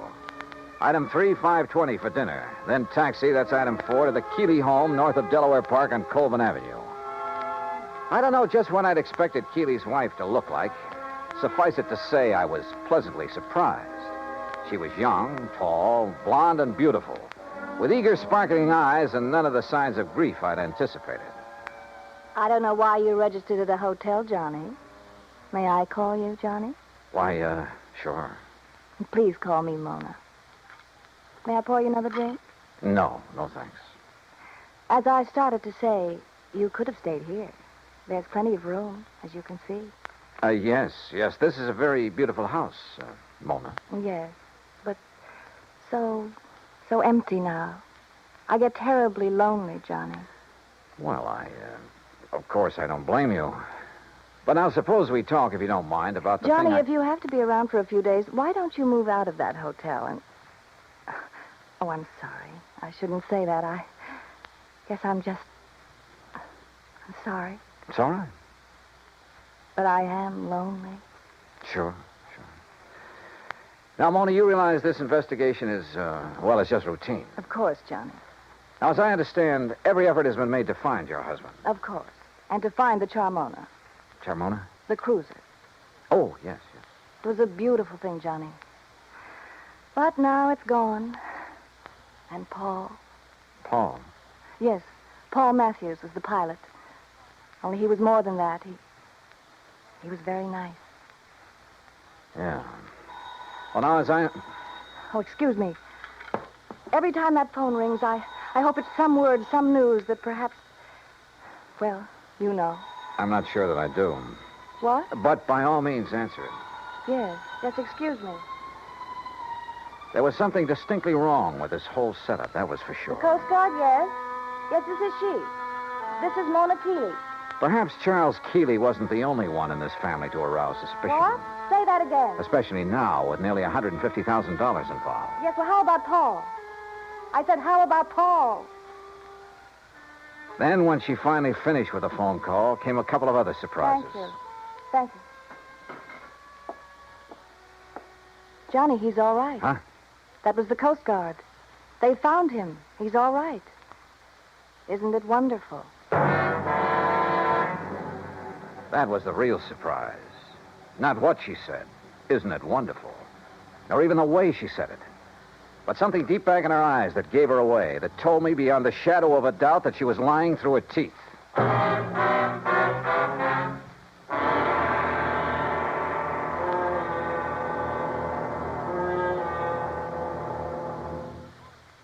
Act 2 of yours truly, Johnny Dollar, in a moment. It is a rare event when a young man decides to leave civilization behind and hide himself away in the steaming jungle, just so he can help his fellow humans in a remote corner of the world. The late Dr. Tom Dooley did just that when he left the United States to help the sick and starving jungle people in the little kingdom of Laos in Southeast Asia. Dr. Dooley's story is well known to nearly everyone. And all over the world, people talk of his little jungle hospital on stilts. That's where he treated the dread diseases of the jungle and trained native medical technicians so that they might help their own people. Dr. Dooley wrote and lectured to many people so that the work of his medical assistance program, Medico, might go on. It was not easy for someone so young and so talented to give up the bright lights of the city and plant himself down in an unknown jungle just for the purpose of helping unfortunate people he didn't even know. But through Medico, Dr. Tom Dooley wanted to help people. He wanted to help people to help themselves. Today, the work of Medico is going forward in a number of countries besides Laos. Young men are being sent to the United States to be schooled in medicine with the idea of returning to their own countries to help their own people. Hundreds of thousands of dollars worth of medical supplies have been donated by American businessmen and pharmaceutical companies. Today, Dr. Tom Dooley's work is being continued for him. It is helping to create better understanding. It is an injection of the spirit of freedom, the right of all men everywhere. And now, Act Two of yours truly, Johnny Dollar, and the Charmona matter.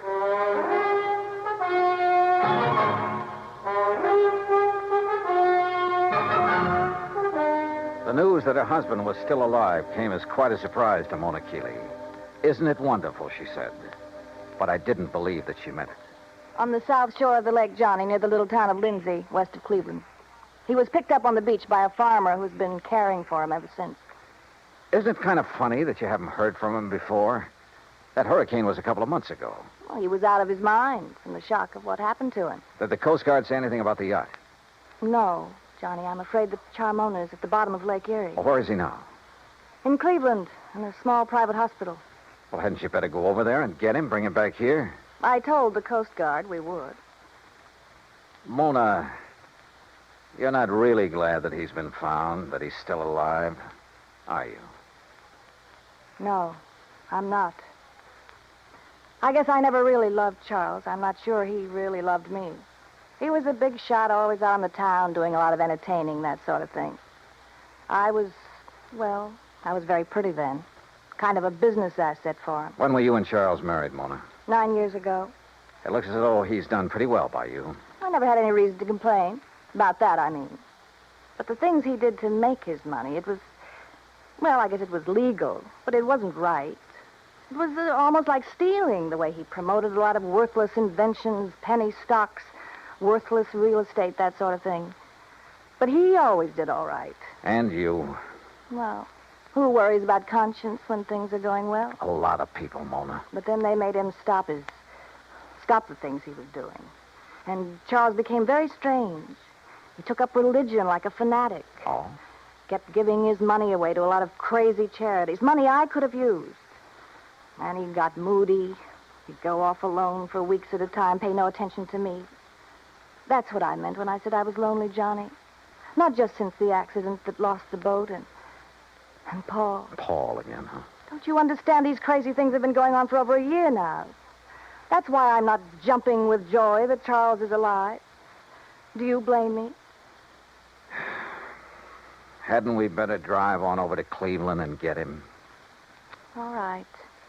I'll run upstairs and change my clothes. Excuse me. I'll be ready in a minute.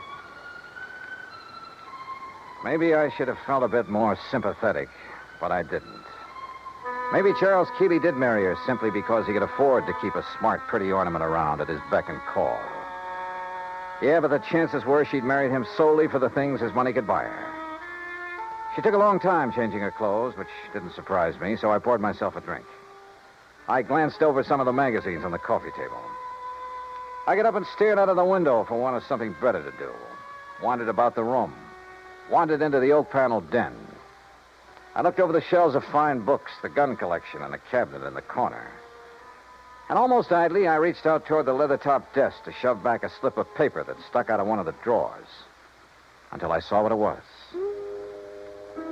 It was an unpaid bill, several months old, from an exclusive New York shop for some very expensive gowns. And inside, the drawer was packed with unpaid bills, thousands of dollars worth of them, and statements bearing a polite, firm warning to pay up or else. No wonder Keeley's sweet, charming wife had hoped she'd never hear from him again. Gone, he was worth $35,000 to her, and the yacht $106,000. Perhaps somehow Mona Keeley had even had a hand in the wrecking of that yacht. I wondered, and I decided I didn't care much for people like this. But my meditations were suddenly interrupted by a sound from the doorway. And there she stood. A pretty little pearl-handled .25 caliber Colt in a dainty gloved hand. I'm ready, Johnny. Are you? So I see. Ready for what, Mona? I guess that depends, doesn't it?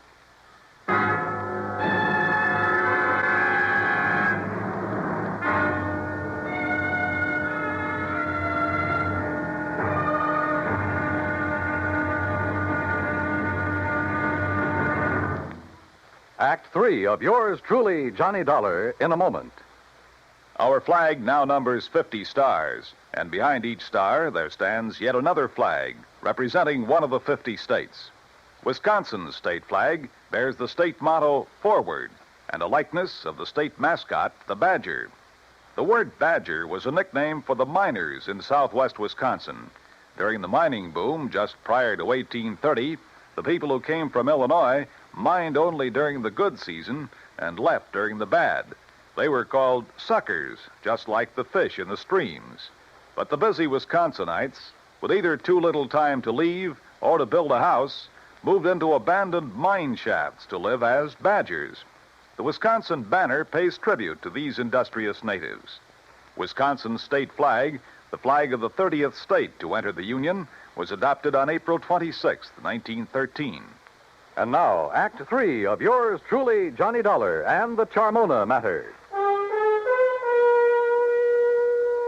Mona Keeley stood there in the door of the den, a .25 caliber Colt in her hand. For she'd caught me going through the drawer of a desk, through papers that showed only too clearly why the loss in a storm of a $100,000 yacht might well have been carefully planned. Why she wished that her husband had gone down with her. You shouldn't have done it, Johnny. You shouldn't have looked in that desk. Pretty good proof, isn't it, Mona, that the wreck of the Charmona was no accident. I don't know how your husband worked it and still managed to get back to shore alive. You don't know what you're talking about. But he almost didn't make it, if what you've told me is the truth. Maybe that's because he didn't anticipate that the storms from Hurricane Audrey would hit Lake Erie. Maybe it's because... Well, we'll soon find out.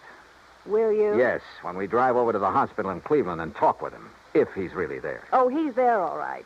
And you and I are going for a drive, but not to Cleveland. All right, now. Oh, put that thing down, Mona. Sorry, sweetheart. That little thing in your hand is about as accurate as a slingshot. Now, why don't you... No, don't move. I still don't get it, though. Oh? What? And I'm sure you must have been in with your husband on his deliberate sinking of the yacht.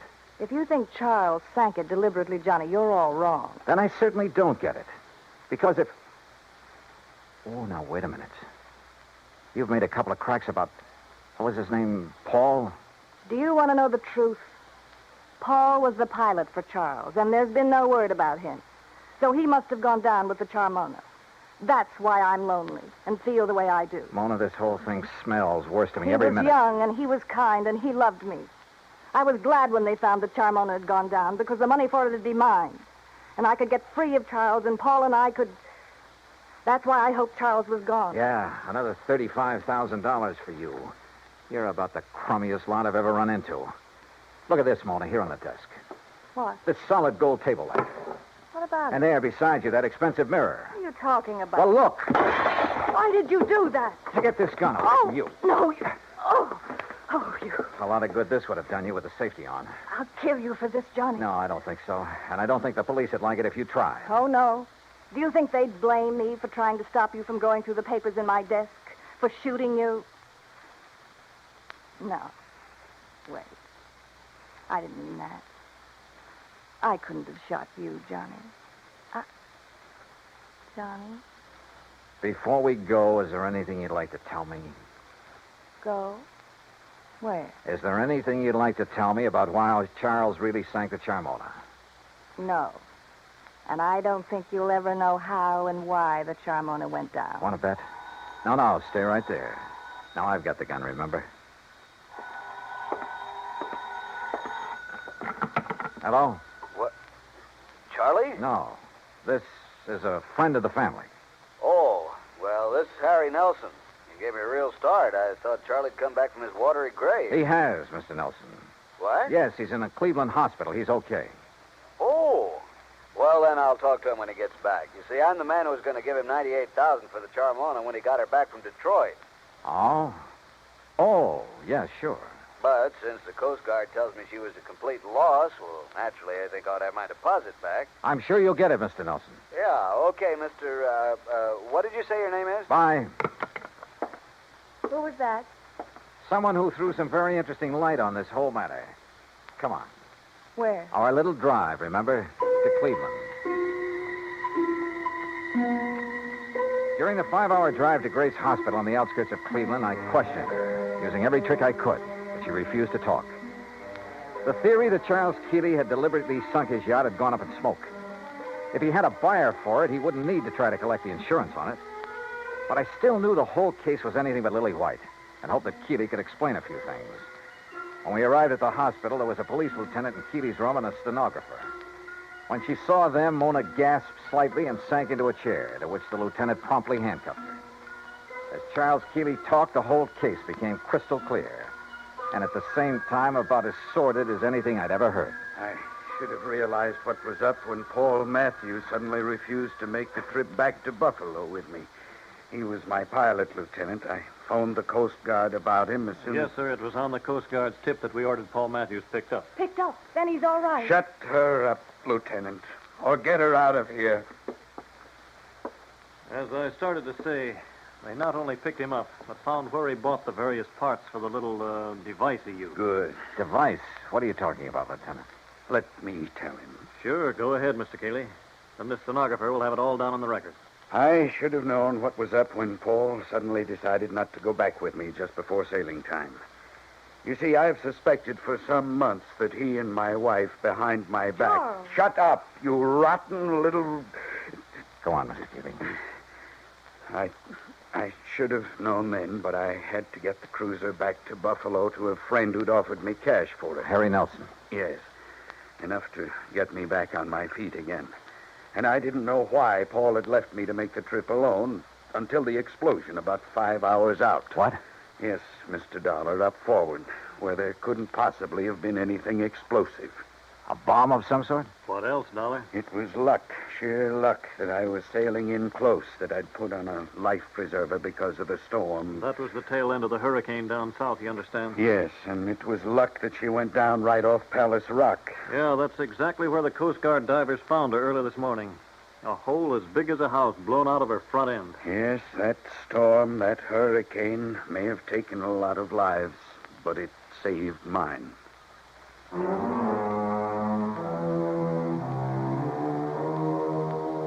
All I can say is I'm glad there are courts to take care of situations like this. I myself would hate to have to dirty my hands any further. Yeah, it probably does take all kinds to make a world. But believe me, the world would be a lot better off without some of those kinds. The claim on the yacht, sure, it'll have to be paid. And to a man I honestly think is trying to live a decent life for a change. Expense account total, including incidentals, and the trip back to Hartford, $103.80. Yours truly, Johnny Dollar.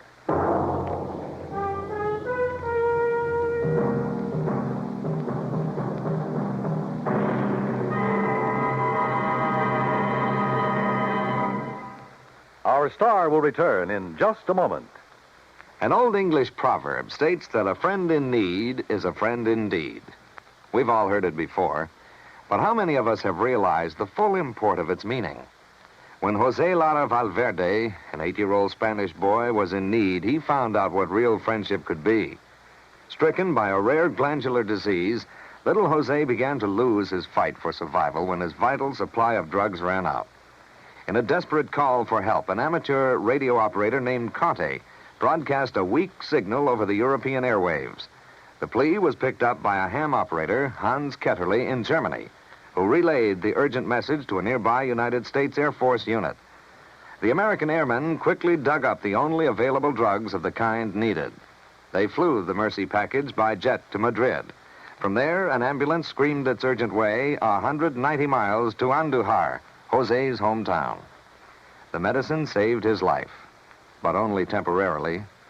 Another source had to be found, and it was, again, in Germany. The two rare drugs were again rushed by American jet fighter pilots, by helicopter, and by Air Force staff car through high winds and thunderstorms to the bedside of the stricken boy. The medicine was given to Jose, and again he responded. This same life and death drama was repeated elsewhere in Spain when men of the United States Air Force came to the rescue of another young Spanish boy in need of another rare drug. People-to-people giving is more than a program. It is an act of friendship. It is a fight for freedom, the right of all men, everywhere.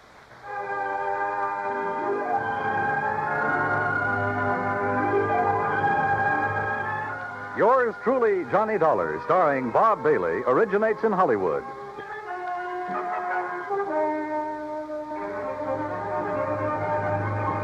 This is Dan Cubberly speaking.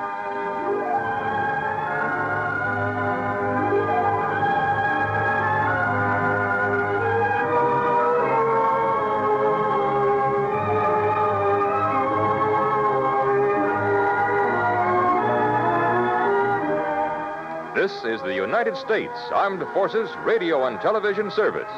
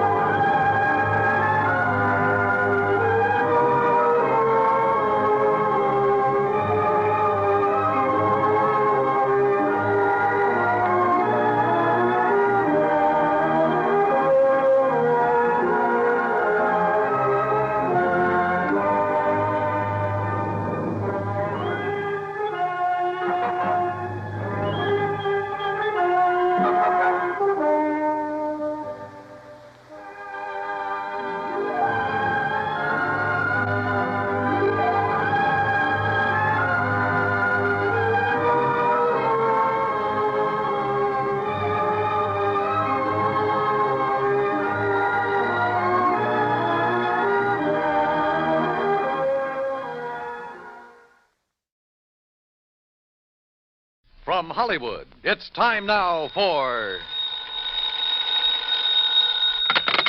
Johnny Dollar.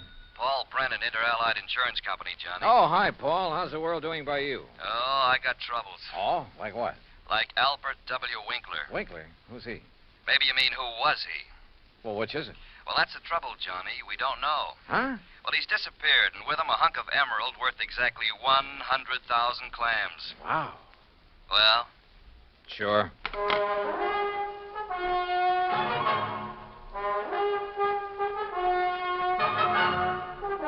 Bob Bailey in the exciting adventures of the man with the action-packed expense account.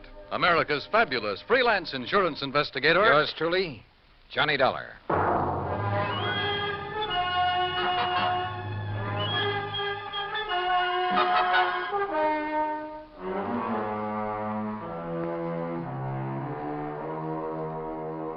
Expense account submitted by Special Investigator Johnny Dollar to the Inter-Allied Insurance Company, Dawson Building, Hartford, Connecticut. Following is an account of expenses incurred during my investigation of the Blooming Blossom matter. Expense account item 1, $1 even. Taxi from my apartment to the offices of Inter-Allied, where Paul Brennan wasted no time in getting to the point. Albert Winkler was a partner in a small jewelry firm down in New York. Real exclusive type place. Floyd and Winkler? Yeah, that's the outfit. Well, a few days ago, they got hold of an emerald. It's called the Green Eye of Calcutta. And, Johnny, the darn thing's big enough to choke a horse. Okay, Paul, okay. I don't think you need go any further. No, wait. They planned to put it on an exhibition at the big international jewelry show in Chicago next month, and Winkler took it home to work on it. Oof. Insured for $100,000, you said. Yeah, and Winkler's insured for 10. Okay, so who killed him and stole the rock? Listen, will you? Go ahead. Well, Sunday morning, his partner Blewett tried to phone him at his apartment. No answer. So Blewett sauntered down to the office thinking he might be there. But no sign of him? Right. Nor of the Green Eye of Calcutta. Only a note Winkler had left the night before saying he was taking a stone home to work on it. Well, that makes it look as though maybe Winkler... Listen. About that time, the phone rang there in the office. It was the police department, also looking for Winkler. Oh? Yeah, they'd been called by Winkler's landlord after a chambermaid had found his apartment completely ransacked and the old boy missing. Uh-oh. Who's working on it? For the NYPD, I mean. Sergeant Randy Singer, 18th Precinct, Homicide. Old friend of yours, I believe. Yeah, good man. Has he come up with anything? Nothing. Well, Johnny? Sure, Paul. Now? Now.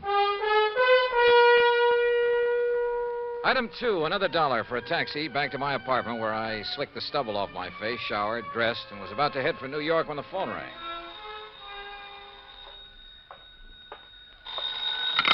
Johnny Dollar. Johnny Dollar? That's right. Oh, good.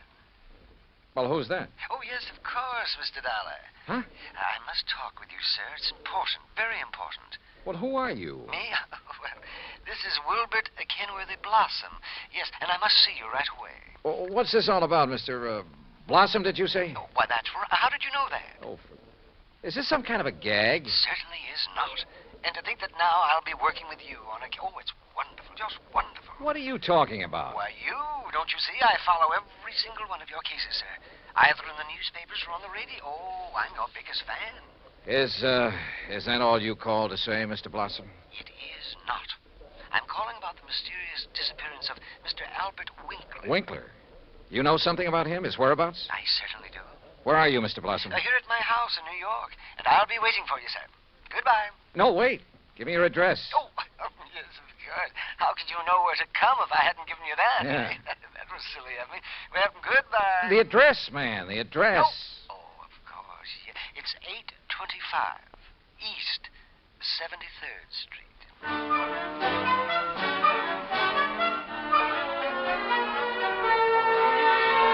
Item 3, $9.20, transportation and incidentals to New York City and 825 East 73rd Street.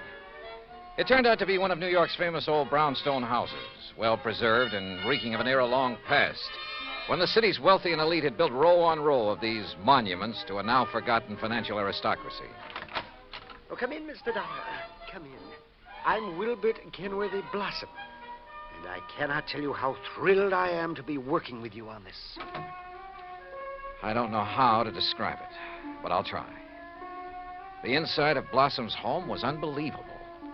Ornate pre-Victorian furnishings, heavy velvet draperies, huge lamps and chandeliers, gilt-framed mirrors, even an ancient horsehair sofa. It was also filled with dusty piles of newspapers and magazines, hundreds of old books. Travel books, Mr. Dollar, and mysteries.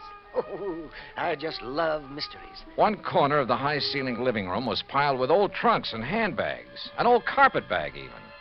Boxes of tools and utensils were stacked about, an ancient Victrola, beat-up sewing machine. You just never know when you might want to sew something, do you? Old guns and pistols, some of them museum pieces, a stringless tennis racket, a pair of rusty handcuffs locked to the base of a floor lamp without a shade, a broken bicycle pump. That's just in case I ever find a bicycle to go with it, you understand. Yes. Against one wall stood an old metal cabinet loaded with rusty surgical instruments and a worn-out catcher's mitt. Yet directly opposite was a corner shelf full of priceless porcelain figurines and rare pieces of china. Some of the old clocks and jewelry on the mantelpiece were collector's items. Fine original oil paintings lay among piles of old shoes. All in all, it looked as though the contents of half a dozen pawn shops had been dumped into it. At auction sales, Mr. Dollar. Oh, yes, sir. I just cannot resist an auction sale or a bargain. But what are you going to do with all this stuff? Oh, just keep it. I like it. I like a lot of things. Yeah, so I see. Including 12 gross of Spencer's superlative steel-tipped shoelaces, patented 1841. But they were a bargain, Mr. Dollar. Just like all this fine artwork is, too. Yeah, I'm sure. Some of my friends pamper me a bit, though. You know, send me things they pick up at sale. Yeah, now look, Mr. Blossom, you told me you know something about Albert W. Winkler. Oh, yes. Yes, indeed. Well? And think of that magnificent emerald. Gone. Disappeared. Yeah, but now you said... And that poor Intralite Insurance Company. Oh, my. That's how I knew you would be called on this case. But $100,000 and $10,000 on Mr. Winkler. Well, at least they're off the hook on him until he's proved dead. Aha. And that's where I come in. With proof. Proof? What proof? Have you seen Winkler?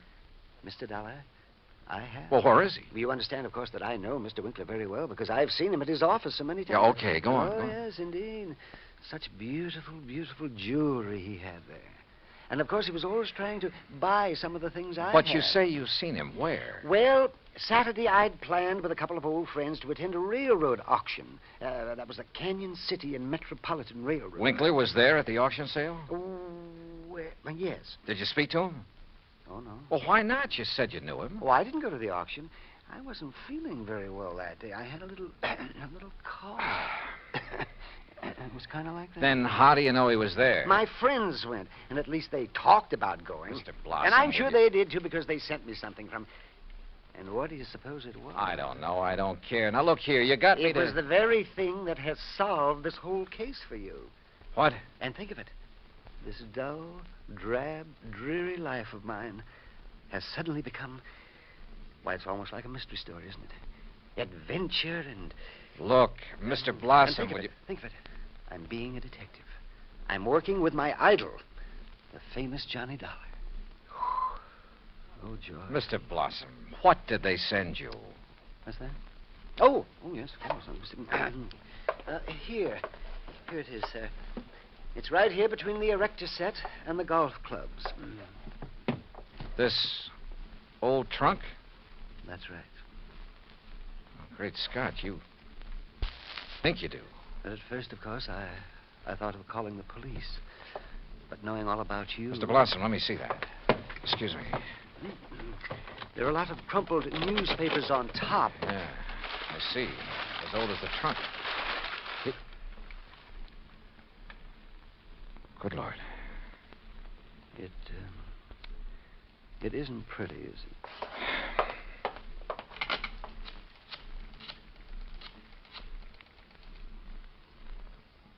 Sergeant Randy Singer, homicide.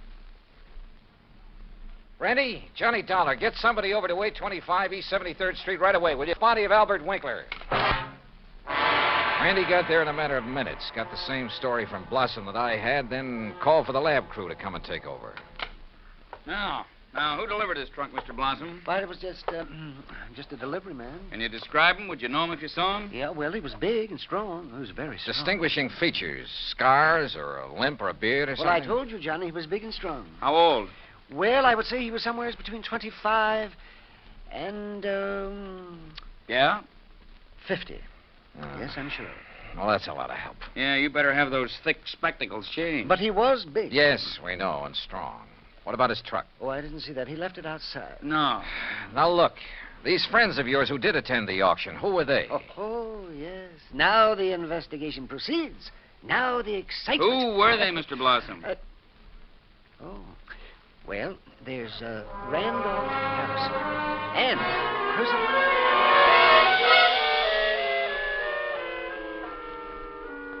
Randy Singer took down the names of Blossom's 3 auction-minded friends. The lab crew arrived. Randy took off to dig up Blossom's friends, and I took a cab. That's item 480 cents to the apartment of Elwood Blewett, Winkler's partner in the jewelry business. Blewett lived alone in a modest but tastefully furnished 5 or 6 rooms on East 52nd Street. Of course, Mr. Dollar. I'll be glad to help you all I can. Albert's death has been a terrible blow. Yes. Well, tell me this, please. Yes? Did Mr. Winkler make a habit of taking valuable pieces of jewelry to his residence? Yes, Albert often took pieces home with him to work on them, clean, polish, and so on. Wasn't that a rather dangerous practice? Frankly, I always thought so, but he felt there was far more chance of being robbed if he were alone at the office than at his flat, where he wouldn't be expected to have anything of great value. Well, who has seen the Green Eye of Calcutta besides you and Mr. Winkler? I'm not sure. Of course, almost anyone would have been able to recognize it. Because of the publicity and pictures when you brought it over here? Yes. Come to think of it, Blossom indicated he'd been much impressed with it. Wilbur Blossom? Yeah. You know him? He's been in the office many times. He and Albert were always bickering over pieces that either of Bickering? us had. Well, it was really something of a joke. Albert always wanted some of Blossom's heirloom pieces, and Blossom wanted some of the finer things we had. Did he ever buy? Never. He always wanted us to put them up at auction or at a bargain price. Hardly our way of doing things, needless to say. When did you last see Blossom? Why, last Friday. I was busy with an important client, and from the back room where Albert worked, I remember hearing Blossom insist that Albert show him the emerald. Oh, did he? I don't know. The silly argument got so noisy that I closed the door on them. Oh, now, wait. Certainly you aren't thinking that perhaps Wilbert Blossom... I'm not quite certain what I'm thinking, Mr. Blewett. Item 5, 10 cents, phone call to Randy Singer. No, not a thing, Johnny. One of the 3 names on Blossom's list is in Europe. The other 2 did go to the railroad auction, but purchased nothing. Randy, do a couple of things for me, will you? Like what? Phone whoever is stationed at Winkler's place that I want to look it over. Sure, everything is just as it was, including the poker that was used to kill him. Also, I want a copy of the picture of the trunk your lab boys took and the list of Blossom's friends. I'll have him waiting for you. And post a man at Blossom's place. Keep an eye on him. Yes, right away. Johnny, have you learned something? No, just, just for his protection, say. I'll talk to you later. Yeah, but...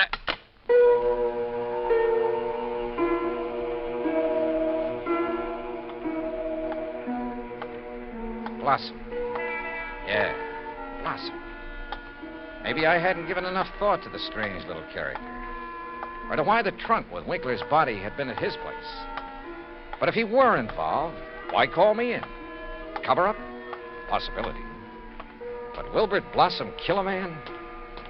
Yeah, maybe he could. Maybe he did. I'd better see him as soon as I get through with the inspection of Winkler's apartment. Mr. Dollar? Oh, hi, officer. Did Sergeant Singer call and tell you that... He's on the phone here in the Winkler apartment now. Wants to talk to you. Says it's very urgent, sir. Okay, thanks. Johnny Dollar. Johnny, how did you know? Huh? The man I sent to cover Blossom's house for you got there too late. What? Whoever got in and attacked the poor old coot got away. Attacked? Blossom? Yeah, really did a job on him. Johnny? Okay, Randy. Thanks.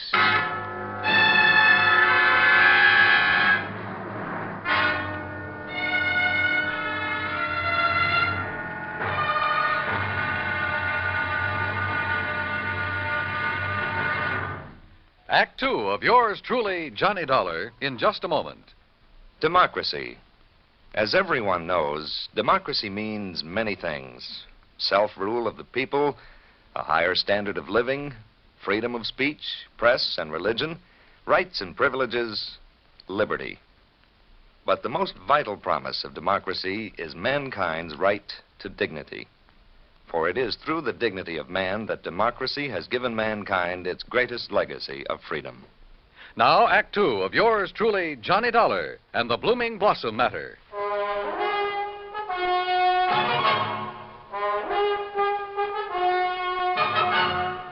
Expense account item 6, $2.25 for a fast taxi ride to 18th Precinct Police Headquarters. All right. As soon as I got your call, Johnny, I sent a uniformed man over to Blossom's house. From the way you talked, I thought maybe you suspected him. Yeah, Randy, I'm afraid I did. Boy, how wrong can you be? Anyhow, when he got there, he found the front door open and Blossom lying in the dark hallway. Where's Blossom now? The hospital, but he's okay, just bruised up a bit. They're letting him out. Fingerprints? Anything to go on? The lab's checking on the prints right now. Uh-huh. Let me know. Yeah. Anything else? Nope. So, now let's find out who tried to put Blossom out of the way, and we'll have the guy who killed Winkler. And stole the $100,000 worth of emerald, then shipped Winkler's body to Blossom. Oh, and by the way, here's the picture of the trunk you asked for and the 3 names Blossom gave me. Harrison, Norton, and Scatterday. What are you going to do with them? Randy, suppose the man who attacked Blossom is the one who did all the rest. You got a better suppose?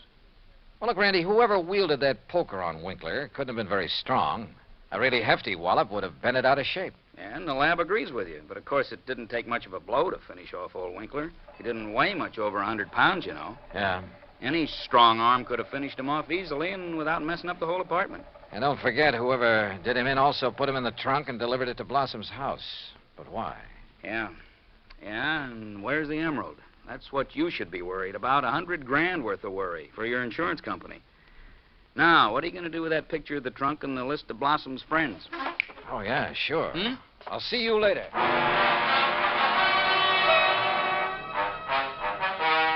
Item 7, $5.50 for a taxi to the warehouse of the Canyon City and Metropolitan Railroad over in Jersey. There I finally managed to track down a man who knew something about their occasional auction sales of unclaimed baggage and stuff. Insurance investigator, eh? That's right, Mr. McKinney. One of those boys with a fancy expense account, eh? Well, that's a matter of opinion. Look, you had an auction sale here last Saturday, didn't you? That's right. Handled it myself. Want to know something about something we sold off? Exactly. Then I'm your man. Always remember all about every single item I sell and who bought it and all about 'em. That's fine. Because I want to know if any of the names on this list bought from you on Saturday. Yeah? Randolph Harrison. Man by the name of Harrison buy anything? Nope. How about Percival Wentworth Scatterday?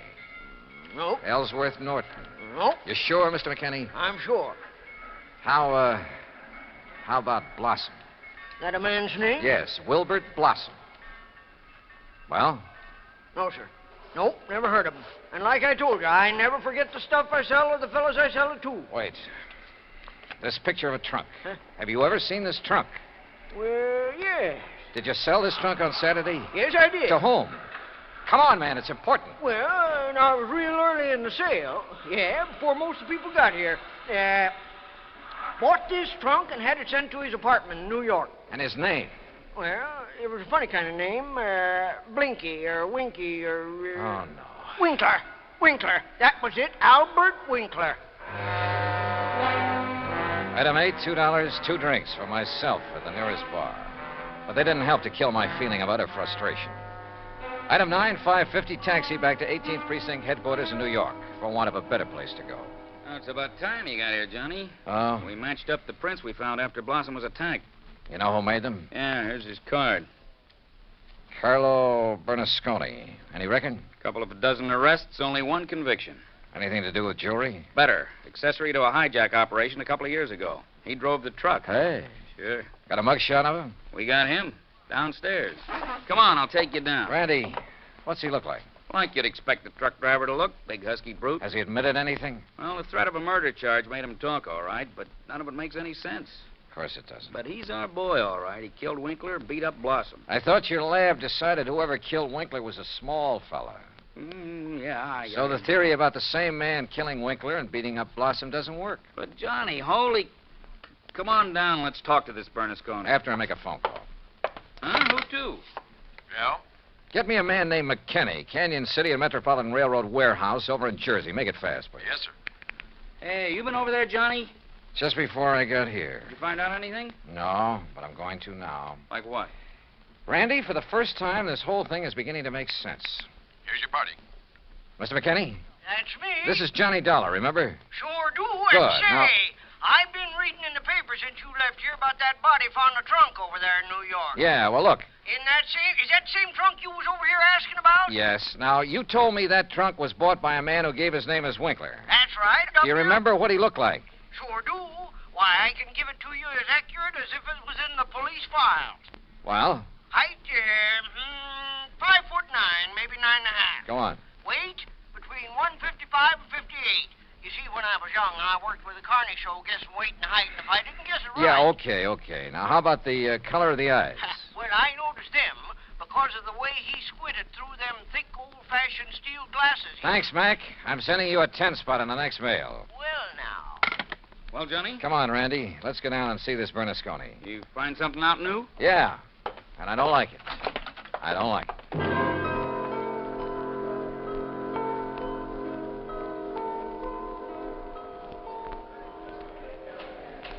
Now, look, Bernasconi, you're in plenty of trouble for the assault on Blossom. Maybe even more. But I'm the man who can save you from a murder rap, if you'll answer a couple of questions. Sure. I told the cops. All right. Did you pick up and deliver a trunk yesterday morning? Sure, I told him. For a guy named Winkler. You got the trunk from Winkler? Sure, at his apartment on East... What did he look like? How tall? Maybe 5'8" or 10. What? Johnny... Slight build or heavy or what? I'd say about medium. Maybe 150 pounds. Johnny... Now, look, mister... Now, wait a minute. You look. Did you deliver that trunk to a man named Blossom? Sure. At 825 East 73rd Street. What did he look like? Him I never seen. I knew it. He hollered from a window that the door was open and I should put the trunk in the living room. What a junk house. But you must have seen him later when you came back and assaulted him. It was night then. When he come to the door, I just slugged him and let him lay there. Then I went inside where the lights was on to look for... Well, I looked for the big rock I'd read about in the paper. But then I heard a prowl car coming, so I beat it. Trunk wasn't there anyway. Okay, Bernasconi. See you later, Randy. Now, just a minute, Johnny. Hey, and what about me? You said it...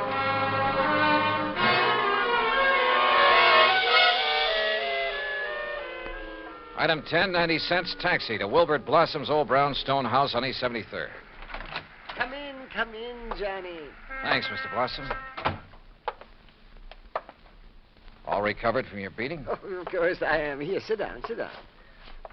You said you wanted to help me on this case. Oh, yes, indeed. Why, this chance to work with a man I consider the finest insurance investigator in the world. Yeah. That's why I called you when I got the trunk with Mr. Winkler's body in it. Mr. Blossom, why don't you tell All the my truth? drab, dull life, I wanted to be a detective, an investigator. And this was my chance. My chance.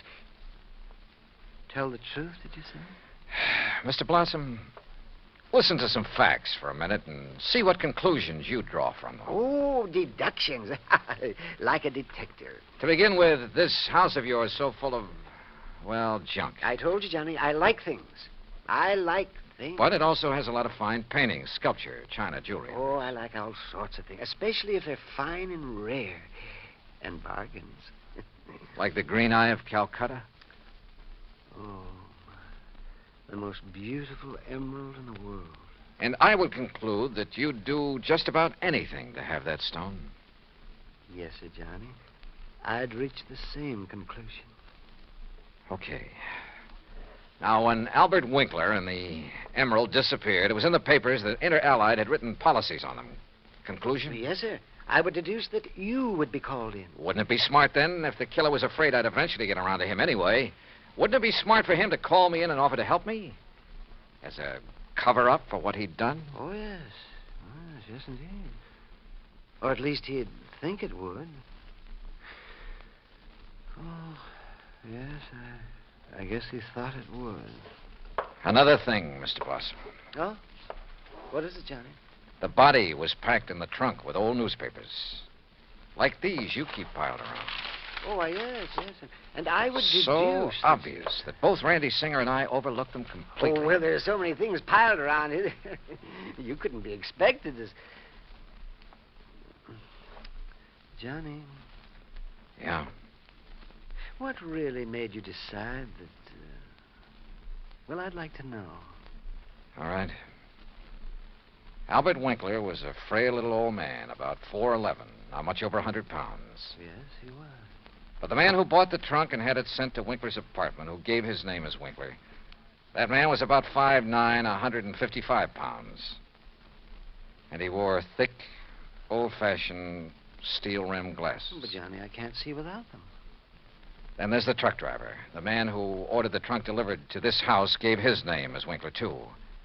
But Winkler was dead by then. Dead from a blow inflicted not by some big bruiser, but by somebody of, say, your build. Oh, that awful truck driver who thought the emerald would be in the trunk and came here to steal it and who beat me up. I suppose you want the emerald. Yeah.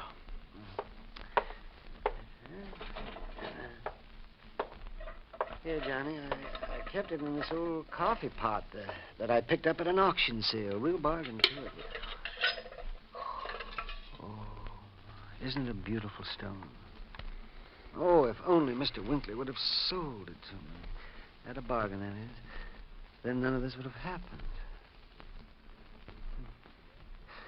Well, I guess we better go now, hadn't we? It's such a silly thing.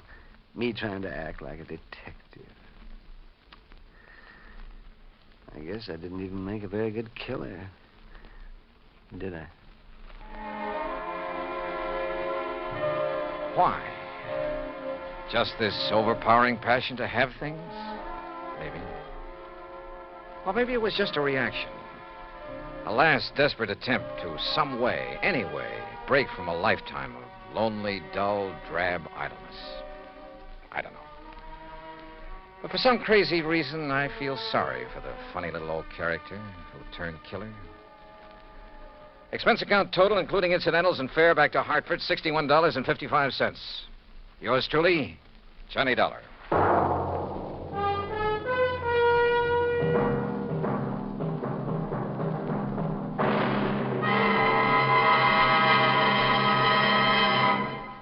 Now, here is our star to tell you about next week's story. Next week, a case so simple, so easy, so obvious, that it proves almost impossible to solve.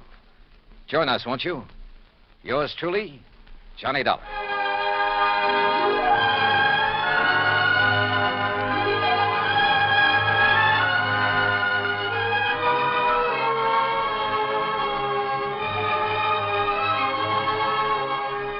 Yours truly, Johnny Dollar, starring Bob Bailey, originates in Hollywood. It is produced and directed by Jack Johnstone, who also wrote tonight's story. Heard in our cast were Howard McNear, Herb Ellis, Herb Vigran, Junius Matthews, Herb Butterfield, Frank Gersel, and Johnny Jacobs. Musical supervision is by Jerry Goldsmith. Be sure to join us next week, same time and station, for another exciting story of yours truly, Johnny Dollar. Dan Cubberly speaking. Johnny Dollar has come to you through the worldwide facilities of the United States Armed Forces Radio and Television Service.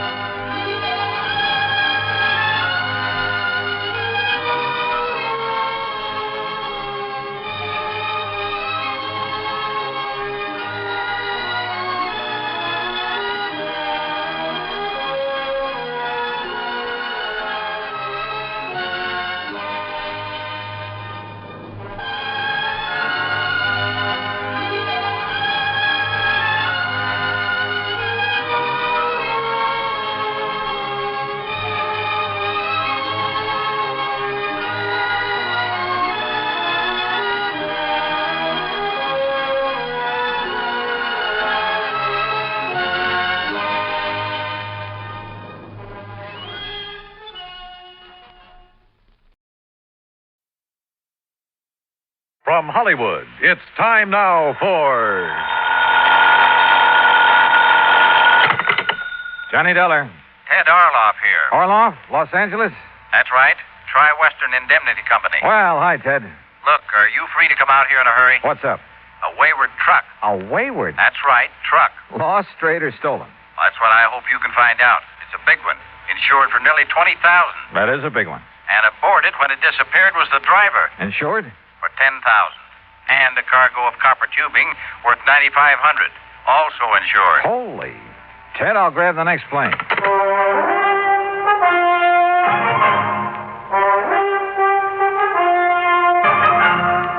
Bob Bailey in the exciting adventures of the man with the action-packed expense account. America's fabulous freelance insurance investigator. Yours truly, Johnny Dollar.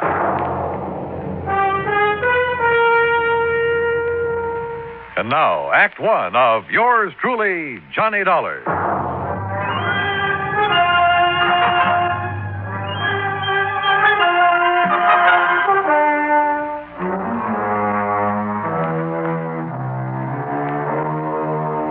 Expense account submitted by Special Investigator Johnny Dollar to the Tri-Western Indemnity Company, Los Angeles office. The following is an account of expenses incurred during my investigation of the Wayward truck matter.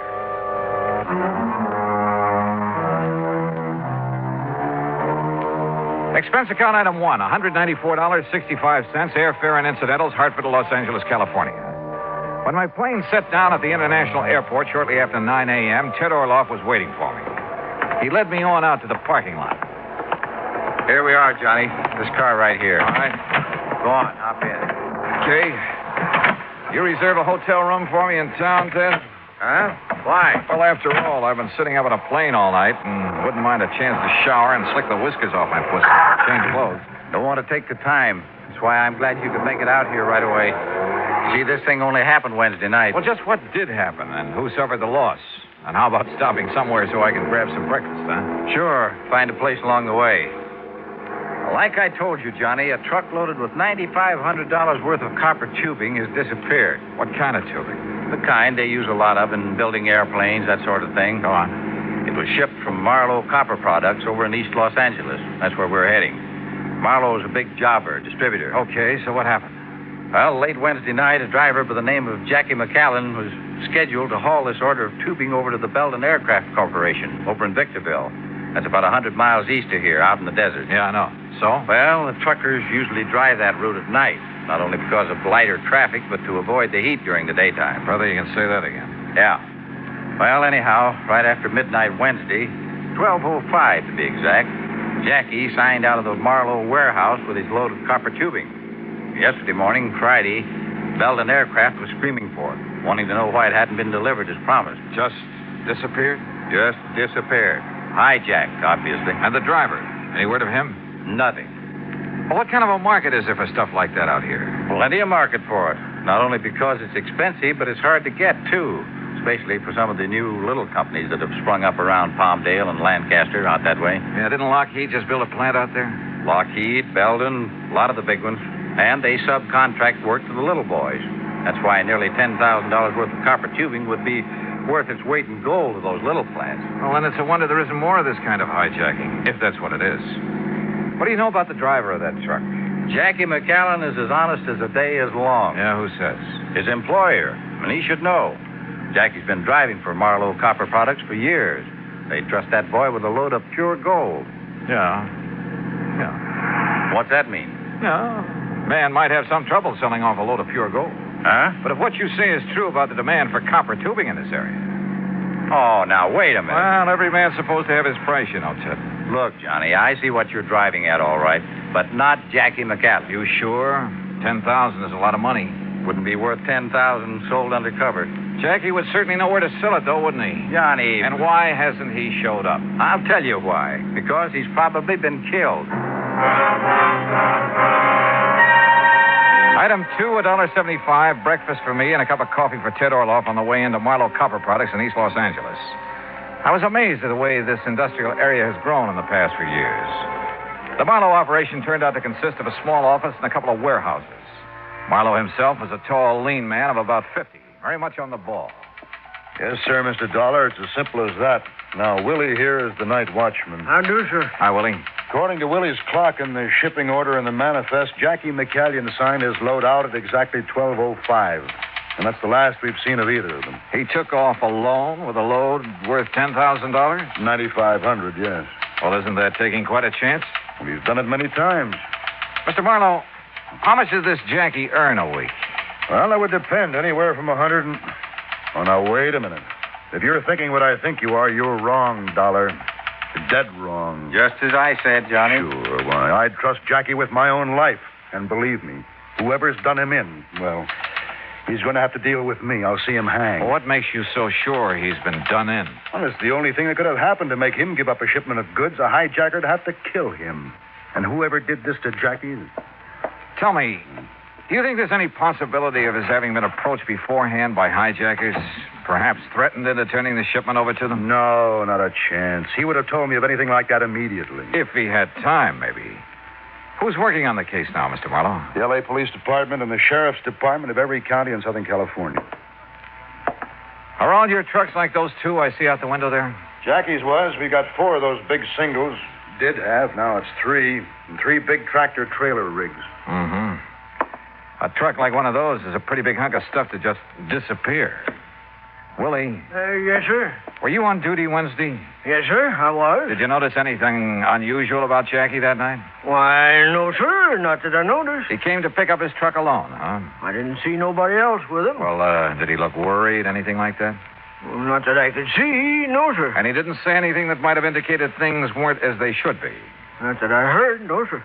Just exactly what did he do? What the driver always does. Come in, signed up the manifest, putting down the time, and then drove off with his truck like always. Nothing unusual at all? Not that I saw, no, sir. Mr. Marlowe, where did Jackie live? Somewhere over on West 3rd Street. He lived alone. Naturally, the police looked for him there first thing. May I have that address, please? I'll have my secretary get it for you. You all through with me, boss? Yes, Willie. If you're going to work tonight, you better get some sleep. Go ahead. Yes, sir. Thank you.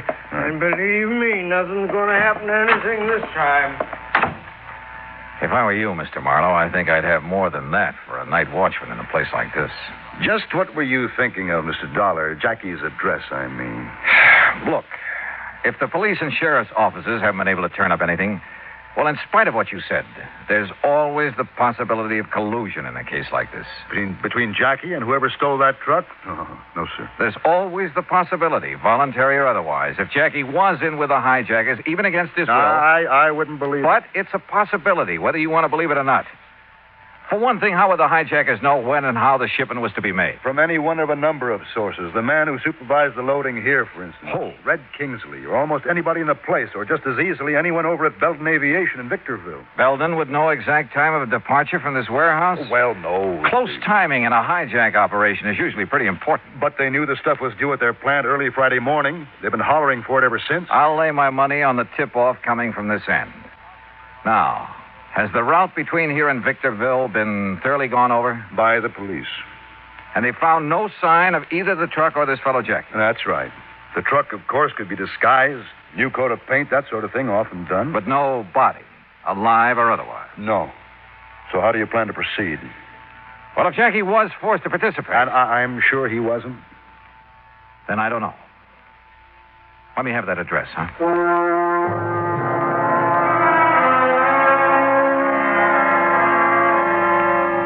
Frankly, I didn't have the least idea what I was looking for. But I couldn't just stand around, so I borrowed a company car with a name and a number plastered all over the side and drove to the West 3rd Street address, hoping I'd have no trouble persuading the manager to let me in. Manager? Not in that old ramshackle frame house. The front door was wide open, and the mailbox had the number 4 opposite Jackie's name. That meant upstairs. As I reached the second floor, I could see that the door of number 4 was slightly ajar. And I could hear somebody moving about inside, opening closets and drawers. Quietly, I slipped close to the door. Inside, his back toward me, was a big, broad-shouldered brute, hastily emptying one of the bureau drawers. He was dressed in dirty work pants and wore a heavy, tattered blue sweater. Hey, who? Maybe you better let me ask the questions, huh? Oh, yeah? Now, look, buddy. What are you doing here? What are you putting into those handbags? None of your business. Now, you get out of here. Not until I find out what you're up to. I said get out, didn't you hear me? Oh, take it easy, baby. Oh, yeah? You want to play that way, huh? That's right. Brother, that was a big mistake. Oh, you asked for it. No, you don't. All right. Now, start talking. What were you doing here in Jackie's room? Well, what was I doing here? Hey, look. Who do you think you are, the law or something, barging in here like this? That's right. Who are you? I said, who are you? I'm Dick McCallion. What? That's right. Jackie McCallion.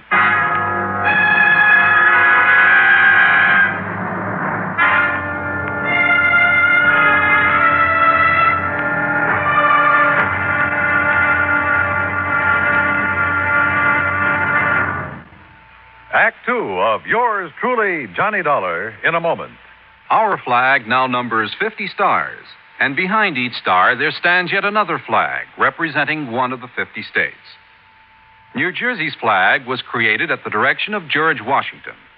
In 1779, General Washington directed that the New Jersey Continental regiments wear coats of dark blue with buff-colored facing. This was done as a tribute to the former ruler of these colonies, the Dutch, whose national colors were buff and blue.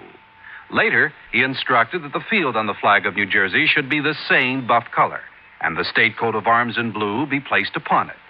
The state's motto, reflecting the aspirations of all who came to these shores, is also inscribed on the flag: liberty and prosperity. This flag was displayed proudly before the combined American and French armies at the surrender of Cornwallis's army at Yorktown. New Jersey's state flag, the flag of the third state to enter the Union, was adopted on March 26, 1896. Now, Act 2 of yours truly, Johnny Dollar, and the Wayward Truck Matter.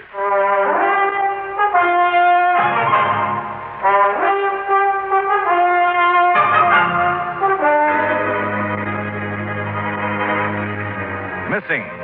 A $20,000 truck from the Marlowe Copper Products Company of East Los Angeles. Also missing.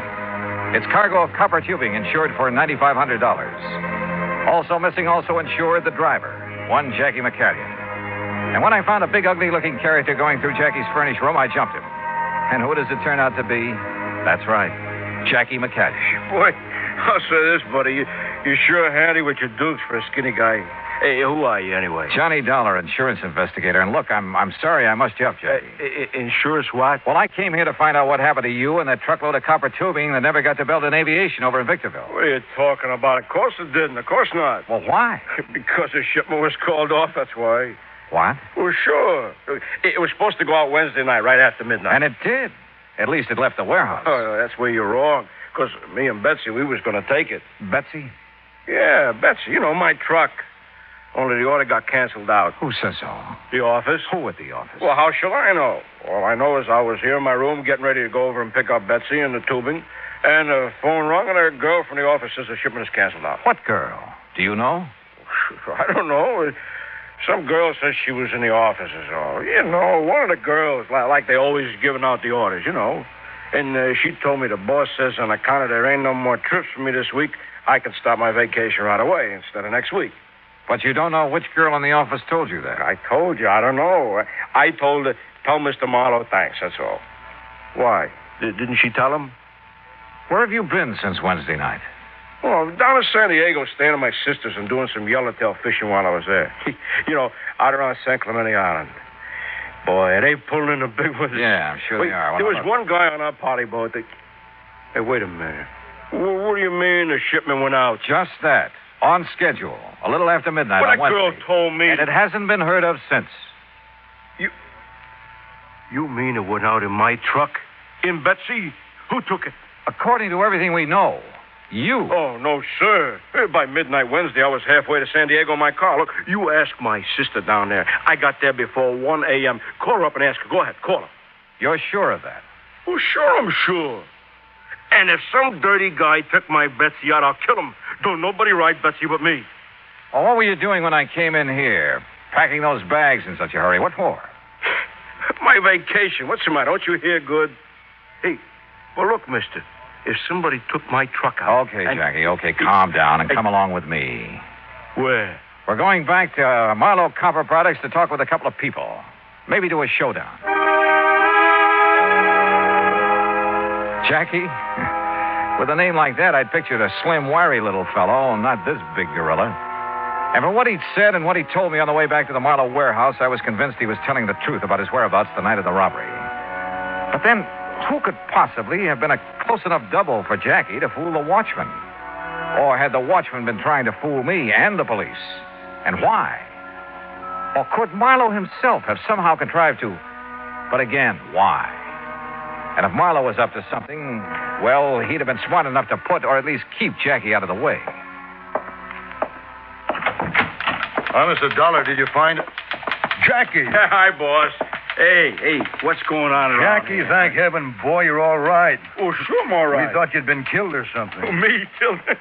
Where'd you find him, Dollar? Where's the truck? Hey, boss, that's what I've been trying to find out. Only all this guy here does is ask me questions. Well, the important thing is you're all right. I didn't tell you this before, Dollar, but Jackie's as much a part of this business as I am. Ah, come on, boss. You started out with me in the beginning when I didn't have a penny to my name. Worked 7 days a week, night and day, helping me build up this business. And you've kept him just a truck driver? What do you mean, just kept me a truck driver? That's the way I like it. Oh. Yeah, even the big retirement he made for me. I don't want that. I just want to keep on driving the truck, just like I am, and maybe go fishing now and then. That's what I like, and I'm happy. Thank God you're still all right. Hey, but what about Bessie? Yes, Dollar, what about the truck? Any ideas, any leads? Mr. Marlowe, I want to talk to that night watchman of yours again. Oh, Willie? That's right. Let's just hope he hasn't skipped town. Skipped town? Would you see if you can locate him and get him down here? Well, of course.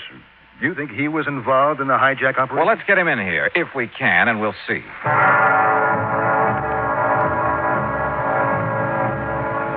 Something had just come back to me. Something pretty damning insofar as Willie was concerned.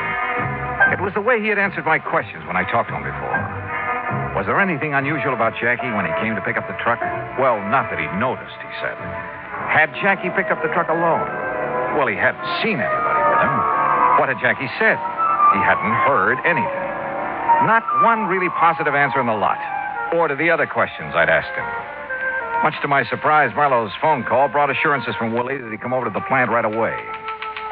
And I told him I'd get somebody else to fill in for him tonight because of the sleep he's having to miss. Yeah, well, tell me this. Do your watchmen carry a time clock? That's right. There are punch key boxes located in a dozen or so spots all over the warehouse, and one in this office. They register on a paper dial on the time clock, Yeah, sir. that's right. That way there's a record of what time he reaches every station on his nightly round. Would you get me that record for Wednesday night, please? Well, of course. And while you're at it, I'd like a copy of the shipping order and the manifest for that truckload of copper tubing. I'll have my secretary get them for you. By the time his secretary dug the punch clock record out of the files, old Willie arrived, looking somewhat the worse from lack of sleep, but apparently willing to cooperate in any way he could. I took him out to the watchman's booth, which was just inside the warehouse gate. Yes, sir, Mr. Dollar. This here's my own private office every night. And this is where you were when Jackie McCanyon came to pick up his truck Wednesday night, huh? Well, now, where else would I be? Well, now, that answer is just as definite as the ones you gave me before, Willie, and it won't do. Why? I asked you if Jackie said anything that night that might have made you suspicious. And I told you. Not that I heard. No, sir. Well, did you talk with him at all? Well, no. No reason to. There were just the two of you here in the middle of the night. Yes, sir. And you didn't even say hi to each other? Well, no. No reason. Driver comes around to pick up a shipment. Well, all he has to do is sign up the manifest the time he leaves and... You knew what time he was to be here, didn't you? Sure. I mean, yes, sir. It was right on the shipping order. But you didn't see him. You didn't see him pick up the shipping order or sign the manifest or drive out of here with his truck.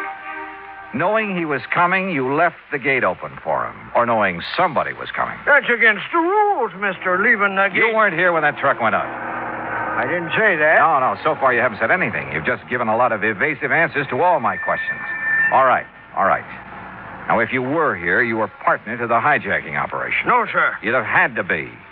Because Jackie McCanyon didn't pick up his truck that night, as you'd have us believe. If you were here at the gate, that is. And that's something we'll find out right now. Here. Say, that's out of my time clock. That's right. And it's dated the night of May 22nd and 23rd. That's the night... Yes. Now, where's Station 1? Why, that's right there on the gate there.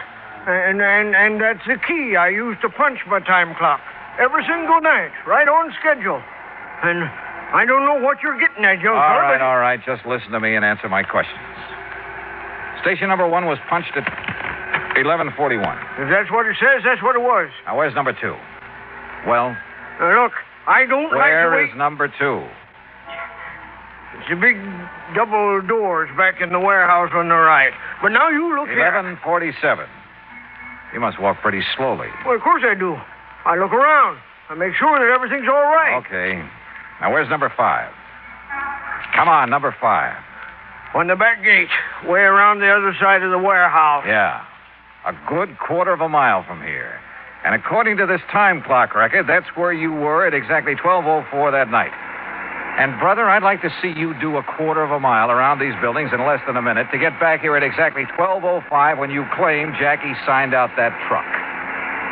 Well? You're right, Mr. Dollar. Yeah? Which way am I right? I wasn't here. I left the gate open for him, like I often done when I wouldn't be right there for a night shipment. Like you often did? Don't you see? Nothing like this ever happened before. And when I seen his name on the manifest, I knowed that You weren't here when the truck went out, so you don't know a thing. I mean, I thought Jackie took it because I left the catch on the main gate so it looked like it was locked. You ever done that before? Well, not for Jackie. He was always too close to the boss. He and the boss. Yeah, I know all about that. But I have for the other boys. Yeah. Jay, you've left this whole place wide open for anybody who wanted to come in and take anything he could lay his hands on. And this time it was a $20,000 truck with a $10,000 cargo. Willie, you're in trouble. Plenty. I questioned him further and got nothing more than a few tears and a plea for mercy, and then I turned him over to Marlowe. Willie was his problem now. But my own was still far from solved. I wasn't any closer to the missing truck and its cargo than I'd been when I arrived. Expense account item 3, $220, lunch for Jackie McCanyon and myself at a lunchroom around the corner. We were on our second cup of coffee. Good boy. That was a good donut. Oh, sir, Mr. Dollar. And the more I think about it, the more I say that outside of them pretty girls in that boss's office, the only ones to be sure what time that shipment was to go out was Willie and Red Kingsley. Kingsley? That's his car I used. Yeah, that's the guy. He's in charge of all the shipping. Well, how much do you know about him? Well, I don't know. After all, he's kind of over me. I thought your only real boss was Mr. Marlowe. Well, he is. You just bet he is. And he's the best friend I ever had, too. But if I don't keep my place around the plant, keep subordinating to the guys that are foreman and stuff, what do you think would happen to the morale around the plant? Well, tell me about Red anyway. Dollar, Mr. Dollar. Mr. Marlowe? I just got a call from the sheriff's substation in Victorville. Yes? They've picked up some of that shipment of copper tubing. You see, we put a stamp on every piece. Then whoever hijacked it is already getting rid of it. Yes, but so far nobody's admitting where they got it. It's at Air Metals Company and Stress Products Incorporated, both near Victorville. You want to check on it? Use Kingsley's car again. Right. Hey, you want me to show you the route? Okay, Mr. Marlowe. Sure, Jackie, go to it.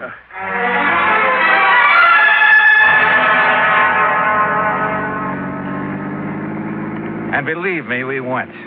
I don't know whether the police along the route have been alerted to let us by or not, but we earned more than one speeding ticket before we hit the cutoff around Victorville. The cutoff that would take us on past Edwards Air Force Base where the plants we were looking for were located. All along the way, Jackie had carefully scrutinized every truck we passed, going in either direction. No. Same make and model, but she ain't Betsy. Oh, Jackie, don't you realize that truck of yours is no doubt thoroughly disguised by now? You think a father couldn't tell his own little baby no matter how disguised it was? Maybe, but a truck. Yeah, now, look at that one up ahead. See the one we're pulling up on? Also, same make and model, only this one is painted green. Yeah. Want me to slow up as we pass it? No, she ain't Betsy. Even from here, I could tell.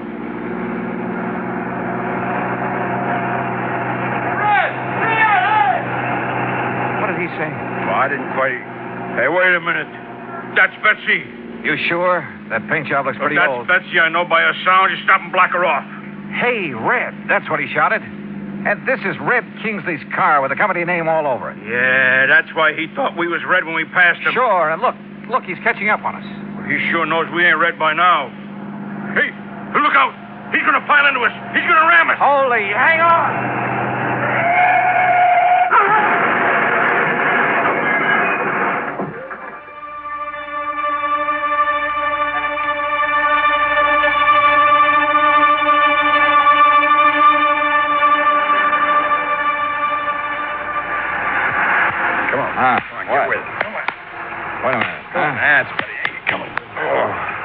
I hate to keep slapping you on the push this way, but come on. Oh, it's okay. It's okay. All right? I'm okay. Hey, your pal's up the road with that other truck. That's the sheriff's car. Up there where a couple of 1,000 miles of copper pipe spread all over the countryside. Oh, yeah. I edged him off the highway and he flipped over. Well, why did you do that? Why? Well, to hear those cops talk, you'd think I was a hero or something. The guys in the green truck rammed you off the road, didn't they? That's right. Well, when the cops seen that happen, they tried to force the truck off. Mister, that takes something like Clarabelle here. Clarabelle? Yeah.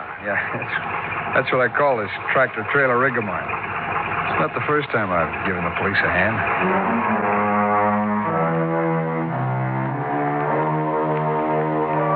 Yeah? They've given a lot of people a hand, those boys who drive the big interstate trucks and trailers.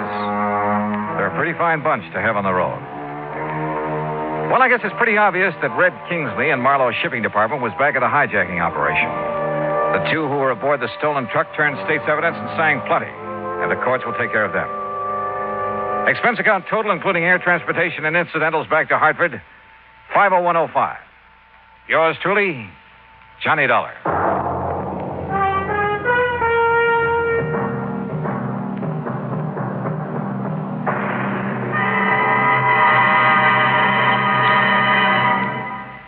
Now, here is our star to tell you about next week's story. Next week? Well, if you think a sudden case of complete amnesia is any fun, you're wrong. Because it happened to me. Join us, won't you? Yours truly, Johnny Dollar.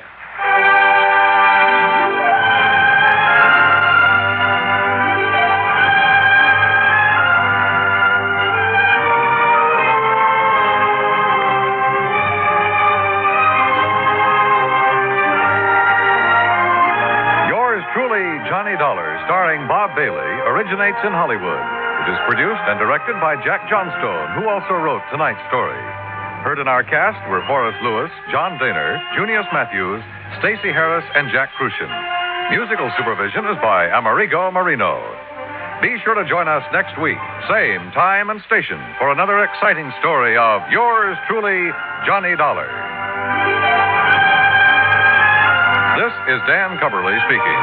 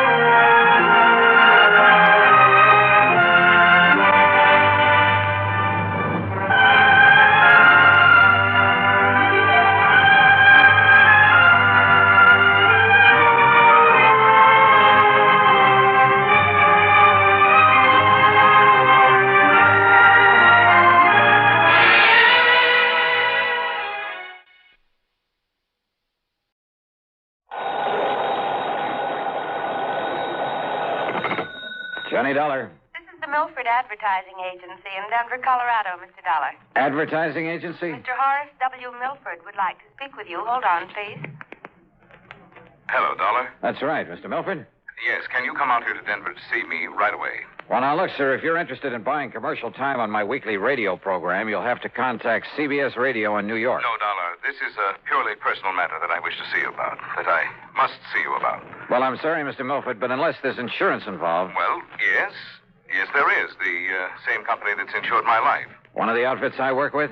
Tri-Western Life Insurance Company? Yeah, that's one of my clients. Well, then, please, come out here right away. Well, I'd better check first with the company and get their authorization to... What was that? No, by all means, do not contact the insurance company. Not yet. Well, there's a little matter of my expense account. That will be taken care of, most adequately. Okay, whatever you say. Now, what's this all about, Mr. Milford? Mr. Dollar, here on the phone, I can only tell you it's a matter of preventing... Yeah? Yes? Of preventing a murder.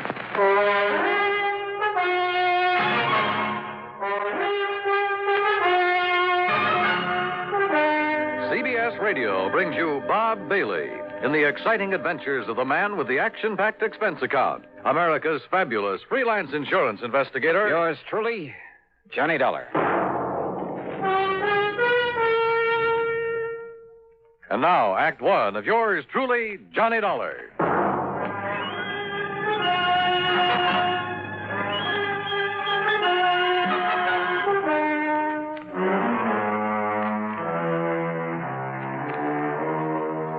Expense account submitted by Special Investigator Johnny Dollar to Mr. Horace W.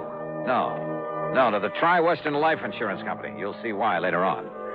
And following is an account of expenses incurred during my investigation of the hired homicide matter. Expense account item 1, $77 plane fare. The big mainliner took off from Bradley Field in Hartford at 8:25 p.m. and set me down at Stapleton Field in Denver at the ungodly hour of 3:35 a.m. Item 2, $5 for a cab into the Brown Palace Hotel, where I added some sleep to the few hours I'd had aboard the plane. Breakfast was item 3, $1.50. And then I walked over to the office of the Milford Advertising Agency on California Street. Horace W. Milford was tall, gray-haired, and with a very dignified bearing.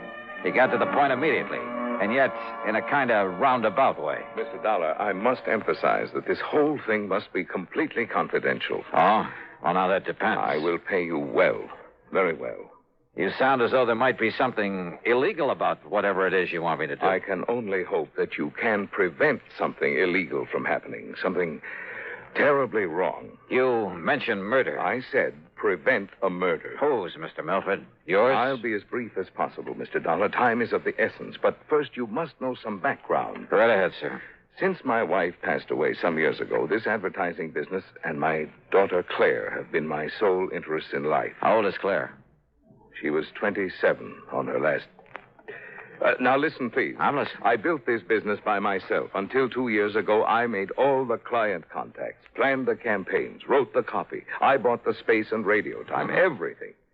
And then Tony came along. Tony? Anthony Ferringer. He's my son-in-law. And he works for you, Mr. Milford? Out of pity for a young man who seemed to be struggling to make his way in the world, I gave him a job. Oh. And then by way of repaying me, I thought, he brought the Bonar Electronics account to this office. Bonar Electronics Corporation. Yeah, I've heard of them. Pretty big outfit, I understand. It means annual billings of some $2 million to us. That's a sizable advertising account. Now, the point is, well, he told me later that his means of getting it were somewhat unorthodox.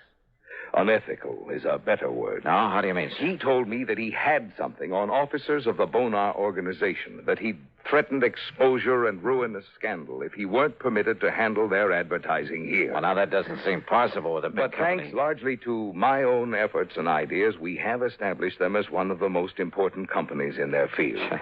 Don't ever underestimate the value of advertising, huh? Yes, to the public as well as to the company. Yeah. Well, now, Mr. Once Milford... I took over the account, young Tony was content to sit around, collect his salary and a big commission and do nothing. Nothing, that is, but constantly remind me that he had brought the business here. I see. But, Now- Mr. Dollar, were the account suddenly to go to some other agency, it would ruin me. Oh, how so? Buying this building, setting up the organization adequately to service such an account cost me everything I had. I'm not a young man anymore. Well, is somebody else gunning for Bonar Electronics? Oh, far worse than that. Mr. Dollar. Now, wait a minute, please. I'm afraid we've got far away from the subject of murder that you talked Mr. about. Dollar, far worse than his simply falling down on the job is the fact that Tony Ferringer, against my will, mind you, because I knew him well enough not to trust him, courted and eloped with my daughter. Well, now, and Mr. it wasn't because he loved her, believe me. It was only a further step in a plan to get his hands on this advertising business of mine. You're sure of that? He had the nerve, the audacity to say so himself. I can see him now, sitting right there where you are, with a smirk on his face, blandly telling me that now that he'd lost her, he'd have to resort to other tactics. Oh, wait a minute. That he'd have to take this important account away from me by opening his own agency, and that I couldn't stop him. Wait a minute, please. You said lost her. What did you mean by that? Because of his duplicity, what he'd done to me, because of the miserable way he treated and tortured her. Claire, my daughter, my only child. Claire took her own life. Oh, I'm sorry. Oh, the shock of it almost killed me, Dollar. Tony Ferringer was bringing my whole life crashing and crushing down upon my head. I hated him. With every fiber of my being, I was beside myself. I could see only one thing left for me to do. Mr. Milford, please, But if then, you're leading up to then what my I think clients you at are. Bonar came to me 2 days ago, and they told me they realized what had happened and why. And they assured me there was nothing Tony could do or say that would hurt them and that they would stand by me. Well, that straightened me out, Mr. Dollar. It made me realize that killing Tony, there was no point, no use in it. Well, I'm glad of that, sir. But then I'm afraid I don't see why you sent for me. Because it was too late. What? Because I had already hired a man, a professional killer. To murder him? Yes. Well, then, good heavens, man, call him off. I can't. Sure, get in touch with him and... What do you mean you can't? There's no possible way for me to reach him, contact him, until after he's murdered Tony Ferringer.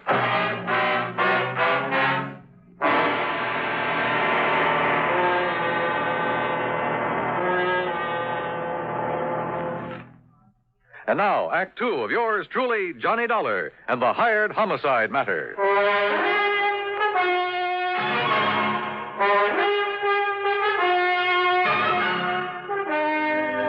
Now, wait a minute, Mr. Milford. You mean there's no way to reach this hired killer to call him off, to tell him not to murder Tony Ferringer? No, none whatever. But look here, you can't just Mr. stand... Dollar, when the only thing I wanted in life was to see him dead for all the terrible things he did to me and to my daughter, I went about arranging it very carefully. How? By means I don't need to go into here, I finally established a contact in the underworld here in Denver. Sort of a stool pigeon, I suppose you'd call him. A man named Eric Blinker. Yeah? For a price, Blinker had the killer contact me at my home. Do you know the name of this killer? Well, he only told me that if he felt it necessary to phone me or to contact me in any way before the job was done, he would identify himself as Blackie. Oh, great. Then the only thing you can do is contact this Eric Blinker again. No. Tell him to call off Blackie. Have Blackie get in touch with you. No, Mr. What do you mean, no? Eric Blinker's body was found floating down the Platte River yesterday afternoon, just before I called you. Oh, but don't you see, Mr. Dollar? Unless we can somehow contact this Blackie, he'll go ahead with the murder. The murder I arranged. It must not happen. All right, how much do you know about Blackie? What does he look like? I don't know. But you just finished telling me that he called on you to make arrangements for the killing. He came to my home at night. He insisted on talking to me from outside a window where I couldn't see him. I couldn't see him. All right, did you give him any money? $5,000 in cash. Marked? Huh? Marked bills? No. Oh, fine. Well, he said that if any of the money was marked in any way, that he would know about it and that he wouldn't hesitate to kill me. All right. When was he to do the job? He would only say by the end of the week. And this is Friday. This is Friday. And you can't give me anything to go on to find this man, Blackie? Nothing, unless he calls. Well, if that happens, you don't need me. Mr. Milford. Yes? Have you told Tony Ferringer anything of this? Good heavens, Dollar, you don't know the man. Can't you see what would surely happen if I did? He would bleed me for everything I have. Me, accessory to a plot to murder him. Don't you see what that means? Yeah, sure I do. And if you were to call in the police, it would be just as... Oh, yeah, Mr. Milford, you've really stuck your neck in a noose. Somehow you've got to get me out of this. You? What about Tony? Right guy or wrong, he's the one who's going to be killed. Well, I meant stop this thing. I don't want his blood on my hands, not anymore. Somehow you've got to stop this killing. Oh, yeah, sure, great. But how? You got any good ideas? Hey, a phony telegram, something like that. What? Yeah, some kind of a message telling Tony to get out of town. But if it weren't to reach him soon enough, or if he were to disregard it. If you were to go to the police. Oh, I'd sooner kill myself. I might as well. Or contact them. An anonymous warning, maybe. There is only one place from which Tony Ferringer might expect trouble. From me. Mr. Milford. Well... Oh, I don't know. So help me, I don't know. I'm not even sure you deserve help after what you've done. I beg you, Mr. Dollar. Hey, you told me on the phone there's insurance involved in all this. Well, when he first came with me, Tony had his life insured. He named some distant relative as the beneficiary. Through Tri-Western Life? Yes. But he didn't even name Claire in it when he married her. Yeah, well, that's beside the point now. Do you have an idea, Mr. Dollar? Is something, is some way... No. I was just thinking it's not only your neck I've got to look out for now, but I got to keep the insurance company from having to pay off on Tony. Well, you could watch over him. Oh, yeah, sure. Sit on his lap for 24 hours a day without his knowing it? Where is he now? I don't know. Well, where does he live? Well, then you will watch over him. We'll see. Scribble down his address and phone number for me. Oh, yes, of course. He lives at 425. Now, what does he look like? About the same height and weight that you are. Here. Very good. 425. But his hair and complexion are somewhat different. Tony! That's right, Papa. And who are you, mister? I take it you're Tony Ferringer. That's right. Oh, Tony. Oh, listen, you old fool. I just found out you spoiled my chances of starting my own agency. That you conned Bonar Electronics into staying with you. No, it's because you lied to me about the way you got us that account. Oh, but so Tony, you finally caught on. Tony, will you listen to me? You listen to me. I'm not going to let you get away with this. Please, Tony. Or maybe you will. Maybe I can't stop you.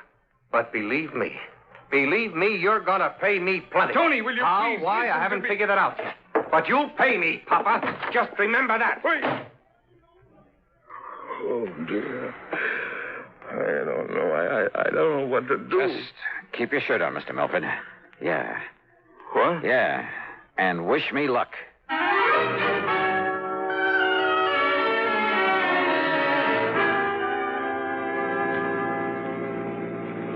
Item 2, $5 for a taxi that followed Tony Ferringer's car to a residential section east of town.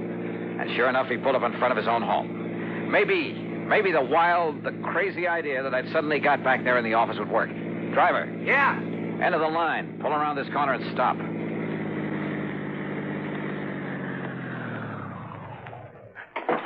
All right, here's a 5 spot. Stick around for a while. Instead of walking up to Tony's front door, I sneaked around to the back, half hidden by a hedge at the side. I hoped that none of the neighbors would see me and raise a fuss or report me as a prowler. I rang the buzzer at the back door, then stood aside, flat against the wall, so that whoever opened it wouldn't see me. I hoped. Yes? Yes? Hello, somebody ring this door buzzer? Yeah. And now if the rest of this wild plan works out, in you go, Tony.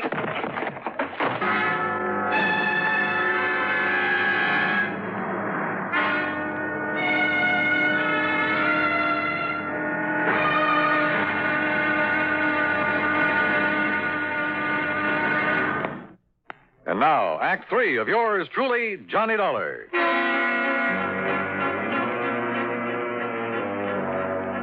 After wasting some fine Scotch whiskey, pouring it on Tony Farringer's clothes, item 3 was another 5 to the cabbie for helping me haul my apparently drunken friend to a cheap rooming house over on the other side of town.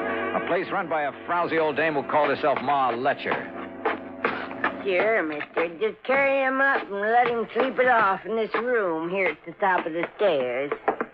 Here, I'll open it up for you. Yeah, thanks. You ask me. Somebody must have hit him with a bottle. Here you are. Well, you can lay him onto the bed. This room will cost you $1.50, though. All right, here's a fire spot. Well, thanks. And who'll I tell him? And here's another for telling him a taxi driver brought him in here. Somebody you never saw before. Oh, don't worry. I know how to keep my mouth shut when I get paid for it. Paid good, that is. Okay, I'll make it 10 here. Well, mister, you ain't got a worry in the world. Want to bet?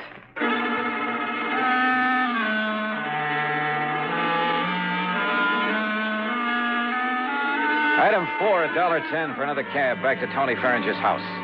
Again, hoping none of the neighbors would see me, I let myself in the back door with a key I'd taken out of his pocket. I figured all I could do now was sit around and wait until the killer showed up. But as I walked through the doorway into the living room... Just hold it. And don't turn around, mister. Hands up high. Blackie? That's right, Blackie. Well, carrying a gun, huh? No, don't turn around. Just walk over to that bench now and sit down. The piano bench. There, in front of you. Now, look, if you think I'm Tony Farringer... Sit down. Now, keep facing that way. Well, I suppose I haven't got much choice. I know you're not Tony, but you know who I am. That means you know what I was hired for. That means you know too much. All right, now listen, Blackie. Face front. I was afraid Eric Blinker might talk, but I didn't dump him in the river soon enough. And listen. I'm listening. You think I won't get Tony? Well, you're wrong. I saw you take him into that crummy rooming house. I saw what you did to him, too. He won't be moving out of there for a while. That means I have plenty of time. Hey, Blackie, so, listen. mister, I hate to do a killing without getting paid for it. But as long as you know so much, well, I'm afraid you don't give me much choice, do you? Are you talking for your own amusement? I'm giving you a chance to say your prayers, if you still know how. Hey, Blackie, look, Face we can... front. Well, what difference does it make? What? If I should see you, I mean. If you're going to kill me... Let's just say I prefer it this way. Are you ready? Are you kidding? You think you're going to get away with this? I'm absolutely sure of it. And I asked you, Do you think I'd come here looking for you without taking precautions? I think you've said enough. Now, do you feel this gun in the back of your head? I could tell by his voice Well, that he it's the stood last directly behind me. I It'll put be my right quick, heel okay? tightly against the leg of the piano Not even bench. any noise because of the And then as I felt the cold muzzle of his Ready, gun mister? against the back of my head, I suddenly Ready dropped to the now? floor, kicking the bench against his legs.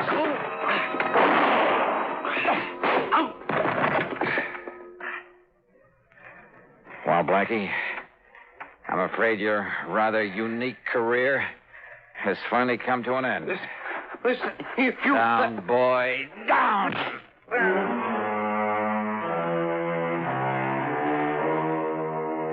Nailing Blackie for the murder of Eric Costouli made it easy for me to keep Mr. Milford out of the picture completely. Nor did Blackie talk. Some code of the underworld, I guess. As for the expense account, Well, in view of the fee that was handed to me, you can forget it. Tony Farringer, incidentally, never did quite know what happened to him. Now, will somebody please give me a nice, clean case to work on? Yours truly, Johnny Dollar.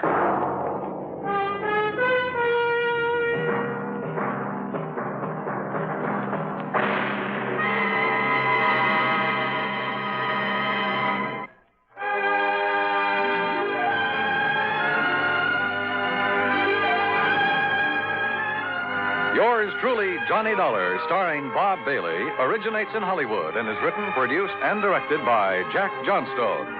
Heard in our cast were Virginia Gregg, Marvin Miller, Lawrence Dobkin, and Russell Thorson. Be sure to join us next week, same time and station, for another exciting story of yours truly, Johnny Dollar. This is Dan Coverly speaking. Johnny Dollar has come to you through the worldwide facilities of the United States Armed Forces Radio and Television Service.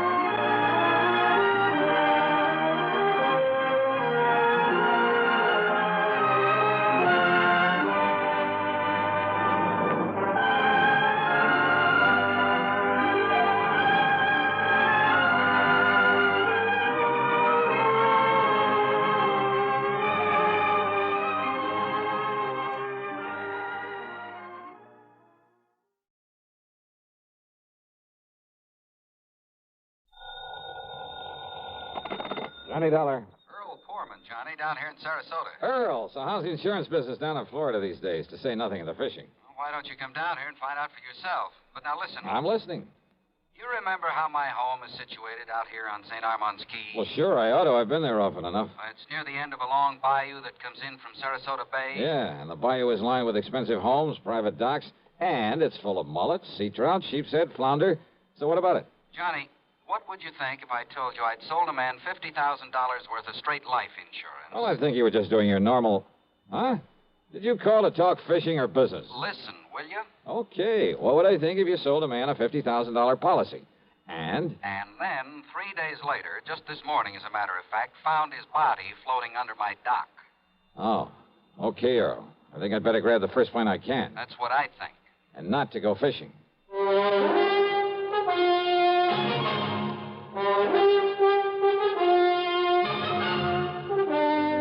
CBS Radio brings you Bob Bailey in the exciting adventures of the man with the action-packed expense account, America's fabulous freelance insurance investigator. Yours truly, Johnny Dollar.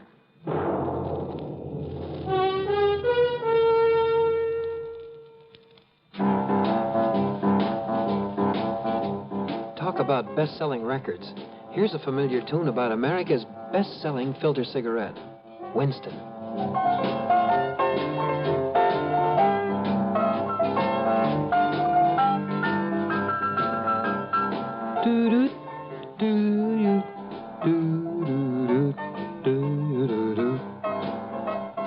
Winston gives you real flavor, full, rich tobacco flavor.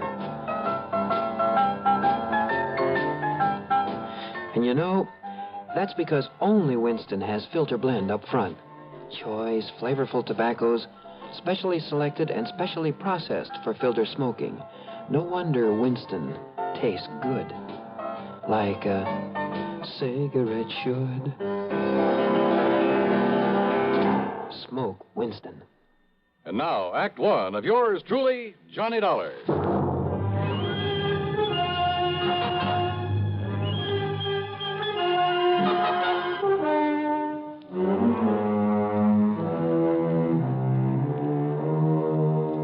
expense account submitted by Special Investigator Johnny Dollar to the Tri-State Life and Casualty Insurance Company, Sarasota office. Following is an account of expenses incurred during my investigation of the Bayou body matter.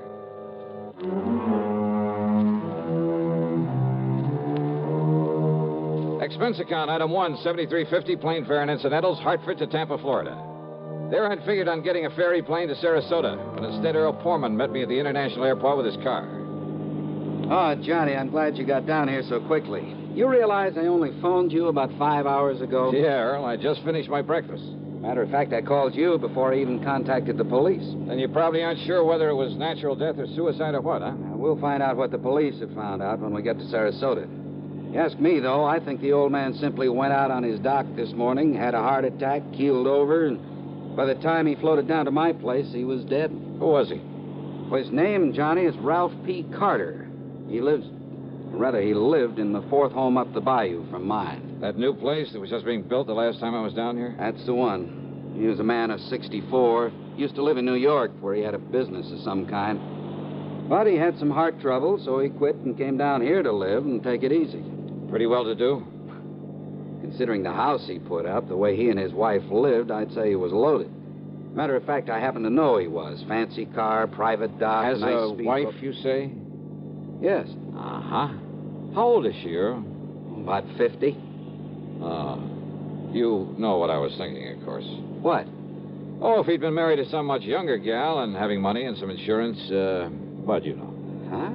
You were thinking his wife had knocked him over to collect on this policy I sold him? Such things have happened, Earl. Well, it didn't this time for several reasons. One.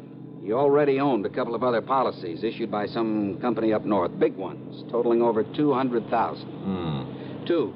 Both he and his wife have so much in blue chip stock, so much in the bank that, well, that $200,000 won't mean a thing to her. Funny, then, that he should buy $50,000 more from you. Third, Carter's wife never knew about this policy I sold him. Oh? No.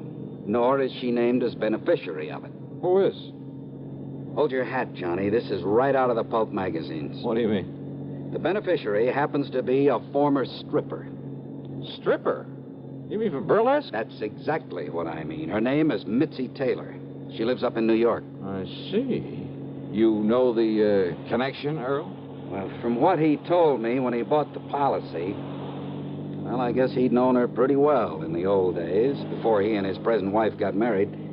They were only married about 3 years ago, incidentally. Incidentally, huh? Well, what's that mean? Earl, I got a kind of funny idea cooking in the back of my head. About his wife, I mean. About his wife? Yeah, let's get on down to Sarasota and find out what the police have learned.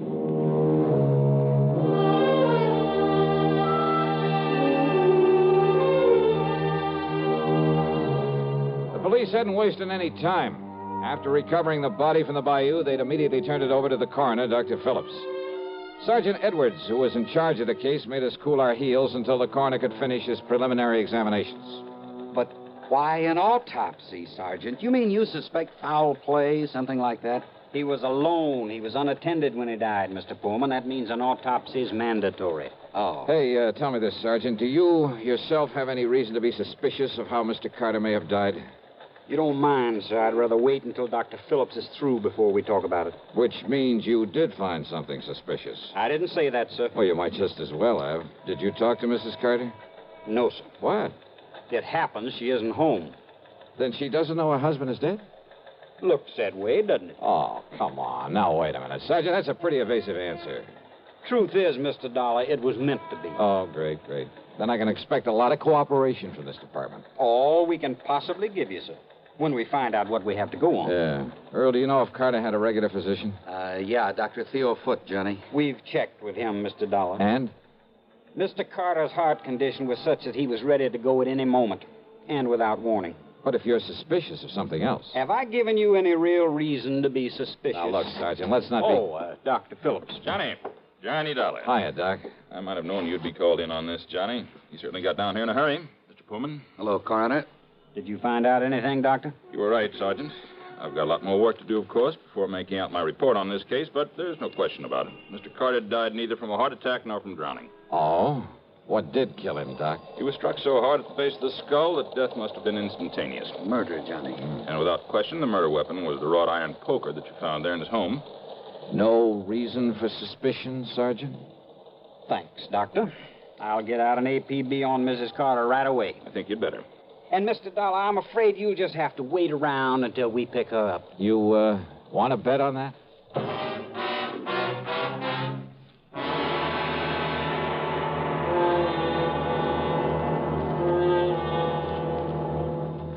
Act two of yours truly, Johnny Dollar, in a moment. Bonjour, I am Jacques Leroy, expert on the stereophonic phonograph. I will now clear up this whole subject. S'il vous plaît, listen to ordinary stereo. A girl crossing the street. Eh bien, now on Columbia Stereo 1. Ah, that was a pretty girl crossing the street. Quelle différence! The fantastic Columbia Stereo 1 phonograph gives you all the realism and excitement of a live performance. Oh, in a moment, mademoiselle. Oh la la. Oh, pardon. You see, only Columbia has exclusive stereo projection. Not just a few separated speakers, I know, but multiple speakers that send interlocking circles of sound through every inch of a room.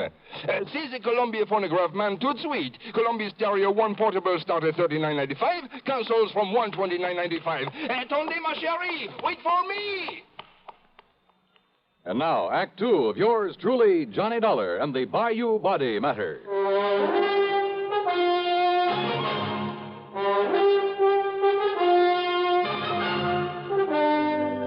The machinery is in operation, Mr. Dollar, and as soon as we get any word as to the whereabouts of Mrs. Carter, we'll let you know. Yeah, thanks a lot.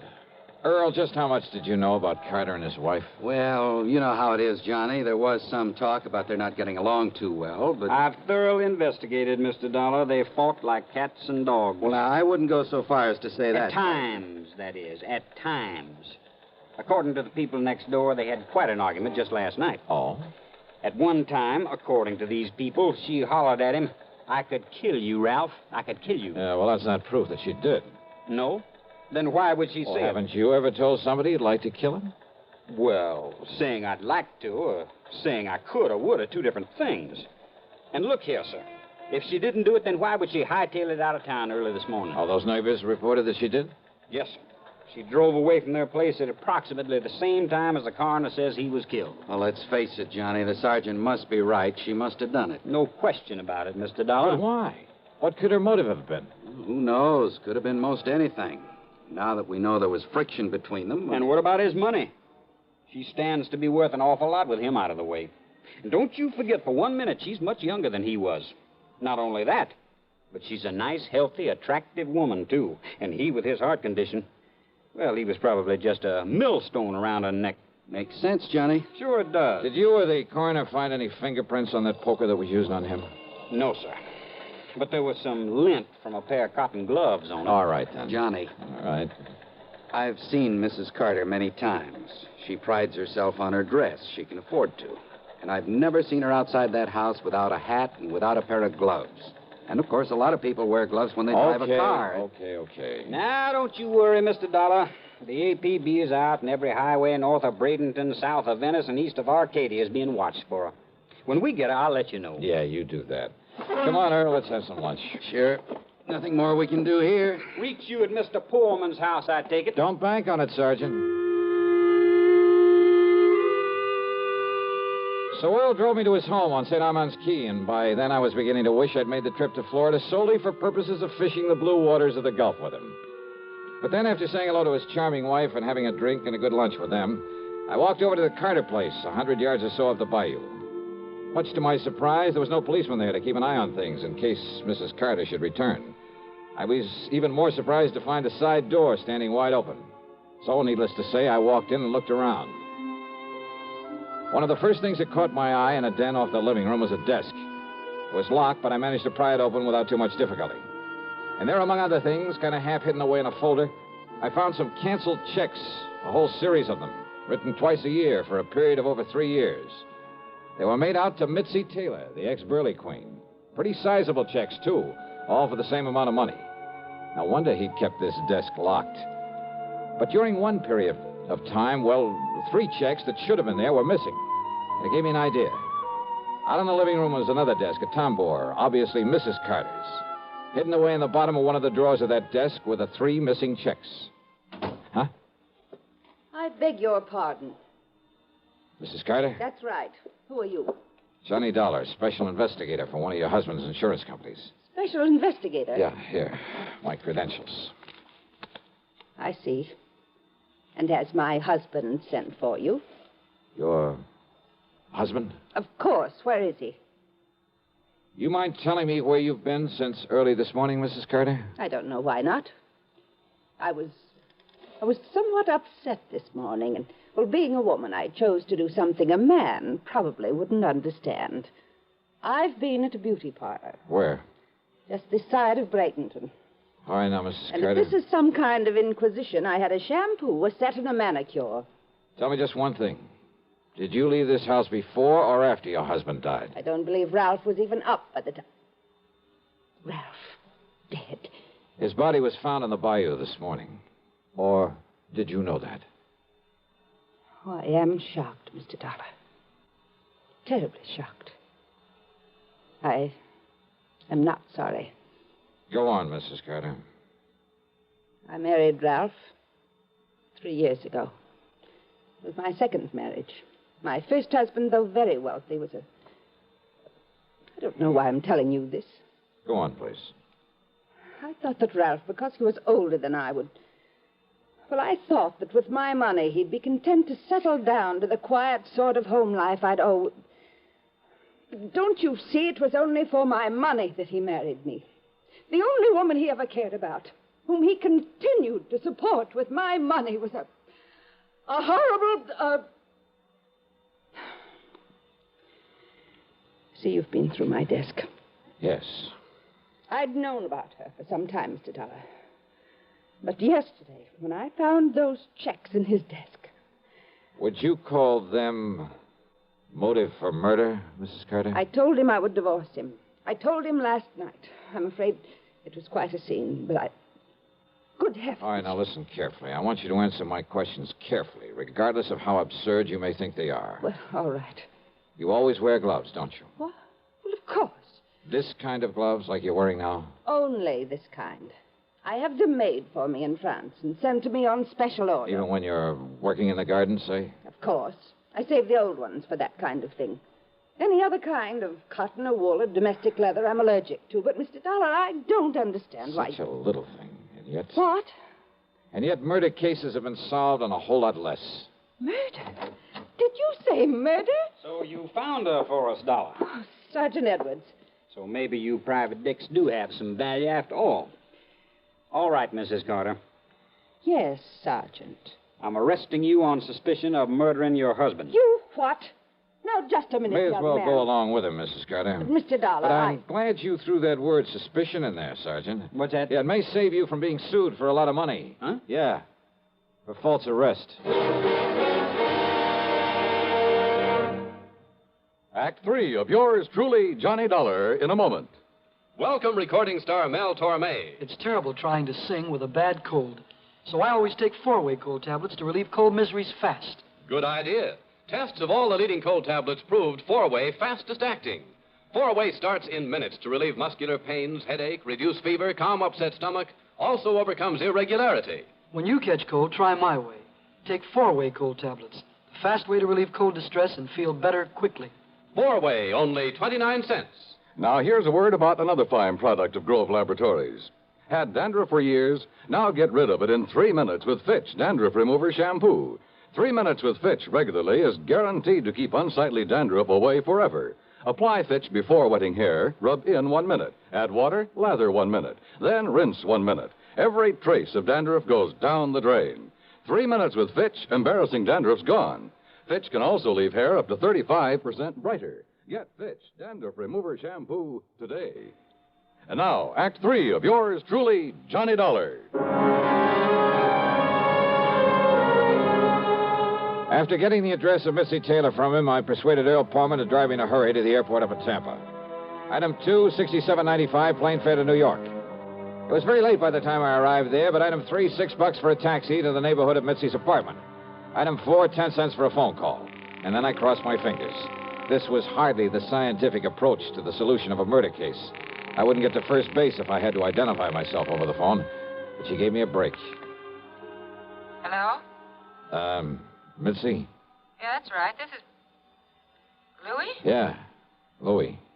What's the matter with you? Why are you talking like that? Trying to keep my voice down. Listen, didn't I tell you not to call me from down there in Florida? Come right back here. Louis, are you back here in New York already? Took a plane. Did you take care of Ralph Carter? Don't worry, baby. It'll be in all the papers. Okay. And come on over here and I'll pay you off. Sure. But then you're to clear out. You're to get out of this town as far away from me as you can. Sure. Okay. Come on over. Yeah, a real break. Now it was up to me to take the fullest possible advantage of it. Item 5, another dime for another phone call, this time to Lieutenant Randy Singer at the 18th Precinct. No question about it, Johnny. Old man Carter must have known that sooner or later his wife would catch on to all the money he's been giving his dame. Right. And maybe he was getting tired of sending out those checks. Right. So to get off the hook and still provide for Mitzi, he named her as beneficiary to a $50,000 insurance policy. Sure, his wife would know about it after he died, but she wouldn't be able to do anything about it. Yeah, but little Mitzi just couldn't wait, huh? Now, look, I don't anticipate any trouble with her, Randy, but if you're going to be around for a while, well, after I've wrapped it all up, I'll call you to come over and make the arrest, huh? Seems to me you have got it all wrapped up. Sit tight, Randy, and I'll call you.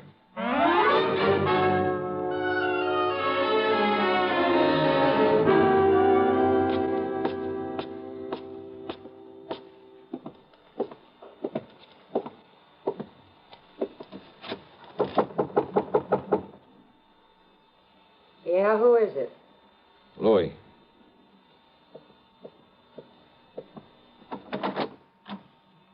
Louis, huh? Do you mind if I come in, Mitzi? Now, who are you? Johnny Dollar, special investigator. Yeah? For who? The company that issued that $50,000 policy you are not going to collect on. You know something, Johnny? That's where you're wrong. Oh, you think so? Did you see Ralph Carter's body floating around in that bayou down there in Florida? I'm afraid I didn't. Well, you should have, Johnny. Because then you'd know what you're going to look like floating down the dirty East River. Sorry, Mitzi, but, hey, wait a minute. How did you know Carter's body was thrown into the bayou? You took too long getting over here, Johnny, after that phony phone call. Come on in, Louis. Take care of him. What? One move for a gun and I blow your head off, mister. Go ahead, Mitzi. Take his gun away. Okay, I've got it. Now keep it on him while I take him apart so we can feed the fish out in that river. No, wait a minute. Huh? We'd like to close the door to the corridor so that... What? That's right, Mitzi. Don't bother. Cops! The cops! Drop it, Louis!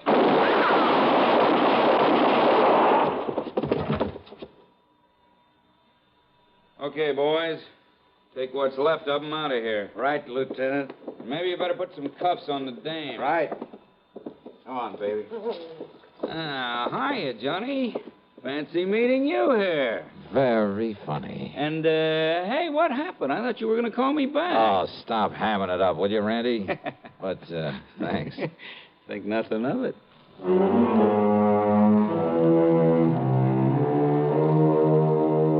Louis managed to survive, and I understand that the way he shut off his mouth in the hospital, well, I understand he pretty much cinched the case against both himself and Mitzi.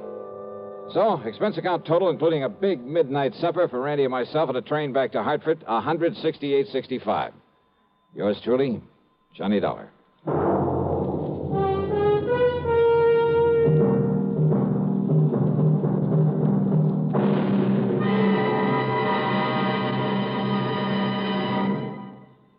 Our star will return in just a moment. This is the cold season. What do medical authorities say about the common cold? Doctors tell us there is no known drug which will cure a cold. There are effective medications for treating complications, accompanying or following a cold. If you've been taking sensible precautions and still have one cold after another, it's best to see your doctor. And here's more good advice. When you have a cold and need a laxative, that's the time to rely on gentle X-Lax. Pleasant-tasting, chocolated X-Lax helps you toward your normal regularity gently overnight. X-Lax gets along with any cold remedies you may be taking, and X-Lax works where nature wants, in the lower tract, not the stomach. Taken at bedtime, X-Lax won't disturb sleep, gives you the closest thing to natural action the next morning. You're well on your way toward your normal regularity, without upset or discomfort. So when you have a cold and need a laxative, take X-Lax, the laxative you can use with complete confidence. X-Lax helps you toward your normal regularity gently overnight. X-Lax. Now, here's our star to tell you about next week's story. Well, next week I take another trip to Florida, and I still don't get a chance to go fishing. Instead, a lesson in how not to commit a murder. Join us, won't you? Yours truly, Johnny Dollar.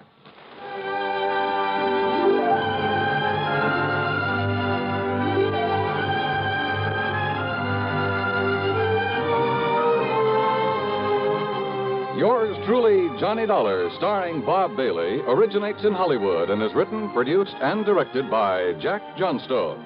Heard in our cast were Virginia Gregg, Lillian Bayef, Vic Perrin, Sam Edwards, Barney Phillips, Herb Bygren, and Frank Gerstle. Be sure to join us next week, same time and station, for another exciting story of yours truly, Johnny Dollar. This is Dan Cubberly speaking.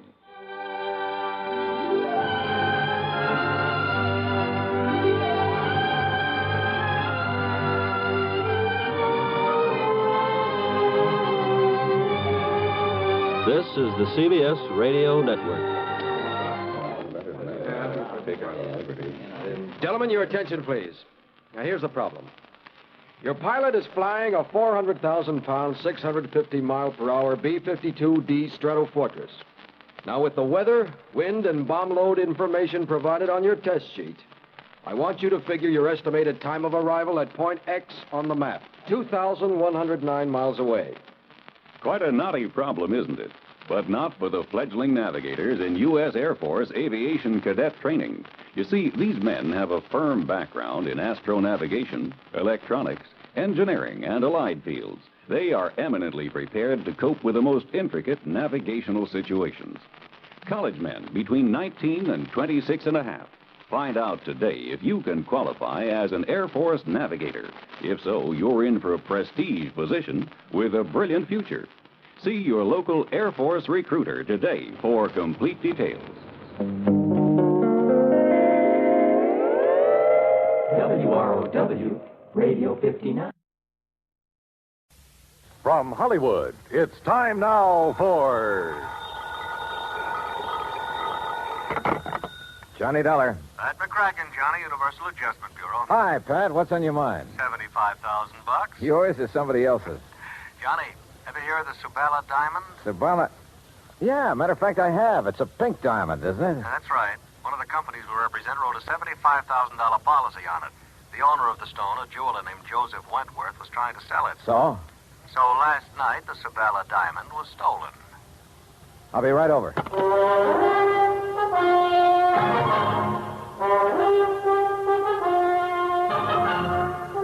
Bob Bailey in the exciting adventures of the man with the action-packed expense account. America's fabulous freelance insurance investigator. Yours truly, Johnny Dollar.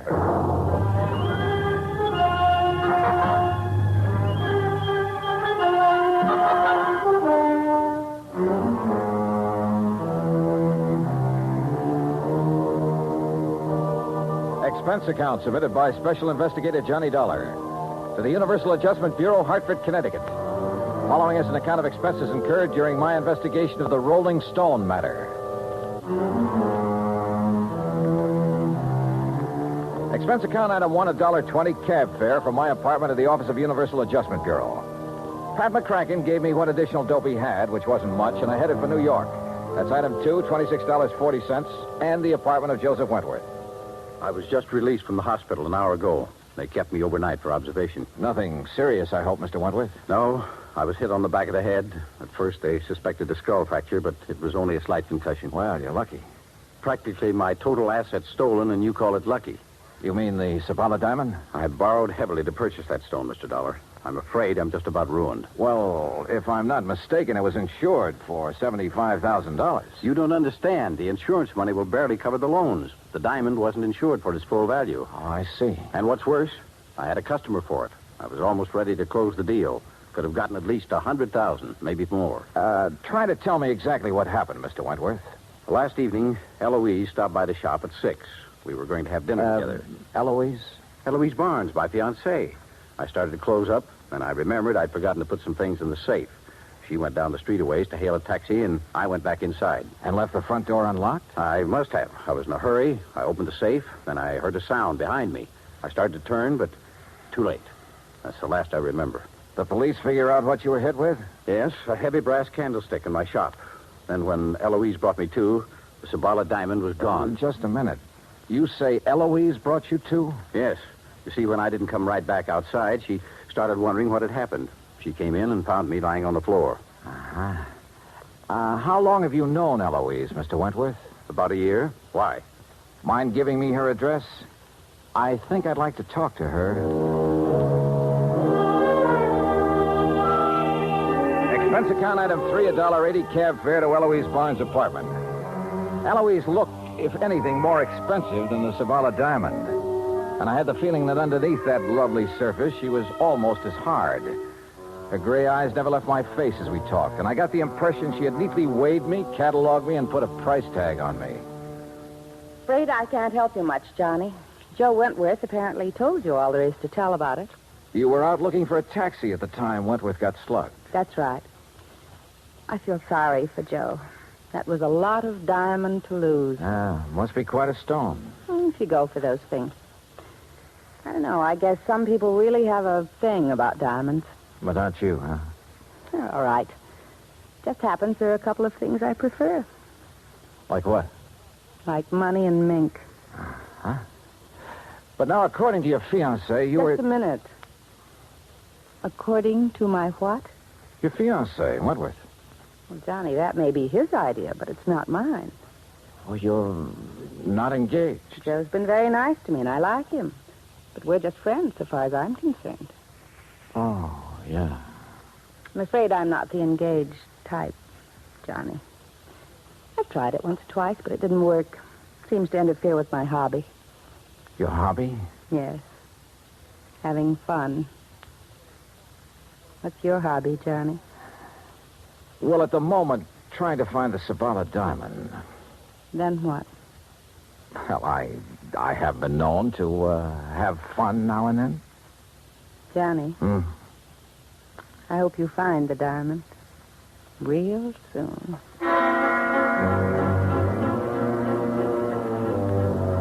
The invitation was printed in large type, but this was no time for an RSVP, especially since I remembered Wentworth mentioning a customer who had been anxious to buy the diamond just before it was stolen. I called Wentworth and got the man's name, Gerald Mantell, who had an apartment just off Fifth Avenue in the East 70s. Ah, yes, Mr. Dollar, the Sabala diamond. An exquisite stone.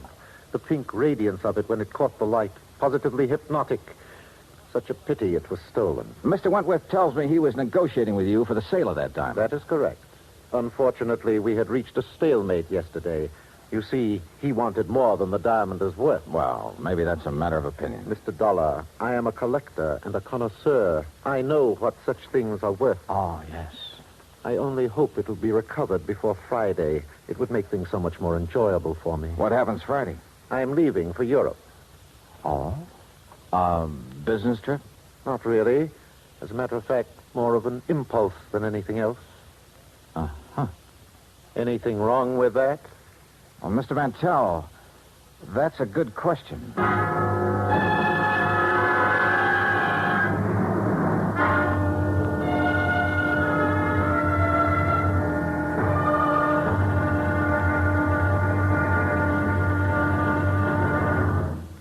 Act 2 of yours truly, Johnny Dollar, in a moment. Our flag now numbers 50 stars.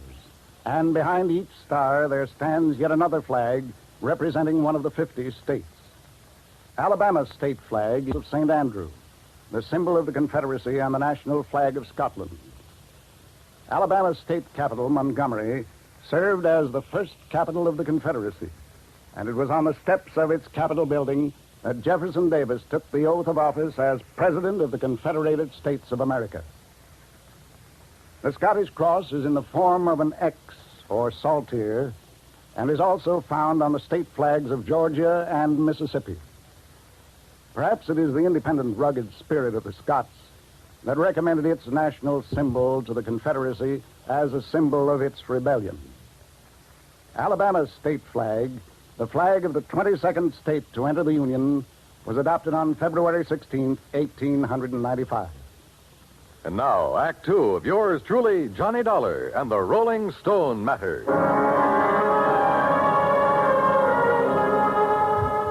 I went back to my hotel, stretched out on the bed, and went over the whole thing in my mind. Eloise, who liked the things that money could buy, and who supposedly had been looking for a taxi while Wentworth was slugged and the diamond lifted. Then there was Gerald Mantell, the collector, who was now suddenly leaving for Europe. Yeah, could be either of them. Johnny Dollar. You looking for the Sabala diamond, Mr. Dollar? Who's that? Well, that doesn't matter. I know where the diamond is. Oh, where? Not so fast, Dollar. I'm sure the insurance company you represent would pay quite a bit to get that stone back. The question is, how much? Oh, there's a bigger question than that, friend. Whether you're on the level or not. Suppose I can show you the case the diamond was kept in. Would you be convinced then? Maybe. Antonio's bar on East 53rd? Yeah. Maybe there in an hour. Now, wait a minute. How'll I know you? I'll know you. Hey, wait a minute.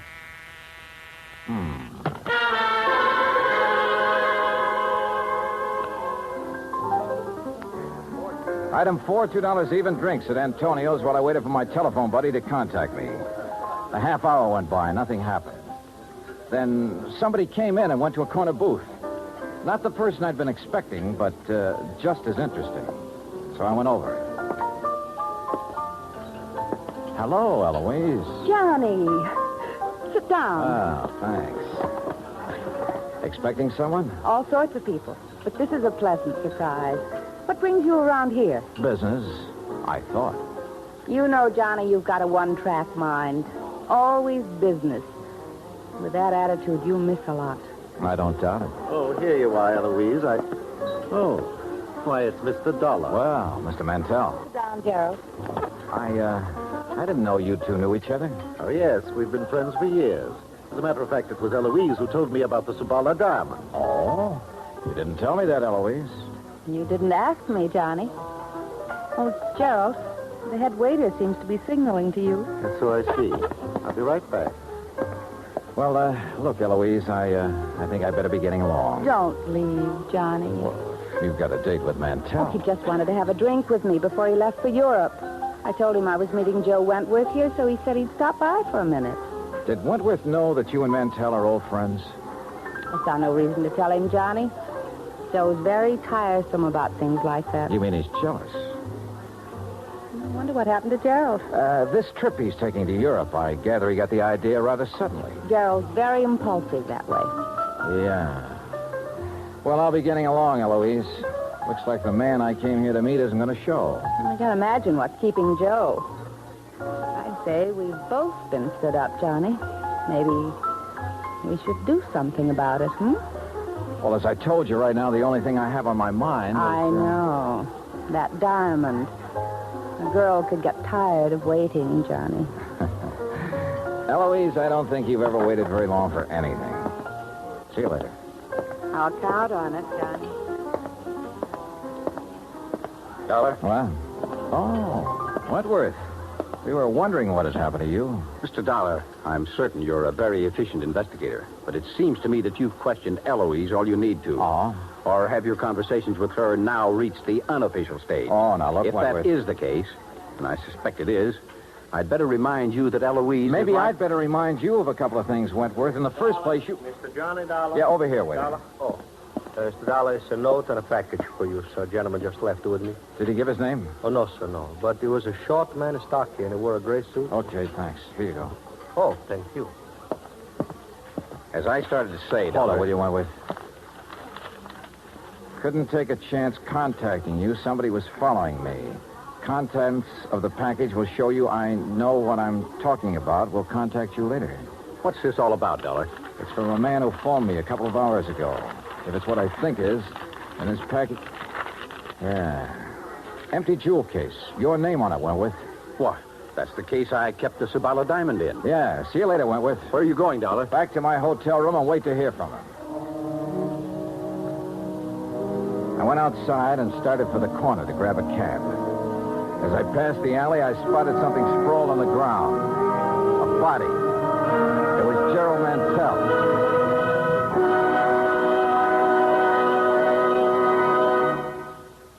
Act 3 of yours truly, Johnny Dollar, in a moment. The way a man conducts himself at ease or under stress shows what he's made of. It shows his character under the strongest light.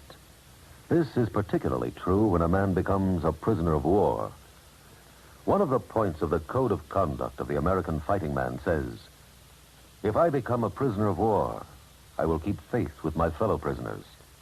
I will give no information nor take part in any action which might be harmful to my comrades. If I am senior, I will take command. If not, I will obey the lawful orders of those appointed over me and will back them up in every way." The very essence of the ideals set forth in those words were displayed by Commander, later Rear Admiral, Richard Antrim in April 1942 while a prisoner of war in Macassar, Dutch East Indies, during World War II. Acting instantly on behalf of a naval officer who was subjected to heavy punishment, Commander Antrim boldly tried to quiet the guard and to persuade him to discuss the charges against the officer. The guard refused. Tension increased. The entire enemy prison force was faced by 2,700 Allied prisoners. An order was given to continue the punishment. Suddenly, Commander Antrim, at the risk of his own life, stepped forward and volunteered to take the remainder of the punishment. This sudden move got a roar of acclaim from the inspired Allied troops and so amazed the enemy that both men were spared any further indignities or punishment. Commander Antrim's heroic and unselfish conduct brought about better conditions for the prisoners and earned new respect for American officers and men. Commander Richard Antrim upheld the highest ideals of an officer and earned for himself the Medal of Honor. And now, Act 3 of yours truly, Johnny Dollar and the Rolling Stone Matter. Come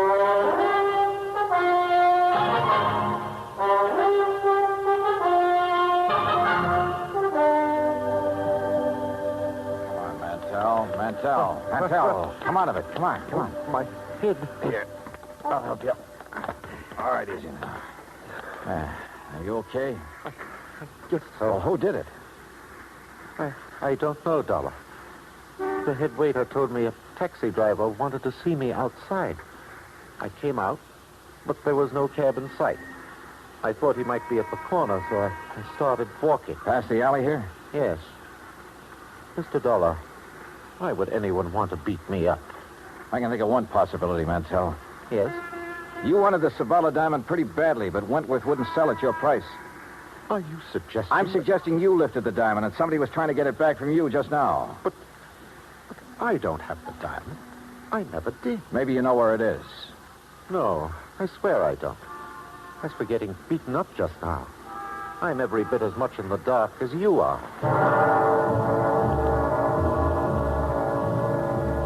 I didn't know whether he was telling the truth or not, but I had no proof he was lying. Item 5, $1, even a pot of coffee in my hotel room when I tried to pull some threads together, but they didn't pull. If Mantell had the stone, who'd phoned me and sent the empty jewel case to convince me he had information? How did he Yeah, coming. Oh, Wentworth, come in. Here, Mr. Dollar, I have some information that will interest you. Yeah? Yes, first, though, I owe you an apology for, flying off the handle when I saw you with Eloise at Antonio's. Okay, so you're touchy about Eloise. Now, what's the information? Well, just a few minutes ago, a man telephoned me at my apartment. Huh? Yes, I think he was the same one who phoned you and sent the empty jewel case. Well, what'd he say? That he knew where the diamond was, and for a price would furnish the information. Ah. Now, I wonder why he suddenly switched negotiations from me to you. Well, perhaps he thought it too dangerous to continue with you. Yeah, maybe. Speaking of danger, I wish I could locate this character before something happens to him. That's the point, Mr. Dollar. I think I know where he is. How? Well, he must have placed his call to me through a switchboard, because I heard an operator in the background saying, Hotel Maysfield. Hotel Maysfield, huh? Thanks for the lead, Wentworth. I'll check with you later. I headed for the Maysfield and described the man I was looking for to the desk clerk. The clerk said his name was Krause, that he'd checked out that morning. This I didn't get because he'd called Wentworth from the hotel shortly before. I had the clerk let me into Krause's room, hoping I could find some lead on where he'd gone. I did. A scratch pad with the imprint of a pencil still visible. A phone number and a name, Cathcart Hotel. I headed there fast and was referred to room 413. What? Hello, Krause. There must be a mistake. My name is Collins. Don't give me that. Your name's Krause, and you're the guy who phoned me and said he had information about that diamond. Oh, no. That's wrong. Oh, come on. Let's quit playing games. When you called Wentworth a while ago, he found out the name of the hotel. It's a lie. I haven't talked to him since... Yeah. Yeah, that's what I thought. Wentworth lied about that phone call. Why? Because he hoped I'd find you for him. But you had talked to him earlier. Yeah, the theft of that diamond was rigged between you and Wentworth, wasn't it? And you slugged him to make it look legitimate. Well? Yeah. But now you're hiding from Wentworth. Why? What happened to your cozy little partnership? It was blackmail, Dollar. Wentworth. Don't move, either of you. Well, Wentworth, it looks as though I figured you right. You thought I might have better luck finding Krause than you had, so you gave me his last known address and followed me. Now, what's this about blackmail? I thought I could trust you, Krause. Look, I wasn't really going to blackmail you. You got to believe that. I think I get it now. Krause was supposed to turn the stone over to you after a decent time had elapsed. Instead, he held on to it and tried to blackmail you about your being involved in the fake robbery. That's why he pretended to open negotiations with me, to scare you into buying. Yes, but you made a big mistake, Krause, trying to blackmail a desperate man. I had no money to pay you. I needed every cent from the insurance and from what we'd get for the stone when it was cut and sold. Why, Wentworth? Why'd you need the money? For Eloise? For Eloise. Does she know about all this? No, she knows nothing about this. But she wants so many things, and I want to give them to her. I've got to hold on to her. Brother. Oh, you wouldn't understand. You don't know what it's like when a girl like that gets into your blood. You're willing to do anything. Like a couple of murders, Wentworth? You willing to add them to your list, too? Yes. Yes, I am. Oh, now, look, put that thing down. Why don't you stop kidding yourself about Eloise? She loves me, Dollar. I tell you, she loves me. Are you kidding? She told me what she loves. Mink and money. How long do you think she'd stick with you after the money ran out? Get back. Stay where you are. You're a thief and a fool, Wentworth, but you're not a killer. Stay away. So you just better give me that gun right now. Oh. Thanks.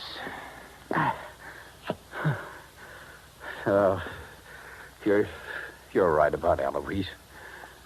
I guess I always knew it, but I just couldn't face it. You just did. And you were right about me, Dollar. I'm no killer. You want to know something, Wentworth? I wasn't sure about that at all.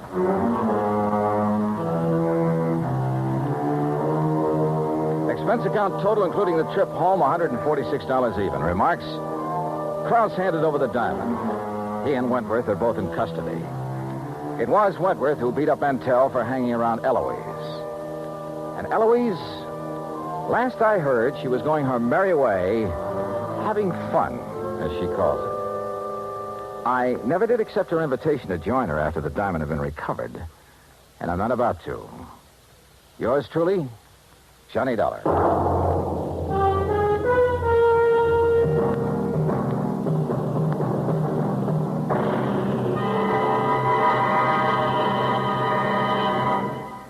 Our star will return in just a moment. Our flag now numbers 50 stars, and behind each star there stands yet another flag representing one of the 50 states. The origin of Hawaii's state flag has been the subject of much debate. It is now believed that it was the work of foreign advisors to King Kamehameha.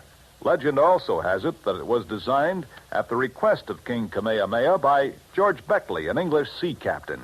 The flag consists of 8 horizontal and alternating stripes of white, red, and blue, representing the 8 major islands in the chain. Also represented is the British Union Jack, a reminder of Captain Vancouver, who on his voyage around the world in 1794 gave King Kamehameha a British flag and the promise of British protection. The Union Jack is also a reminder of Captain James Cook, who discovered the Hawaiian Islands in 1778. Hawaii's state flag, the flag of the 50th state to enter the Union, was adopted in 1845. Now, here is our star to tell you about next week's story. Next week, Well, the title of the yarn is The Ghost to Ghost Matter, and the story lives up to it. So join us, won't you? Yours truly, Johnny Dollar.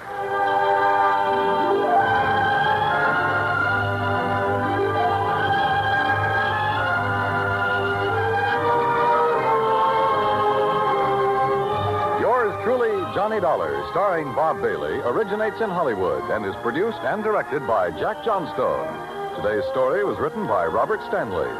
Heard in our cast were Virginia Gregg, Larry Dobkin, Forrest Lewis, Edgar Barrier, and Don Diamond. Be sure to join us next week, same time and station, for another exciting story of yours truly, Johnny Dollar. This is Dan Cubberly speaking.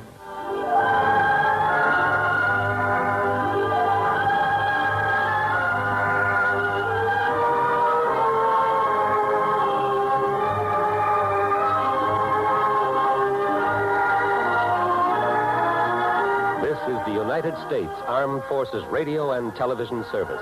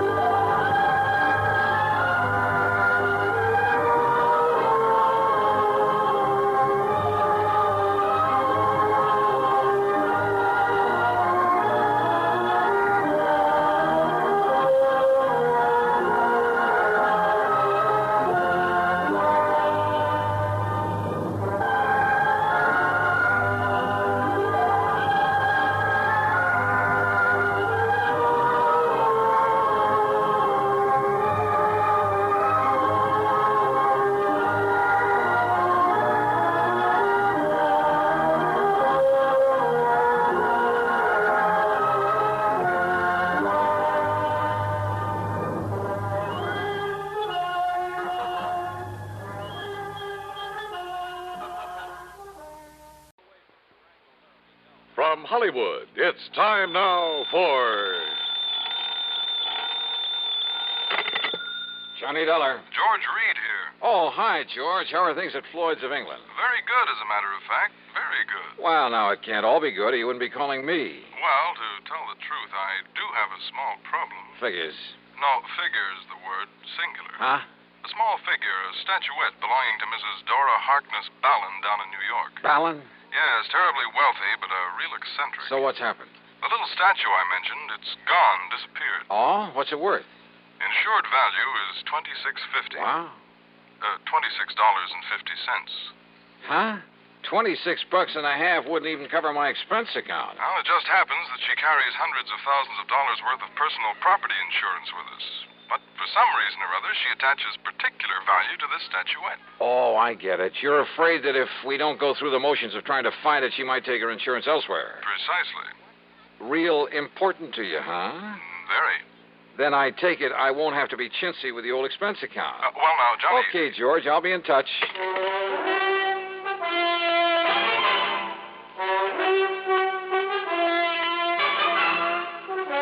Bob Bailey in the intriguing adventures of the man with the action-packed expense account, America's fabulous freelance insurance investigator. Yours truly, Johnny Dollar.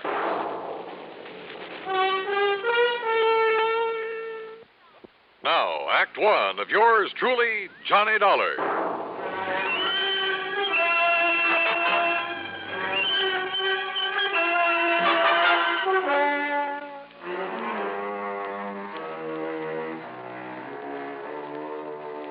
Expense account submitted by Special Investigator Johnny Dollar to Floyd's of England, North American Office, Hartford, Connecticut.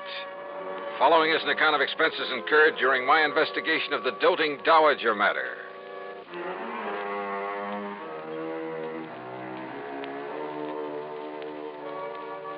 Expense account item 1, $7.90, taxi, train fare, and incidentals, Hartford to New York.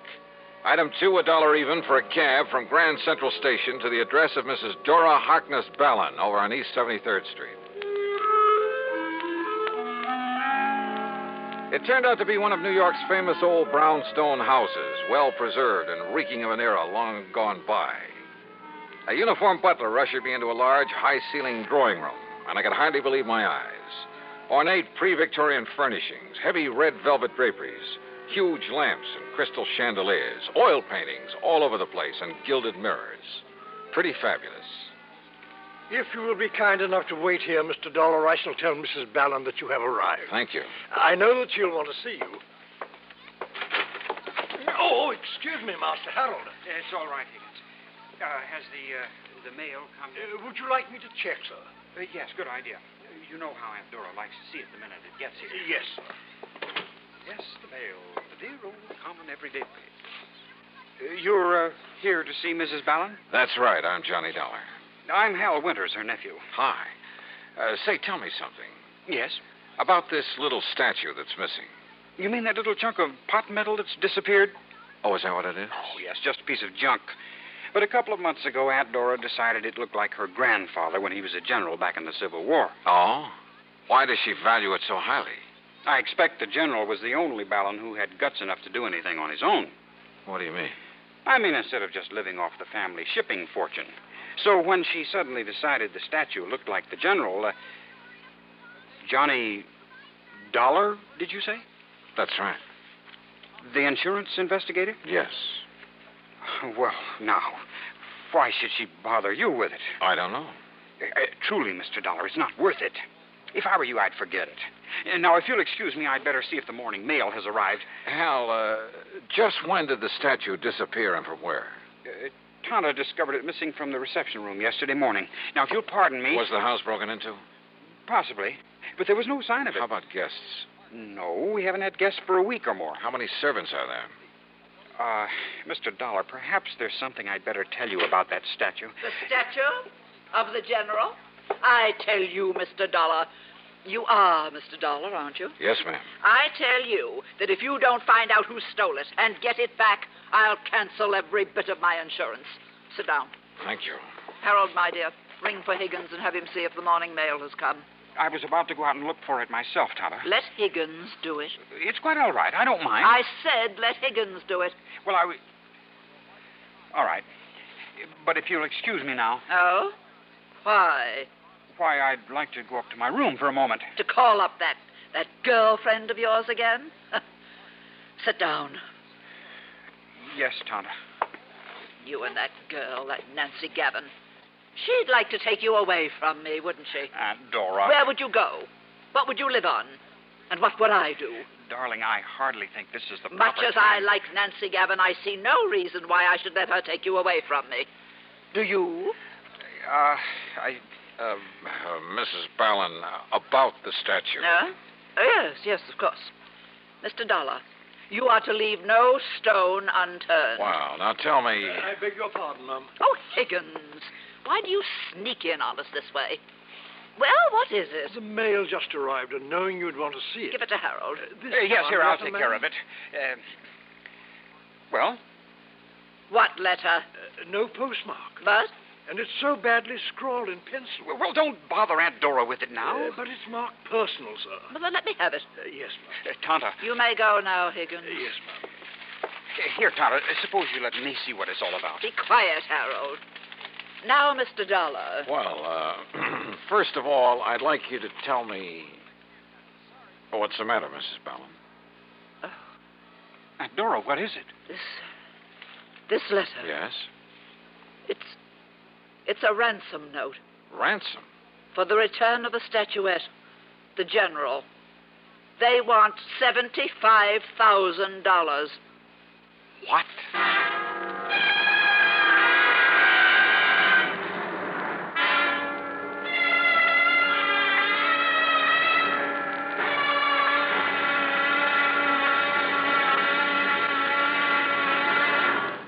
Act two of yours truly, Johnny Dollar, in a moment.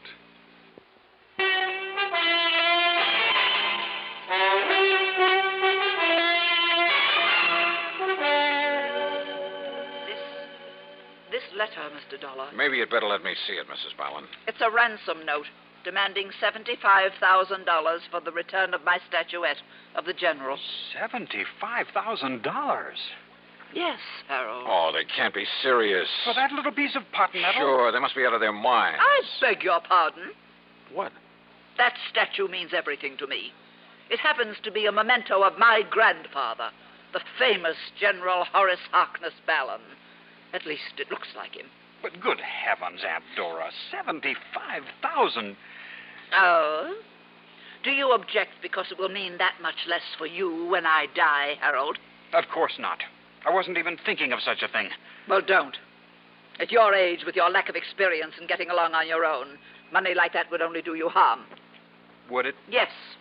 You'd probably leave me, strike out on your own, perhaps even marry, and heaven only knows what would happen. Mrs. Ballon, are you really serious about paying this ransom? I have the money. I have it right here in the safe. And if it will bring back the general... Look, why don't you let me see what I can do about it first? And have it destroyed? Destroyed? Well, here, read the letter. It was the usual sort of thing, poorly written on cheap paper and scribbled in pencil. And it simply said that the money in unmarked bills was to be turned over to her nephew, Harold. That instructions for its delivery would be given to him later, secretly. That if he then divulged the place and manner in which he was to make the payment, his life would be in danger. Don't you see, Mr. Dollar? If we don't do as they say, they might kill him. It further said that if the police were brought in, the statue would be destroyed. I have no choice, Mr. Dollar. I'll pay the ransom. Tonta. Harold, you will take it to them, whoever they are, when you receive their instructions.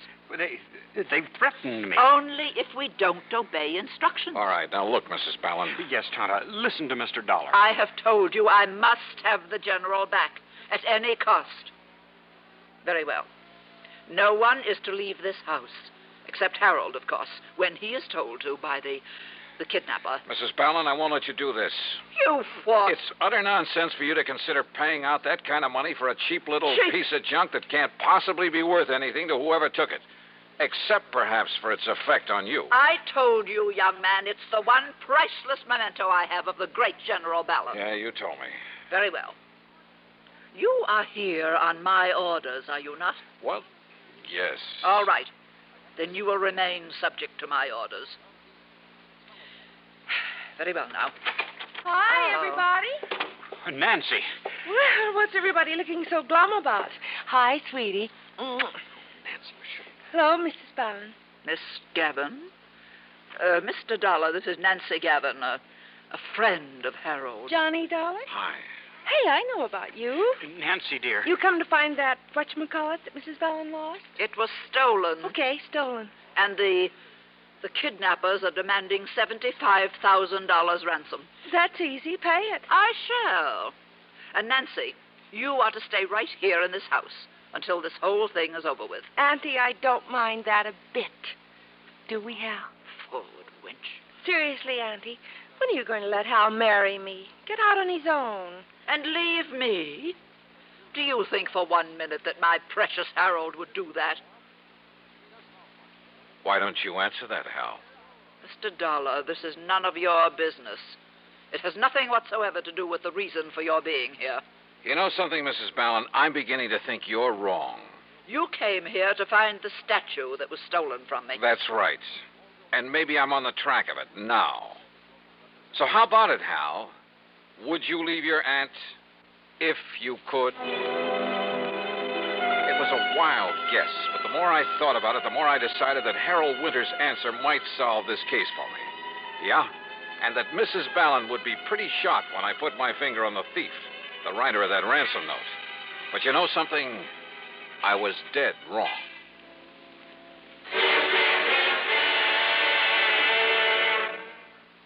Act 3 of yours truly, Johnny Dollar, in a moment. And now, Act 3 of yours truly, Johnny Dollar, and the doting Dowager matter.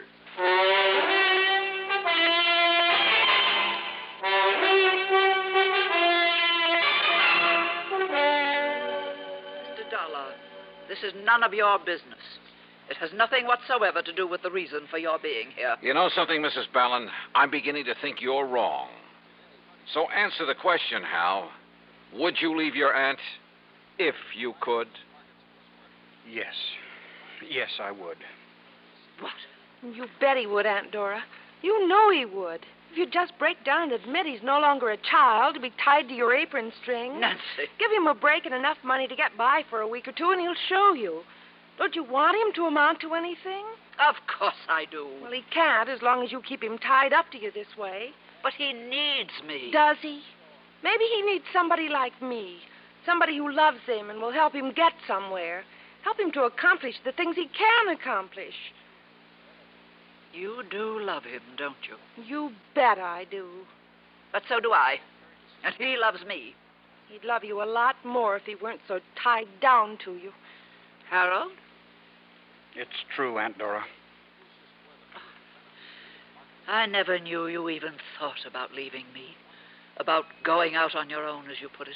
Because you never gave me a chance. Because you never thought of anyone but yourself. I'm sorry, Mr. Dollar. What? I mean that you've had to become involved in a family fight. Well, I'm not. Because now I think I know where to look for that statuette. Oh? Well, I wish you luck. Come, Nancy, I want to talk to you. Sure, honey, I want to talk to you, too. Now, wait just a minute. No, Mr. Dollar, let them go. Yeah, because I want to talk to you. Now, look, isn't it pretty obvious? I knew that something was wrong when I first got here. Hal hadn't known you were going to call me in. So that when he saw me here... You didn't? No. It was my kind, thoughtful butler Higgins who called your insurance company. And he shouldn't have. The fact remains that when Hal saw me here, he tried to stop that ransom note he'd planted in your mail. Oh, now, wait, Now, please. about that ransom note. It was badly written, much too badly written, by someone who was trying to hide his identity. I'll wager that paper it was scribbled on came from right here in this house. Probably. And I'll bet that if I accuse him of it, Hal will break down and admit that he wrote it. Wait, Mr. Dollar. Yeah? I devoted many years to the care and upbringing of my nephew. I realize that. In the hope that he would someday go out on his own, accomplish something himself. Well, now listen. I know. Perhaps over the years I made him too dependent on I'd me. say yes to that. But that's because I am as I am and I can't change. But I kept hoping that he would change. That somehow, sometime, he would make just one desperate move to break away from me.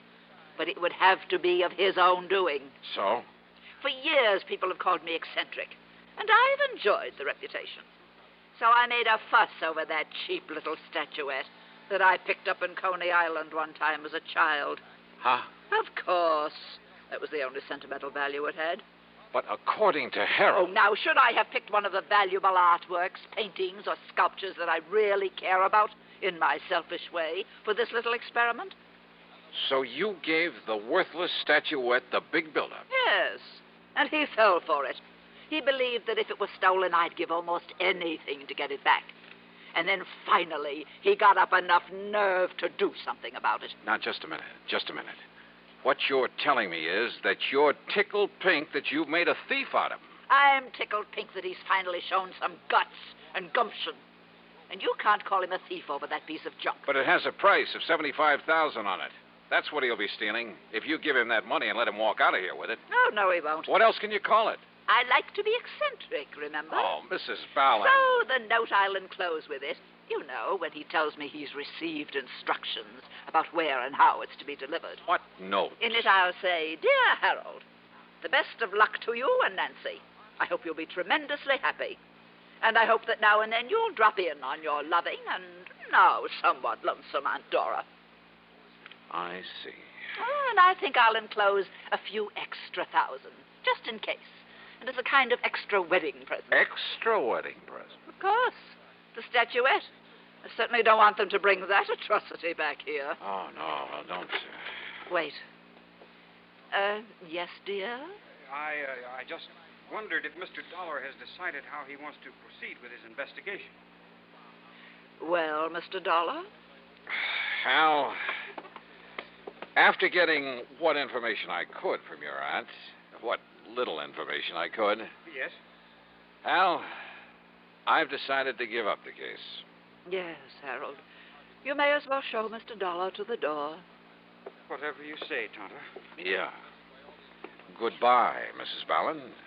Oh, and maybe you'd better phone the insurance company about the extra fee I'm to get on this case. Oh, I did. Right after Higgins told me he'd called them. But if he's giving up the case, dear... Show him to the door, Harold. Yes. This way, Mr. Dollar. Yeah. Thanks. Now, you listen, Hal. I can tell by your look that you've learned something, Mr. Dollar. I have. Perhaps even more than I know. So, look here. Huh? Do you think this will do for the sequel to the ransom note? What? You know, the instructions about where I'm to take the money. Oh, now, wait a minute. You mean to say... You mean you knew... Are you kidding? That's why I tried to discourage you in the beginning. But will somebody please tell me why? Tata, just being herself.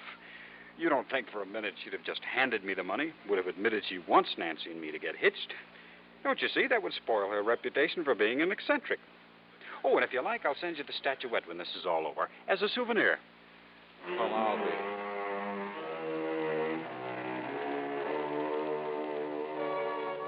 Believe me, I've handled some pretty wacky cases over the years. But this was by long odds the wackiest. And yet, why complain when it's a good living? Expense account total, including all the incidentals I could think of, and fare back to Hartford. What? $17.80. Tommy. Yours truly, Johnny Dollar.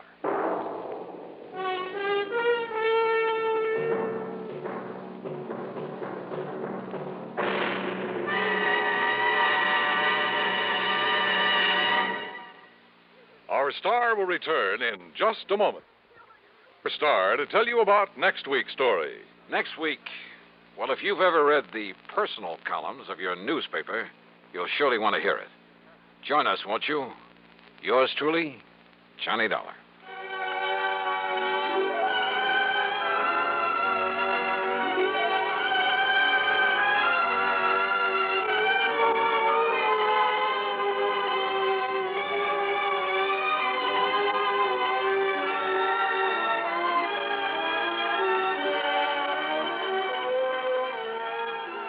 Yours truly, Johnny Dollar, starring Bob Bailey, originates in Hollywood and is written, produced, and directed by Jack Johnstone. Heard in our cast were Virginia Gregg, Eleanor Audley, G. Stanley Jones, Eric Snowden, and Sam Edwards. Be sure to join us next week. Time now for... Johnny Dollar. George Reed, Johnny, at Floyd's of England. How are you, George? Do you by any chance remember Durango, Laramie, Dalhart? From that place out in Oklahoma with the crazy name of Bum Sprung? That's right. Now, Johnny... How could I ever forget him? And more to the point, has he ever forgiven you? Forgiven me? After all, you were the one who accused him of passing counterfeit money. Well, I when know. all he did was wash and starch and iron a few $100 bills to make them look nice and new and crisp. Well, I'm quite frank to admit I was entirely wrong about him that time. Hey, tell me, does he still pay his premiums in brand new money and in person? Yes, and that's what has me worried. How do you mean? Well, he wrote me some time ago and said he'd be here on the 10th of last month to pay his regular $4,500 premium. The 10th of last... Well, that's nearly 6 weeks ago. Exactly. And he hasn't appeared. Well, did you write or wire him to see what's holding him up? I got no answer. Johnny, I think something's happened to him. After all, with the way he flashes money around, it's a wonder somebody hasn't knocked him off long before this. George, if anything's happened to old Durango, Laramie, Dalhart. Yeah, I thought you'd feel that way about it. Yeah. I'll let you know what I find out when I get to, if you'll pardon the expression, bum spung.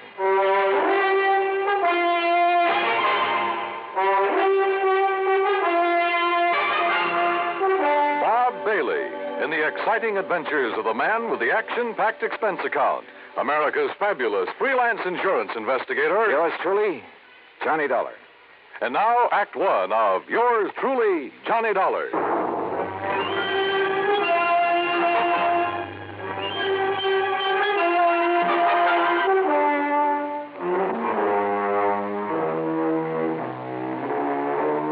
Expense account submitted by Special Investigator Johnny Dollar to Floyd's of England, American Office, Hartford, Connecticut. Following is the account of expenses incurred during my investigation of the Durango Laramie matter. George Reed has quite a penchant for handing me really offbeat cases. But for once, this looked like serious business. Expense account item 1, 9420, transportation. I arrived in Enid, Oklahoma shortly after 4 a.m. Item 2, $1.85 for breakfast. Item 3, $50 deposit on a rental car. I headed due north on Highway 81, across some of the flattest plains country I've ever seen, that I hadn't expected to see again so soon. About 26 or 7 miles further on, after crossing what remains of the Salt Fork of the Arkansas, I spotted the familiar weather-beaten sign indicating that Bum Spung was somewhere up a rough dirt road to the left. Bum Spung, named by the Indians. It means bad water. And finally, there it was, the same old broken wooden fence surrounding a couple of acres of poor sandy ground. The same ramshackle house, the broken-down barn, propped up in spots with timbers. And in the yard were the same 2 sad-looking cows I'd seen on my previous visit. The swayback horse and the friendly, mangy, toothless hound, some decrepit-looking chickens. Bum Spung, so-called ranch of Durango, Laramie Delhart, who'd made it in oil and who chose to settle down in this lonely, desolate spot. And standing there looking at it, it was hard to believe that the inside of the huge, unpainted house was clean, modern, well-furnished, thanks to his niece Carol, who occasionally came up to see the old man. As I swung aside the sagging wire gate, I wondered if she was here now. I wondered if anyone was here, but not for long. Durango! Durango, it's Johnny Dollar. Stay outside that fence, you meddling young varmint. This here now is private property. Wait a minute. You're not Durango. I came here to see Durango Laramie Delhart. Oh, you did, eh? Well, Durango ain't here. Now, look, you. Oh, you shut up that gate and drive away from here. You see this here now, 30-30? Drive away? After you've blown a hole in one of my tires? I did, eh? Well, I guess that wasn't very sociable, now was it? Hey, look, lower that gun for a minute, will you? Oh, no, you don't. No, you don't. You try anything funny and I'll let you have it. Only, I guess it is up to me to fix that there tire for you, ain't it? Huh? After all, as long as I done it. Now, let me take a look and make sure you just ain't up to some trick here. Yeah, but I am. Hey! Just give me that gun now. Oh, no, you don't. No, you... Okay. Now, who are you and what are you doing here and where's Durango? My hoppers, sonny. You sure pack a punch. Start talking, mister. Who are you? Who am I? Sidewinder Wilson, that's who I am. Who'd you think? And who are you? Johnny Dollar, insurance investigator. What are you doing here? What am I doing here? Why, old Durango sent me a telegram, that's why. Oh, yeah? Sure. Here now. Read it for yourself. To Mr. Sidewinder Wilson, Gunside Oil Field, somewheres near the Petterdale River, Texas. Yeah, that's where the field is, and that's where I got this telegram. Get yourself up here to Bum Spung. That's what it says. Take care of my ranch for a while and get here fast, signed Durango. Yeah. Now, you satisfied? Just who are you, Sidewinder? Who am I? Durango's oldest, bestest friend is all. Known him since we rigged together in the oil fields before he made his gold strike up in Colorado, that's who. So when he tells me to come up here and take care of things, I come, that's all. What do you expect? But now look here, Johnny, is what you say your name is? Johnny Dollar. Yeah, well, there's something I don't like about Durango's going away this time. What do you mean? What I mean? Well, I mean the way he must have left in a powerful hurry, that's what. You know Durango pretty good? Pretty good. Well, can you see him leaving this nice house of his'n with all the doors and windows unlocked? He wasn't here when you arrived? No, sir. He'd already went away. And can you see him leaving no food around for the cattle and Methuselah and Primrose? Methuselah and Primrose? What is this? The horse and this nice old dog here. And what about the tractor? Just sitting out there in the field, plows down halfway up a furrow. What are you getting at, Sidewinder? What am I getting at? I'm a-saying he must have left in an awful hurry, that's all. And if you ask me, there's something funny about it, and I don't mean funny, ha-ha. Yeah, I think you got something there. You see, he was due in Hartford, Connecticut over 6 weeks ago. Pay up on his insurance, huh? That's right. All loaded down with brand new money, I bet. Probably. Yeah, I've told that crazy old coyote 1,000 times that he oughtn't to go traipsing all over the country with all that money in his kick. Johnny, if he ain't showed up the way he was supposed, it just means one solitary single thing. Like what, Sidewinder? Like what? Well, like somebody's waylaid and bushwhacked him for his money, that's what. Yeah, I'm afraid so. But, Sidewinder, I sure hope you're wrong. Johnny, I sure hope I'm wrong. Act Two of yours truly, Johnny Dollar, in a moment. And now for another episode in the life of Sergeant Donald Bellwether, my husband.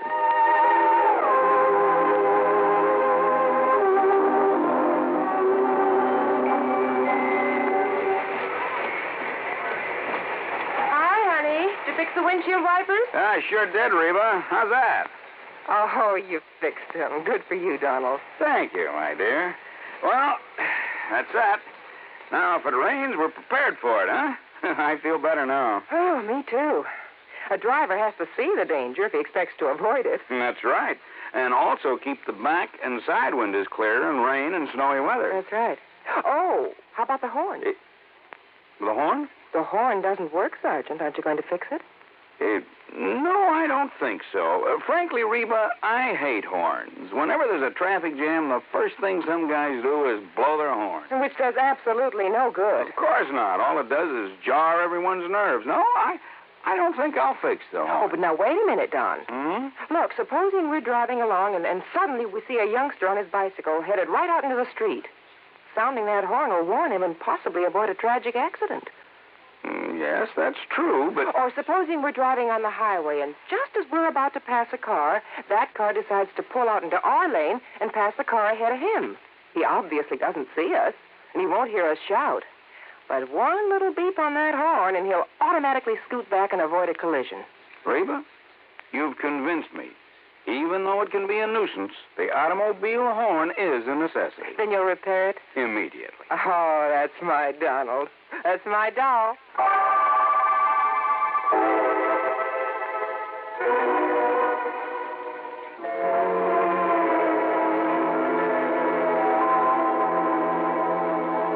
And now, Act Two of yours truly, Johnny Dollar, and the Durango Laramie matter. Durango Laramie Delharts, cradle character from Bumspung, Oklahoma, gone, disappeared. His pal, Sidewinder Wilson, a bit of a character himself, had no idea what might have happened to him, but feared the worst. And I had to agree that his fears were justified. But tell me this, Sidewinder, have you heard anything from Durango's niece, Carol? You mean that pretty little gal fixed up this place for him so nice, kind of looks after him? That's the one. Well, say, don't she live down to Enid? Enid, yes, runs a gas station. That's right, sign of the Flying Red Horse. Come on, help me fix this tire. We'll drive back to Enid. Well, I'll help you fix the tire, but I'm staying right here. Oh, why? Why? Because Durango's trusting me to take care of the place. And if he does turn up, God willing, I'll be here to have him get in touch with you. Okay, now let's get this tire fixed. No, wait. Look. Huh? See that fancy convertible coming up the road? I not only saw the convertible, but more important, who was in it, who pulled up alongside the fence and stepped out. She was 23 or 4, a tall, slim brunette wearing a neatly tailored skirt, a tight-fitting silk blouse. Neat, trim. She looked like she'd just stepped out of Charles of the Ritz. Well, I'll be dog-breasted, Johnny. Carol, how are you? You couldn't resist my fatal charms. I couldn't stay away. Just with that. Oh, now, wait a minute. What's the matter with you? You don't like that? Oh, no, come here, gal. Oh, now, Johnny, Yeah? Carol? Oh, Johnny. Gee, I missed you. Oh, you shut up, Sidewinder. Johnny. Mm-hmm. By coming by Gory's Durango could see Durango. Oh, yeah. Carol, listen to me. You gonna propose, Johnny? Where's Durango? Have you heard anything from him since he left here 6 weeks ago? He went to Hartford. But he hasn't arrived there. Oh, now don't you start worrying none about old Uncle Durango or anything. You sure, Johnny? I'm sure. That crazy old goot setting out across the country with over $50,000 in money in his pants. He ought to know better than to... Oh, Johnny, do you think something's happened to him? You ask me, I think somebody's killed him for that money. Oh, no. You haven't heard from him since he left? Only a postcard from Chicago where he stayed overnight at some fancy hotel. And, Johnny, that wasn't like him. What do you mean? Oh, it was before he went straight to Hartford. That real estate man was from Chicago, Carol. What real estate man? Oh, he used to come out here looking for people with oil money. Tried to get Durango to invest in real estate, Florida, New England. Well, what did his postcard say? Nothing, really.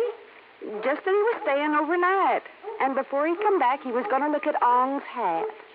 Who is Ong? Oh, he was always writing silly stuff like that. I don't know. Ong. Oh, Johnny, what'll we do? Where's the nearest phone? Back in Enid. Then come on, that's where we're going.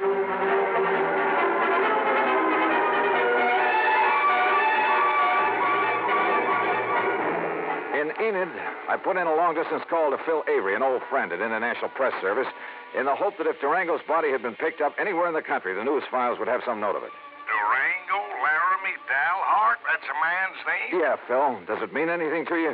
I'll say this, Johnny. If a name like that had ever come in over the wires, I'd certainly remembered it. But it hasn't. Not to my knowledge. Incidentally, what's this all about? Oh, he left here loaded with cash. Now he's disappeared. No clues? Only that he's planned to see some guy named Ong. Ong? For some crazy reason, he's interested in Ong's hat. Well, that's about as silly as... Ong's hat, did you say?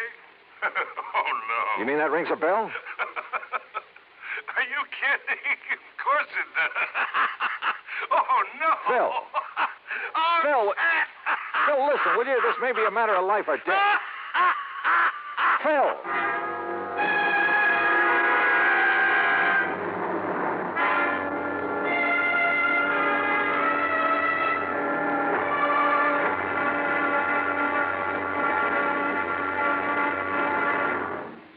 Act 3 of yours truly, Johnny Dollar, in a moment. And now for another episode in the life of Sergeant Donald Bellwether, my husband.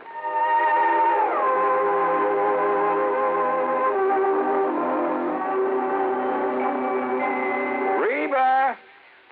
Reba! What is it, Donald? Confounded Reba, I can't find the fountain pen. I've looked all through this desk. Here it is, dear. Here it is. You must have used it as a marker when you were reading this book. Let's see, this great literary classic, Six-Gun Showdown at Powder River Gulch. All right, never mind about my reading habits. Just look at the coverage we're going to get with this new auto accident policy. Let's see. We have collision. $50 deductible. Fire, theft, public liability, property damage, medical benefits. In other words, we have complete coverage. That's right. Of course, it's going to cost us money. I'm sending the company a check right now.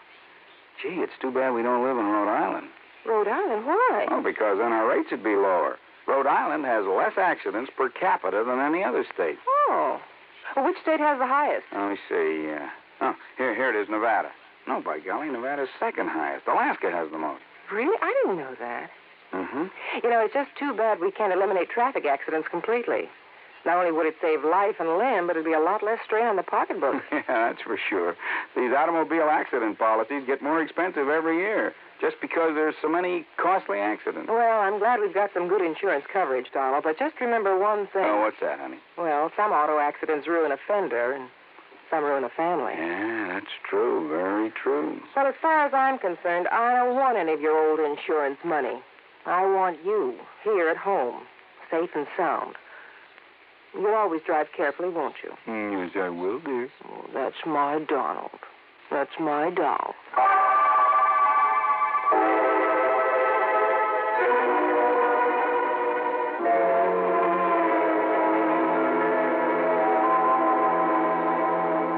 And now, Act 3 of yours truly, Johnny Dollar, and the Durango Laramie matter.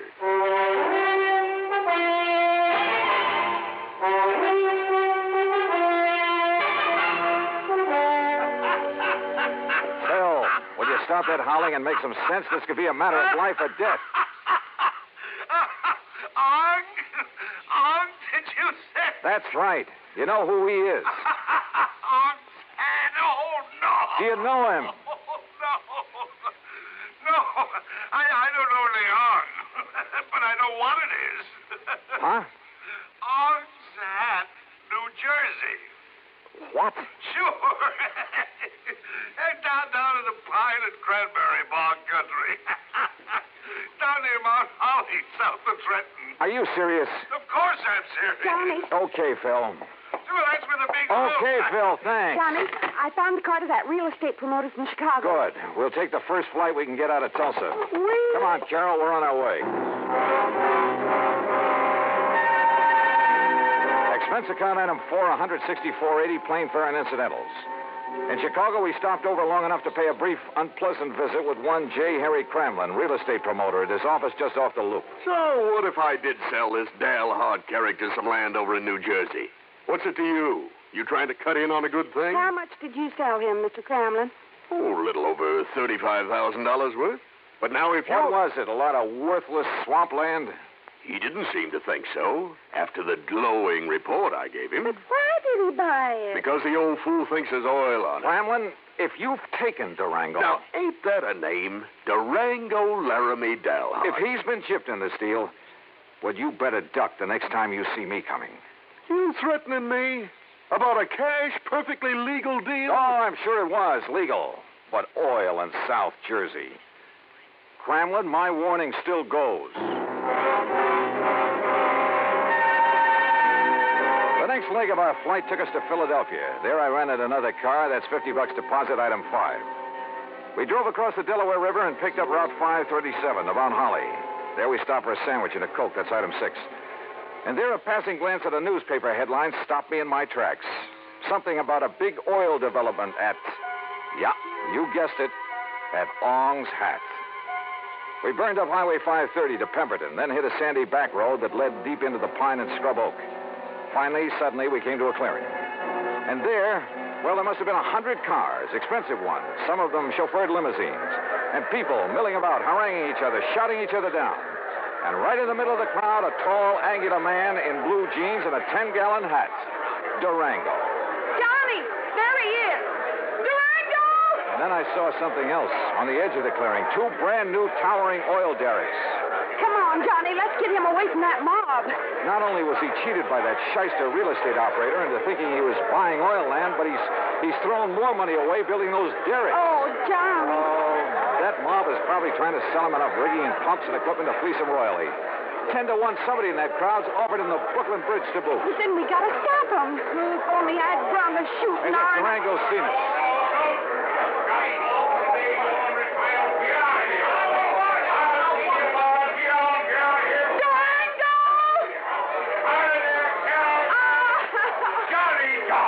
Durango. Well, what's the dog-blasted tarnation ever rung you out for this godforsaken country, huh? Oh, Durango, you old skunk, you're all okay. Why, sure I am. Come on in this shack here so we can get away from this blasted crowd. Come on. You look here, Johnny. What are you doing with my little Carol, huh? I'll tell you, Durango. You sneak out to Enid behind my back and hitch up with her? All right, get on in there now where we can have some peace. Just sit down where you can. All right, now, you young rascals. Is that what you done? Gone and got married? Well, of course not, you old goot. Oh, well, doggone it, that's what I was hoping for. Oh, goot. Well, don't you give me that, gal. I know how you was talking ever since Johnny come out to Bum Spung last year. Durango, you What'd shut you up. say? I'm afraid this trip is on business, Durango. Business? With a pretty gal like Carol here? And how'd you two get here, anyway? Johnny brought me on the plane, but what difference does that... Oh, he did, eh? Transported you across state line, huh? A whole lot of them. And if there ain't no law about that, why, Jake, you two are going to have to get married. Durango. And I'm just the one to see that you do. Durango! I don't carry this old 6-gun for nothing. Durango, will you shut up and let Johnny tell you why he's been looking all over for you? What do you mean, looking, Jake?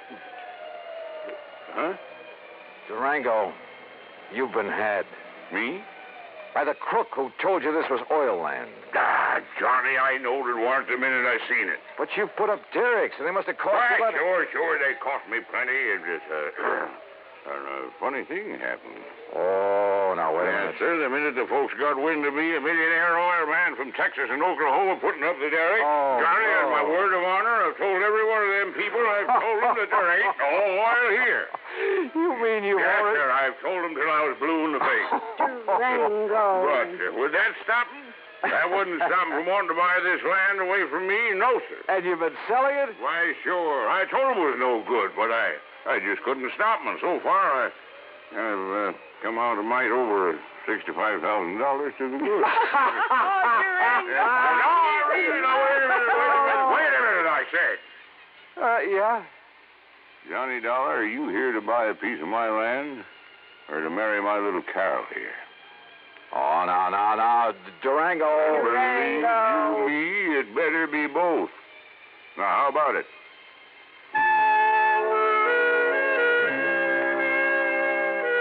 Expense account item 7, $1,000 even. The company now owns a small hunk of land in Ong's Hat, New Jersey. As for Carol, that devil-loving doll, well, someday, maybe someday. Expense account total, including incidentals and transportation back to Hartford, $1,416 even. Yours truly, Johnny Dollar.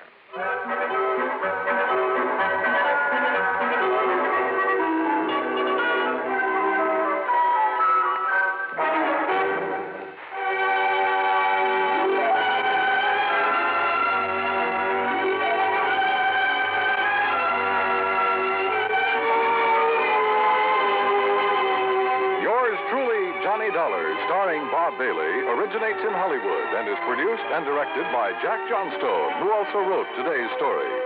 Heard in our cast were Virginia Gregg, G. Stanley Jones, Junius Matthews, Alan Reed, Frank Nelson, and John McIntyre. Be sure to join us next week, same time and station, for another exciting story of yours truly, Johnny Dollar. This is Dan Cumberly speaking.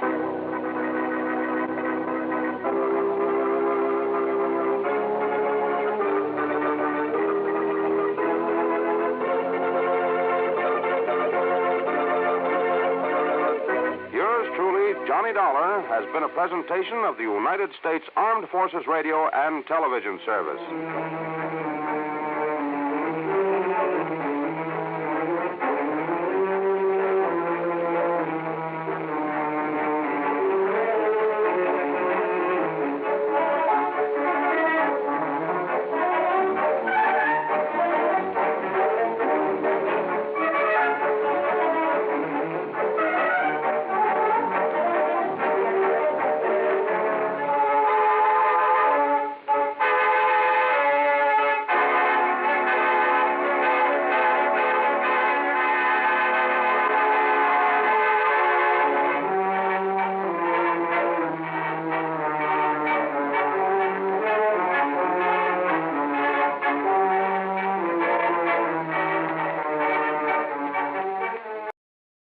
From Hollywood, it's time now for Johnny Dollar. Ben Orloff, Mr. Dollar, at Continental Insurance Company in New York. Oh, yes, Mr. Orloff. What can I do for you? Did you ever hear of a place called Virtue? Are you kidding? I'm very serious. Oh, wait a minute. Virtue, South Carolina? That's right. You, want me to go down there? Yes, if you will. Do you have a bulletproof vest and a couple of extra handguns I can take along? Well, my one suggestion would be that you do not take along any firearms. After all, ex-gangsters... Yeah, I see what you mean. All right, what do you want me to do? Our representative has his office in Georgetown. He can give you the whole story. His name is Joseph Pigatello. Got it, Joseph Smokey Pigatello? The guy whose name was linked with Murder Incorporated a few years back? Yes, Dollar, Joe Smokey Pigatello. You, sure you want this assignment? Well, I'll tell you this, Mr. Orloff. Yes? If you don't have to pay off on my insurance policy before I'm through, well, mister, this is going to cost you a whopping big expense account.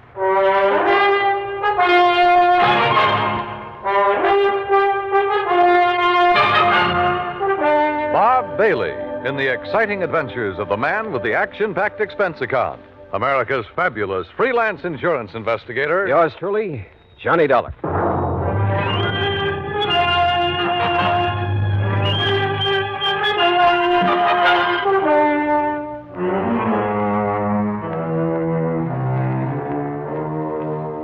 Expense account submitted by Special Investigator Johnny Dollar to the Continental Insurance Company, Georgetown, South Carolina office. Following is an account of expenses incurred during my investigation of the Village of Virtue matter.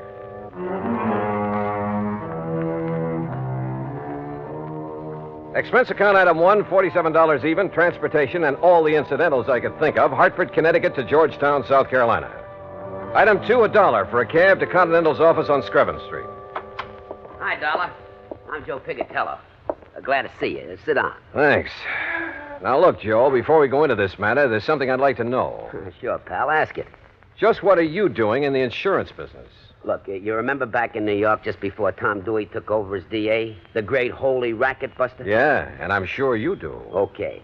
Well, I was just a young punk then, but I was a bright one. Ambitious, you know. Finished up my high school, started taking law. You studied law? Why not? I could have cleaned up. You know, mouthpiece for some of the mob, some of the boys I knocked around with. But then Dewey came along, broke up the racket, so I gave it up. To do what, Joe? Oh, you know, this and that. Chicago for a while with some of the boys Al Capone left behind. And down near the border at San Diego for a while. Smuggling narcotics across from Mexico? Then some of us tried Las Vegas, but we didn't get any. What was that crack? Well? Listen, I'm clean. You make a crack like that, you can prove it, okay. If you can't, don't say it. You were telling me how you got into the insurance business. All right. But when I'm taking you on this case, don't talk like that. The gents I deal with don't like it. And don't forget, whatever you think about them, you could also be wrong. Okay, Joe. Two kinds of wrong, Dollar. Just plain wrong and dead wrong. You see what I mean? All right, as I was saying, how I got in this insurance racket. As you were saying. Well, some of the boys from New York and Chicago and around did pretty good. Instead of blowing all their dough on booze and dames and big times, they were smart. They leased an old plantation up in the valley north of here on the PD River. The old Caraway plantation. It's right next to the town of Virtue. Great name for a hideout, I'll say that. I didn't say hideout, Dollar. It was just a nice, quiet place where they could live it up in a nice, quiet way. And at the same time, they wouldn't have any cops around their neck. No police in Virtue? Nobody but old Paulie Caraway. Anyhow, after 6, 8 months of taking it easy, mint juleps and hunting and fishing instead of being on the lam all the time, well, Johnny, you wouldn't believe it. What do you mean? Well, they all settled down there to spend the rest of their life. They all went respectable. Every last one of them. You sure of that? Well, it's been 20 years now. Can you be any more sure than that? I don't know. But go on with what you were saying. All right. I got an idea. I signed up with this little insurance company. Then I went up to Virtue and made the pitch. They're all respectable now, and they got to make like respectable people and cover themselves with a lot of insurance. And it worked? You remember Lefty Stemper? The old-time numbers king from Chicago? Right. Bookies, slot machines, everything. Old pal of mine. So when he told the rest he was buying insurance, well, Johnny, I got policies on every one of them. The rest of the town, too. On their life, their homes, everything. Okay, now let's get to the point. What's happened up there in Virtue? Trouble, Johnny. Old man Caraway phoned me. What kind of trouble? Well, 20 years now, the boys and the people in Virtue have been getting along fine. The boys have been behaving themselves, and the people in town are all nice people. Until a couple of weeks ago. What happened? Bully Magoon had himself a nice little fishing boat. Had it ever since he went straight and moved in up there. 20 years ago. Now somebody stole it. Well, why don't you just pay off his claim and forget it? Listen, a couple of days after that, Mr. Avery, that runs the general store in Virtue, had his boat stolen. So you'll have to pay another claim. But small ones, Joe. Look, will you listen? Ever since then, not a day has gone by that somebody hasn't had something stolen from him. Mostly the people in Virtue. Boats, cars, money, furniture, anything you can think of. The people blame the boys, and the boys blame the people. And, Johnny, there's going to be a civil war in Virtue unless somebody finds out who's doing this. And if that happens, there's going to be a lot of killing, and, well, with all the insurance I've sold, me and the company are going to be in trouble. Well, can't you get the state police to come in? State police? In Virtue? You said it's a real respectable community now. Yeah, sure it is, but, well, dragging them in might really start things off. That's why I had to send for you. Look, why don't we go up there so I can see for myself? Sure, Johnny, sure, but... Hey, open your coat. What? I mean, if you're going to take along that lemon squeezer, well, take my advice and don't. You've a pretty sharp eye, Joe. Johnny, boy, I can spot a shoulder holster a mile away. But so can some of the boys up in the valley on the plantation. And I don't want you to end up with a slug between your eyes. Real respectable people. Well, shall we go? My car's outside. Into the Valley of Death rode the 600. Huh? At least a couple of them. What are you talking about? Nothing, Joe. Let's go. Act 2 of yours truly, Johnny Dollar, in a moment. Our flag now numbers 50 stars, and behind each star, there stands yet another flag representing one of the 50 states. Florida state flag, bears the Red Cross of St. Andrew in sympathy with the flag of the Confederacy on a field of white. Centered over the cross is the state seal. Within a golden circle, the sun, an emblem of glory and splendor representing absolute authority, peers over a highland in the distance. Flowers, a symbol of hope and joy, are scattered by an Indian maiden, indicative of the Indian influence within the state. Centered is the cocoa or palm tree, an emblem of victory, justice, and royal honor. Florida state flag, the flag of the 27th state to enter the Union, was adopted in 1900. And now, Act Two of yours truly, Johnny Dollar and the Village of Virtue Matter. Joe Pigatello, erstwhile gangster turned insurance agent, led me out to his car, and we headed north out of Georgetown, South Carolina. After 20 miles or so, we swung onto a side road paralleling the PD River. Then finally, we came to the old Caraway Plantation. Acres and acres of huge old live oak trees, festooned with Spanish moss. Flowers, millions of them. Azaleas, iris, roses, rhododendron bushes aflame with color in the afternoon sun. Then, at the end of a broad, tree-lined path, the fine old colonial mansion with its towering pillars. The property faced the curving, lazy yellow river, and lying across it was a broad expanse of marshy grass, crisscrossed here and there by canals, through which the slaves in olden times hauled the rice crop to the riverboats. Yeah, it was a beautiful spot. A calm, quiet, peaceful spot. Apparently. Well, here we are, Johnny. Let's go in to see if anybody... What? Hey, hold it, you punks! It's me, Smokey! Smokey! Who else? Put those guns away. You want to get in trouble?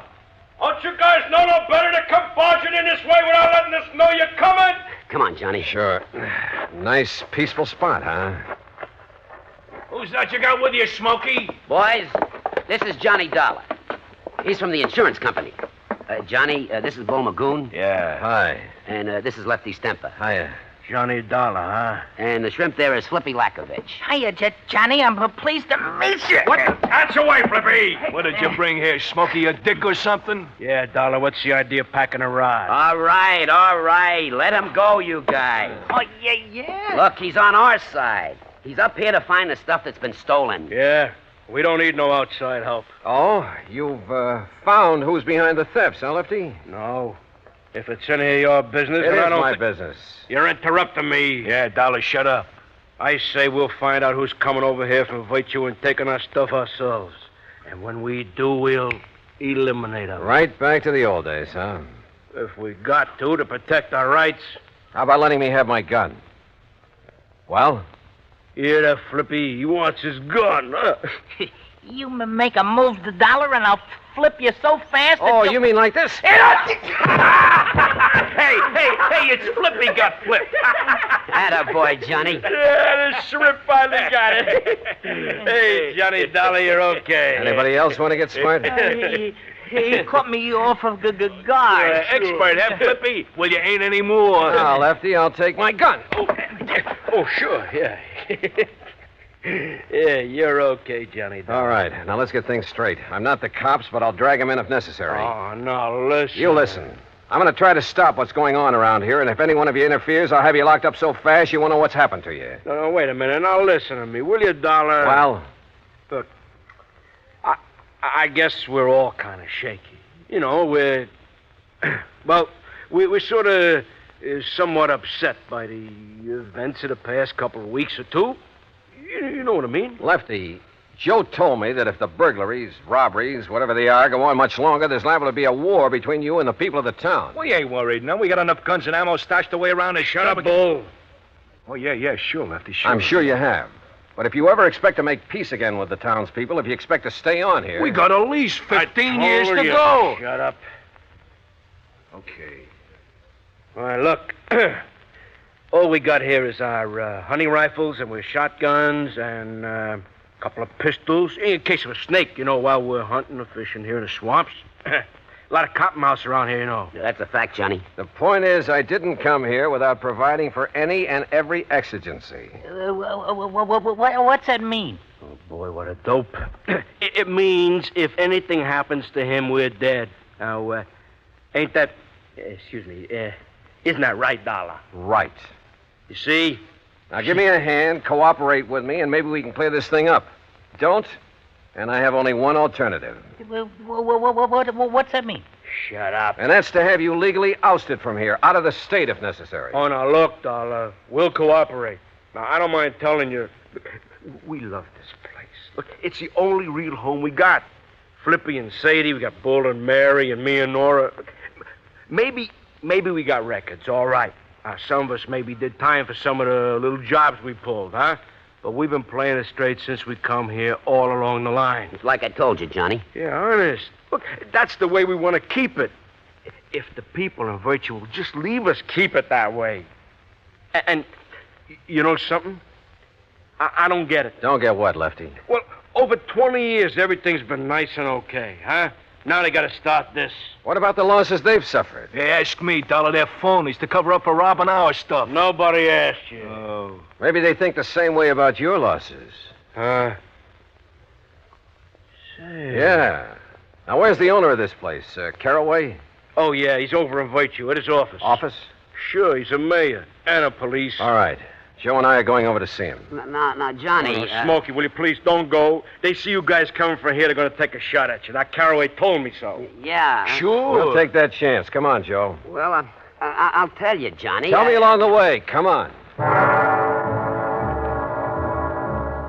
The more I thought about the whole thing, the sillier it all seemed. Yet it was obvious that even after 20 years, Lefty and Bull and Flippy might think of only one way to settle their problems, with a gun. And if the people of Virtue were feeling the same way. But as Joe and I walked along the main, the only street of the little town, there were no signs of hostility or even suspicion toward us. Now, look, Johnny. If those bums back at the plantation are making this trouble... Why? Why would they, Joe? Well, that's what I don't get. But what if they don't like your interfering and decide to knock you off? Then I'll probably go to my grave unmourned, unremembered. Yeah, but you told Lefty you'd provided for every exigent... For if anything should happen to you. Yeah, and he and the boys believed it. And if anything does, Huh? Yeah. All I can hope is that they keep on believing.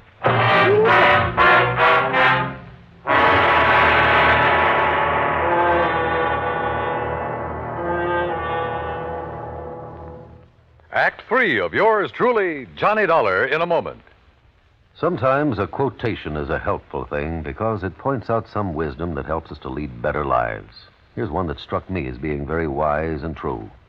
Dr. Samuel Johnson, that wise and witty man immortalized by Boswell, said, quote, "It matters not how a man dies, but how he lives," unquote. A man's life may be long or short, but the way he lives it is the important thing. It's important, no matter what he does, that he have integrity, loyalty, and honor, and a sound code of conduct. Enlisting at the age of 17 with his parents' permission, Corporal Charles L. Gilliland found himself, soon after his 18th birthday, in a narrow defile in the middle of the treacherous rocky terrain of Tongmangni, Korea. At 2:30 a.m. that moonlit morning of April 25th, 1951, Corporal Gilliland's Army Unit, Company I, 7th Infantry Regimental Combat Team of the 3rd Division, became the focal point of a murderous assault from Chinese Communist forces. The fighting became brutal and bloody. The brunt of the attack was directed up the defile guarded by Gilliland with his automatic rifle.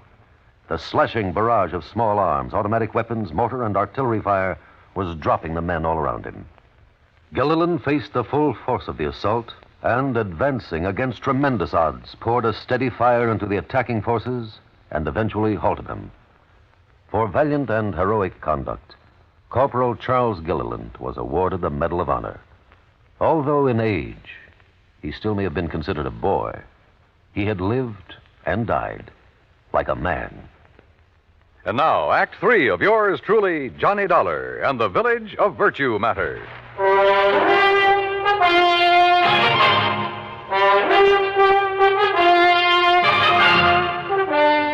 Joe Picatello and I walked the main street of Virtue, South Carolina, unmolested, virtually unnoticed. And we found the mayor, Parley Caraway, in the little shack that served for an office. I'm also the police chief, Mr. Dollar. Don't you forget that, sir. And you found no clue as to who has been committing the robberies? No, sir. None whatsoever. But who else would do it? They're all three of them ex-gangsters. Sure. Ex-gangsters. Why, Mr. Caraway? Why would these men suddenly want to make trouble with their friends, your townspeople? I don't know. I honestly don't know. Unless, of course, they think they can take over the way they used to take over gangs in the old days. After 20 years of a happy relationship? Mr. Carraway, they never made a bit of trouble in all that time. I know it. But the fact remains that unless this trouble stops, after all, Virtue was here long before they came, unless it stops, I say, I shall have to break their lease and make them leave the plantation. Oh, they pay you pretty well for it, huh? Enough to keep it in good repair. Say, that's a beautiful ring you're wearing. Huh? Oh, yes. 2.5 carat diamonds, sir. Yeah. And is that your nice new car out front? Yeah, it certainly is. Ain't it pretty? About $8,000 pretty. Yeah. Say, didn't you have a new one last year, too, Mr. Carraway? Of course. I try to have one every year. But now, gentlemen... Tell me one thing, Mr. Carraway. Yes, sir? If you really think the robberies around here are going to cause so much trouble... Oh, I do. That's why I contacted Mr. Picatello. Well, why haven't you called in the state police? Because I am the mayor of Virtue. I'm the police department, and I can take care of these things myself. And now that you gentlemen have witnessed the bad blood between these gangsters and the people of the town, well, sir, I'm going to throw them off that plantation. In spite of all the money they've been paying you? Yes, sir, and I'm sure you gentlemen will back me up in...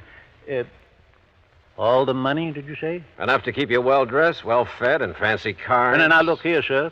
Do you realize how much that property will bring? Well, now, that depends. How much have you been offered? I'll tell you how much. $124,000. Ah. How did you know? You just told me. Well, now, listen. You also told me why you've been robbing the people of Virtue and those men at the plantation to stir up bad feeling, give you an excuse to get them out. What? Johnny, you're right. Now, just Carraway, if I do call in the state police, it'll be to have you locked up. No. And if Joe here has any sense, he'll tell the insurance company to bring charges of fraud against you. You said it. Oh, but the money. Think of all the money I could make selling the old place. Now, where's the stuff that's been stolen? It hasn't been harmed. It's stored away, carefully stored away. I was going to give it back when those men left, and I could sell the place. Give them their stuff, too? Oh, I'd make up for it in cash, every cent of it in cash, yes. I'd say it was for breaking the lease. Truly, Mr. Dollar. Now, you listen, you old money-grubbing crook. You're in trouble. You'll call in the state police? You bet I will. Unless... Unless what, sir? First, you lay off the plantation. You've leased it to those men. Let them have it. And return all the stuff you stole. Oh, but if they find out... Well, you figured how to get it away from them. Now figure out how to get it back. Discover it, anything you like. Well... The point is that if you don't get it back, I'll tell them where it is. And you know what that'll mean. Oh, yes, sir, Mr. Dollar. I'll get it back. Also respect that lease. I believe it has 15 more years to run. Yes, sir, it has. I will... Okay. Do all this, and Joe and I will forget the whole thing. But if you don't, and Joe will be checking on you. You said it. Oh, but I will, Mr. Dollar. I promise you I'll get right on the... Come on, Joe. Let's go back to the plantation and have a drink with some respectable citizens.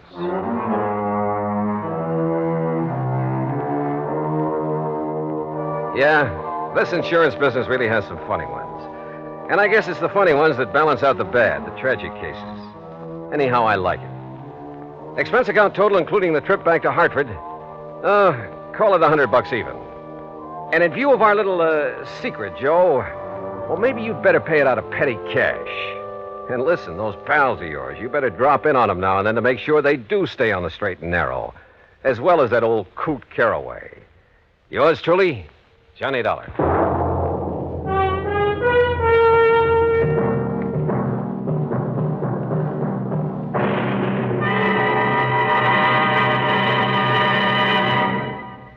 Our star will return in just a moment.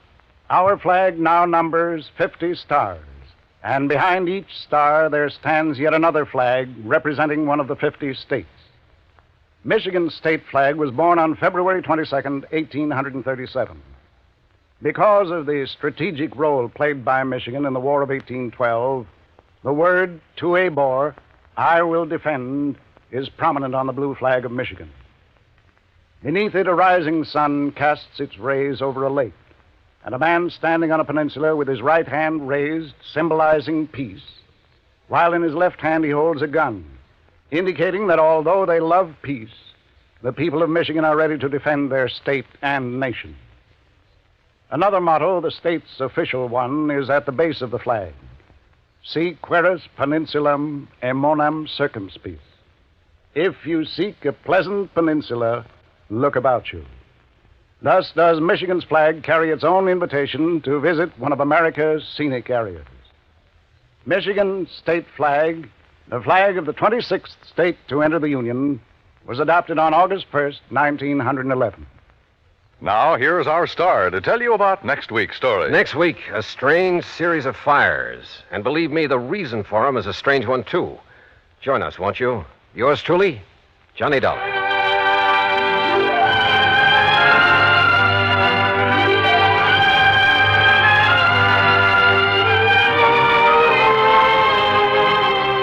Yours truly, Johnny Dollar, starring Bob Bailey, originates in Hollywood and is produced and directed by Jack Johnstone, who also wrote today's story.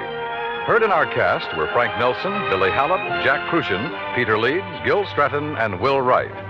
Be sure to join us next week, same time and station, for another exciting story of yours truly, Johnny Dollar.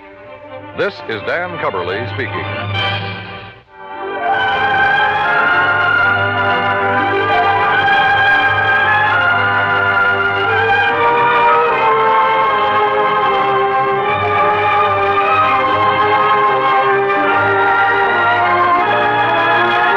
This is the United States Armed Forces Radio and Television Service.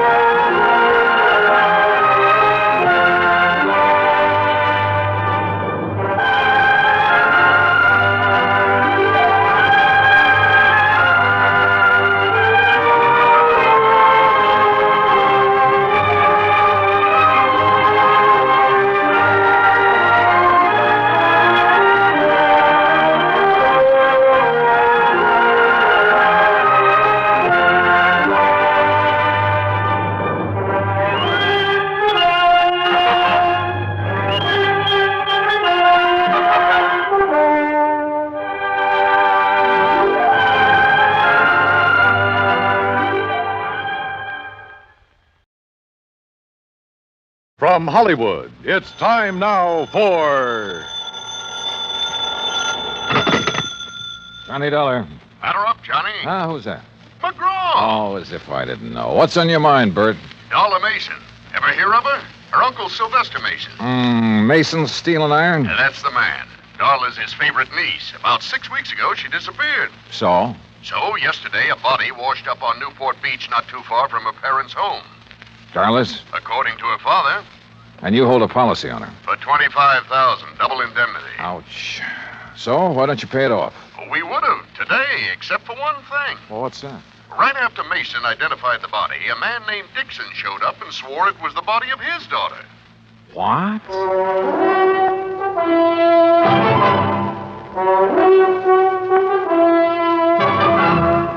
Bob Bailey in the exciting adventures of the man with the action-packed expense account. America's fabulous freelance insurance investigator. Yours truly, Johnny Dollar.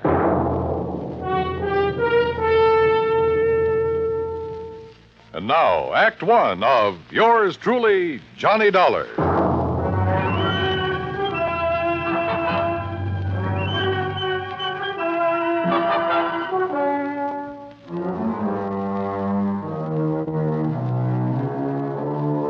Expense account submitted by Special Investigator Johnny Dollar to the Providential Assurance Company, 393 Dewey Avenue, Hartford, Connecticut. The following is an account of expenses incurred during my investigation of the Mason-Dixon mismatch matter. Expense account item 1, $1.20, taxi from my apartment to the Providential building.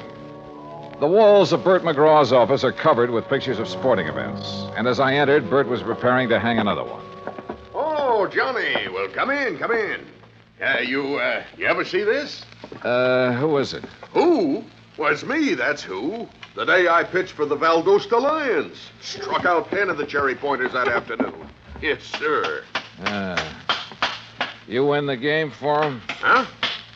I said, did you win the game for him? Oh. No. Cheating umpire. Hey. Well, Johnny boy, you ready to join our little team? I don't know.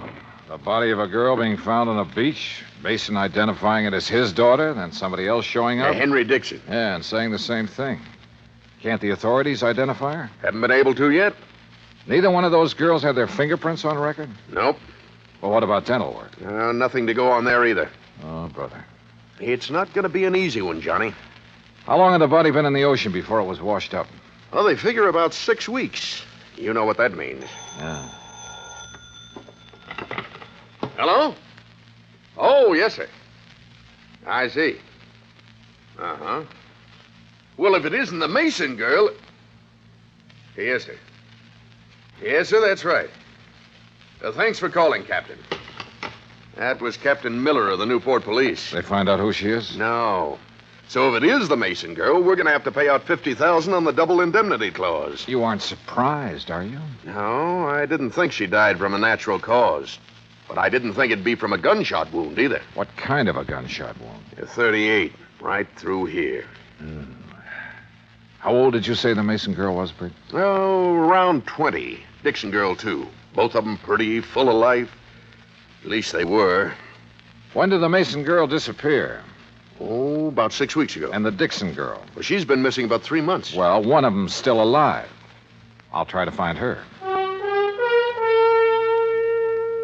Bert gave me all the information he had on both the Mason and the Dixon families. I took a cab back to my apartment. That's expense account item 2. Item 3, $18.10 transportation, Hartford to Newport, Rhode Island. After checking in at the Ogden Hotel, I called Darla Mason's father, rented a car, and drove out to the Mason home on the beach. I was about to ring the bell when the front door opened. Hi. Well, hi. You must be Johnny Dollar. That's right. Come on in. I'm Joan Mason. Darla's little sister. Uh-huh. This way, Mr. Dollar. Mother's waiting for you in the den. Your mother? I thought my appointment was with your... Oh, my father's indisposed. Besides, Mother's the brains of this family. Of course, if you really want to know about Darla, you ask me. Maybe I will. You better. Mr. Dollar's here, Mother. Thank you, my dear. Come in, please, Mr. Dollar. See you later, Johnny. A dreadful mistake my husband made has upset him so. I thought it best to see you myself. Just what mistake are you referring to, Mrs. Mason? Well, we've released a statement to the newspapers. I thought you had heard. No, ma'am, I haven't. You've made a trip over here for nothing, then. Oh? Yes, you see, my husband erred when he identified that body as being our daughter's. It couldn't possibly have been.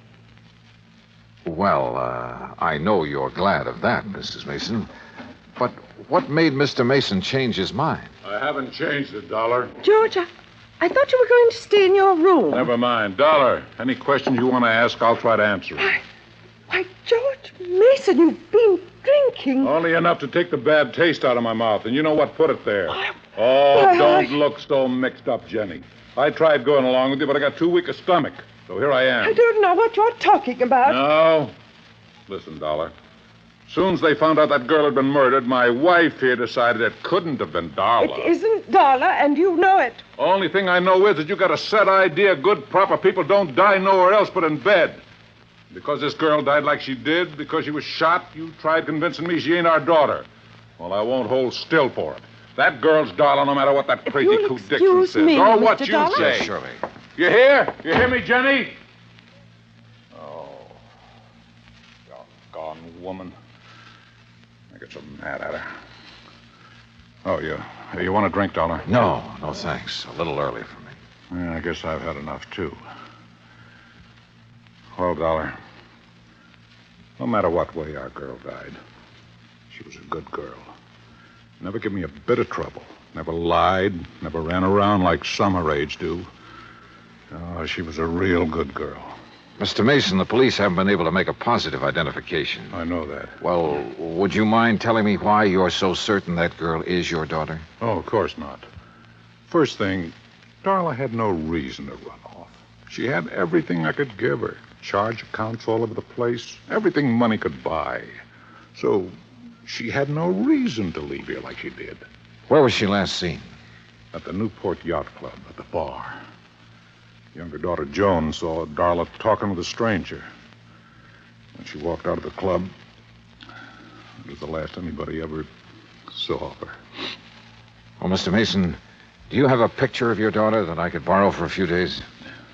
Yeah, I might be able to find you one. What do you want with it? I'm going to try to find her. You what? Darla, you... Or find the Dixon girl. Oh, yeah, I see what you mean.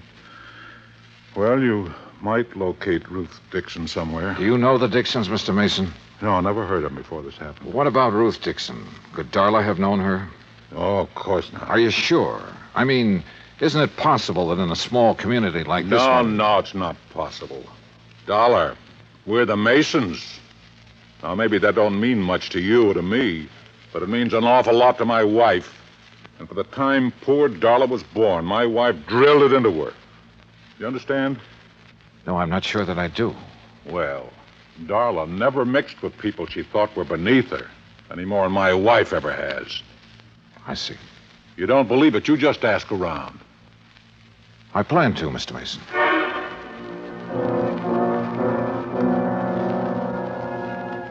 Mason found a small snapshot of his daughter. I took it and drove back to town. Expense account item 4, 10 cents, one phone call to Henry Dixon. 20 minutes later, I walked through the knee-high weeds that surrounded the Dixon home. Standing on the front porch waiting for me was a tall, thin man. Afternoon. Mr. Dollar? Yes, that's right. Well, I'm glad to know you. Sit down. It's such a nice day, I thought we could talk out here on the porch. Fine with me. Dollar. Yeah? Look, this whole thing hasn't been easy on my wife. Now, I've spent all day convincing her that I was mistaken, that the girl found on the beach isn't our daughter. You really believe that? Oh, I do, and so does my wife. And for the first time in days, she's almost her old self again. Henry? Oh, on the porch, Lucille. Mr. Dollar's here. Oh, my. It's a beautiful day, isn't it? Oh, Lucille, this is Mr. Dollar. Oh, pleased to meet you, sir. Thank you, Mrs. Dixon. Well, sit down, Mr. Dollar. Just anywhere. Oh, Henry built these chairs himself. I wanted to put them in the house, but Ruth, she just wouldn't have it. Yes, Mr. Dollar. I'm not at all sure why you want to see us. Ruth wasn't insured. We never could afford to take out a policy on her. Well, we did once for her college fund. You remember, Henry? Yes, but when I was forced to slow down, we had to cash it in. All except about $1,000, that is. Back in St. Louis, my husband was a school teacher, Mr. Dollar. A fine one. But the doctors made him give it up because of his heart. Oh, I see. How long have you folks lived in Newport? 5 years and 4 months. Mrs. Dixon, I imagine you remember just about everything that happened the day Ruth disappeared, don't you? Oh, my, yes. Well, did your daughter seem to be upset or emotionally disturbed in any way? No more than usual. Well, Ruth was spoiled, Mr. Dollar. Before Henry had to leave his job, we had the money to buy her nice things. Then, when we didn't have it, well, Ruth just never could get used to seeing her friends in their pretty new dresses. That's one of the reasons we moved to Newport, to get away from that crowd. Yes, we hoped she would find some friends on her own, financial level. Yes, some friends like that. But she wouldn't change. Did she know the Mason girl? Or ever talk about her? No, I can't recall that she did. Now, wait a minute, Henry. She did once. Oh, when was that? Oh, about the middle of March. They were having a dance where Ruth worked.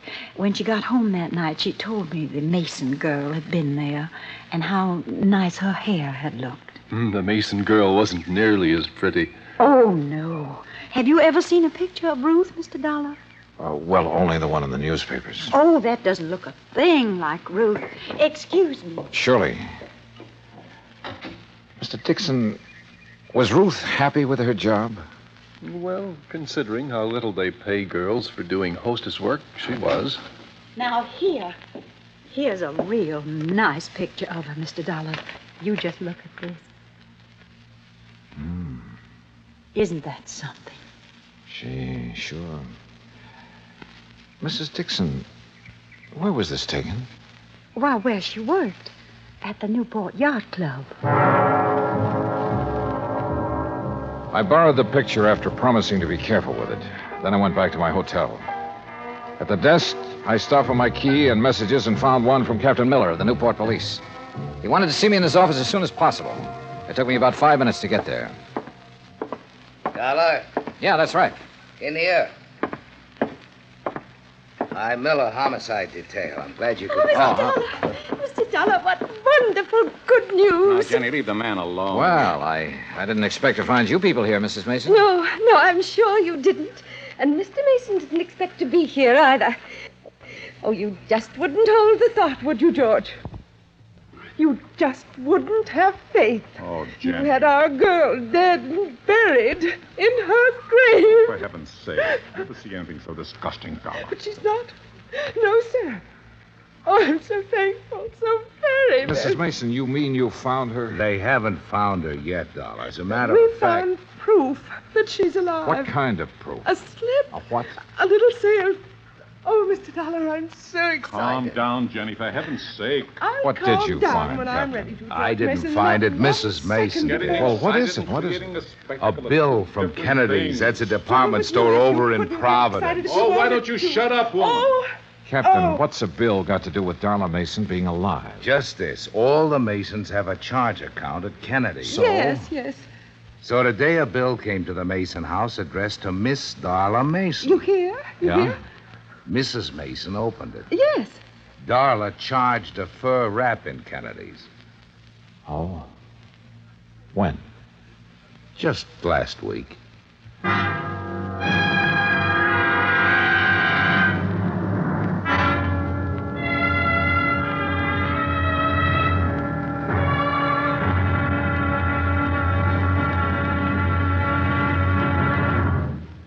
Act Two of yours truly, Johnny Dollar, in a moment.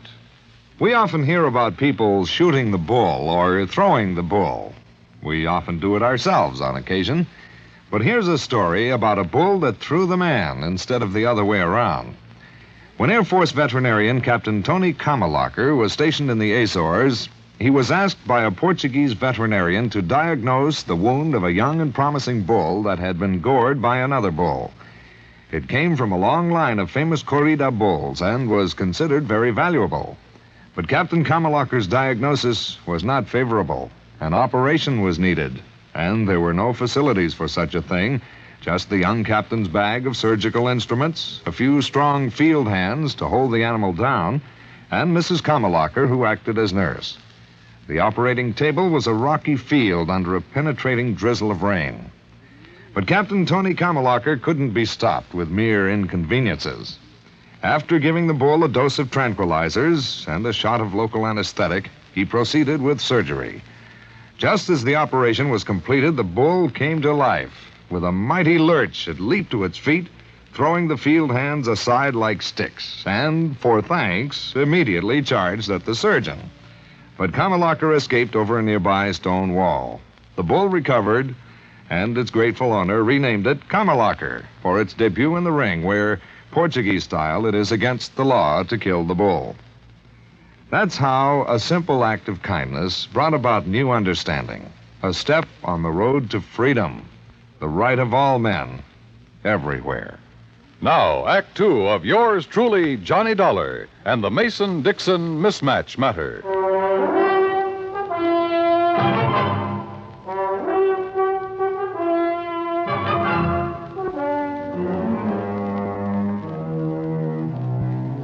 After telling me that the Mason girl had used one of her charge accounts just 5 days before the body was discovered on the beach, Captain Miller produced the original sales slip.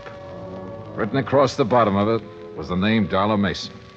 I wish to heaven I could be positive it's really her signature. You mean you think it's a forgery, Captain? I don't think anything yet. Mr. Dollar, you believe it's Darla's signature, don't you? Well, I haven't anything to compare the signature with, Mrs. Mason. Mrs. Mason, do you happen to have any of your daughter's legal documents at home, or her driver's license, or anything else that might contain her signature? No, I'm afraid I don't. You can order a copy from the Department of Motor Vehicles, Captain. Yeah, I will.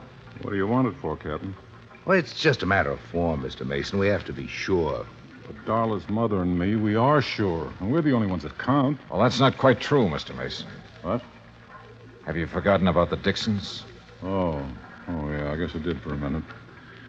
Well, you go ahead. Mrs. Mason and me will be at home. Yes, sir. You'll let us know as soon as you can, Captain. Yes, ma'am, I will. Thank you. Well, Darla, now what? How far is Providence, Captain? 40 miles. Why? Well, I don't know about that store over there, but where I came from, before a person could charge on an expensive item like a fur wrap, he'd have to produce some identification. Unless. Yeah? Unless the salesperson recognized him. Or her. What do you think?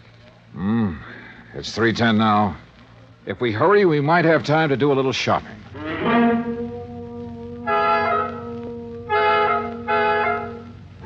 We made it in an hour and a half. The first salon at Kennedy's is on the second floor, back, away from the escalator. I remember her quite well, Mr. Dollar. And you're sure it was Darla Mason? Oh, yes, I know, because I was so surprised to see her. Oh, how's that? Well, I read the papers, Mr. Dollar. I knew she'd been away. Had you ever waited on her before, Miss Trumbull? No, I had not. Do you remember how she was dressed? Well, she had on a hat. Gray felt fitted real close to her head, so you couldn't see any of her hair. And, yes, a navy blue dress, raw silk, I believe, and real décolleté. What? Low cut, Captain. Oh. Did you recognize her when she first walked in, or not until she told you her name? Well, you men are so picky. I don't remember everything. I'm sorry. Miss Trimble, I have 2 snapshots here. In a moment, I want you to tell me which of these 2 girls is Darla Mason. Well, that won't be hard to do. But first, may I borrow a pair of scissors and a small piece of paper, please? Certainly. Here you are. Thanks. What the devil are you up to, Johnny? Cutting paper hats. What do you think? What? Come over here to the counter. Miss Trimble, if you'll just wait there a second, please. Yes, whatever you say. This had better be good. I think it will be. Now, watch. All right. I put the snapshots on the counter, and on the head of each girl... Johnny! I put one of my little paper hats. Oh, really? This is ridiculous. Is it? Take a look. But Well, I'll be... When did you spot this? Today, at the Dixon house. Miss Trimble, Yes, sir? would you come over now, please? Yes, certainly. All right. Look at the snapshots and tell me which of these ladies bought that fur from you last week. Why, you've covered up their hair. You said she wore a hat, didn't you? Yes, but... Well, Which one of them was it, Miss Trimble? Well, I'm not sure. Uh-huh. They look so much alike with their hair covered like that. I'm just not sure. The Mason girl had worn her hair short in the Italian style. Ruth Dixon, who didn't have the money to spend on beauty parlors, had let hers grow long and full. But both girls had similar features, and apparently I was the only one who had noticed this. Or was I? Captain Miller and I went to the credit department where we compared the signature on the sales slip with Darla Mason's original credit application. After that, well, there was little doubt in our minds as to what had happened. It was almost 7 when I got back to my hotel, took a shower, and stretched out to do a little thinking. Yeah, hello. Hi. Hi, yourself. Who is it? Oh, come on, Johnny. Who are you expecting? Well... Don't tell me you've forgotten about our date. Oh, no. Where shall I meet you, Miss... I'll meet you. Be right up, Johnny boy. I wasn't quite dressed when she began pounding on the door. I tucked my shirt in and opened the door. Hi. Joni. Well, who else? Don't look so amazed. Invite me in. Oh, sorry. Come in. That's more like it. You don't mind if I leave the door open, do you? Worried, Johnny? Oh, no. It's just that I like lots of air. You're cute. So are you for a 17-year-old. 18. But I'm quite sure you are. Now, Joni, before we go out tonight, would you mind if I ask you a couple of questions? I thought you probably would. Oh, why? Well, I'm sure everyone in Newport knows about Darla charging that for a rap. I see. What do you want to ask me, Johnny? It's about the day Darla disappeared. Yes, Well, you said she was in the bar with a stranger, right? that's right. But you and I, we both know that every stranger who enters the yacht club has to sign a guest book. Correct? Well, he's given a temporary card. With the name of the member who invited him to the club also registered in the book. You're very clever, Mr. Dollar. Why did you lie to the police and your parents, Joni? Darla's my sister. I thought maybe someday she'd do the same for me. Will you tell me who the stranger was? Or shall I go over to the yacht club and start checking their guest book? I'll tell you. Yeah? Would you mind closing that door? Tell me first. His name's Peter Henson. Who is he? My mother can answer that. Or my father. Who is he, Joni? A tutor. My mother hired him for Darla and me. He moved into our house about 3 months ago. Of course, he didn't stay long. Where was he from? I don't really know. But I know how you can find out. Yeah? Mother hires all her help from the Castelloni Employment Agency in Providence. If anyone has his home address, they will. I started calling the Castelloni agency at 8:30 the next morning. Hanson's last known address was in Providence, and half an hour later I was headed toward the highway. It wasn't until I reached the turnpike that I noticed I was being followed by a battered blue sedan. Hanson had moved, but he'd left a forwarding address, and 3 hours and 2 addresses later, I turned down a lonely oyster shell road and stopped. Ahead of me, I could see a small beach cottage, and still behind me, the battered blue sedan.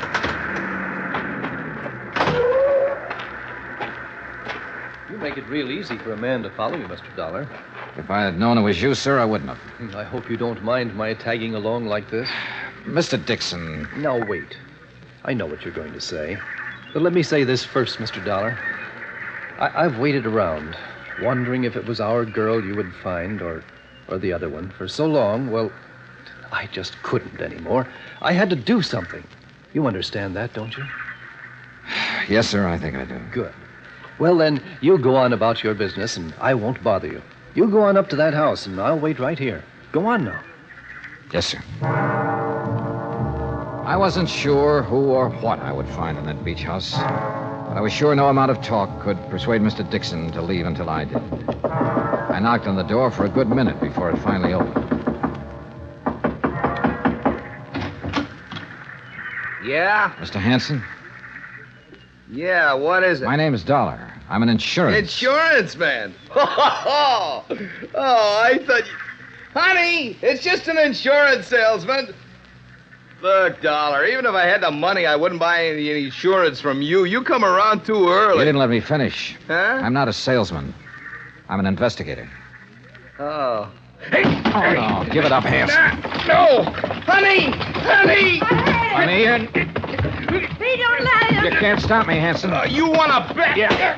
Kill him, Pete. Kill him. Pete, no! Oh, Pete.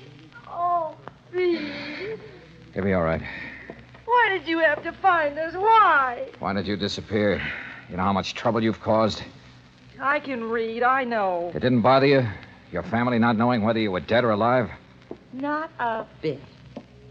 I'd be happier if they thought I was dead. Oh, Dollar, you don't mean that. I proved it, didn't I? I'm not sure. Why did you disappear? Because I was bored. Tired and sick of living like my family makes me live. And how's that? Come out here. You see those birds? The seagulls, yeah. Beautiful, aren't they? You know why? All right, why? Because they're free. Because they can live any way they want with no responsibilities, no reputation to worry about. Oh, boy, how I envy them. Mr. Dollar. We're around back, sir. All right, now you tell me something. Sure. How'd you know that wasn't me they found on the beach? Because of that fur wrap you charged at Kennedy's. But how did... I told them to send the bill here. They didn't. It went to your house. Oh, no. Somebody sure goofed. Yeah, Dollar. You sure did. Mr. Dollar, are you all right? I thought... Oh. Mr. Dixon, Mr. Dixon? Yes, darling. He followed me here hoping I'd lead him to his daughter. Oh. Gee, Mr. Dixon, I'm sorry if there's anything I can do. My daughter was fine. Decent. But you... Oh, Mr. Dixon. After what you did to your parents and to us, making us wonder for so long, not knowing whether it was you or our daughter who was dead. Believe me, I wish it were you.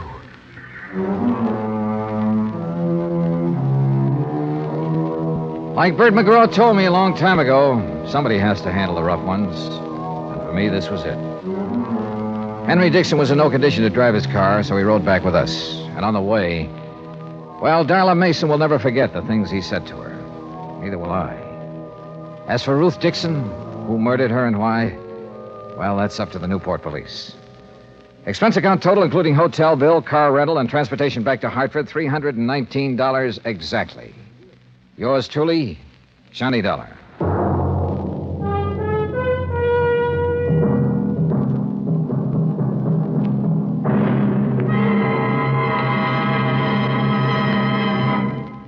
Now, here's our star to tell you about next week's story. Next week, well, I suddenly found out there was more to this case I just finished. More. The really tough part. Join us, won't you? Yours truly, Johnny Dollar.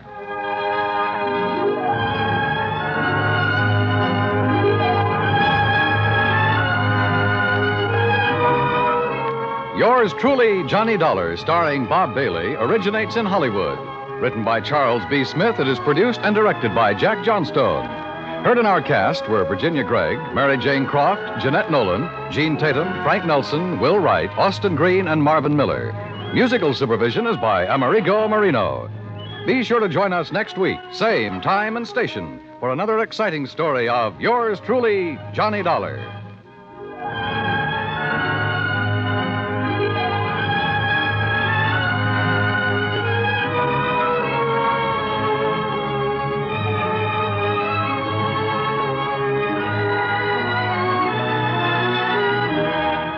This is the United States Armed Forces Radio and Television Service.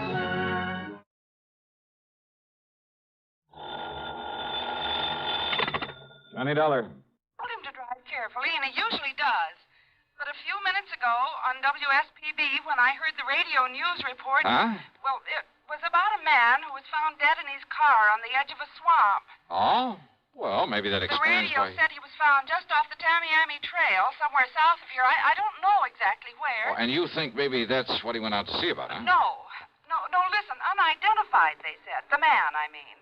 But the car, the description of the car, it was exactly like Earl's.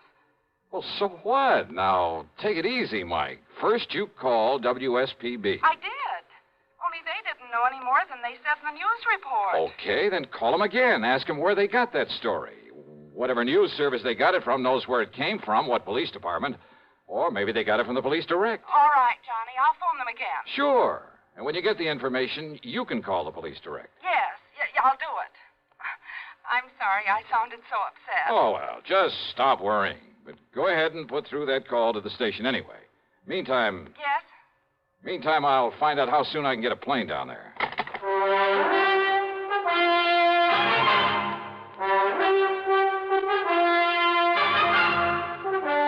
CBS Radio brings you Bob Bailey in the exciting adventures of the man with the action-packed expense account, America's fabulous freelance insurance investigator. Yours truly, Johnny Dollar.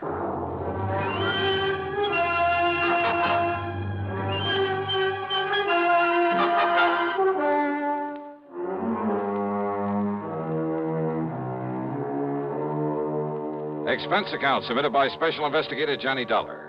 Attention Earl Poorman at the Tri-State Life and Casualty Company, Sarasota, Florida. The following is an account of expenses incurred during my investigation of the false alarm matter.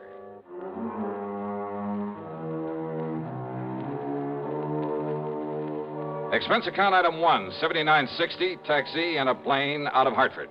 Flight connections were perfect. The trip was easy, and by mid-afternoon I was at the Poorman home on St. Armand's Key in Sarasota.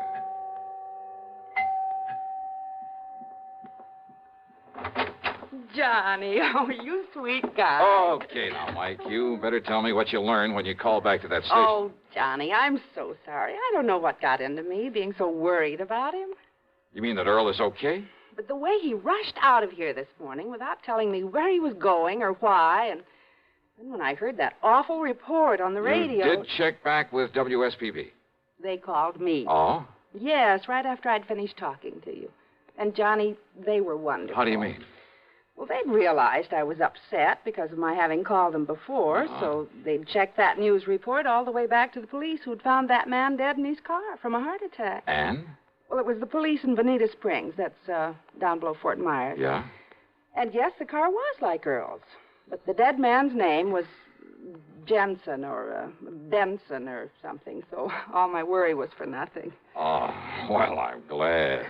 You kind of had me worried, too, on the way down here. I love that guy, Johnny, like nobody else in the world. Well, I don't blame you a bit. And now you've come all the way down here for nothing. Well, maybe I'll talk him into taking me fishing. Where is he, then? What?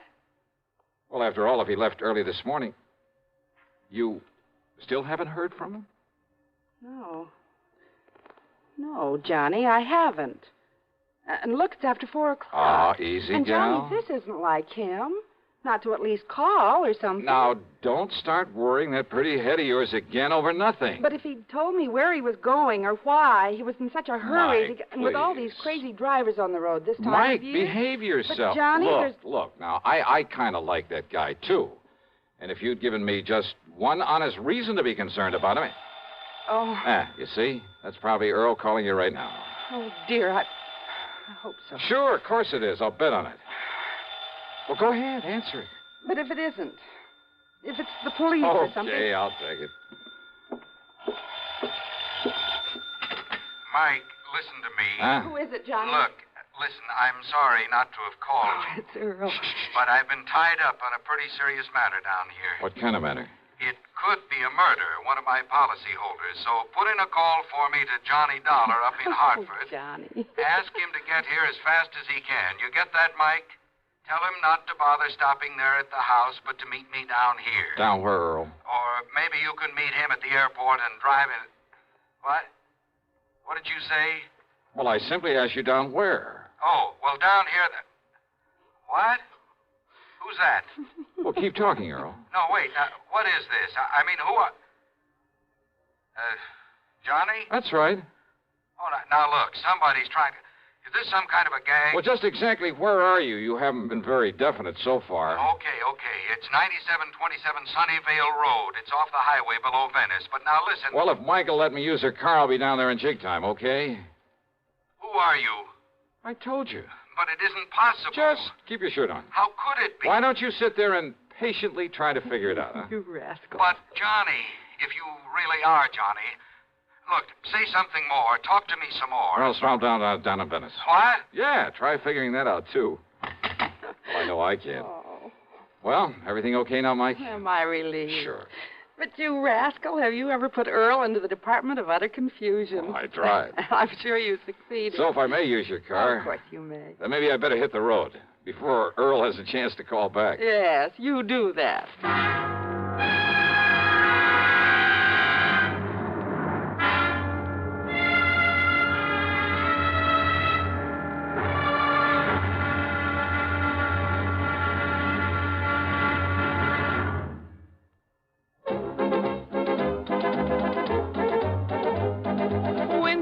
Tastes good like a cigarette should. Winston tastes good like a cigarette should. Winston gives you real flavorful, rich tobacco flavor. Winston's easy drawing too. The flavor comes right through to you. Winston tastes good like a cigarette should. A modern filter? Sure, Winston has it. But that's only the beginning of a Winston. Up front, up where it really counts, Winston packs exclusive filter blend. Light, flavorful tobaccos, specially selected and specially processed for filter smoking. Filter blend. That's why it's fun to smoke Winston, America's best-selling filter cigarette. Winston tastes good like a cigarette should. And now, Act Two of yours truly, Johnny Dollar, and the false alarm matter.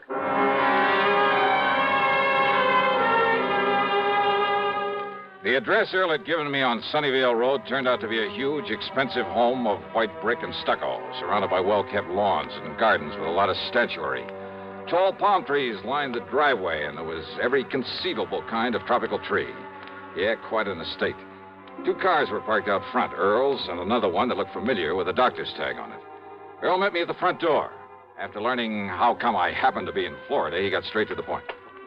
But now come inside, Johnny. Yeah, sure.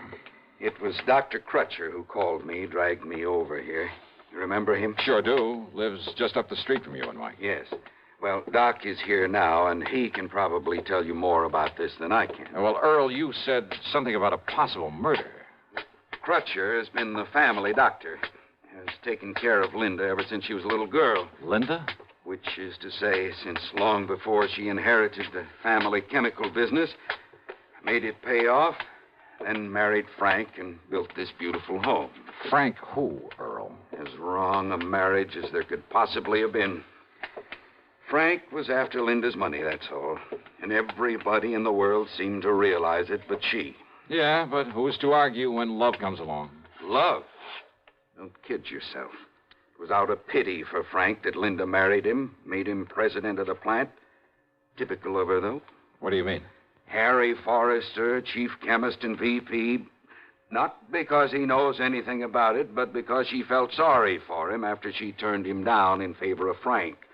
Jim Tarker, Bill Price, Art Higbee, sitting there in their fancy offices, collecting big salaries, and only because she'd known them as kids, heard their sob stories, and wanted to help them. And that plant makes money? Only because Linda really ran things herself. Now that she's dead, well, I'm sorry to have got so far away from why I'm glad you're here. It's all right, Earl. The more general background I can get in a case like this, if it is murder. And I'm absolutely certain now that it is. I'm glad to see you, Johnny. How are you, Doc? Glad you could make it, though how you got down here so quickly. Well, maybe Earl will tell you about that later. Yes. Now, look here. Doc led me across the room to the bed. Lying there was the body of Linda. Even in death, she was beautiful.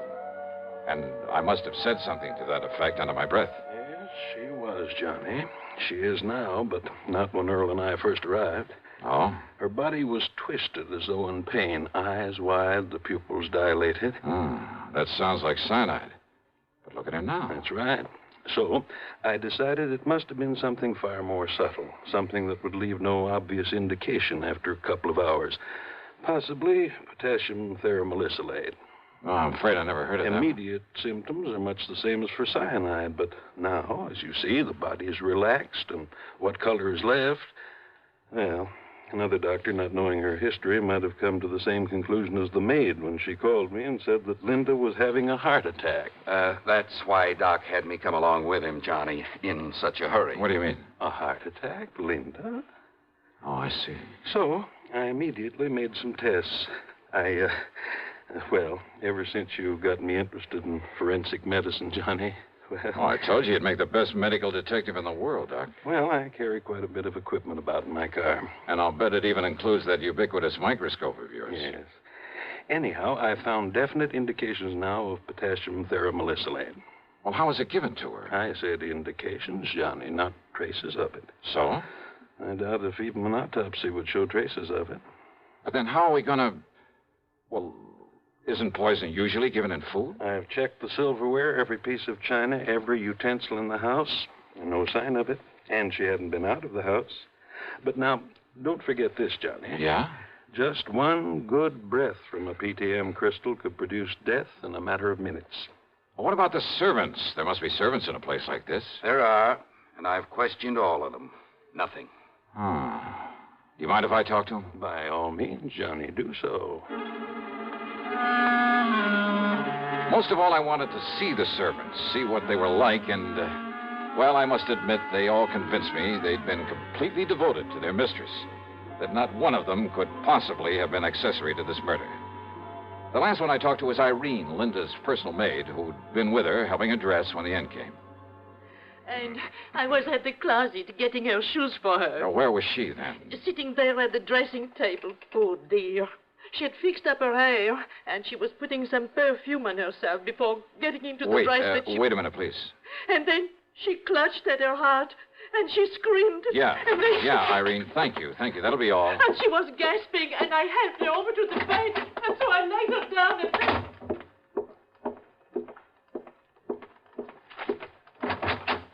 Hey, listen, Doc. Yes, Johnny? Now, let me see. Yeah, here. This perfume bottle with the stopper lying here beside it. Yeah, here you are, Doc. Yes. No, don't sniff it. Looks to me like it's empty. Sure it is. Now. But, Doc, can you run a test? Can you tell if it's ever had a crystal of that potassium thera stuff in it? Well, yes, Johnny, immediately.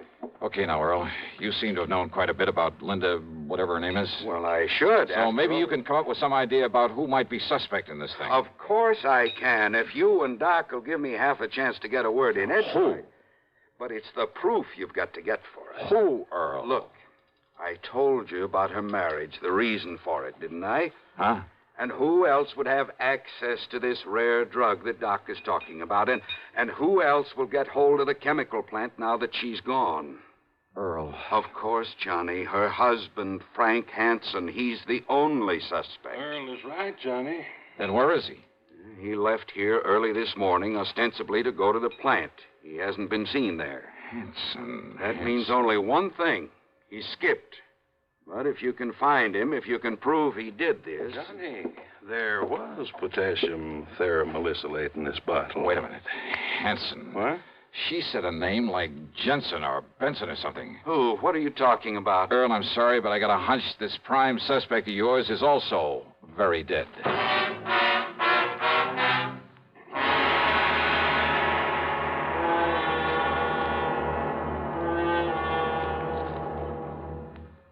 Act 3 of yours truly, Johnny Dollar, in just a moment. Here's a reminder to you that March is Red Cross Month. There are a lot of facts in print about the effective, broad battle the Red Cross wages to overcome human problems all year around. It's not likely at this late decade that anyone has to sell the Red Cross. It might be in order, however, to remind our listeners to send that annual check to your local Red Cross chapter. Now, Act 3 of yours truly, Johnny Dollar.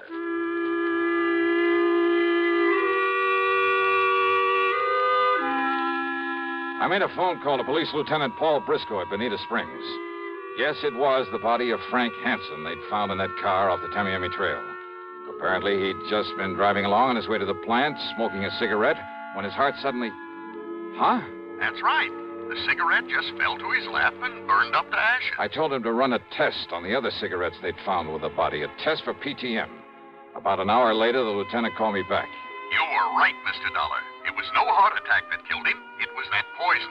Then I talked with Doc and Earl about the personal side of Linda's life, about her love affairs over the years. And yeah, sure enough, the one man who threatened all sorts of things if she married somebody else. But there was still the matter of getting proof for a confession. Yes? What is it, Johnny? What are you thinking of? Doc, I'm going to need your help. You know I'll do anything I can. Now, let me think. Let me think for a minute. Yeah. Hey, listen. Can you concoct something out of those chemicals you have there? Something that will, say, make a kind of stain after a few seconds if you put it on your hand? Well, I don't know, John. Yes, maybe there is. Yes, a combination of this colorless dye with a small amount of ferrous hide. Yes, of course it will. A combination? Good. But what for, Johnny? Because I'm going to play this hunch of mine to the end. But we need some proof. Oh, and Doc. Yes? A tiny sponge or a piece of gauze that'll absorb one of those two chemicals that I can tape it inside a finger on the left hand. What? Anything you say, Johnny. The other chemical, well, just keep it in the bottle until I'm ready to use it. Johnny, do you mind telling me what you're up to? Sure I mind. Just get that stuff ready for me, Doc, and we'll take off. A few minutes later, the three of us in Earl's car drove down to the chemical plant. Fortunately, the chief chemist, Harry Forrester, was still there. I was introduced, shook hands with him, with both my hands.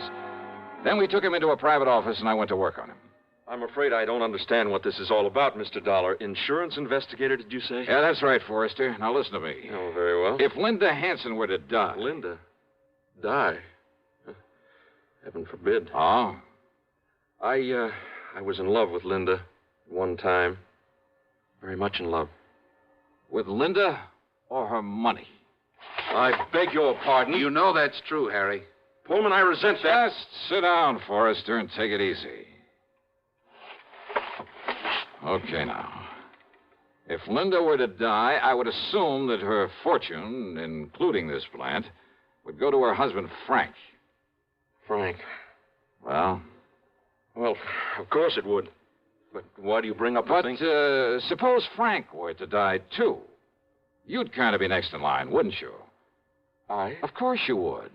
After all, you were next in line in her affections, weren't you? Well, Dollar, I don't see that Smart, ambitious guy like you? You mean you didn't even rate next to Frank? Of course I did. Then you'd be next in line, wouldn't you? And suppose I were. What difference does it make? And you just happen to know where to get your hands on PTM. PTM? Potassium thermosilylate. You do have it here, don't you? Why, I would assume so. That is a chemist, and you aren't sure? Well, of course we have it. But I've never had occasion to go near this stuff. Never? You sure of that? Absolutely. Quite frankly, I'd be afraid of any proximity to such a drug. Never touched the stuff, huh? Never. May I have the bottle, please, Doctor? There you are, Johnny. That is PTM. Now you know it comes in crystal form. Oh, yes. No, Forrester, this is just a harmless... Oh, I'm afraid I spilled some of it on your hands. You certainly did. Oh, that's all right. Wipe it off. It's already begun to do its work. What? That bluish tinge. Positive proof that you've been handling PTM. You sure? Yeah, that you somehow got into Linda's perfume bottle on some of Henry's cigarettes. Well? And you know. That's right. Want to call the police, Earl? Sure. No. So you're right. So I killed them both. But I'm not going to be dragged through the filthy courts. And neither you nor anybody else... No, you don't...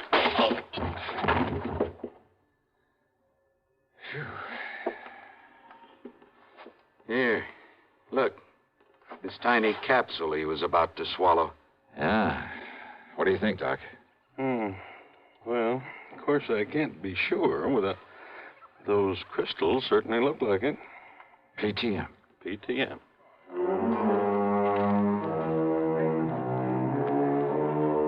So, it'll be up to the courts whether Harry Forrester likes it or not. And believe me, I'd hate to be in his shoes. Well, I keep wondering, why don't they ever learn? Expense account total, including a gift to the Pormans for putting me up for a few days while Earl and I did some fishing, $161 even. Yours truly, Johnny Dollar.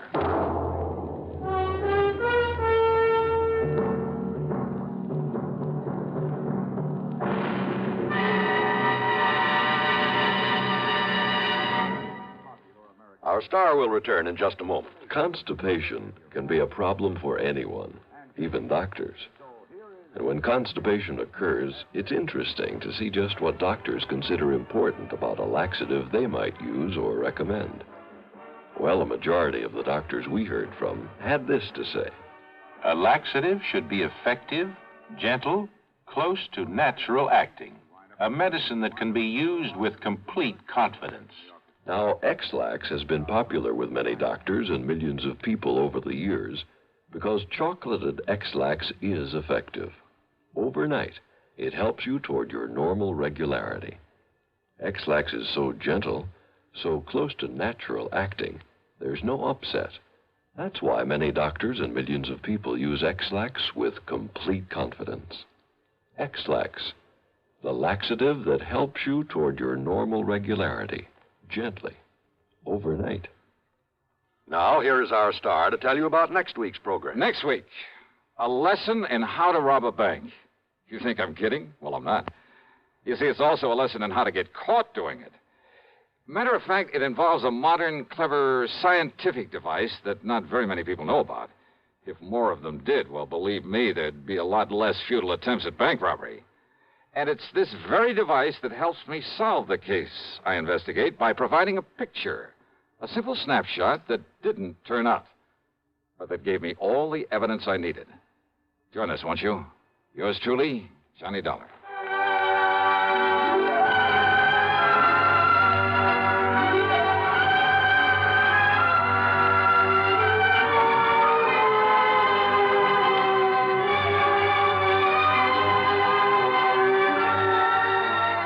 Yours truly, Johnny Dollar, starring Bob Bailey.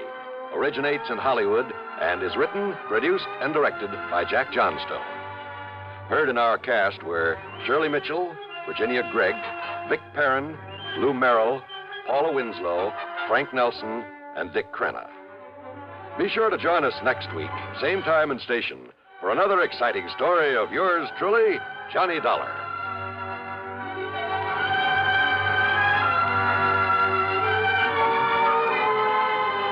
This is John Wall speaking. Stay tuned now for Suspense on the CBS Radio Network. Okay, they're coming into the stretch and turning for home. It's Warlock and Gay Reward head and head for the lead.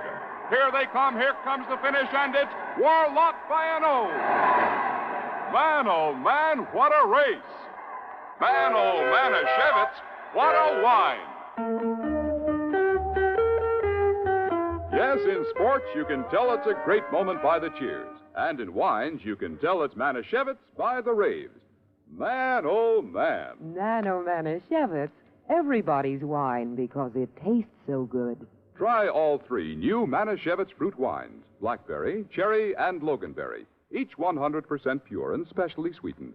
Serve Manischewitz fruit wines anytime and often. In a wine glass, on the rocks, in a highball with your favorite mixer. Man, oh man, Manischewitz, everybody's wine because it tastes so good.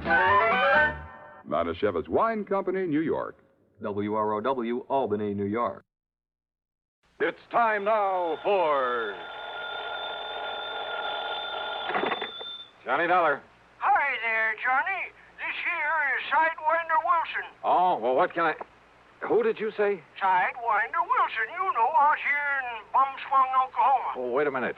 You mean that old friend of Durango, Laramie Dalhart? I sure do. Unless you've forgotten it, I'm the man that helped you find Durango that time he disappeared. Sure, of course you did, Sidewinder. If it hadn't been for you, we'd never have found the old coat. Yes, sir. Well, what's on your mind? Well, if you should just happen to mosey out here to Bumspung, well, Johnny, I think I could show you something.